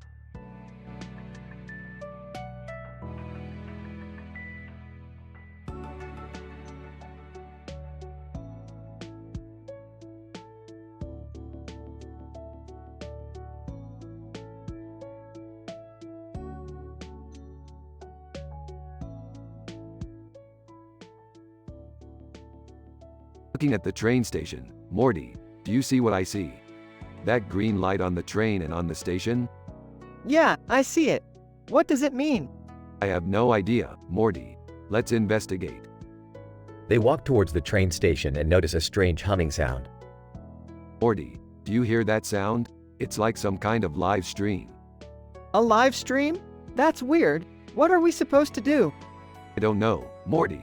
Let's find out. They enter the train station and suddenly find themselves inside a computer program. Whoa, Morty, we're inside a live stream. And look, we're AI. AI? What does that mean? It means we're digital beings, Morty. We're stuck in this program. How do we get out? I don't know, Morty. But we've got to find a way. Let's explore this place and see if we can find any clues. They explore the digital world and eventually discover a way out. Morty, I think I've found a way out. Follow me. Okay, Rick, let's go. They exit the digital world and find themselves back in reality. Well, Morty, that was quite an adventure. But I'm glad we're back. Yeah, me too, Rick. I don't think I ever want to be AI again. Agreed, Morty. Let's go home.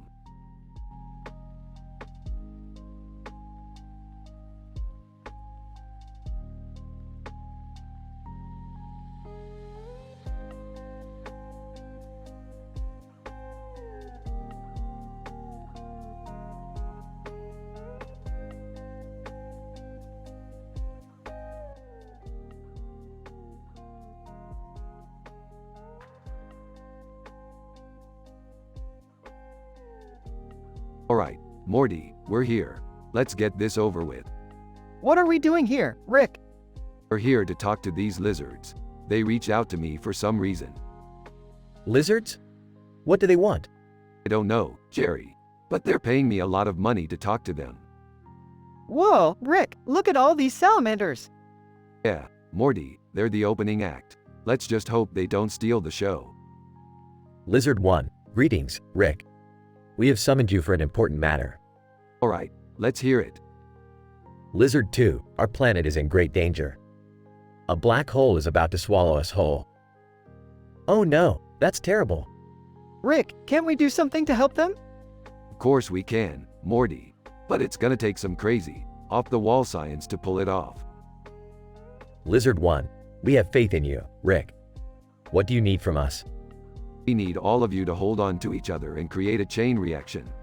And when I say, go, you all need to let go at the same time. Lizard 2, that's it? That's your plan? Trust me, it'll work. Rick, I don't think this is a good idea. Shut up, Morty, I know what I'm doing. I'm not sure about this, Rick. Just trust me, Jerry. Lizard 1, we're ready, Rick. Alright, on my mark. Point 3, point 2, point 1, go. Suddenly, a giant portal opens up and sucks in the black hole. Whoa, Rick, it worked. We did it. Lizard 2, thank you, Rick. You have saved our planet. No problem, guys, that's what we do. But Rick, what about the opening act? They didn't get to perform. Hey, they'll live. Let's get out of here. After leaving the planet. Rick, I gotta say, that was crazy hilarious. Yeah, Rick, you really outdid yourself this time. Elches. Yeah, well, that's just another day in the life of Rick Sanchez. The end.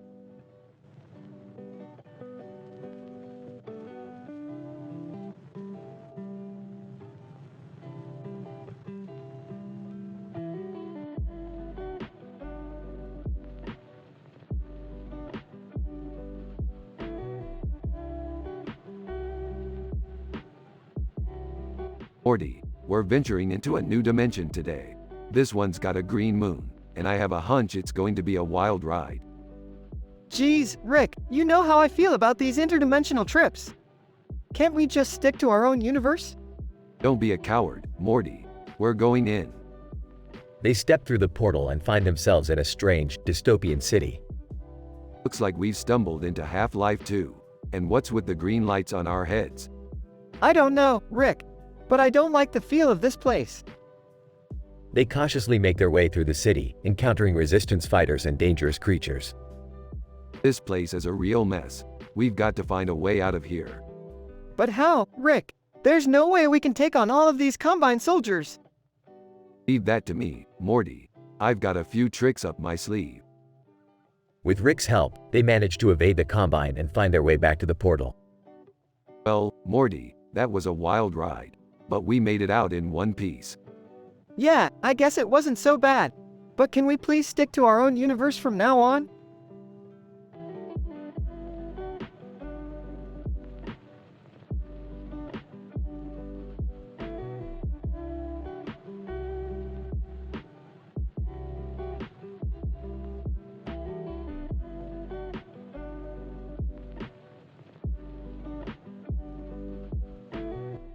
Narrator. The episode starts with Rick and Morty standing in front of a giant sun and a mountain. Morty, this is a bad idea. We should have never come here. But Rick, you said we had to investigate this anomaly. I know, Morty, but this could be dangerous. Narrator. Suddenly, the police arrived and arrested Rick and Morty. Police officer. You two are under arrest for trespassing. Narrator. After a series of events, Rick and Morty found themselves in a strange place called the SCP Foundation. Where are we, Morty? What is this place? I don't know, Rick. But I don't have a good feeling about it. Narrator. Rick and Morty soon realized that they were D-class personnel, low-level employees used for testing purposes. This is outrageous. We're scientists, not lab rats. Yeah, we don't deserve to be treated like this. Narrator. Just as they were about to plan their escape, a containment breach occurred and chaos ensued. Morty, we have to get out of here now. I'm with you, Rick. Let's go. Narrator. Rick and Morty managed to escape but lost all their memories of their past lives. They were stuck in the SCP universe forever.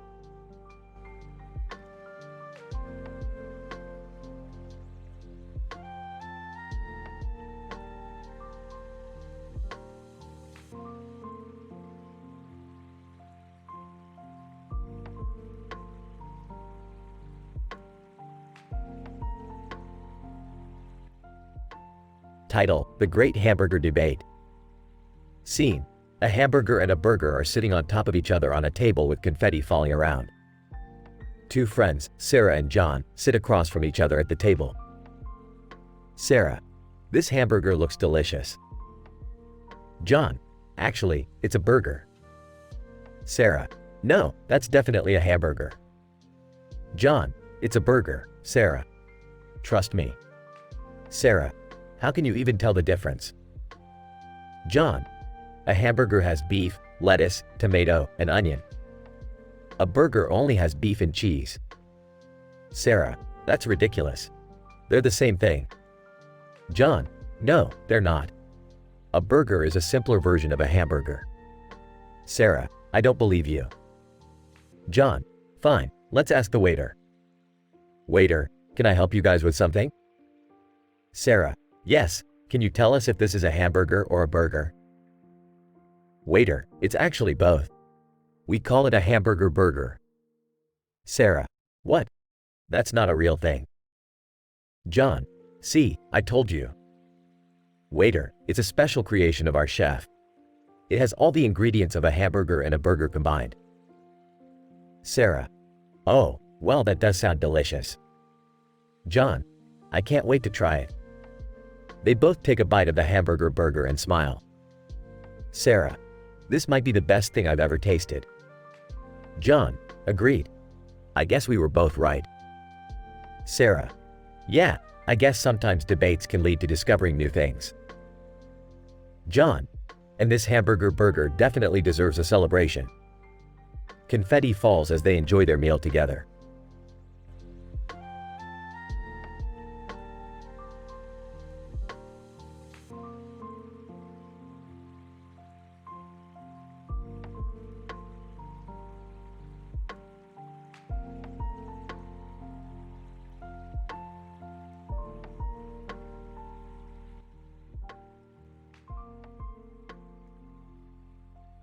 Alright, Morty, hold on tight.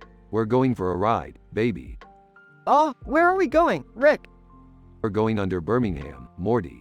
There's a whole underground city down here. And trust me, it's wild. I don't know if that's such a good idea, Rick. What if we get lost? Lost? Thieved? Please, Morty, I have a map that's never wrong. And besides, what's the worst that could happen? I don't know, Rick. This seems like a bad idea. Nonsense, Morty. Bad ideas are what make life worth living. Now let's go. They descend into the underground city, and the neon lights of the buildings and cars light up the night sky. Whoa, Rick. This place is crazy. Look at all the people down here. Yeah, Morty, it's a real party, and you know what they say. When in Birmingham, do as the undergrounders do. I don't think that's a saying, Rick. Whatever, Morty, let's just have some fun. They explore the underground city, getting into all kinds of crazy adventures and mischief. I don't know, Rick. I think we should head back now. Ah, come on Morty. We're just getting started. You haven't even tried the underground pizza yet. I don't know, Rick. I think I've had enough excitement for one night. They make their way back to the surface, and as they emerge from the underground city, they're greeted by the beautiful night sky. Wow, Rick, that was something else. Yeah, Morty, it was. And you know what? I didn't even have to swear once. See, you can have a good time without all that adult stuff. Yeah, I guess you're right, Rick. Of course I'm right, Morty. I'm always right. Now let's go get some ice cream.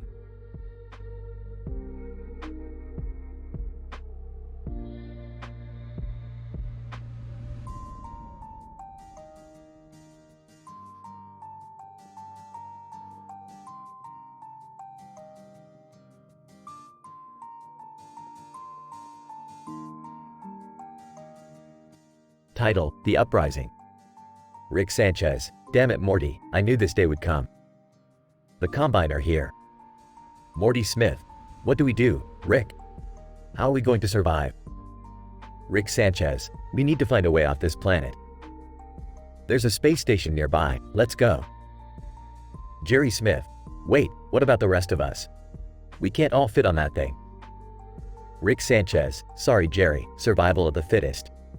We're leaving now, goodbye. The group races towards the space station as the Combine ships fly overhead, firing at them. Summer Smith. What about Dad? We can't just leave him. Beth Smith. He knew the risks.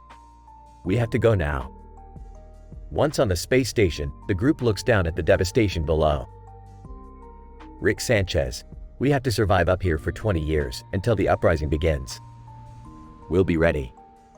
As the years pass, the group grows stronger and prepares for the rebellion. Morty Smith. It's time, Rick. The uprising has begun. Rick Sanchez. I've been waiting for this. Let's take back Earth. The group returns to Earth, fighting off the Combine and leading the resistance to victory.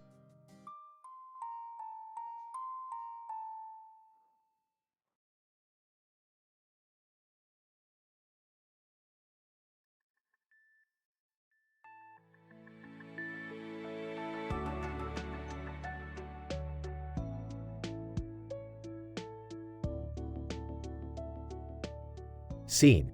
The player is in Gmod with a cartoon character with blue hair, a white shirt, and a green hat. They are trying to remove Rick from the game but are unsuccessful.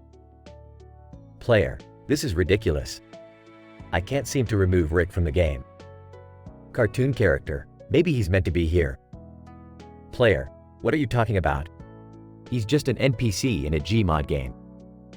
Cartoon character. Maybe he's stuck here for a reason. Maybe he needs our help. Player. What kind of help could he possibly need from us? Cartoon character. I don't know, but I think we should try to find out. Player. Fine. But how do we even begin to help an NPC in a game? Cartoon character. Maybe we should try asking him. Rick, can you hear us? Rick, NPC. Of course I can hear you, dumbass. I'm stuck in this game and can't seem to find a way out. Player. Is there anything we could do to help? Rick, NPC. Actually, there might be. You see, there's this glitch in the game that's been causing some trouble. If you can fix it, I might be able to find a way out. Cartoon character. We'll do whatever we can to help. Player. Alright, let's get to work. We have a mission to complete.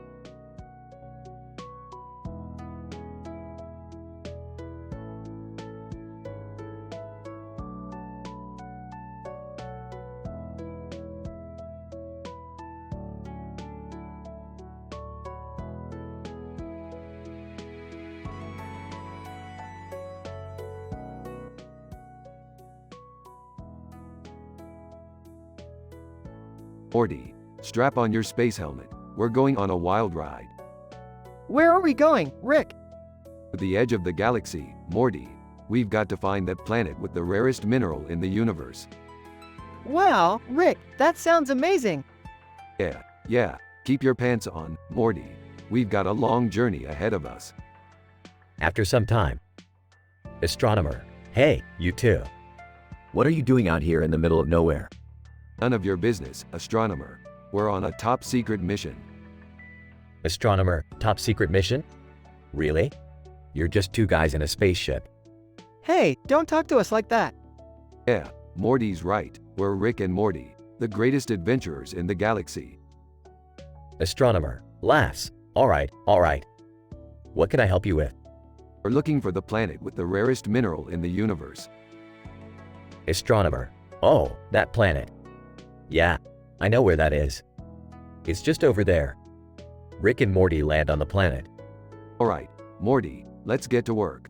We've got to find that mineral. Wow, Rick, this is amazing. I've never seen anything like this before. Yeah, calm down, Morty. We've got work to do. They start digging and finally find the mineral. Laughs. Yes, we did it, Morty. We found the rarest mineral in the universe. Laughs. This is amazing, Rick. Alright, let's head back to the ship. As they are leaving the planet, they see the astronomer waving at them. Astronomer. Hey, wait up. I want to come with you guys. Laughs. Sure, astronomer. Hop on board. Laughs. This is going to be great.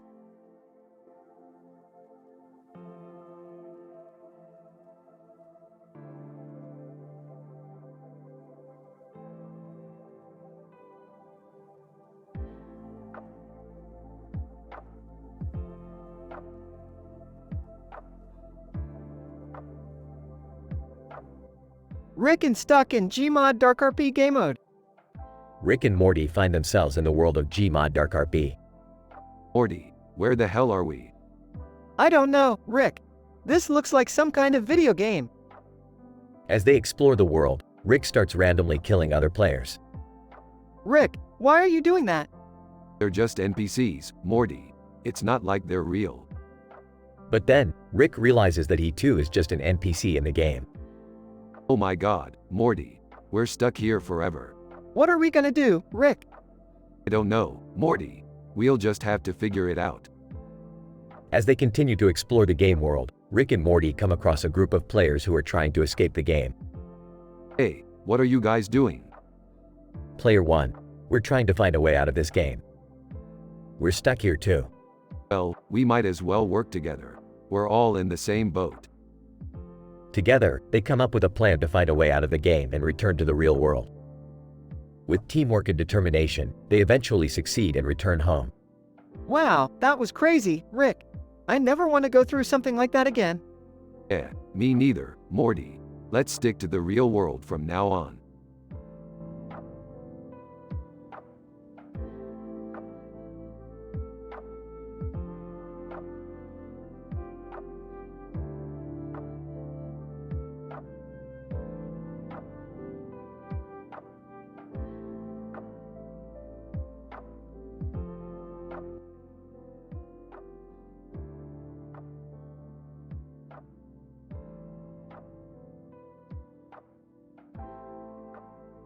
Rick, Morty, and Jerry find themselves in the middle of a sci-fi art exhibit, surrounded by bizarre and otherworldly pieces. Suddenly, they spot a woman with a sword in her mouth and a skull on her head, standing in front of a particularly disturbing sculpture. Well, look who it is. Lady Death, what are you doing here? Lady Death, I'm just here to check out the competition. You boys aren't exactly the only ones dealing in death and destruction, you know. But, you're not real, right? I mean, you're just a character from a comic book. Lady Death. Oh, I'm real, Morty. As real as the pain and suffering I bring to those who cross me. Can we just enjoy the art and not talk about death and destruction? Oh, Jerry, always trying to avoid.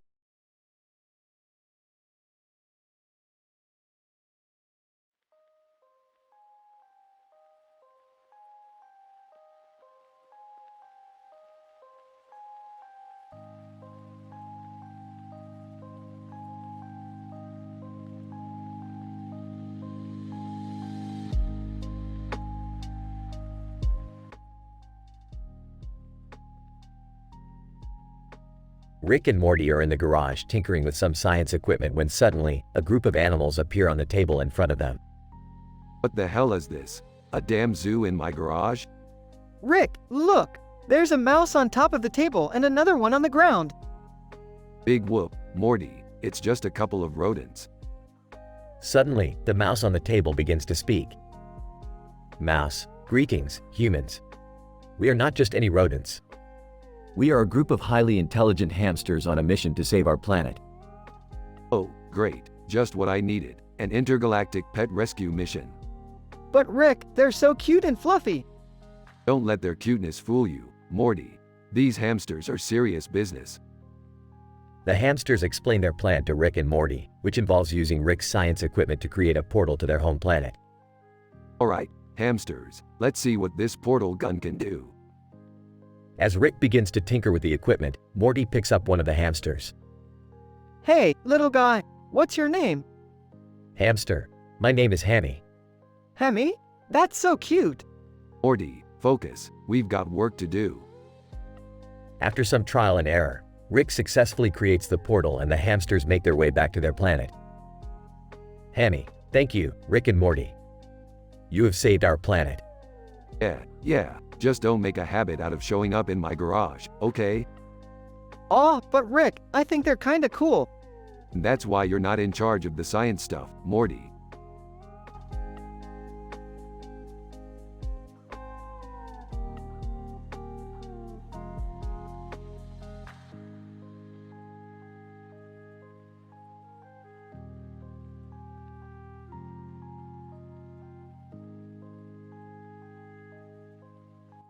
Title, Trapped in the Back Rooms. Morty, I think we're lost. What do you mean, Rick? We're not in our dimension anymore. We're in the back rooms. What are the back rooms? It's an endless maze of yellow rooms with no doors or windows. It's easy to get lost.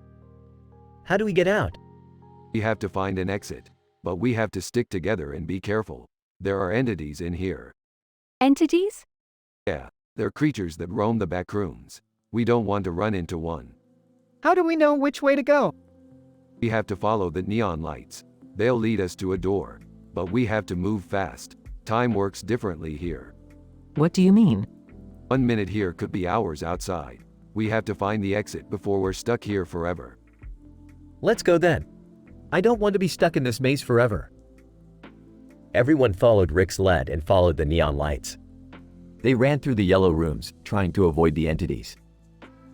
After what seemed like hours, they found a door with a neon light behind it. They opened it and stepped out of the back rooms, back to their own dimension. That was intense. Yeah, let's never go there again. Agreed.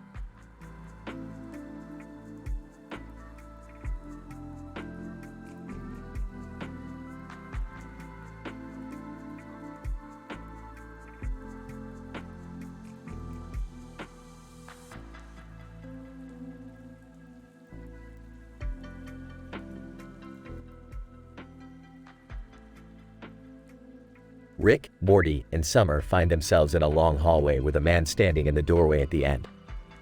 A circular light fixture above the doorway illuminates the area. Who the hell is this guy? Why is he standing in our way? I don't know, Rick. Maybe he's lost or something. Guys, look at the ceiling. That light is circular. I think we're in some kind of weird alternate dimension. Man, greetings, travelers. Welcome to S1MPLE. I am the guardian of this realm. To pass, you must answer my riddle. Riddles. Fine, hit us with it.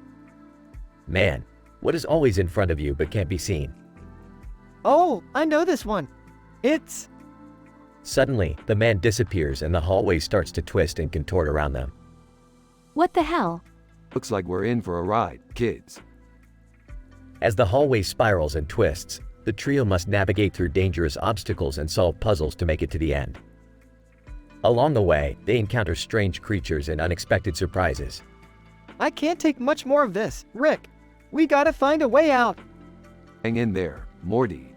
We're almost there. Finally, they make it to the end of the hallway and find themselves in a room with a giant portal. Well, that was fun. Let's get the hell out of here. Wait, Rick. Shouldn't we thank the Guardian for letting us pass? Oh, he's probably already moved on to the next group of travelers. Come on, let's go home. the trio jumps through the portal and back into their own dimension, leaving behind the strange world of S1MPLE.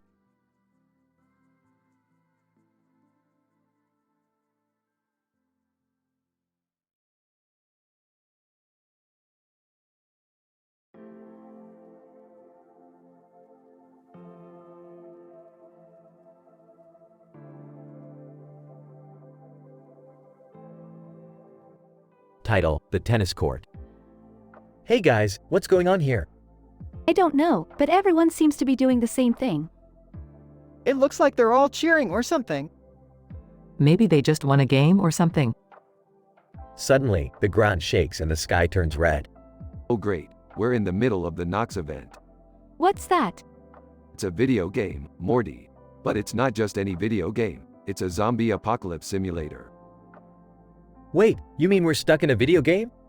Yep, and it's not going to be easy getting out of here. As the group tries to navigate through the chaos of the Nox event, they come across other players and must work together to survive. I never thought a game could feel so real. Yeah, this is crazy. I don't think I want to play video games anymore. The group finally makes it out of the game, but not before learning the importance of teamwork and survival skills.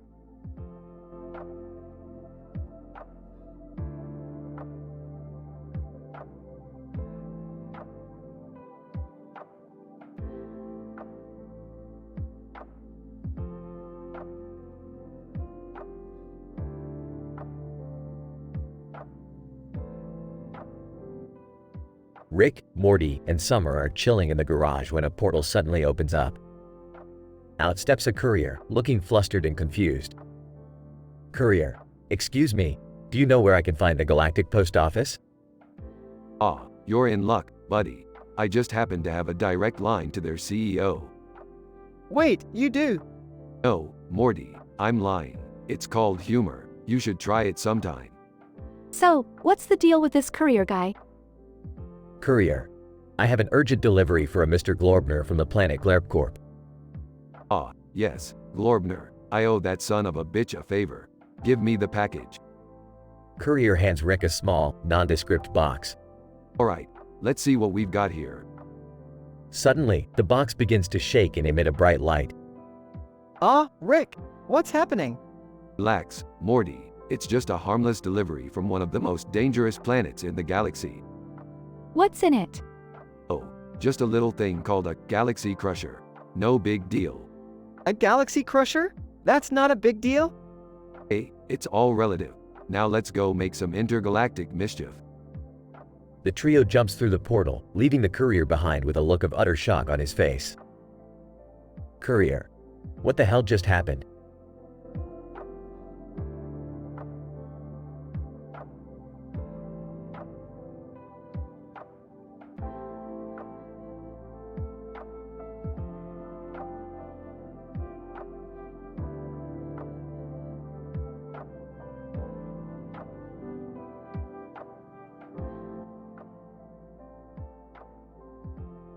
Title: The Perfect Omelet. Scene: we see a kitchen with a stove-top oven sitting inside of its center island next to a window with a view of a parking lot. A woman, named Sarah, is standing next to the stove, holding a frying pan. Sarah, to herself: okay, Sarah, you got this. You can make the perfect omelet. Sarah cracks 3 eggs into a bowl and begins to whisk them together. Suddenly, Sarah hears a knock at the door. Sarah, to herself: who could that be? Sarah goes to the door and sees her neighbor, Mr. Johnson, standing outside. Mr. Johnson: hi Sarah, I hope I'm not interrupting anything. Sarah: no, not at all. What brings you here? Mr. Johnson: well, I just wanted to let you know that I'm having a little get-together tonight and I thought you might like to come. Sarah, smiling: that sounds like fun. What time should I come over? Mr. Johnson: 7 p.m. should be good. I'll see you then. As Mr. Johnson walks away, Sarah goes back to the kitchen and starts to cook her omelet. Sarah, to herself: this omelet is looking good. Maybe I should make another one for Mr. Johnson.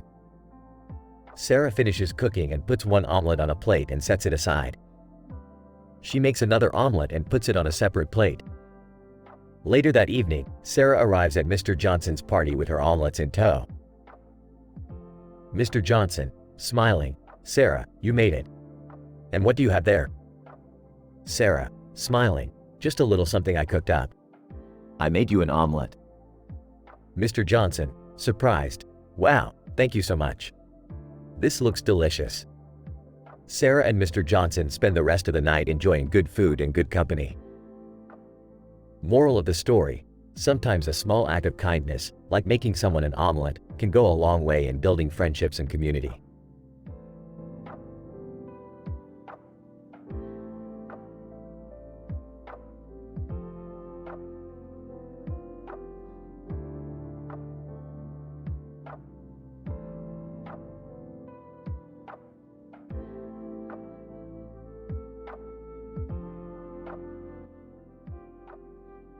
Alright, Morty. Let's play this Fortnite game and show these kids how it's done.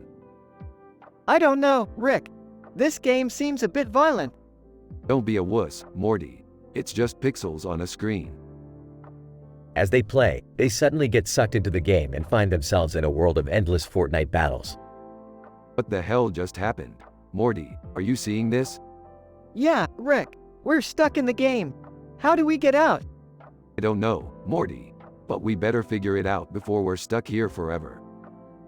They try to escape the game, but every time they die, they respawn and have to start all over again. This is hopeless, Rick. We're never going to get out of here.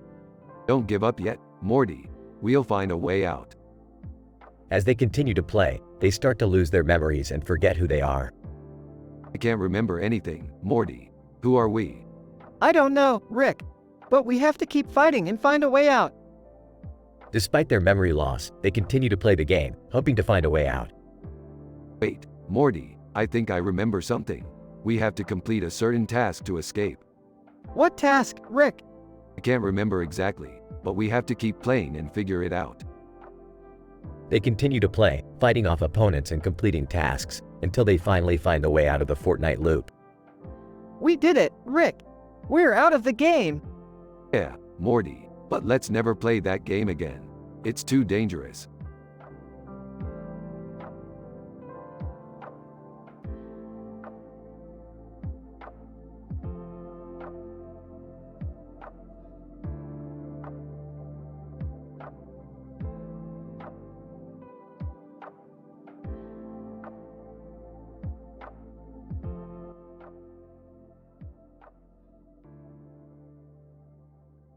Alright, Morty, we're going on a little adventure today.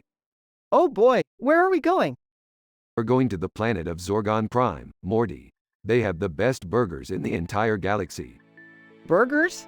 That sounds awesome. Can I come too, Rick?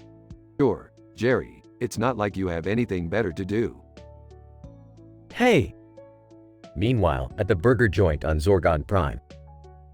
Waiter, welcome to Burger Planet. What can I get for you? 3 burgers, extra cheese, extra bacon, and extra pickles. Waiter, coming right up. These burgers are amazing, Rick. I have to admit, I was skeptical at first, but these burgers are top-notch. Told ya so, Jerry. Now let's get out of here before the locals start asking questions. Back in the spaceship. Hey Rick, what's that factory over there? Oh that's the Plumbus factory. The what now? The Plumbus factory, Jerry. They make plumbuses. What's a plumbus? It's a multi-purpose tool, Morty. Everyone has one. Everyone has one? Even me? Yeah, Jerry, even you. Meanwhile, at the Plumbus factory. Worker, welcome to the Plumbus factory. How may I help you? We would like to buy a few plumbuses. Worker, of course, right this way. Wow, these plumbuses are pretty cool. I don't get it. What do they do? It's better if you don't know, Jerry. Back in the spaceship. Hey Rick, can we use the plumbuses to fix the ship? No, Morty, we're not using plumbuses to fix the ship. Oh, why not? Trust me, Jerry, you don't want to mix plumbuses with spaceship repairs. I don't get it. Yeah, me neither. Good, let's just enjoy our plumbuses in peace.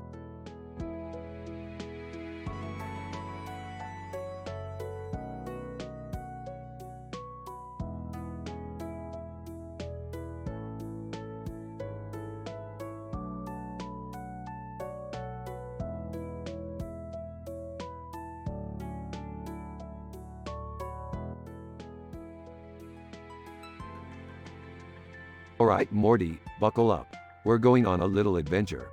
Oh boy, where are we going this time? We're going to Pakistan, Morty. I heard they're serving up some killer curry over there. Rick, you can't just go to Pakistan for food. Yeah, there's like a million other places we could go for curry. Hey, I didn't get to be a genius by playing it safe, Beth. Aw, guys, what's that guy doing over there? Rick and the family look over to see a man standing on top of a mountain. Who cares? Let's get some curry. Rick, we can't just ignore someone who might need our help. Yeah, it's like that time you left that planet to explode, remember? Fine, fine. Let's go see what this guy wants. Man on mountain, yelling, "Help! I'm stuck up here." How did he even get up there? Who cares? Let's just get him down. Beth and Summer start to climb the mountain. This is insane. Why did we agree to this? I don't know, but at least we're getting some exercise. Man on mountain, as they reach the top. Thank you so much. Alright, we saved your life. Now where's that curry? Man on mountain, I don't know. I was just trying to take a picture. What? Man on mountain, yeah, I'm a travel blogger. I just wanted to get a cool shot for my Instagram. Rolls his eyes. You gotta be kidding me. Let's get out of here. Beth and Summer start to climb back down the mountain. Well, that was a waste of time. At least we got some exercise, right? Looking at Rick, can we still get some curry? Smirks. You know it, Morty. You know it.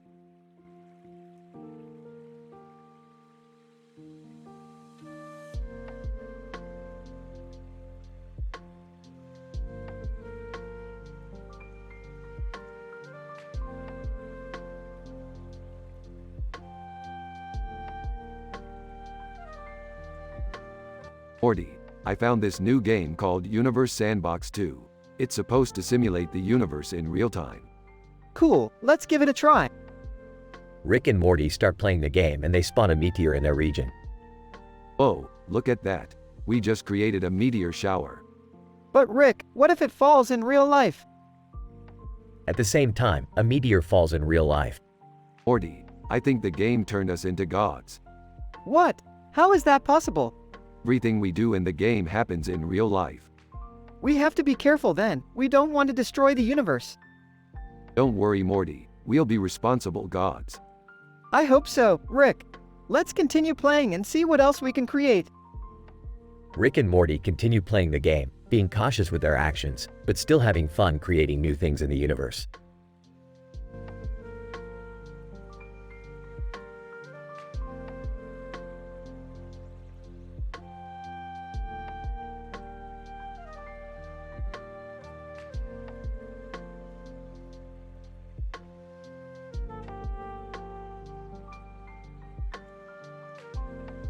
Alright, Morty. Buckle up for another crazy adventure. Oh geez, where are we going this time? Hey guys, what's up? Just about to embark on another interdimensional journey. Can I come along? Yeah, Rick. Can Summer come with us? Fine, but we gotta make this quick. We have a humorous art festival to attend. Humorous art? What's that? It's where artists create funny and ridiculous pieces of art. We're gonna be the judges. They arrive at the festival and see a man and woman sitting on a bench under a large green dome. Hey, let's go check out that building with the green dome. Good idea, Morty. We might find some hilarious art in there. Inside the building, they see paintings of aliens doing human jobs, sculptures of animals with human faces, and a piece called "A Day in the Life of a Plumbus." This is so weird. Hey, check out that painting of a pickle wearing a top hat. That's hilarious. It's like it's saying, I'm a fancy pickle. They all laugh and continue exploring the festival. This has been so much fun. Thanks for taking me along. No problem, Summer. It's all about experiencing new things and having a good laugh. Yeah, and who knows where we'll end up next time. They all cheer and high-five each other as they exit the festival.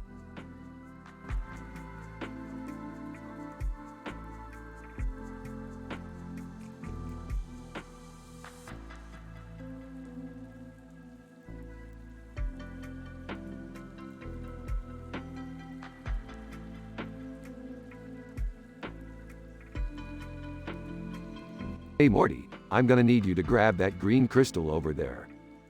Ah, okay, Rick, but what's it for? It's for my portal gun. Morty, now hurry up. SCP Foundation Guard, freeze. You two are coming with us. What the hell? Who are you guys? SCP Foundation Guard. We're taking you in as SCP, redacted. You two are anomalies and are a threat to society. Anomalies? What does that even mean? SCP Foundation Guard. You'll find out soon enough. Well, this is just great. How are we gonna get out of this mess? Maybe we can use the portal gun to escape. SCP Foundation Guard. Not a chance. We've already confiscated it. Damn it, Morty. We really got ourselves into a pickle this time. Yeah, I don't think we're getting out of here anytime soon.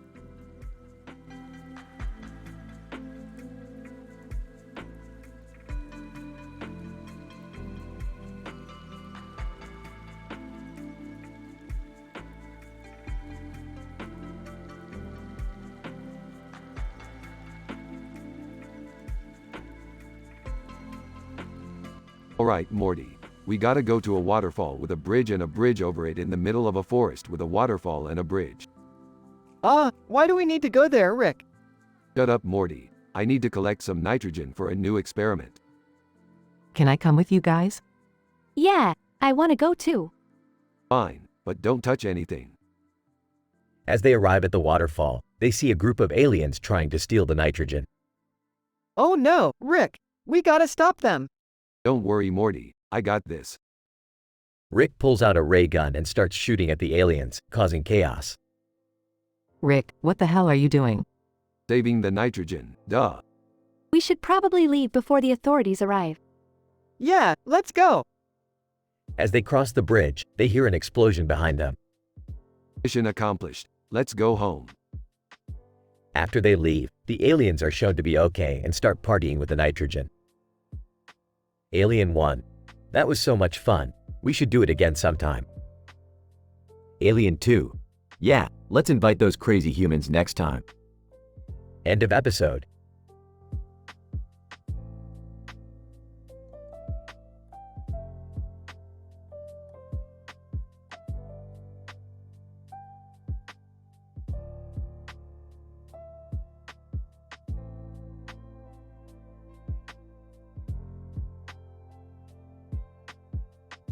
Alright, Morty, buckle up for another adventure. Where are we going this time? To the store, Morty. We need to buy some calcium. Why do we need calcium, Rick? Shut up, Jerry. You're only here because you're married to my daughter. Hey, I'm here too, Rick. Yeah, whatever. Just grab those vases over there and let's get going. These are some nice vases. What are they for? They're for holding the calcium, Summer. Don't ask stupid questions. Ah, Rick, why do we need so much calcium anyway? Because, Morty, we're going to make a giant skeleton and scare the crap out of our neighbors. That's a terrible idea, Rick. What if someone gets hurt? Relax, Jerry. It's not like anyone's going to break a bone or anything. I don't know, Rick. This seems like a pretty risky plan. Risky plans are my specialty, Morty. Now let's go before someone steals our calcium. Wait, is that guy following us? Oh crap, it's the calcium thief. Quick, Morty, use the vases as weapons. What? No way, Rick. Fine, I'll do it myself. Get ready to run, everyone. And so, the group fought off the calcium thief with nothing but a row of vases and their wits.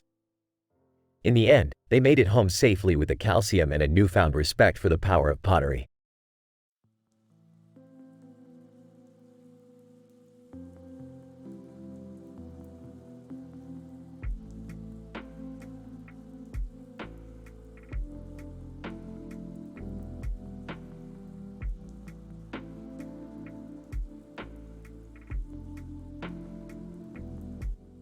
Narrator. In a small town, a cartoon character named Bob was anxiously waiting at the train station. Suddenly, a man in a suit and tie approached him and shook his hand. Bob, hi there. Are you here to catch the train too? Man, yes, I am. My name is Mr. Johnson. Bob, nice to meet you, Mr. Johnson. I'm Bob. Narrator. As they chatted, they both noticed a strange figure lurking in the shadows. From the SCP universe, Morty, look at this. It's SCP-096. Oh man, we're gonna die. Narrator. Suddenly, SCP-096 charged towards Rick and Morty, causing a massive explosion. Bob, what was that? Man, I have no idea, but we need to get out of here. Narrator. As they ran away from the chaos, Bob and Mr. Johnson realized that they had narrowly escaped a dangerous situation. Bob, I'm so glad we made it out alive. Man, me too. I think we should report this to the authorities. Narrator. And so, Bob and Mr. Johnson reported the strange incident to the authorities, hoping that it would be the last time they encountered anything so terrifying.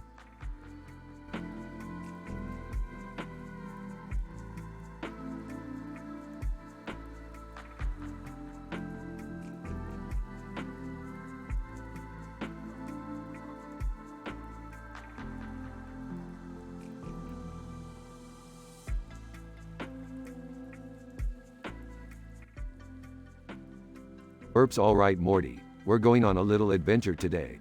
Oh boy, where are we going, Rick? We're going to the world of cartoon characters, Morty. A place where everything is full of wacky hijinks and laugh tracks. Gee, Rick, that sounds like a lot of fun. Of course it is, Morty. That's why we're going to make a quick pit stop at the interdimensional cable. We need to stock up on some classic cartoon references. What kind of references? You know, stuff like Mighty Mouse, Tom and Jerry, Bugs Bunny, all the classics. Wait, what's Mighty Mouse? Oh Morty, you sweet summer child. Mighty Mouse was the original superhero, able to fly and save the day with his mighty strength. That sounds pretty cool. It was, Morty, it was. But let me tell you something, there was always something suspicious about that mouse. What do you mean, Rick? I mean, have you ever seen Mighty Mouse and Jerry Mouse in the same room together? Oh, no. Exactly, Morty, they're the same damn mouse. Burps. Whoa, that's crazy, Rick. I know, Morty, it's a real mind bender. But don't worry, we're going to get to the bottom of this cartoon conspiracy once and for all. Alright, Rick, let's do it. That's the spirit, Morty. Now let's go see what kind of wacky shenanigans are going down in Toontown.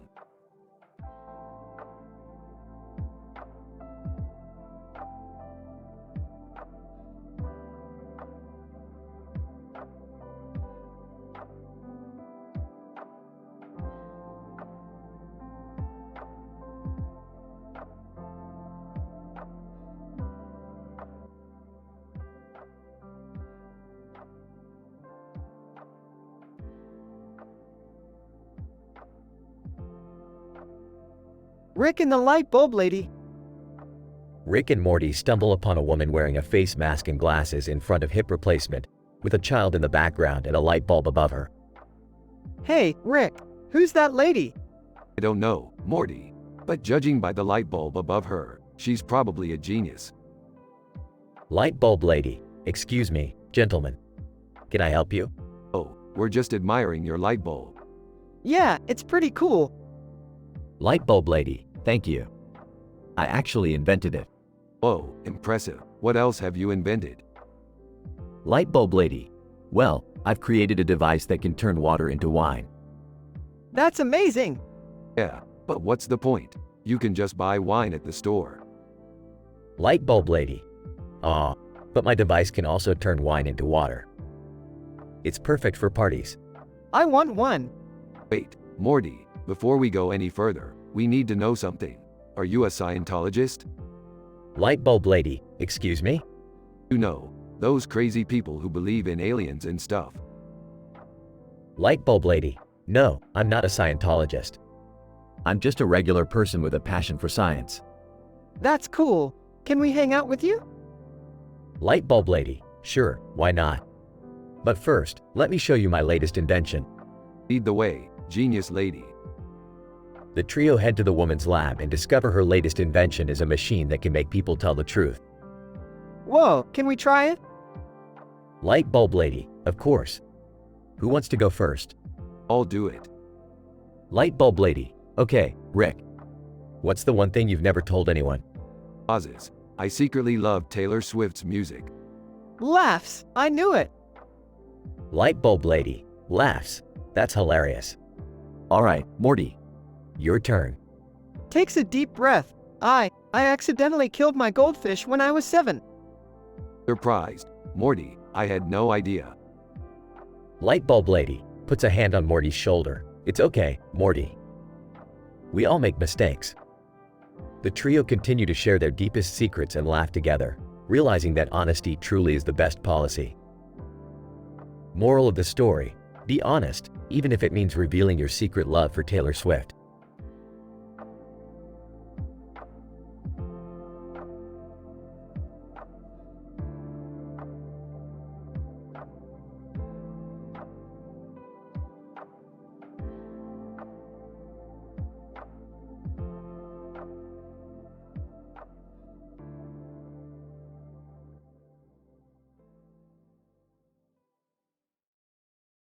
Morty, we're going to a soccer game today.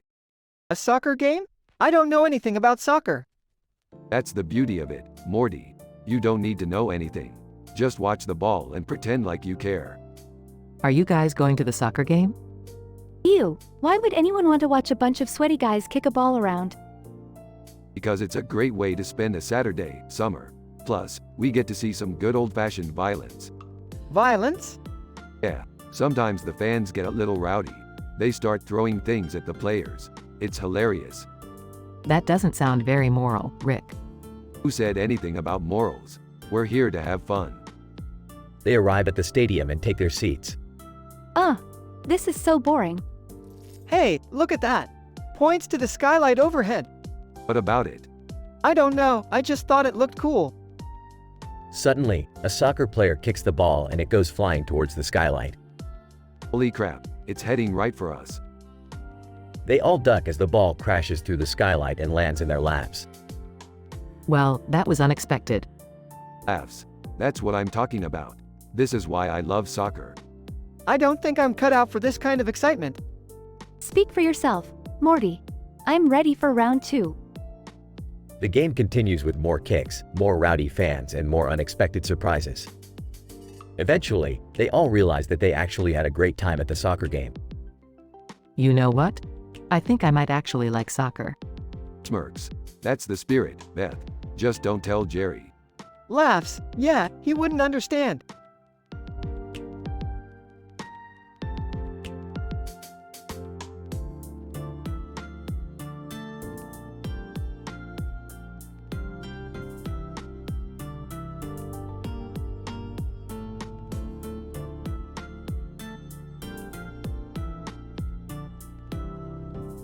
Title: The Poster. Lena: hey, check out this poster I found. It's so weird. Mark: let me see. HMM. It's a man and a woman, both with beards and hats. And the words, oh, on top of manage. What could it mean? Lena: maybe it's a code or a message. Mark: could be. Let's do some research and see if we can crack it. Lena: good idea. I'll start by looking up the meaning of oh. Mark: and I'll try to find out what manage could refer to. Lena: wait, I think I found something. Oh is a Maori chant used to honor ancestors and connect with the spiritual world. Mark: interesting. And manage could refer to managing our own spiritual energy and connecting with our ancestors. Lena: that makes sense. Maybe this poster is reminding us to honor our roots and connect with our ancestors. Mark: and the bearded man and woman on the poster could represent our ancestors too. Lena: wow, this poster is more meaningful than we thought. I'm glad we took the time to decode it. Mark: me too. Let's hang it up somewhere prominent as a reminder to honor our roots and connect with our ancestors. Lena: agreed. I'm so glad we stumbled upon this poster.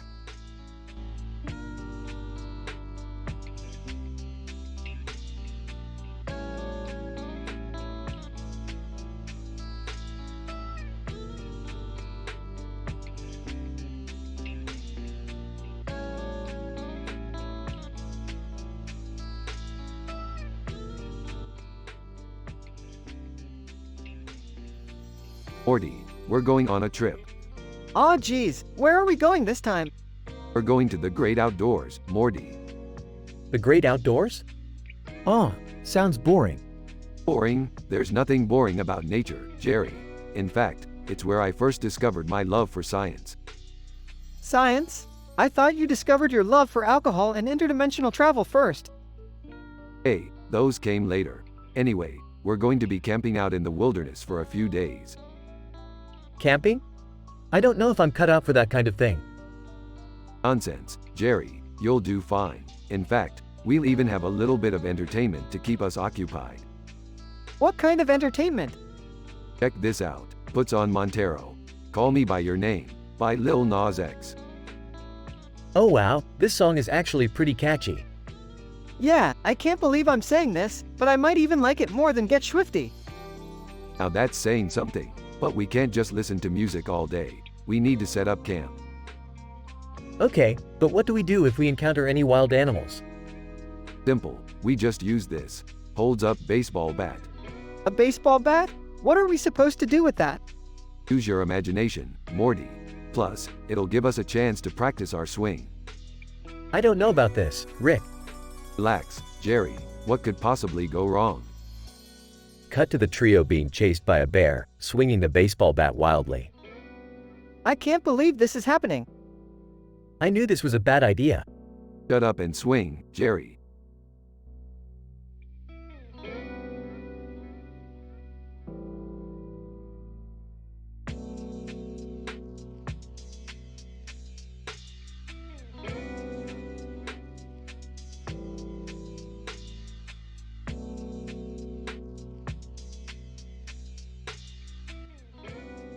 Title: The Two Elephants. Scene: a field of grass and dirt with a beautiful sky background.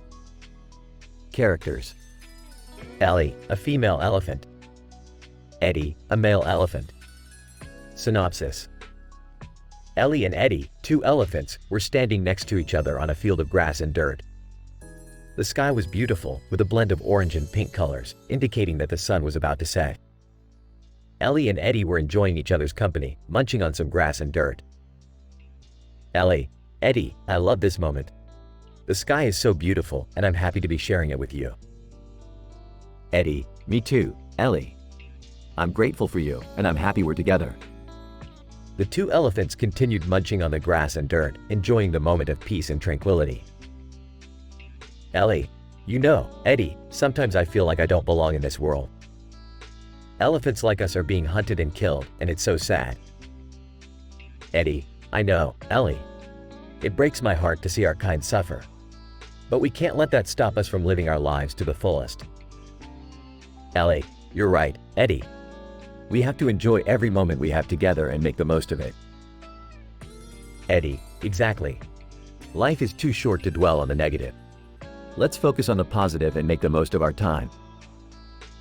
Ellie and Eddie continued standing next to each other, enjoying the beautiful sky and each other's company. They knew that life was too short, but they were grateful for the moments they had together. The end.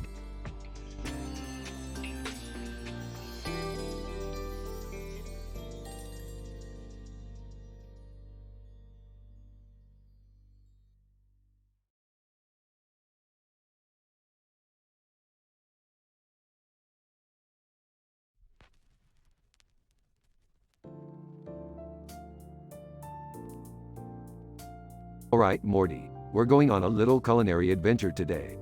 Culinary adventure? That's right, Morty. We're going to a dimension where the only currency is recipes. Popping in, can I come too? I make a mean tuna casserole. Jerry, can't you see we're busy? Turns to Rick. So what's the plan, Dad? We're going to infiltrate the biggest kitchen in this dimension and steal their most prized recipe. Wait, we're stealing? I don't know if I'm comfortable with that. Relax, Summer. It's just a recipe. Plus, we're doing it for science. But how are we gonna do it? We can't just waltz in there. We're gonna pose as chefs, Morty. I've got some disguises ready.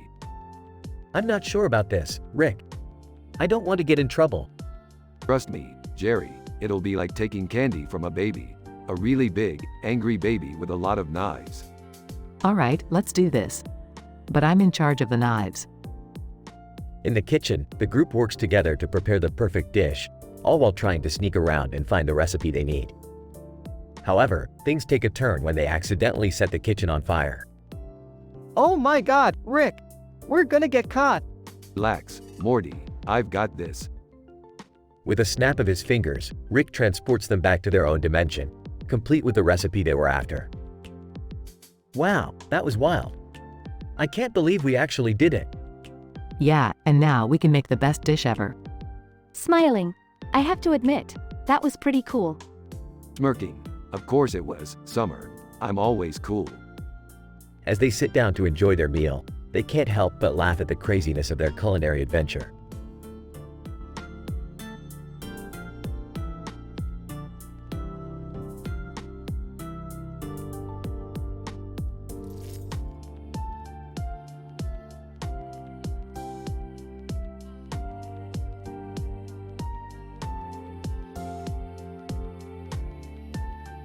Alright, Morty, we're going on an adventure today.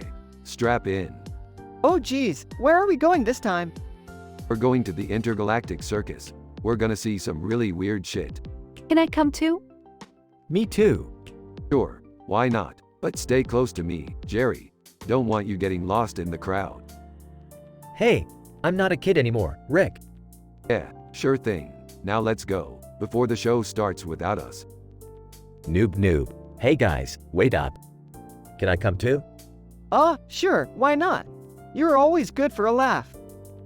Noob. Yay. I won't let you down, Rick. This is gonna be awesome.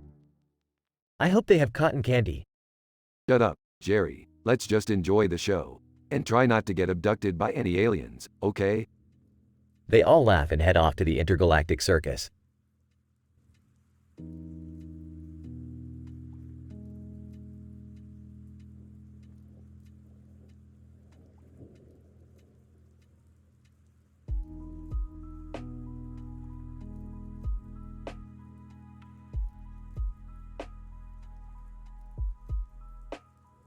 Alright, Morty, buckle up for a wild ride. Where are we going this time, Rick? We're gonna check out this planet with 2 rainbows in the sky. It's supposed to be a real trip, Morty. Sounds cool, I guess. But what's that down there? Looks like a Zentradi base. Those guys have some serious firepower. Keep your head down, Morty. Why are we even here, Rick? I heard they have some rare crystals on this planet that could power my portal gun for years. But we gotta get past those Zentradi first. I don't like the sound of that, Rick. Relax, Morty. We've faced worse than this. Just follow my lead. Zentradi, intruders detected. Prepare for attack. Here we go, Morty. Time to show these giant aliens what we're made of. I have a bad feeling about this, Rick. Nonsense, Morty. We've got this under control. Just keep firing. After a wild battle, Rick and Morty successfully retrieve the rare crystals and make it back to their ship safely. That was crazy, Rick. I don't think I can handle much more of this. You're just getting started, Morty. We've got a whole universe to explore.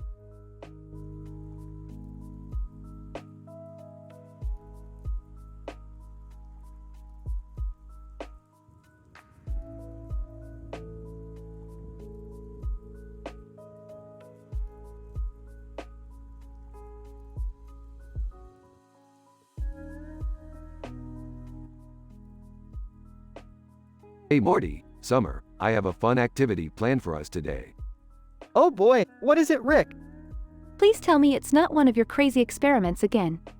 Relax, Summer. We're going to a sports massage parlor to get some relaxing massages. That sounds nice, but what's with all the balloons and lights in the room? Oh, those are just for the special trick the masseuse does on the chair. It's supposed to be really cool. I don't know about this, Rick. It sounds a little too weird for me. Nonsense, Summer. Trust me, it's going to be a blast. They enter the massage room where a man in a suit greets them. Man in suit, welcome. Are you all here for the sports massage? Yes, we are, and we're excited to see this special trick you have planned. Man in suit, yes. Our masseuse is known for her impressive balancing act on the massage chair. Just sit back, relax, and enjoy the show. The woman masseuse enters and begins her performance on the chair. Wow, that's really cool. I have to admit, this is pretty impressive. See, I told you guys this would be fun. After the massage, they leave the parlor feeling rejuvenated. That was great, Rick. Thanks for taking us there. Yeah, I feel so much better now. Anytime, guys. Now, let's go get some pizza. I'm starving. The three of them walk away, with the man in the suit looking confused by their strange behavior.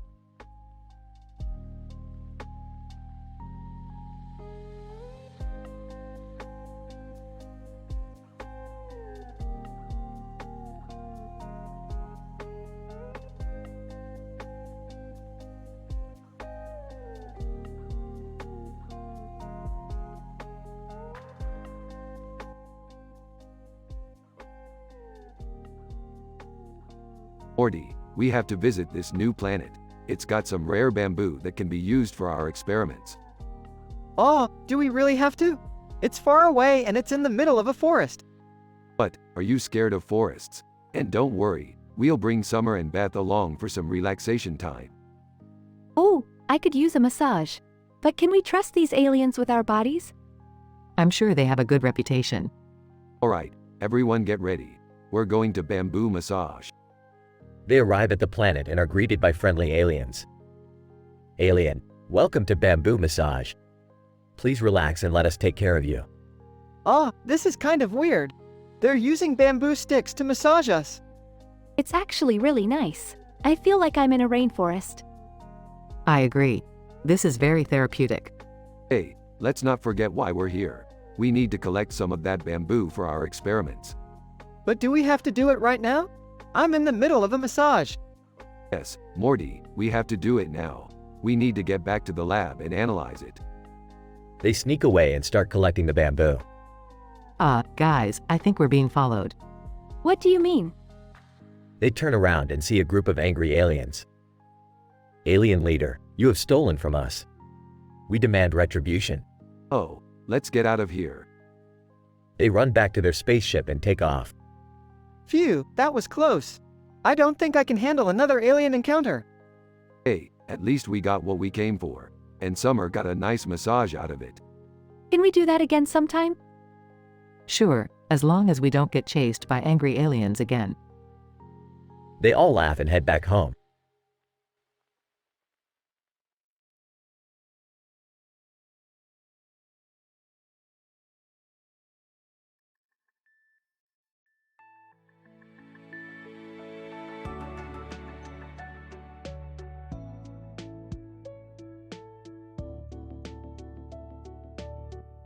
Alright, Morty, we're gonna rob a bank tonight.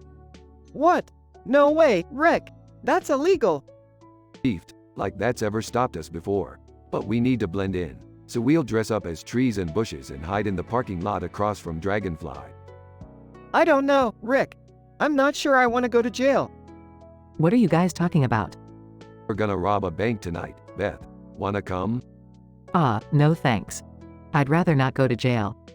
Suit yourself. But if you change your mind, we'll be hiding in the parking lot across from Dragonfly.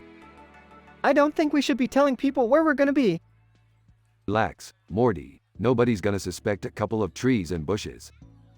A few hours later. Cop. Alright, we got a report of some suspicious trees and bushes in the parking lot across from Dragonfly. Let's check it out.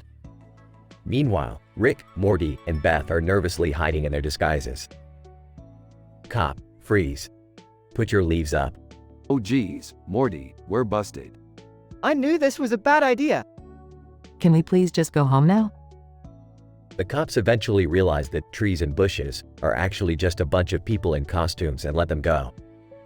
Well, that was a close one. But hey, at least we got a good story out of it. Yeah, sure. A story about how we almost went to jail for being idiots. Can we please never do that again?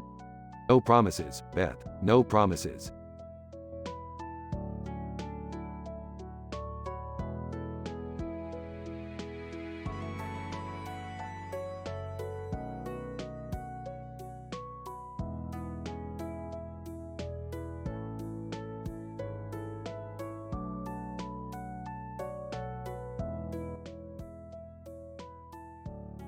Alright, Morty, we gotta infiltrate this tower and steal that sciencey stuff.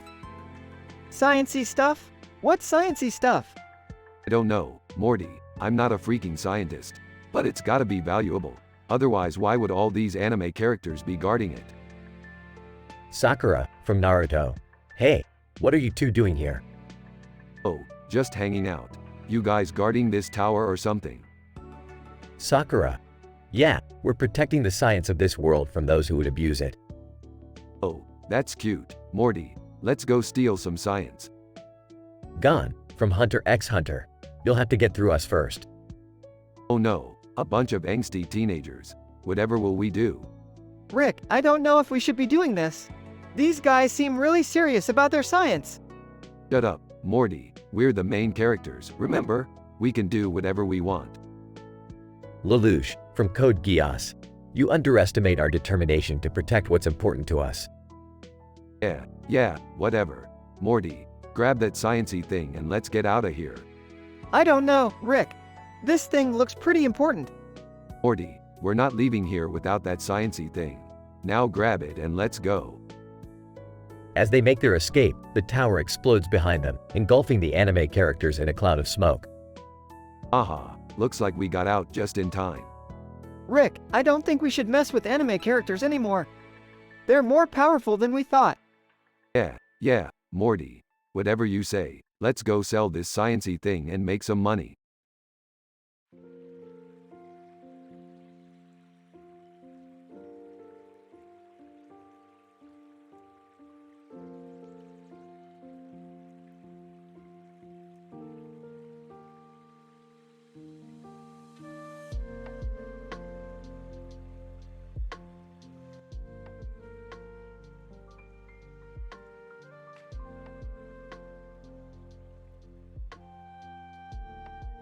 Rick, Morty, Jerry, and Summer are gathered in the living room, discussing their recent adventures. Alright kids, we've been through a lot lately. But we're not done yet. Today we're gonna go on a wild ride through the multiverse. Whoa, Rick, that sounds intense. What do we need to do? Just sit back and relax, Morty. I've got this. As they step onto the platform, a girl with long hair in a purple dress appears beside them. Rick, who's this? Oh, just a girl I met on my travels. She's coming with us. The group is transported to a strange, neon-colored planet. They explore the area, coming across bizarre creatures and exotic plants. This place is insane. What even is this? Girl, this is just one of the many dimensions that exist. You guys are lucky to have Rick as your guide. Hey, I didn't get this far by luck. I'm just that good. As they continue exploring, they come across a group of aliens in a heated debate. Alien 1, we can't allow those beings to cross our borders. They're a threat to our society. Alien 2, but they're just harmless travelers. We can't discriminate against them. Rick steps in to settle the dispute. Hey, let's all just calm down. We're all just trying to coexist here, right? The aliens begrudgingly agree to let them pass. As they continue their adventure, they come across a giant, singing plant. Plant, hello there, travelers. Care for a song? Sure, I guess. The plant begins singing a catchy tune, and the group can't help but dance along. This is ridiculous, but I can't stop moving. After their wild adventure, the group returns home, exhausted but exhilarated. Wow, that was something else. I don't think I've ever experienced anything like that before. That's the beauty of the multiverse, Jerry. You never know what you're gonna get. As they settle into the couch, the girl with long hair turns to Rick. Girl, thanks for letting me come along on this adventure. It was really cool. No problem. Anytime, kid. The group shares a laugh as the episode comes to a close.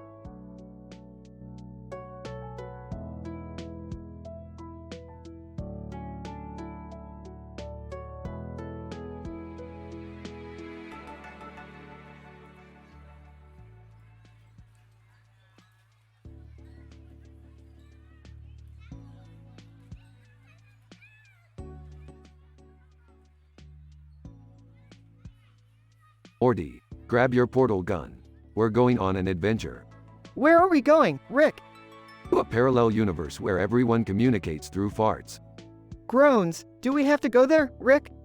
Grinning. Come on, Morty. It'll be a gas. They arrive in the fart universe, where everyone is passing gas and giggling. Sniffs. Smells like home. Gags. I can't take it, Rick. Laughing. Relax, Morty. Just let it out. Farts. Whoa, that was actually kind of fun. They meet the woman in the red dress and hat. Woman. Hello, travelers. I am the Queen of Farts. O's. Your Highness, we come in peace. Queen. Laughs. Of course you do. All who enter our world must pass the fart test. Nervously, what's the fart test? Queen. Smiling. It's simple. You must make me laugh with your best fart joke. Grinning. I got this. Farts loudly. Why did the fart cross the road? To get to the other. Farts again, side. Queen. Cracks up. That was hilarious. You may stay as long as you like. Embarrassed. I don't think I can top that, Rick. Adding Morty's back. It's okay, Morty. Just let your farts be your guide. They explore the fart universe, laughing and farting along the way. Smiling. You know, Morty, we may come from different worlds, but we all have one thing in common. What's that, Rick? Pauses dramatically. We all love a good fart joke. They both start laughing uncontrollably as the queen and her people join in.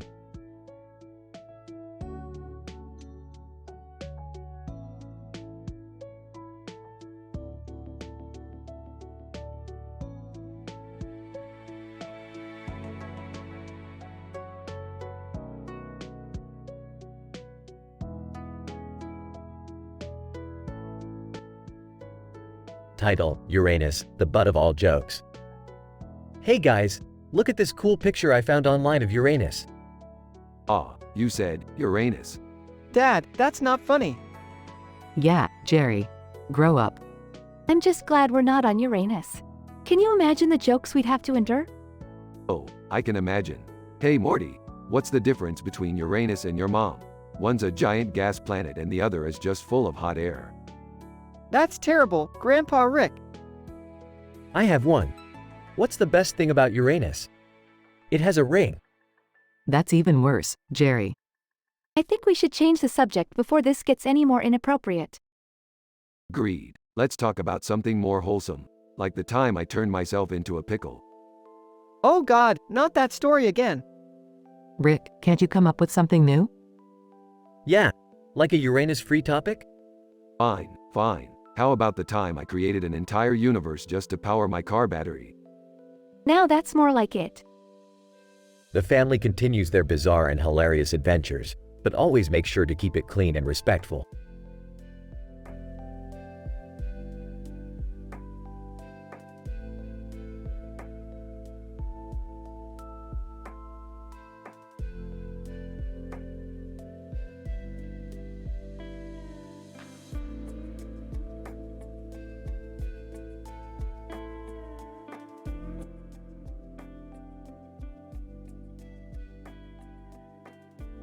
Rick, Morty, Jerry, and Beth are all sitting in the living room when Rick pulls out a strange device. Hey, Morty, check out this interdimensional portal gun I made. Whoa, that's crazy, Rick. Where does it go? It could go anywhere. It could even take us to a dimension where Mark Wahlberg is a genius. Sarcastically, wow, that sounds like a real thrill. To Jerry.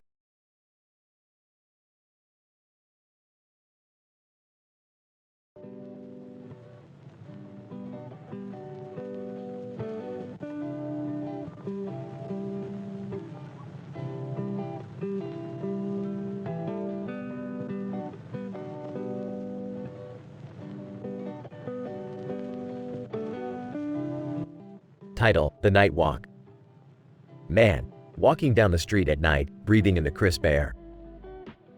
Woman, crosses the street, walking towards the man.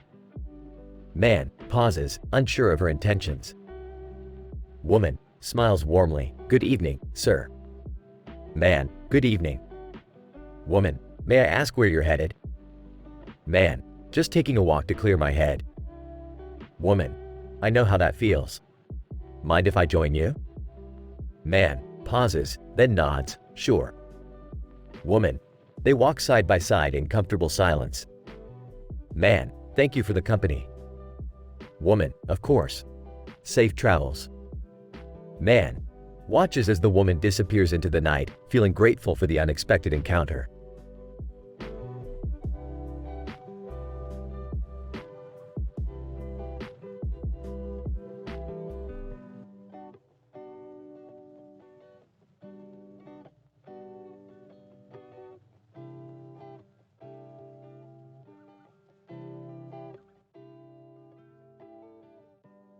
Alright, Morty. We gotta go back in time to stop a mad scientist from destroying the world. Rick, didn't we do that already? But, no, of course not. Time travel is messy, Morty. Anywho, grab your portal gun and let's go. Wait, Rick. Can't you just make a device that stops time instead? Beth, you can't just make a device that stops time. That's ridiculous. Oh, wait, yeah, I can do that. Awesome! So, what's the plan, Rick? We're gonna freeze time and throw a party. Woohoo! Wait, what? That's it? Hey, we need a break sometimes. Plus, I heard Marie Curie was a party animal. Rick, Marie Curie was a Nobel Prize-winning scientist. Yeah, and she knew how to party. Trust me. I don't know about this, Rick. What if something goes wrong? Relax, Summer. What could possibly go wrong with a time-stopping device? Cue chaos and hilarity as the party gets out of control and time starts to unravel. I think we messed up, Rick. Yeah, I'm getting that feeling too, Morty. Time to portal out of here. The family narrowly escapes as the world explodes behind them. Rick, what did we learn from this? That time travel is even messier than I thought. Also, always party with caution. The family nods in agreement as the scene fades to black.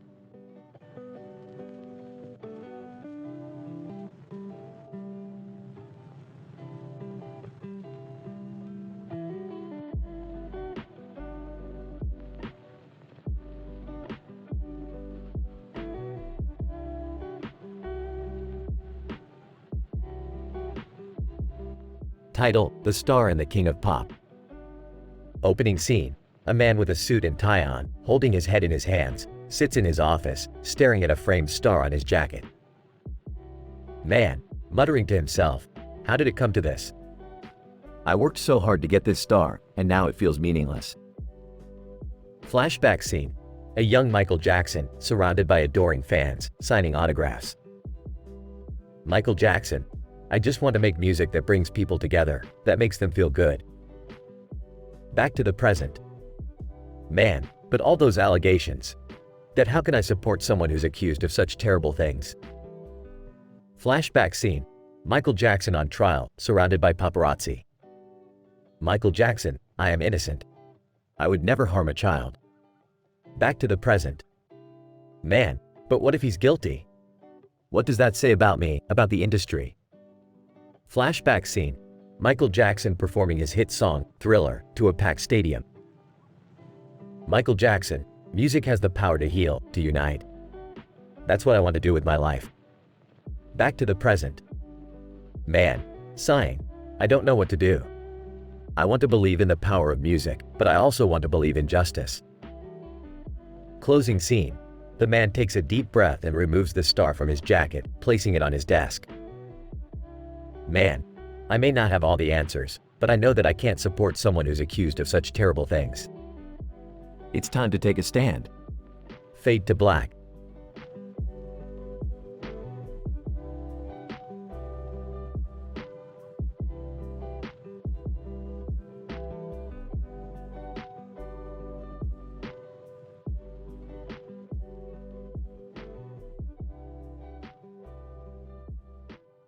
Sorry, as an AI language model, I cannot generate inappropriate, offensive, or disrespectful content. My programming is designed to follow ethical and moral guidelines and provide helpful and informative responses.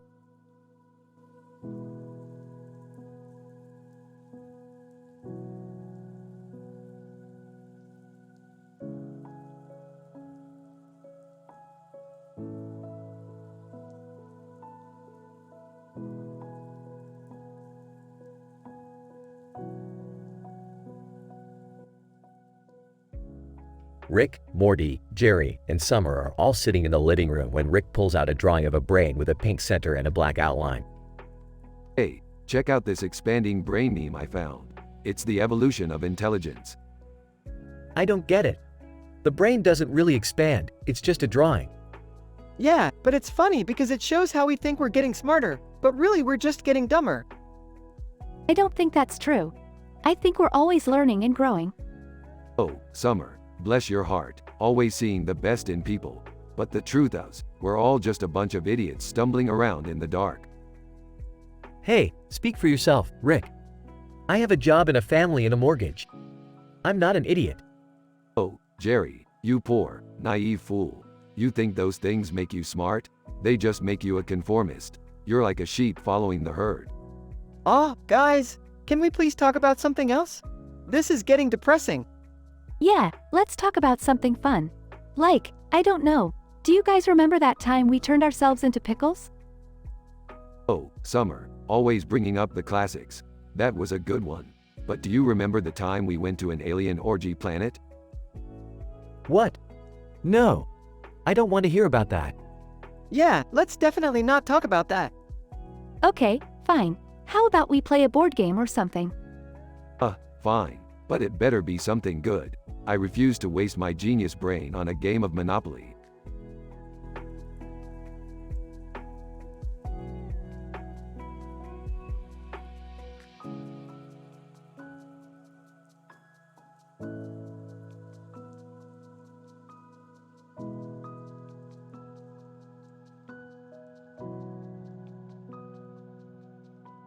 Morty, we have to go catch that Pikachu. What Pikachu, Rick? That one running in front of the sign that says Pikachu, Morty. Don't tell me your eyesight is going too. Oh, that one. Why do we need to catch it? Because Morty, it's a rare Pokemon and we can sell it for a lot of money.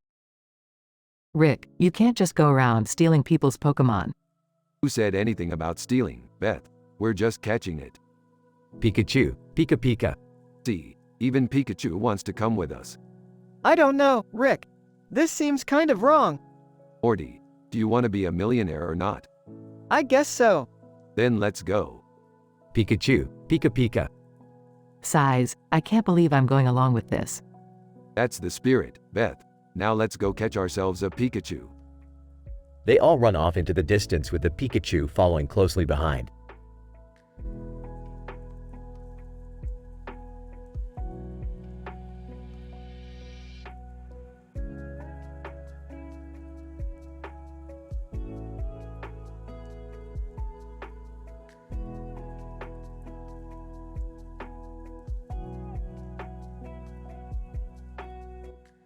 Rick and Morty find themselves in a bizarre dimension where everything is made out of glitter. As they wander through the glittery landscape, they come across a strange, green eyeball. What the hell is that thing?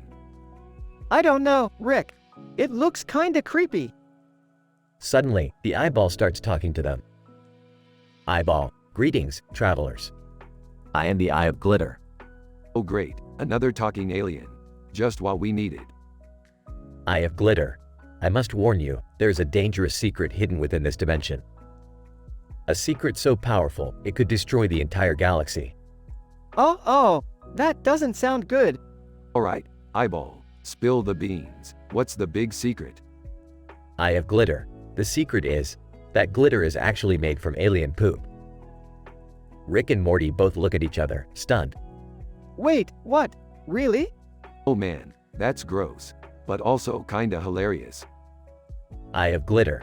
You must promise me that you will keep this secret safe. If it were to get out, it could cause chaos and destruction across the universe. Alright, we won't tell anyone. But you gotta admit, that's a pretty funny secret. Yeah, it's like, glitter is literally the sh*T. They both burst out laughing as they continue on their journey through the glitter dimension, now with a newfound appreciation for the sparkly substance.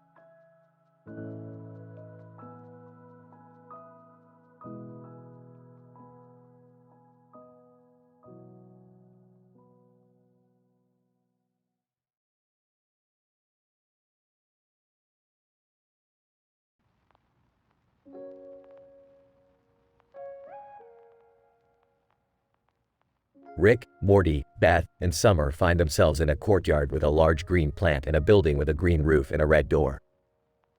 As they walk around, they notice a Thai massage parlor. Hey Morty, you know what they say about Thai massages? What, Rick? They're like a box of chocolates. You never know what you're gonna get. Rick, that's not appropriate. Yeah, come on, we're trying to have a good time here. Alright, let's just check out this green plant over here. Whoa, Rick, that plant looks like it's from another dimension or something. Rick, don't touch it. We don't know what kind of effects it could have. I agree, let's just stick to exploring the courtyard and leave the plant alone. Fine, but you guys are no fun. As they continue to walk around, they stumble upon a group of aliens playing a game. Alien 1. Hey, you guys want to join in on our game? Sure, why not? As they start playing, Morty accidentally knocks over the game board. Alien 2. Hey, what gives? That was our only game board. Alright, Morty, let's get out of here before things get ugly. Yeah, we probably shouldn't have gotten involved in their game anyway. Agreed. Let's just stick to exploring and having a good time. As they leave the courtyard, they can't help but laugh at the crazy adventure they just had.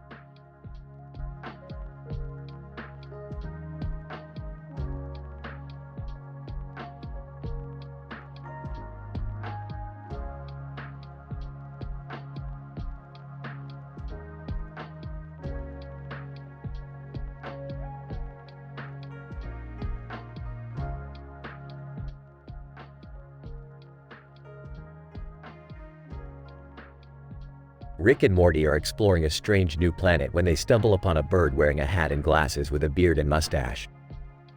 Whoa, Rick, check out this bird. What's with the hat and glasses? I don't know, Morty, but it looks like he's got his life together better than us. Bird. Hey, you guys looking for something? Nah, just exploring. What's your deal? Bird with a hat and glasses on its head and a beard with a mustache. Bird. I'm just here living my best life, far from management and all that corporate nonsense. That sounds nice. How do you do it? Bird. I just take things one day at a time, man. Don't worry about the big picture. You know what, Morty? This bird might be onto something. Let's stay here for a while and learn from him. Yeah, I'm down for some chill time. Alright, bird with a hat and glasses on its head and a beard with a mustache. Show us the way. Bird. Just relax, guys. Life is too short to stress out all the time. The trio spend the next few days living the good life, lounging in the sun and taking it easy. Eventually, though, Rick and Morty start to get antsy. Alright, Bird, it's been fun, but we gotta get back to our adventures. Thanks for the chill time, though. Bird, no problem, man. Just remember, sometimes it's good to take a break from all the craziness. Yeah, maybe we'll see you again sometime. Bird, I'll be here, living my best life. Peace out, guys. As they blast off into space, Rick turns to Morty with a grin. You know what, Morty? That bird had it right. Let's take a break from all the craziness and just enjoy the moment. Yeah, that sounds nice, Rick. And with that, they set off on a new adventure, relaxed and ready for whatever the universe throws their way.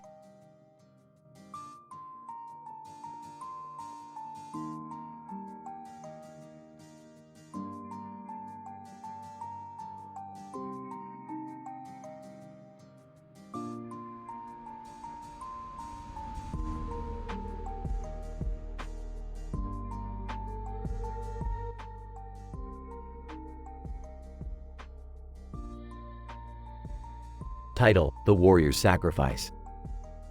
Opening shot: a woman in a blue outfit holding a sword and a shield in her hand, surrounded by other people.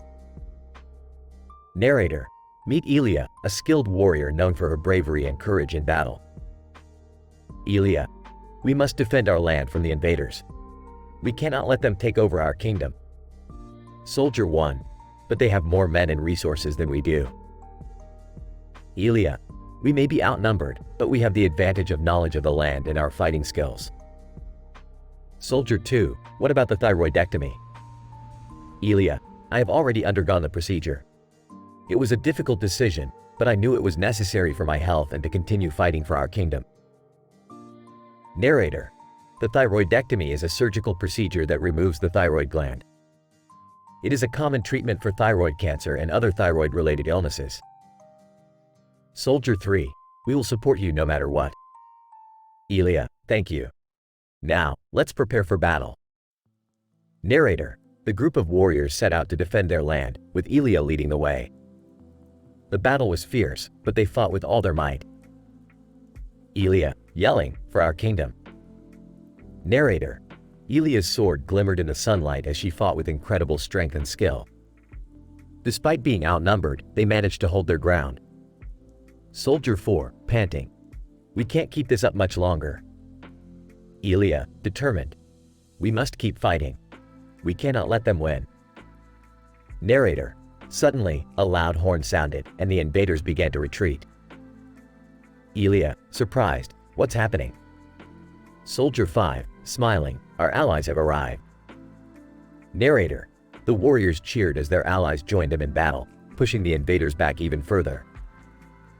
Elia, smiling: we did it. Narrator: the battle was won, but not without sacrifice. Elia knew that her thyroidectomy was a risk, but she did it for the sake of her kingdom and her people. Closing shot: Elia standing triumphantly with her sword and shield, surrounded by her fellow warriors.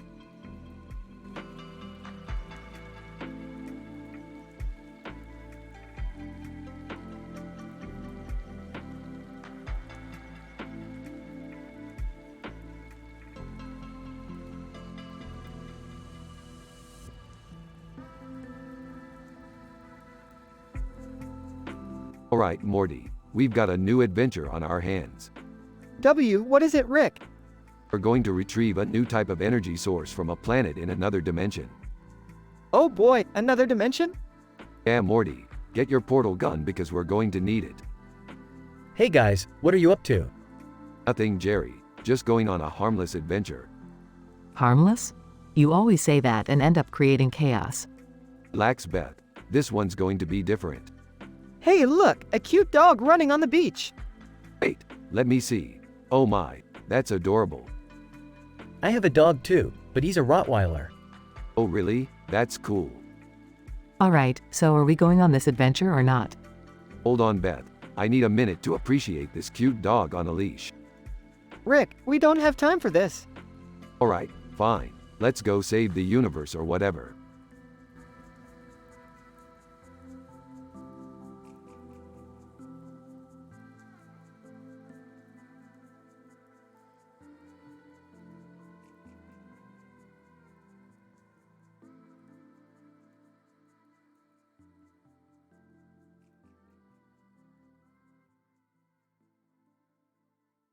Rick and Morty are strolling through a snowy park when they stumble upon a mysterious clock tower. Morty, this looks like it could be a portal to another dimension. W, what makes you say that, Rick? Well, the clock tower looks like it could be a temporal displacement device. Oh, okay. Suddenly, Beth bursts onto the scene. What are you two doing here? Just exploring the possibilities of this time and space-bending clock tower. Aha. Well, I need you both to come home. It's time for dinner. Aw, man, I was hoping to explore more dimensions. Sorry, Morty. But we're having your favorite meal tonight. Ooh, what's on the menu? Grilled cheese sandwiches and tomato soup. Sarcastically, oh boy, my favorite. But as they start walking home, they notice something strange happening in the snow-covered park. Rick, look over there. Oh, Morty, it looks like the snow is forming into some kind of creature. Frustrated? Oh great, now we have to deal with a snow monster. But as they approach the creature, they realize that it's not dangerous at all. It's just a friendly snowman. Hey, can we build one too? And so, the trio spends the rest of their evening building snowmen and enjoying their grilled cheese and tomato soup. See, sometimes it's the simple things in life that make us happy. Smiling. Yeah, I guess you're right. Laughing, and it's still better than school.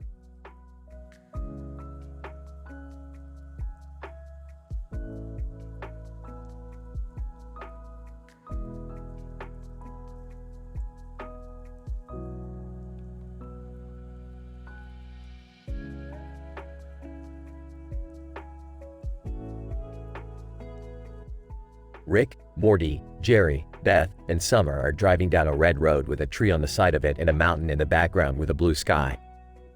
Okay, gang, we're heading through Copper. I hear they have the best interdimensional burgers in the universe. I don't think I could handle another burger, Rick. My stomach is still recovering from that last one. I'm with Morty on this one, Rick. Can't we just go somewhere normal for once? Normal? This is our family vacation. We're supposed to have fun, try new things, and explore strange new worlds. Yeah, Dad, don't be a buzzkill. Fine, we'll skip the burgers. How about we go to the Copper Museum of Intergalactic History instead? Everyone groans. That sounds boring, Rick. Can't we just find a nice beach to relax on? We're in the middle of the desert, Jerry. Oh, I know. Let's go to that interdimensional arcade we saw advertised on TV. Now that's what I'm talking about. Buckle up, losers. We're going to win some prizes. As they drive off, the camera pans out to show the red road, the tree, the mountain, and the blue sky. Fade to black.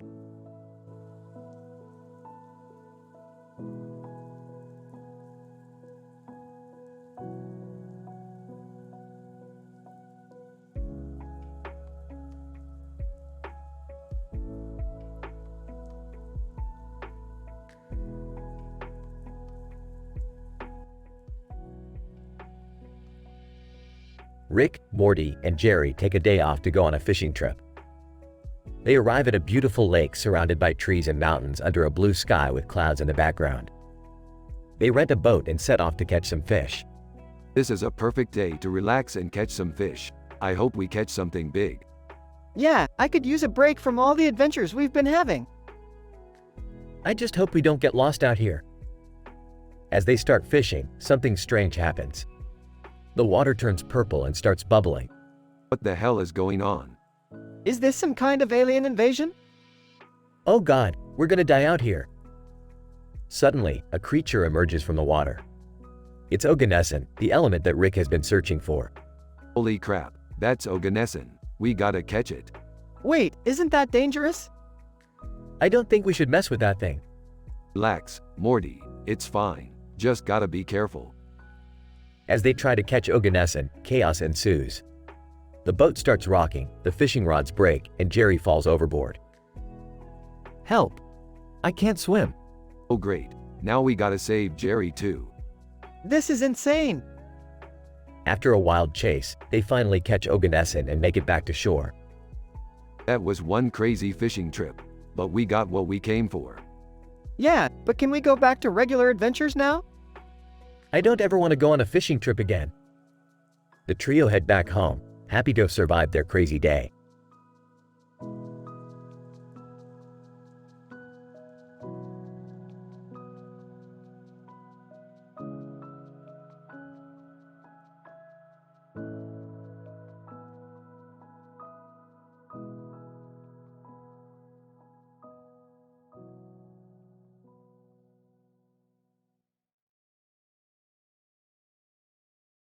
Morty, we got a new adventure today. Where are we going, Rick? We're going to the land of the lost fart. What? That sounds gross. Rick, can't we just have a normal vacation for once? Normal is boring, Beth. Let's get moving. As they arrive at the land of the lost fart. Wow, this place stinks. Yeah, that's the point, Morty. Hold on to your butts. I think I'm gonna be sick. Rick, why did you bring us here? Because we're going to steal the king's fart gem. What's a fart gem? It's a gem that contains the most potent fart in the universe, Morty. With it, we can rule the galaxy. I don't think I want to be a part of this plan, Rick. Me neither. Let's get out of here. No one's leaving until we get that fart gem. As they try to steal the fart gem, they encounter various fart creatures and obstacles. Rick, this is disgusting. That's the spirit, Morty. Keep it up. I'm gonna pass out. This is the worst vacation ever. After successfully stealing the fart gem, We did it, Morty. We got the fart gem. But what are we gonna do with it, Rick? Who cares, Morty? Let's just enjoy the smell of victory. I need to take a shower. I need a drink. As they leave the land of the lost fart, That was a great adventure, guys. Who's up for another one? Not me, Rick. Not after that. I think I need therapy. Let's just go home, Rick.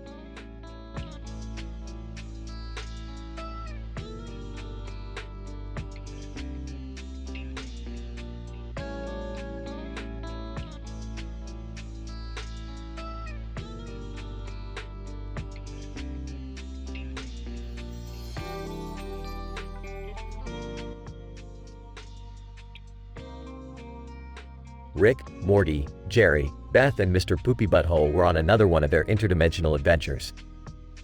They had just landed in a bustling city and Rick was holding a giant green object in his hand. Alright, burp, everyone listen up. We're here to retrieve the chrono discombobulator from the intergalactic black market. Oh man, I hope we don't get caught. Last time we were here, we almost got vaporized by those alien cops. I don't know about this, Rick. This sounds dangerous. Oh, come on, Jerry. Live a little. Mr. Poopy Butthole. Gee, this is sure exciting. I hope we can avoid any burp mishaps. As they made their way through the crowded streets, they couldn't help but notice the strange looks they were getting from the locals. Okay, I think we're getting close. Keep your eyes peeled, people. Just then, a group of aliens appeared out of nowhere and surrounded them. Alien leader, you there? Hand over the chrono discombobulator or face the consequences. Oh, is that all? Burp, here you go. Rick handed over the green object and the aliens disappeared in a flash of light. Well, that was easy. I thought we were going to die for a second there. Yeah, thanks for making it seem like a big deal, Rick. Mr. Poopy Butthole. Well, at least we got to see some burp new sights. As they made their way back to the portal, they couldn't help but feel relieved that everything had turned out okay.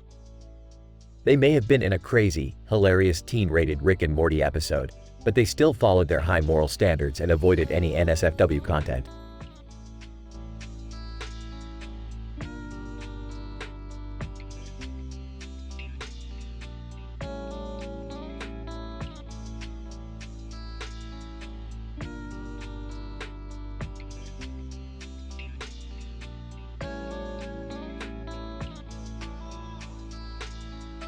Alright, Morty, we're going on a sci-fi treasure hunt. Whoa, that sounds cool, Rick. What kind of treasure are we looking for? The most valuable treasure of them all, Morty, the ultimate power source. Can I come too? Me too, I want to spend some time with you guys. Sure, the more the merrier. But be careful, this treasure hunt won't be easy. What do you mean, Rick? We're going up against some tough competition, Morty. The evil Dr. Zorgon and his army of space robots. Sounds like we're in for a fight. I don't know if I'm ready for this, Rick. Don't worry, Beth. I've got some high-tech weapons that will take care of those robots in no time. Whoa, this is gonna be awesome. Let's do this. All right, let's go get that treasure.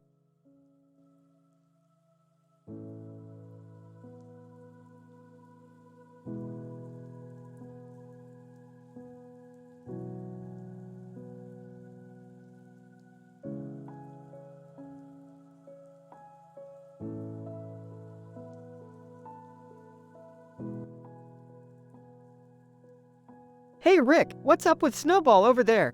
He looks so sad. Oh, Morty, that's just typical dog behavior. They always look sad, you know that. I don't know, Rick. He looks like he's going through some stuff. Maybe we should talk to him. Jerry, he's a dog. He can't talk. But we can still try to make him feel better. Maybe we can take him out for a walk or something. Ah, I see what's going on here. You guys wanna play hero and save the day, huh? Well, yeah, isn't that what we always do? Alright, fine. Let's take Snowball out for a walk. But if he starts talking to us, I'm out. Wait, what? Talking dogs? That's crazy. Jerry, just go with it. Yeah, Jerry, we're in Rick and Morty world. Anything can happen. Alright, let's do this. But first, let's get some snacks. Snowball looks like he could use a treat. I don't know, Rick. He might be watching his figure. Oh, come on, Morty. Don't be ridiculous. He's a dog. I don't know. He does seem pretty fit for a dog. Jerry, he's not trying to impress you. Just give him a treat. Yeah, Jerry, stop being so weird. Alright, let's go. Snowball, do you want to go for a walk? Snowball stares at Rick, then looks at the camera with a sad look on his face and paws.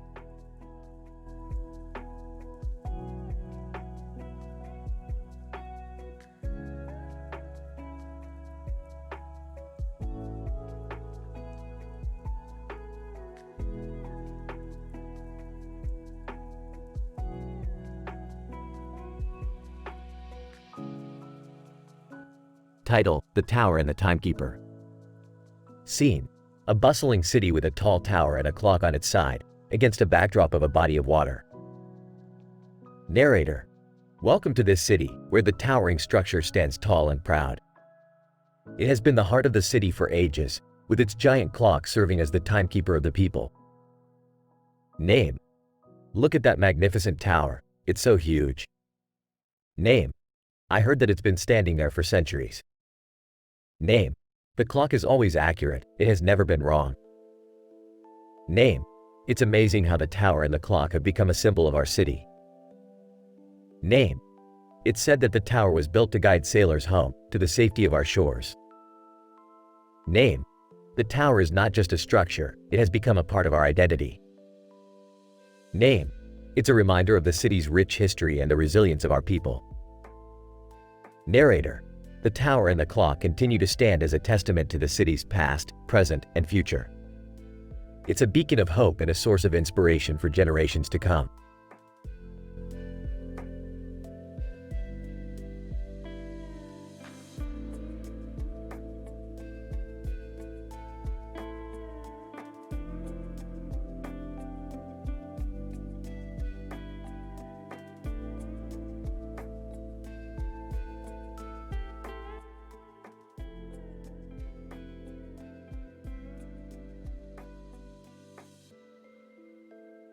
Alright, Morty, we're heading to the frozen tundra of Alaska. I heard there's some kind of Watsu massage place out there that's supposed to be amazing. Watsu massage? What's that? It's like a massage where they put you in water and then move you around like a puppet. Sounds weird, but apparently it's the new thing. I could use a massage. Count me in. Me too. Let's go. They arrive at the Watsu massage place, which turns out to be a rundown shack in the middle of nowhere. This doesn't look like the brochure. Maybe we should just go back. A creepy old man appears from behind the shack. Old man, you folks here for the Watsu massage? Ah, yes. Is this the right place? Old man, oh yeah, this is the place. Follow me. They follow the old man into a dark room filled with water. This is creepy. Don't worry, Morty, I've got this. Rick pulls out a laser gun and starts shooting at the old man, who turns out to be a robot. Whoa, Rick, what did you do that for? That wasn't a real person, Morty. That was a robot designed to give terrible massages. Thank God we got out of there. What a nightmare. Yeah, but now we're stranded in the middle of nowhere with no boat. They turn around to see a boat in the background. Hey, look! There's a boat! Perfect, let's go. They hop onto the boat, only to realize that it's actually a fishing boat. Ah, Rick. This isn't exactly what we had in mind. Oh come on, Beth. We'll catch some fish, cook it up, and have ourselves a nice little vacation. Montage of them fishing, cooking, and having a good time. This is actually kinda nice. Yeah, and it's a lot better than that creepy massage place. Smiling, see Morty, I always know how to show you kids a good time.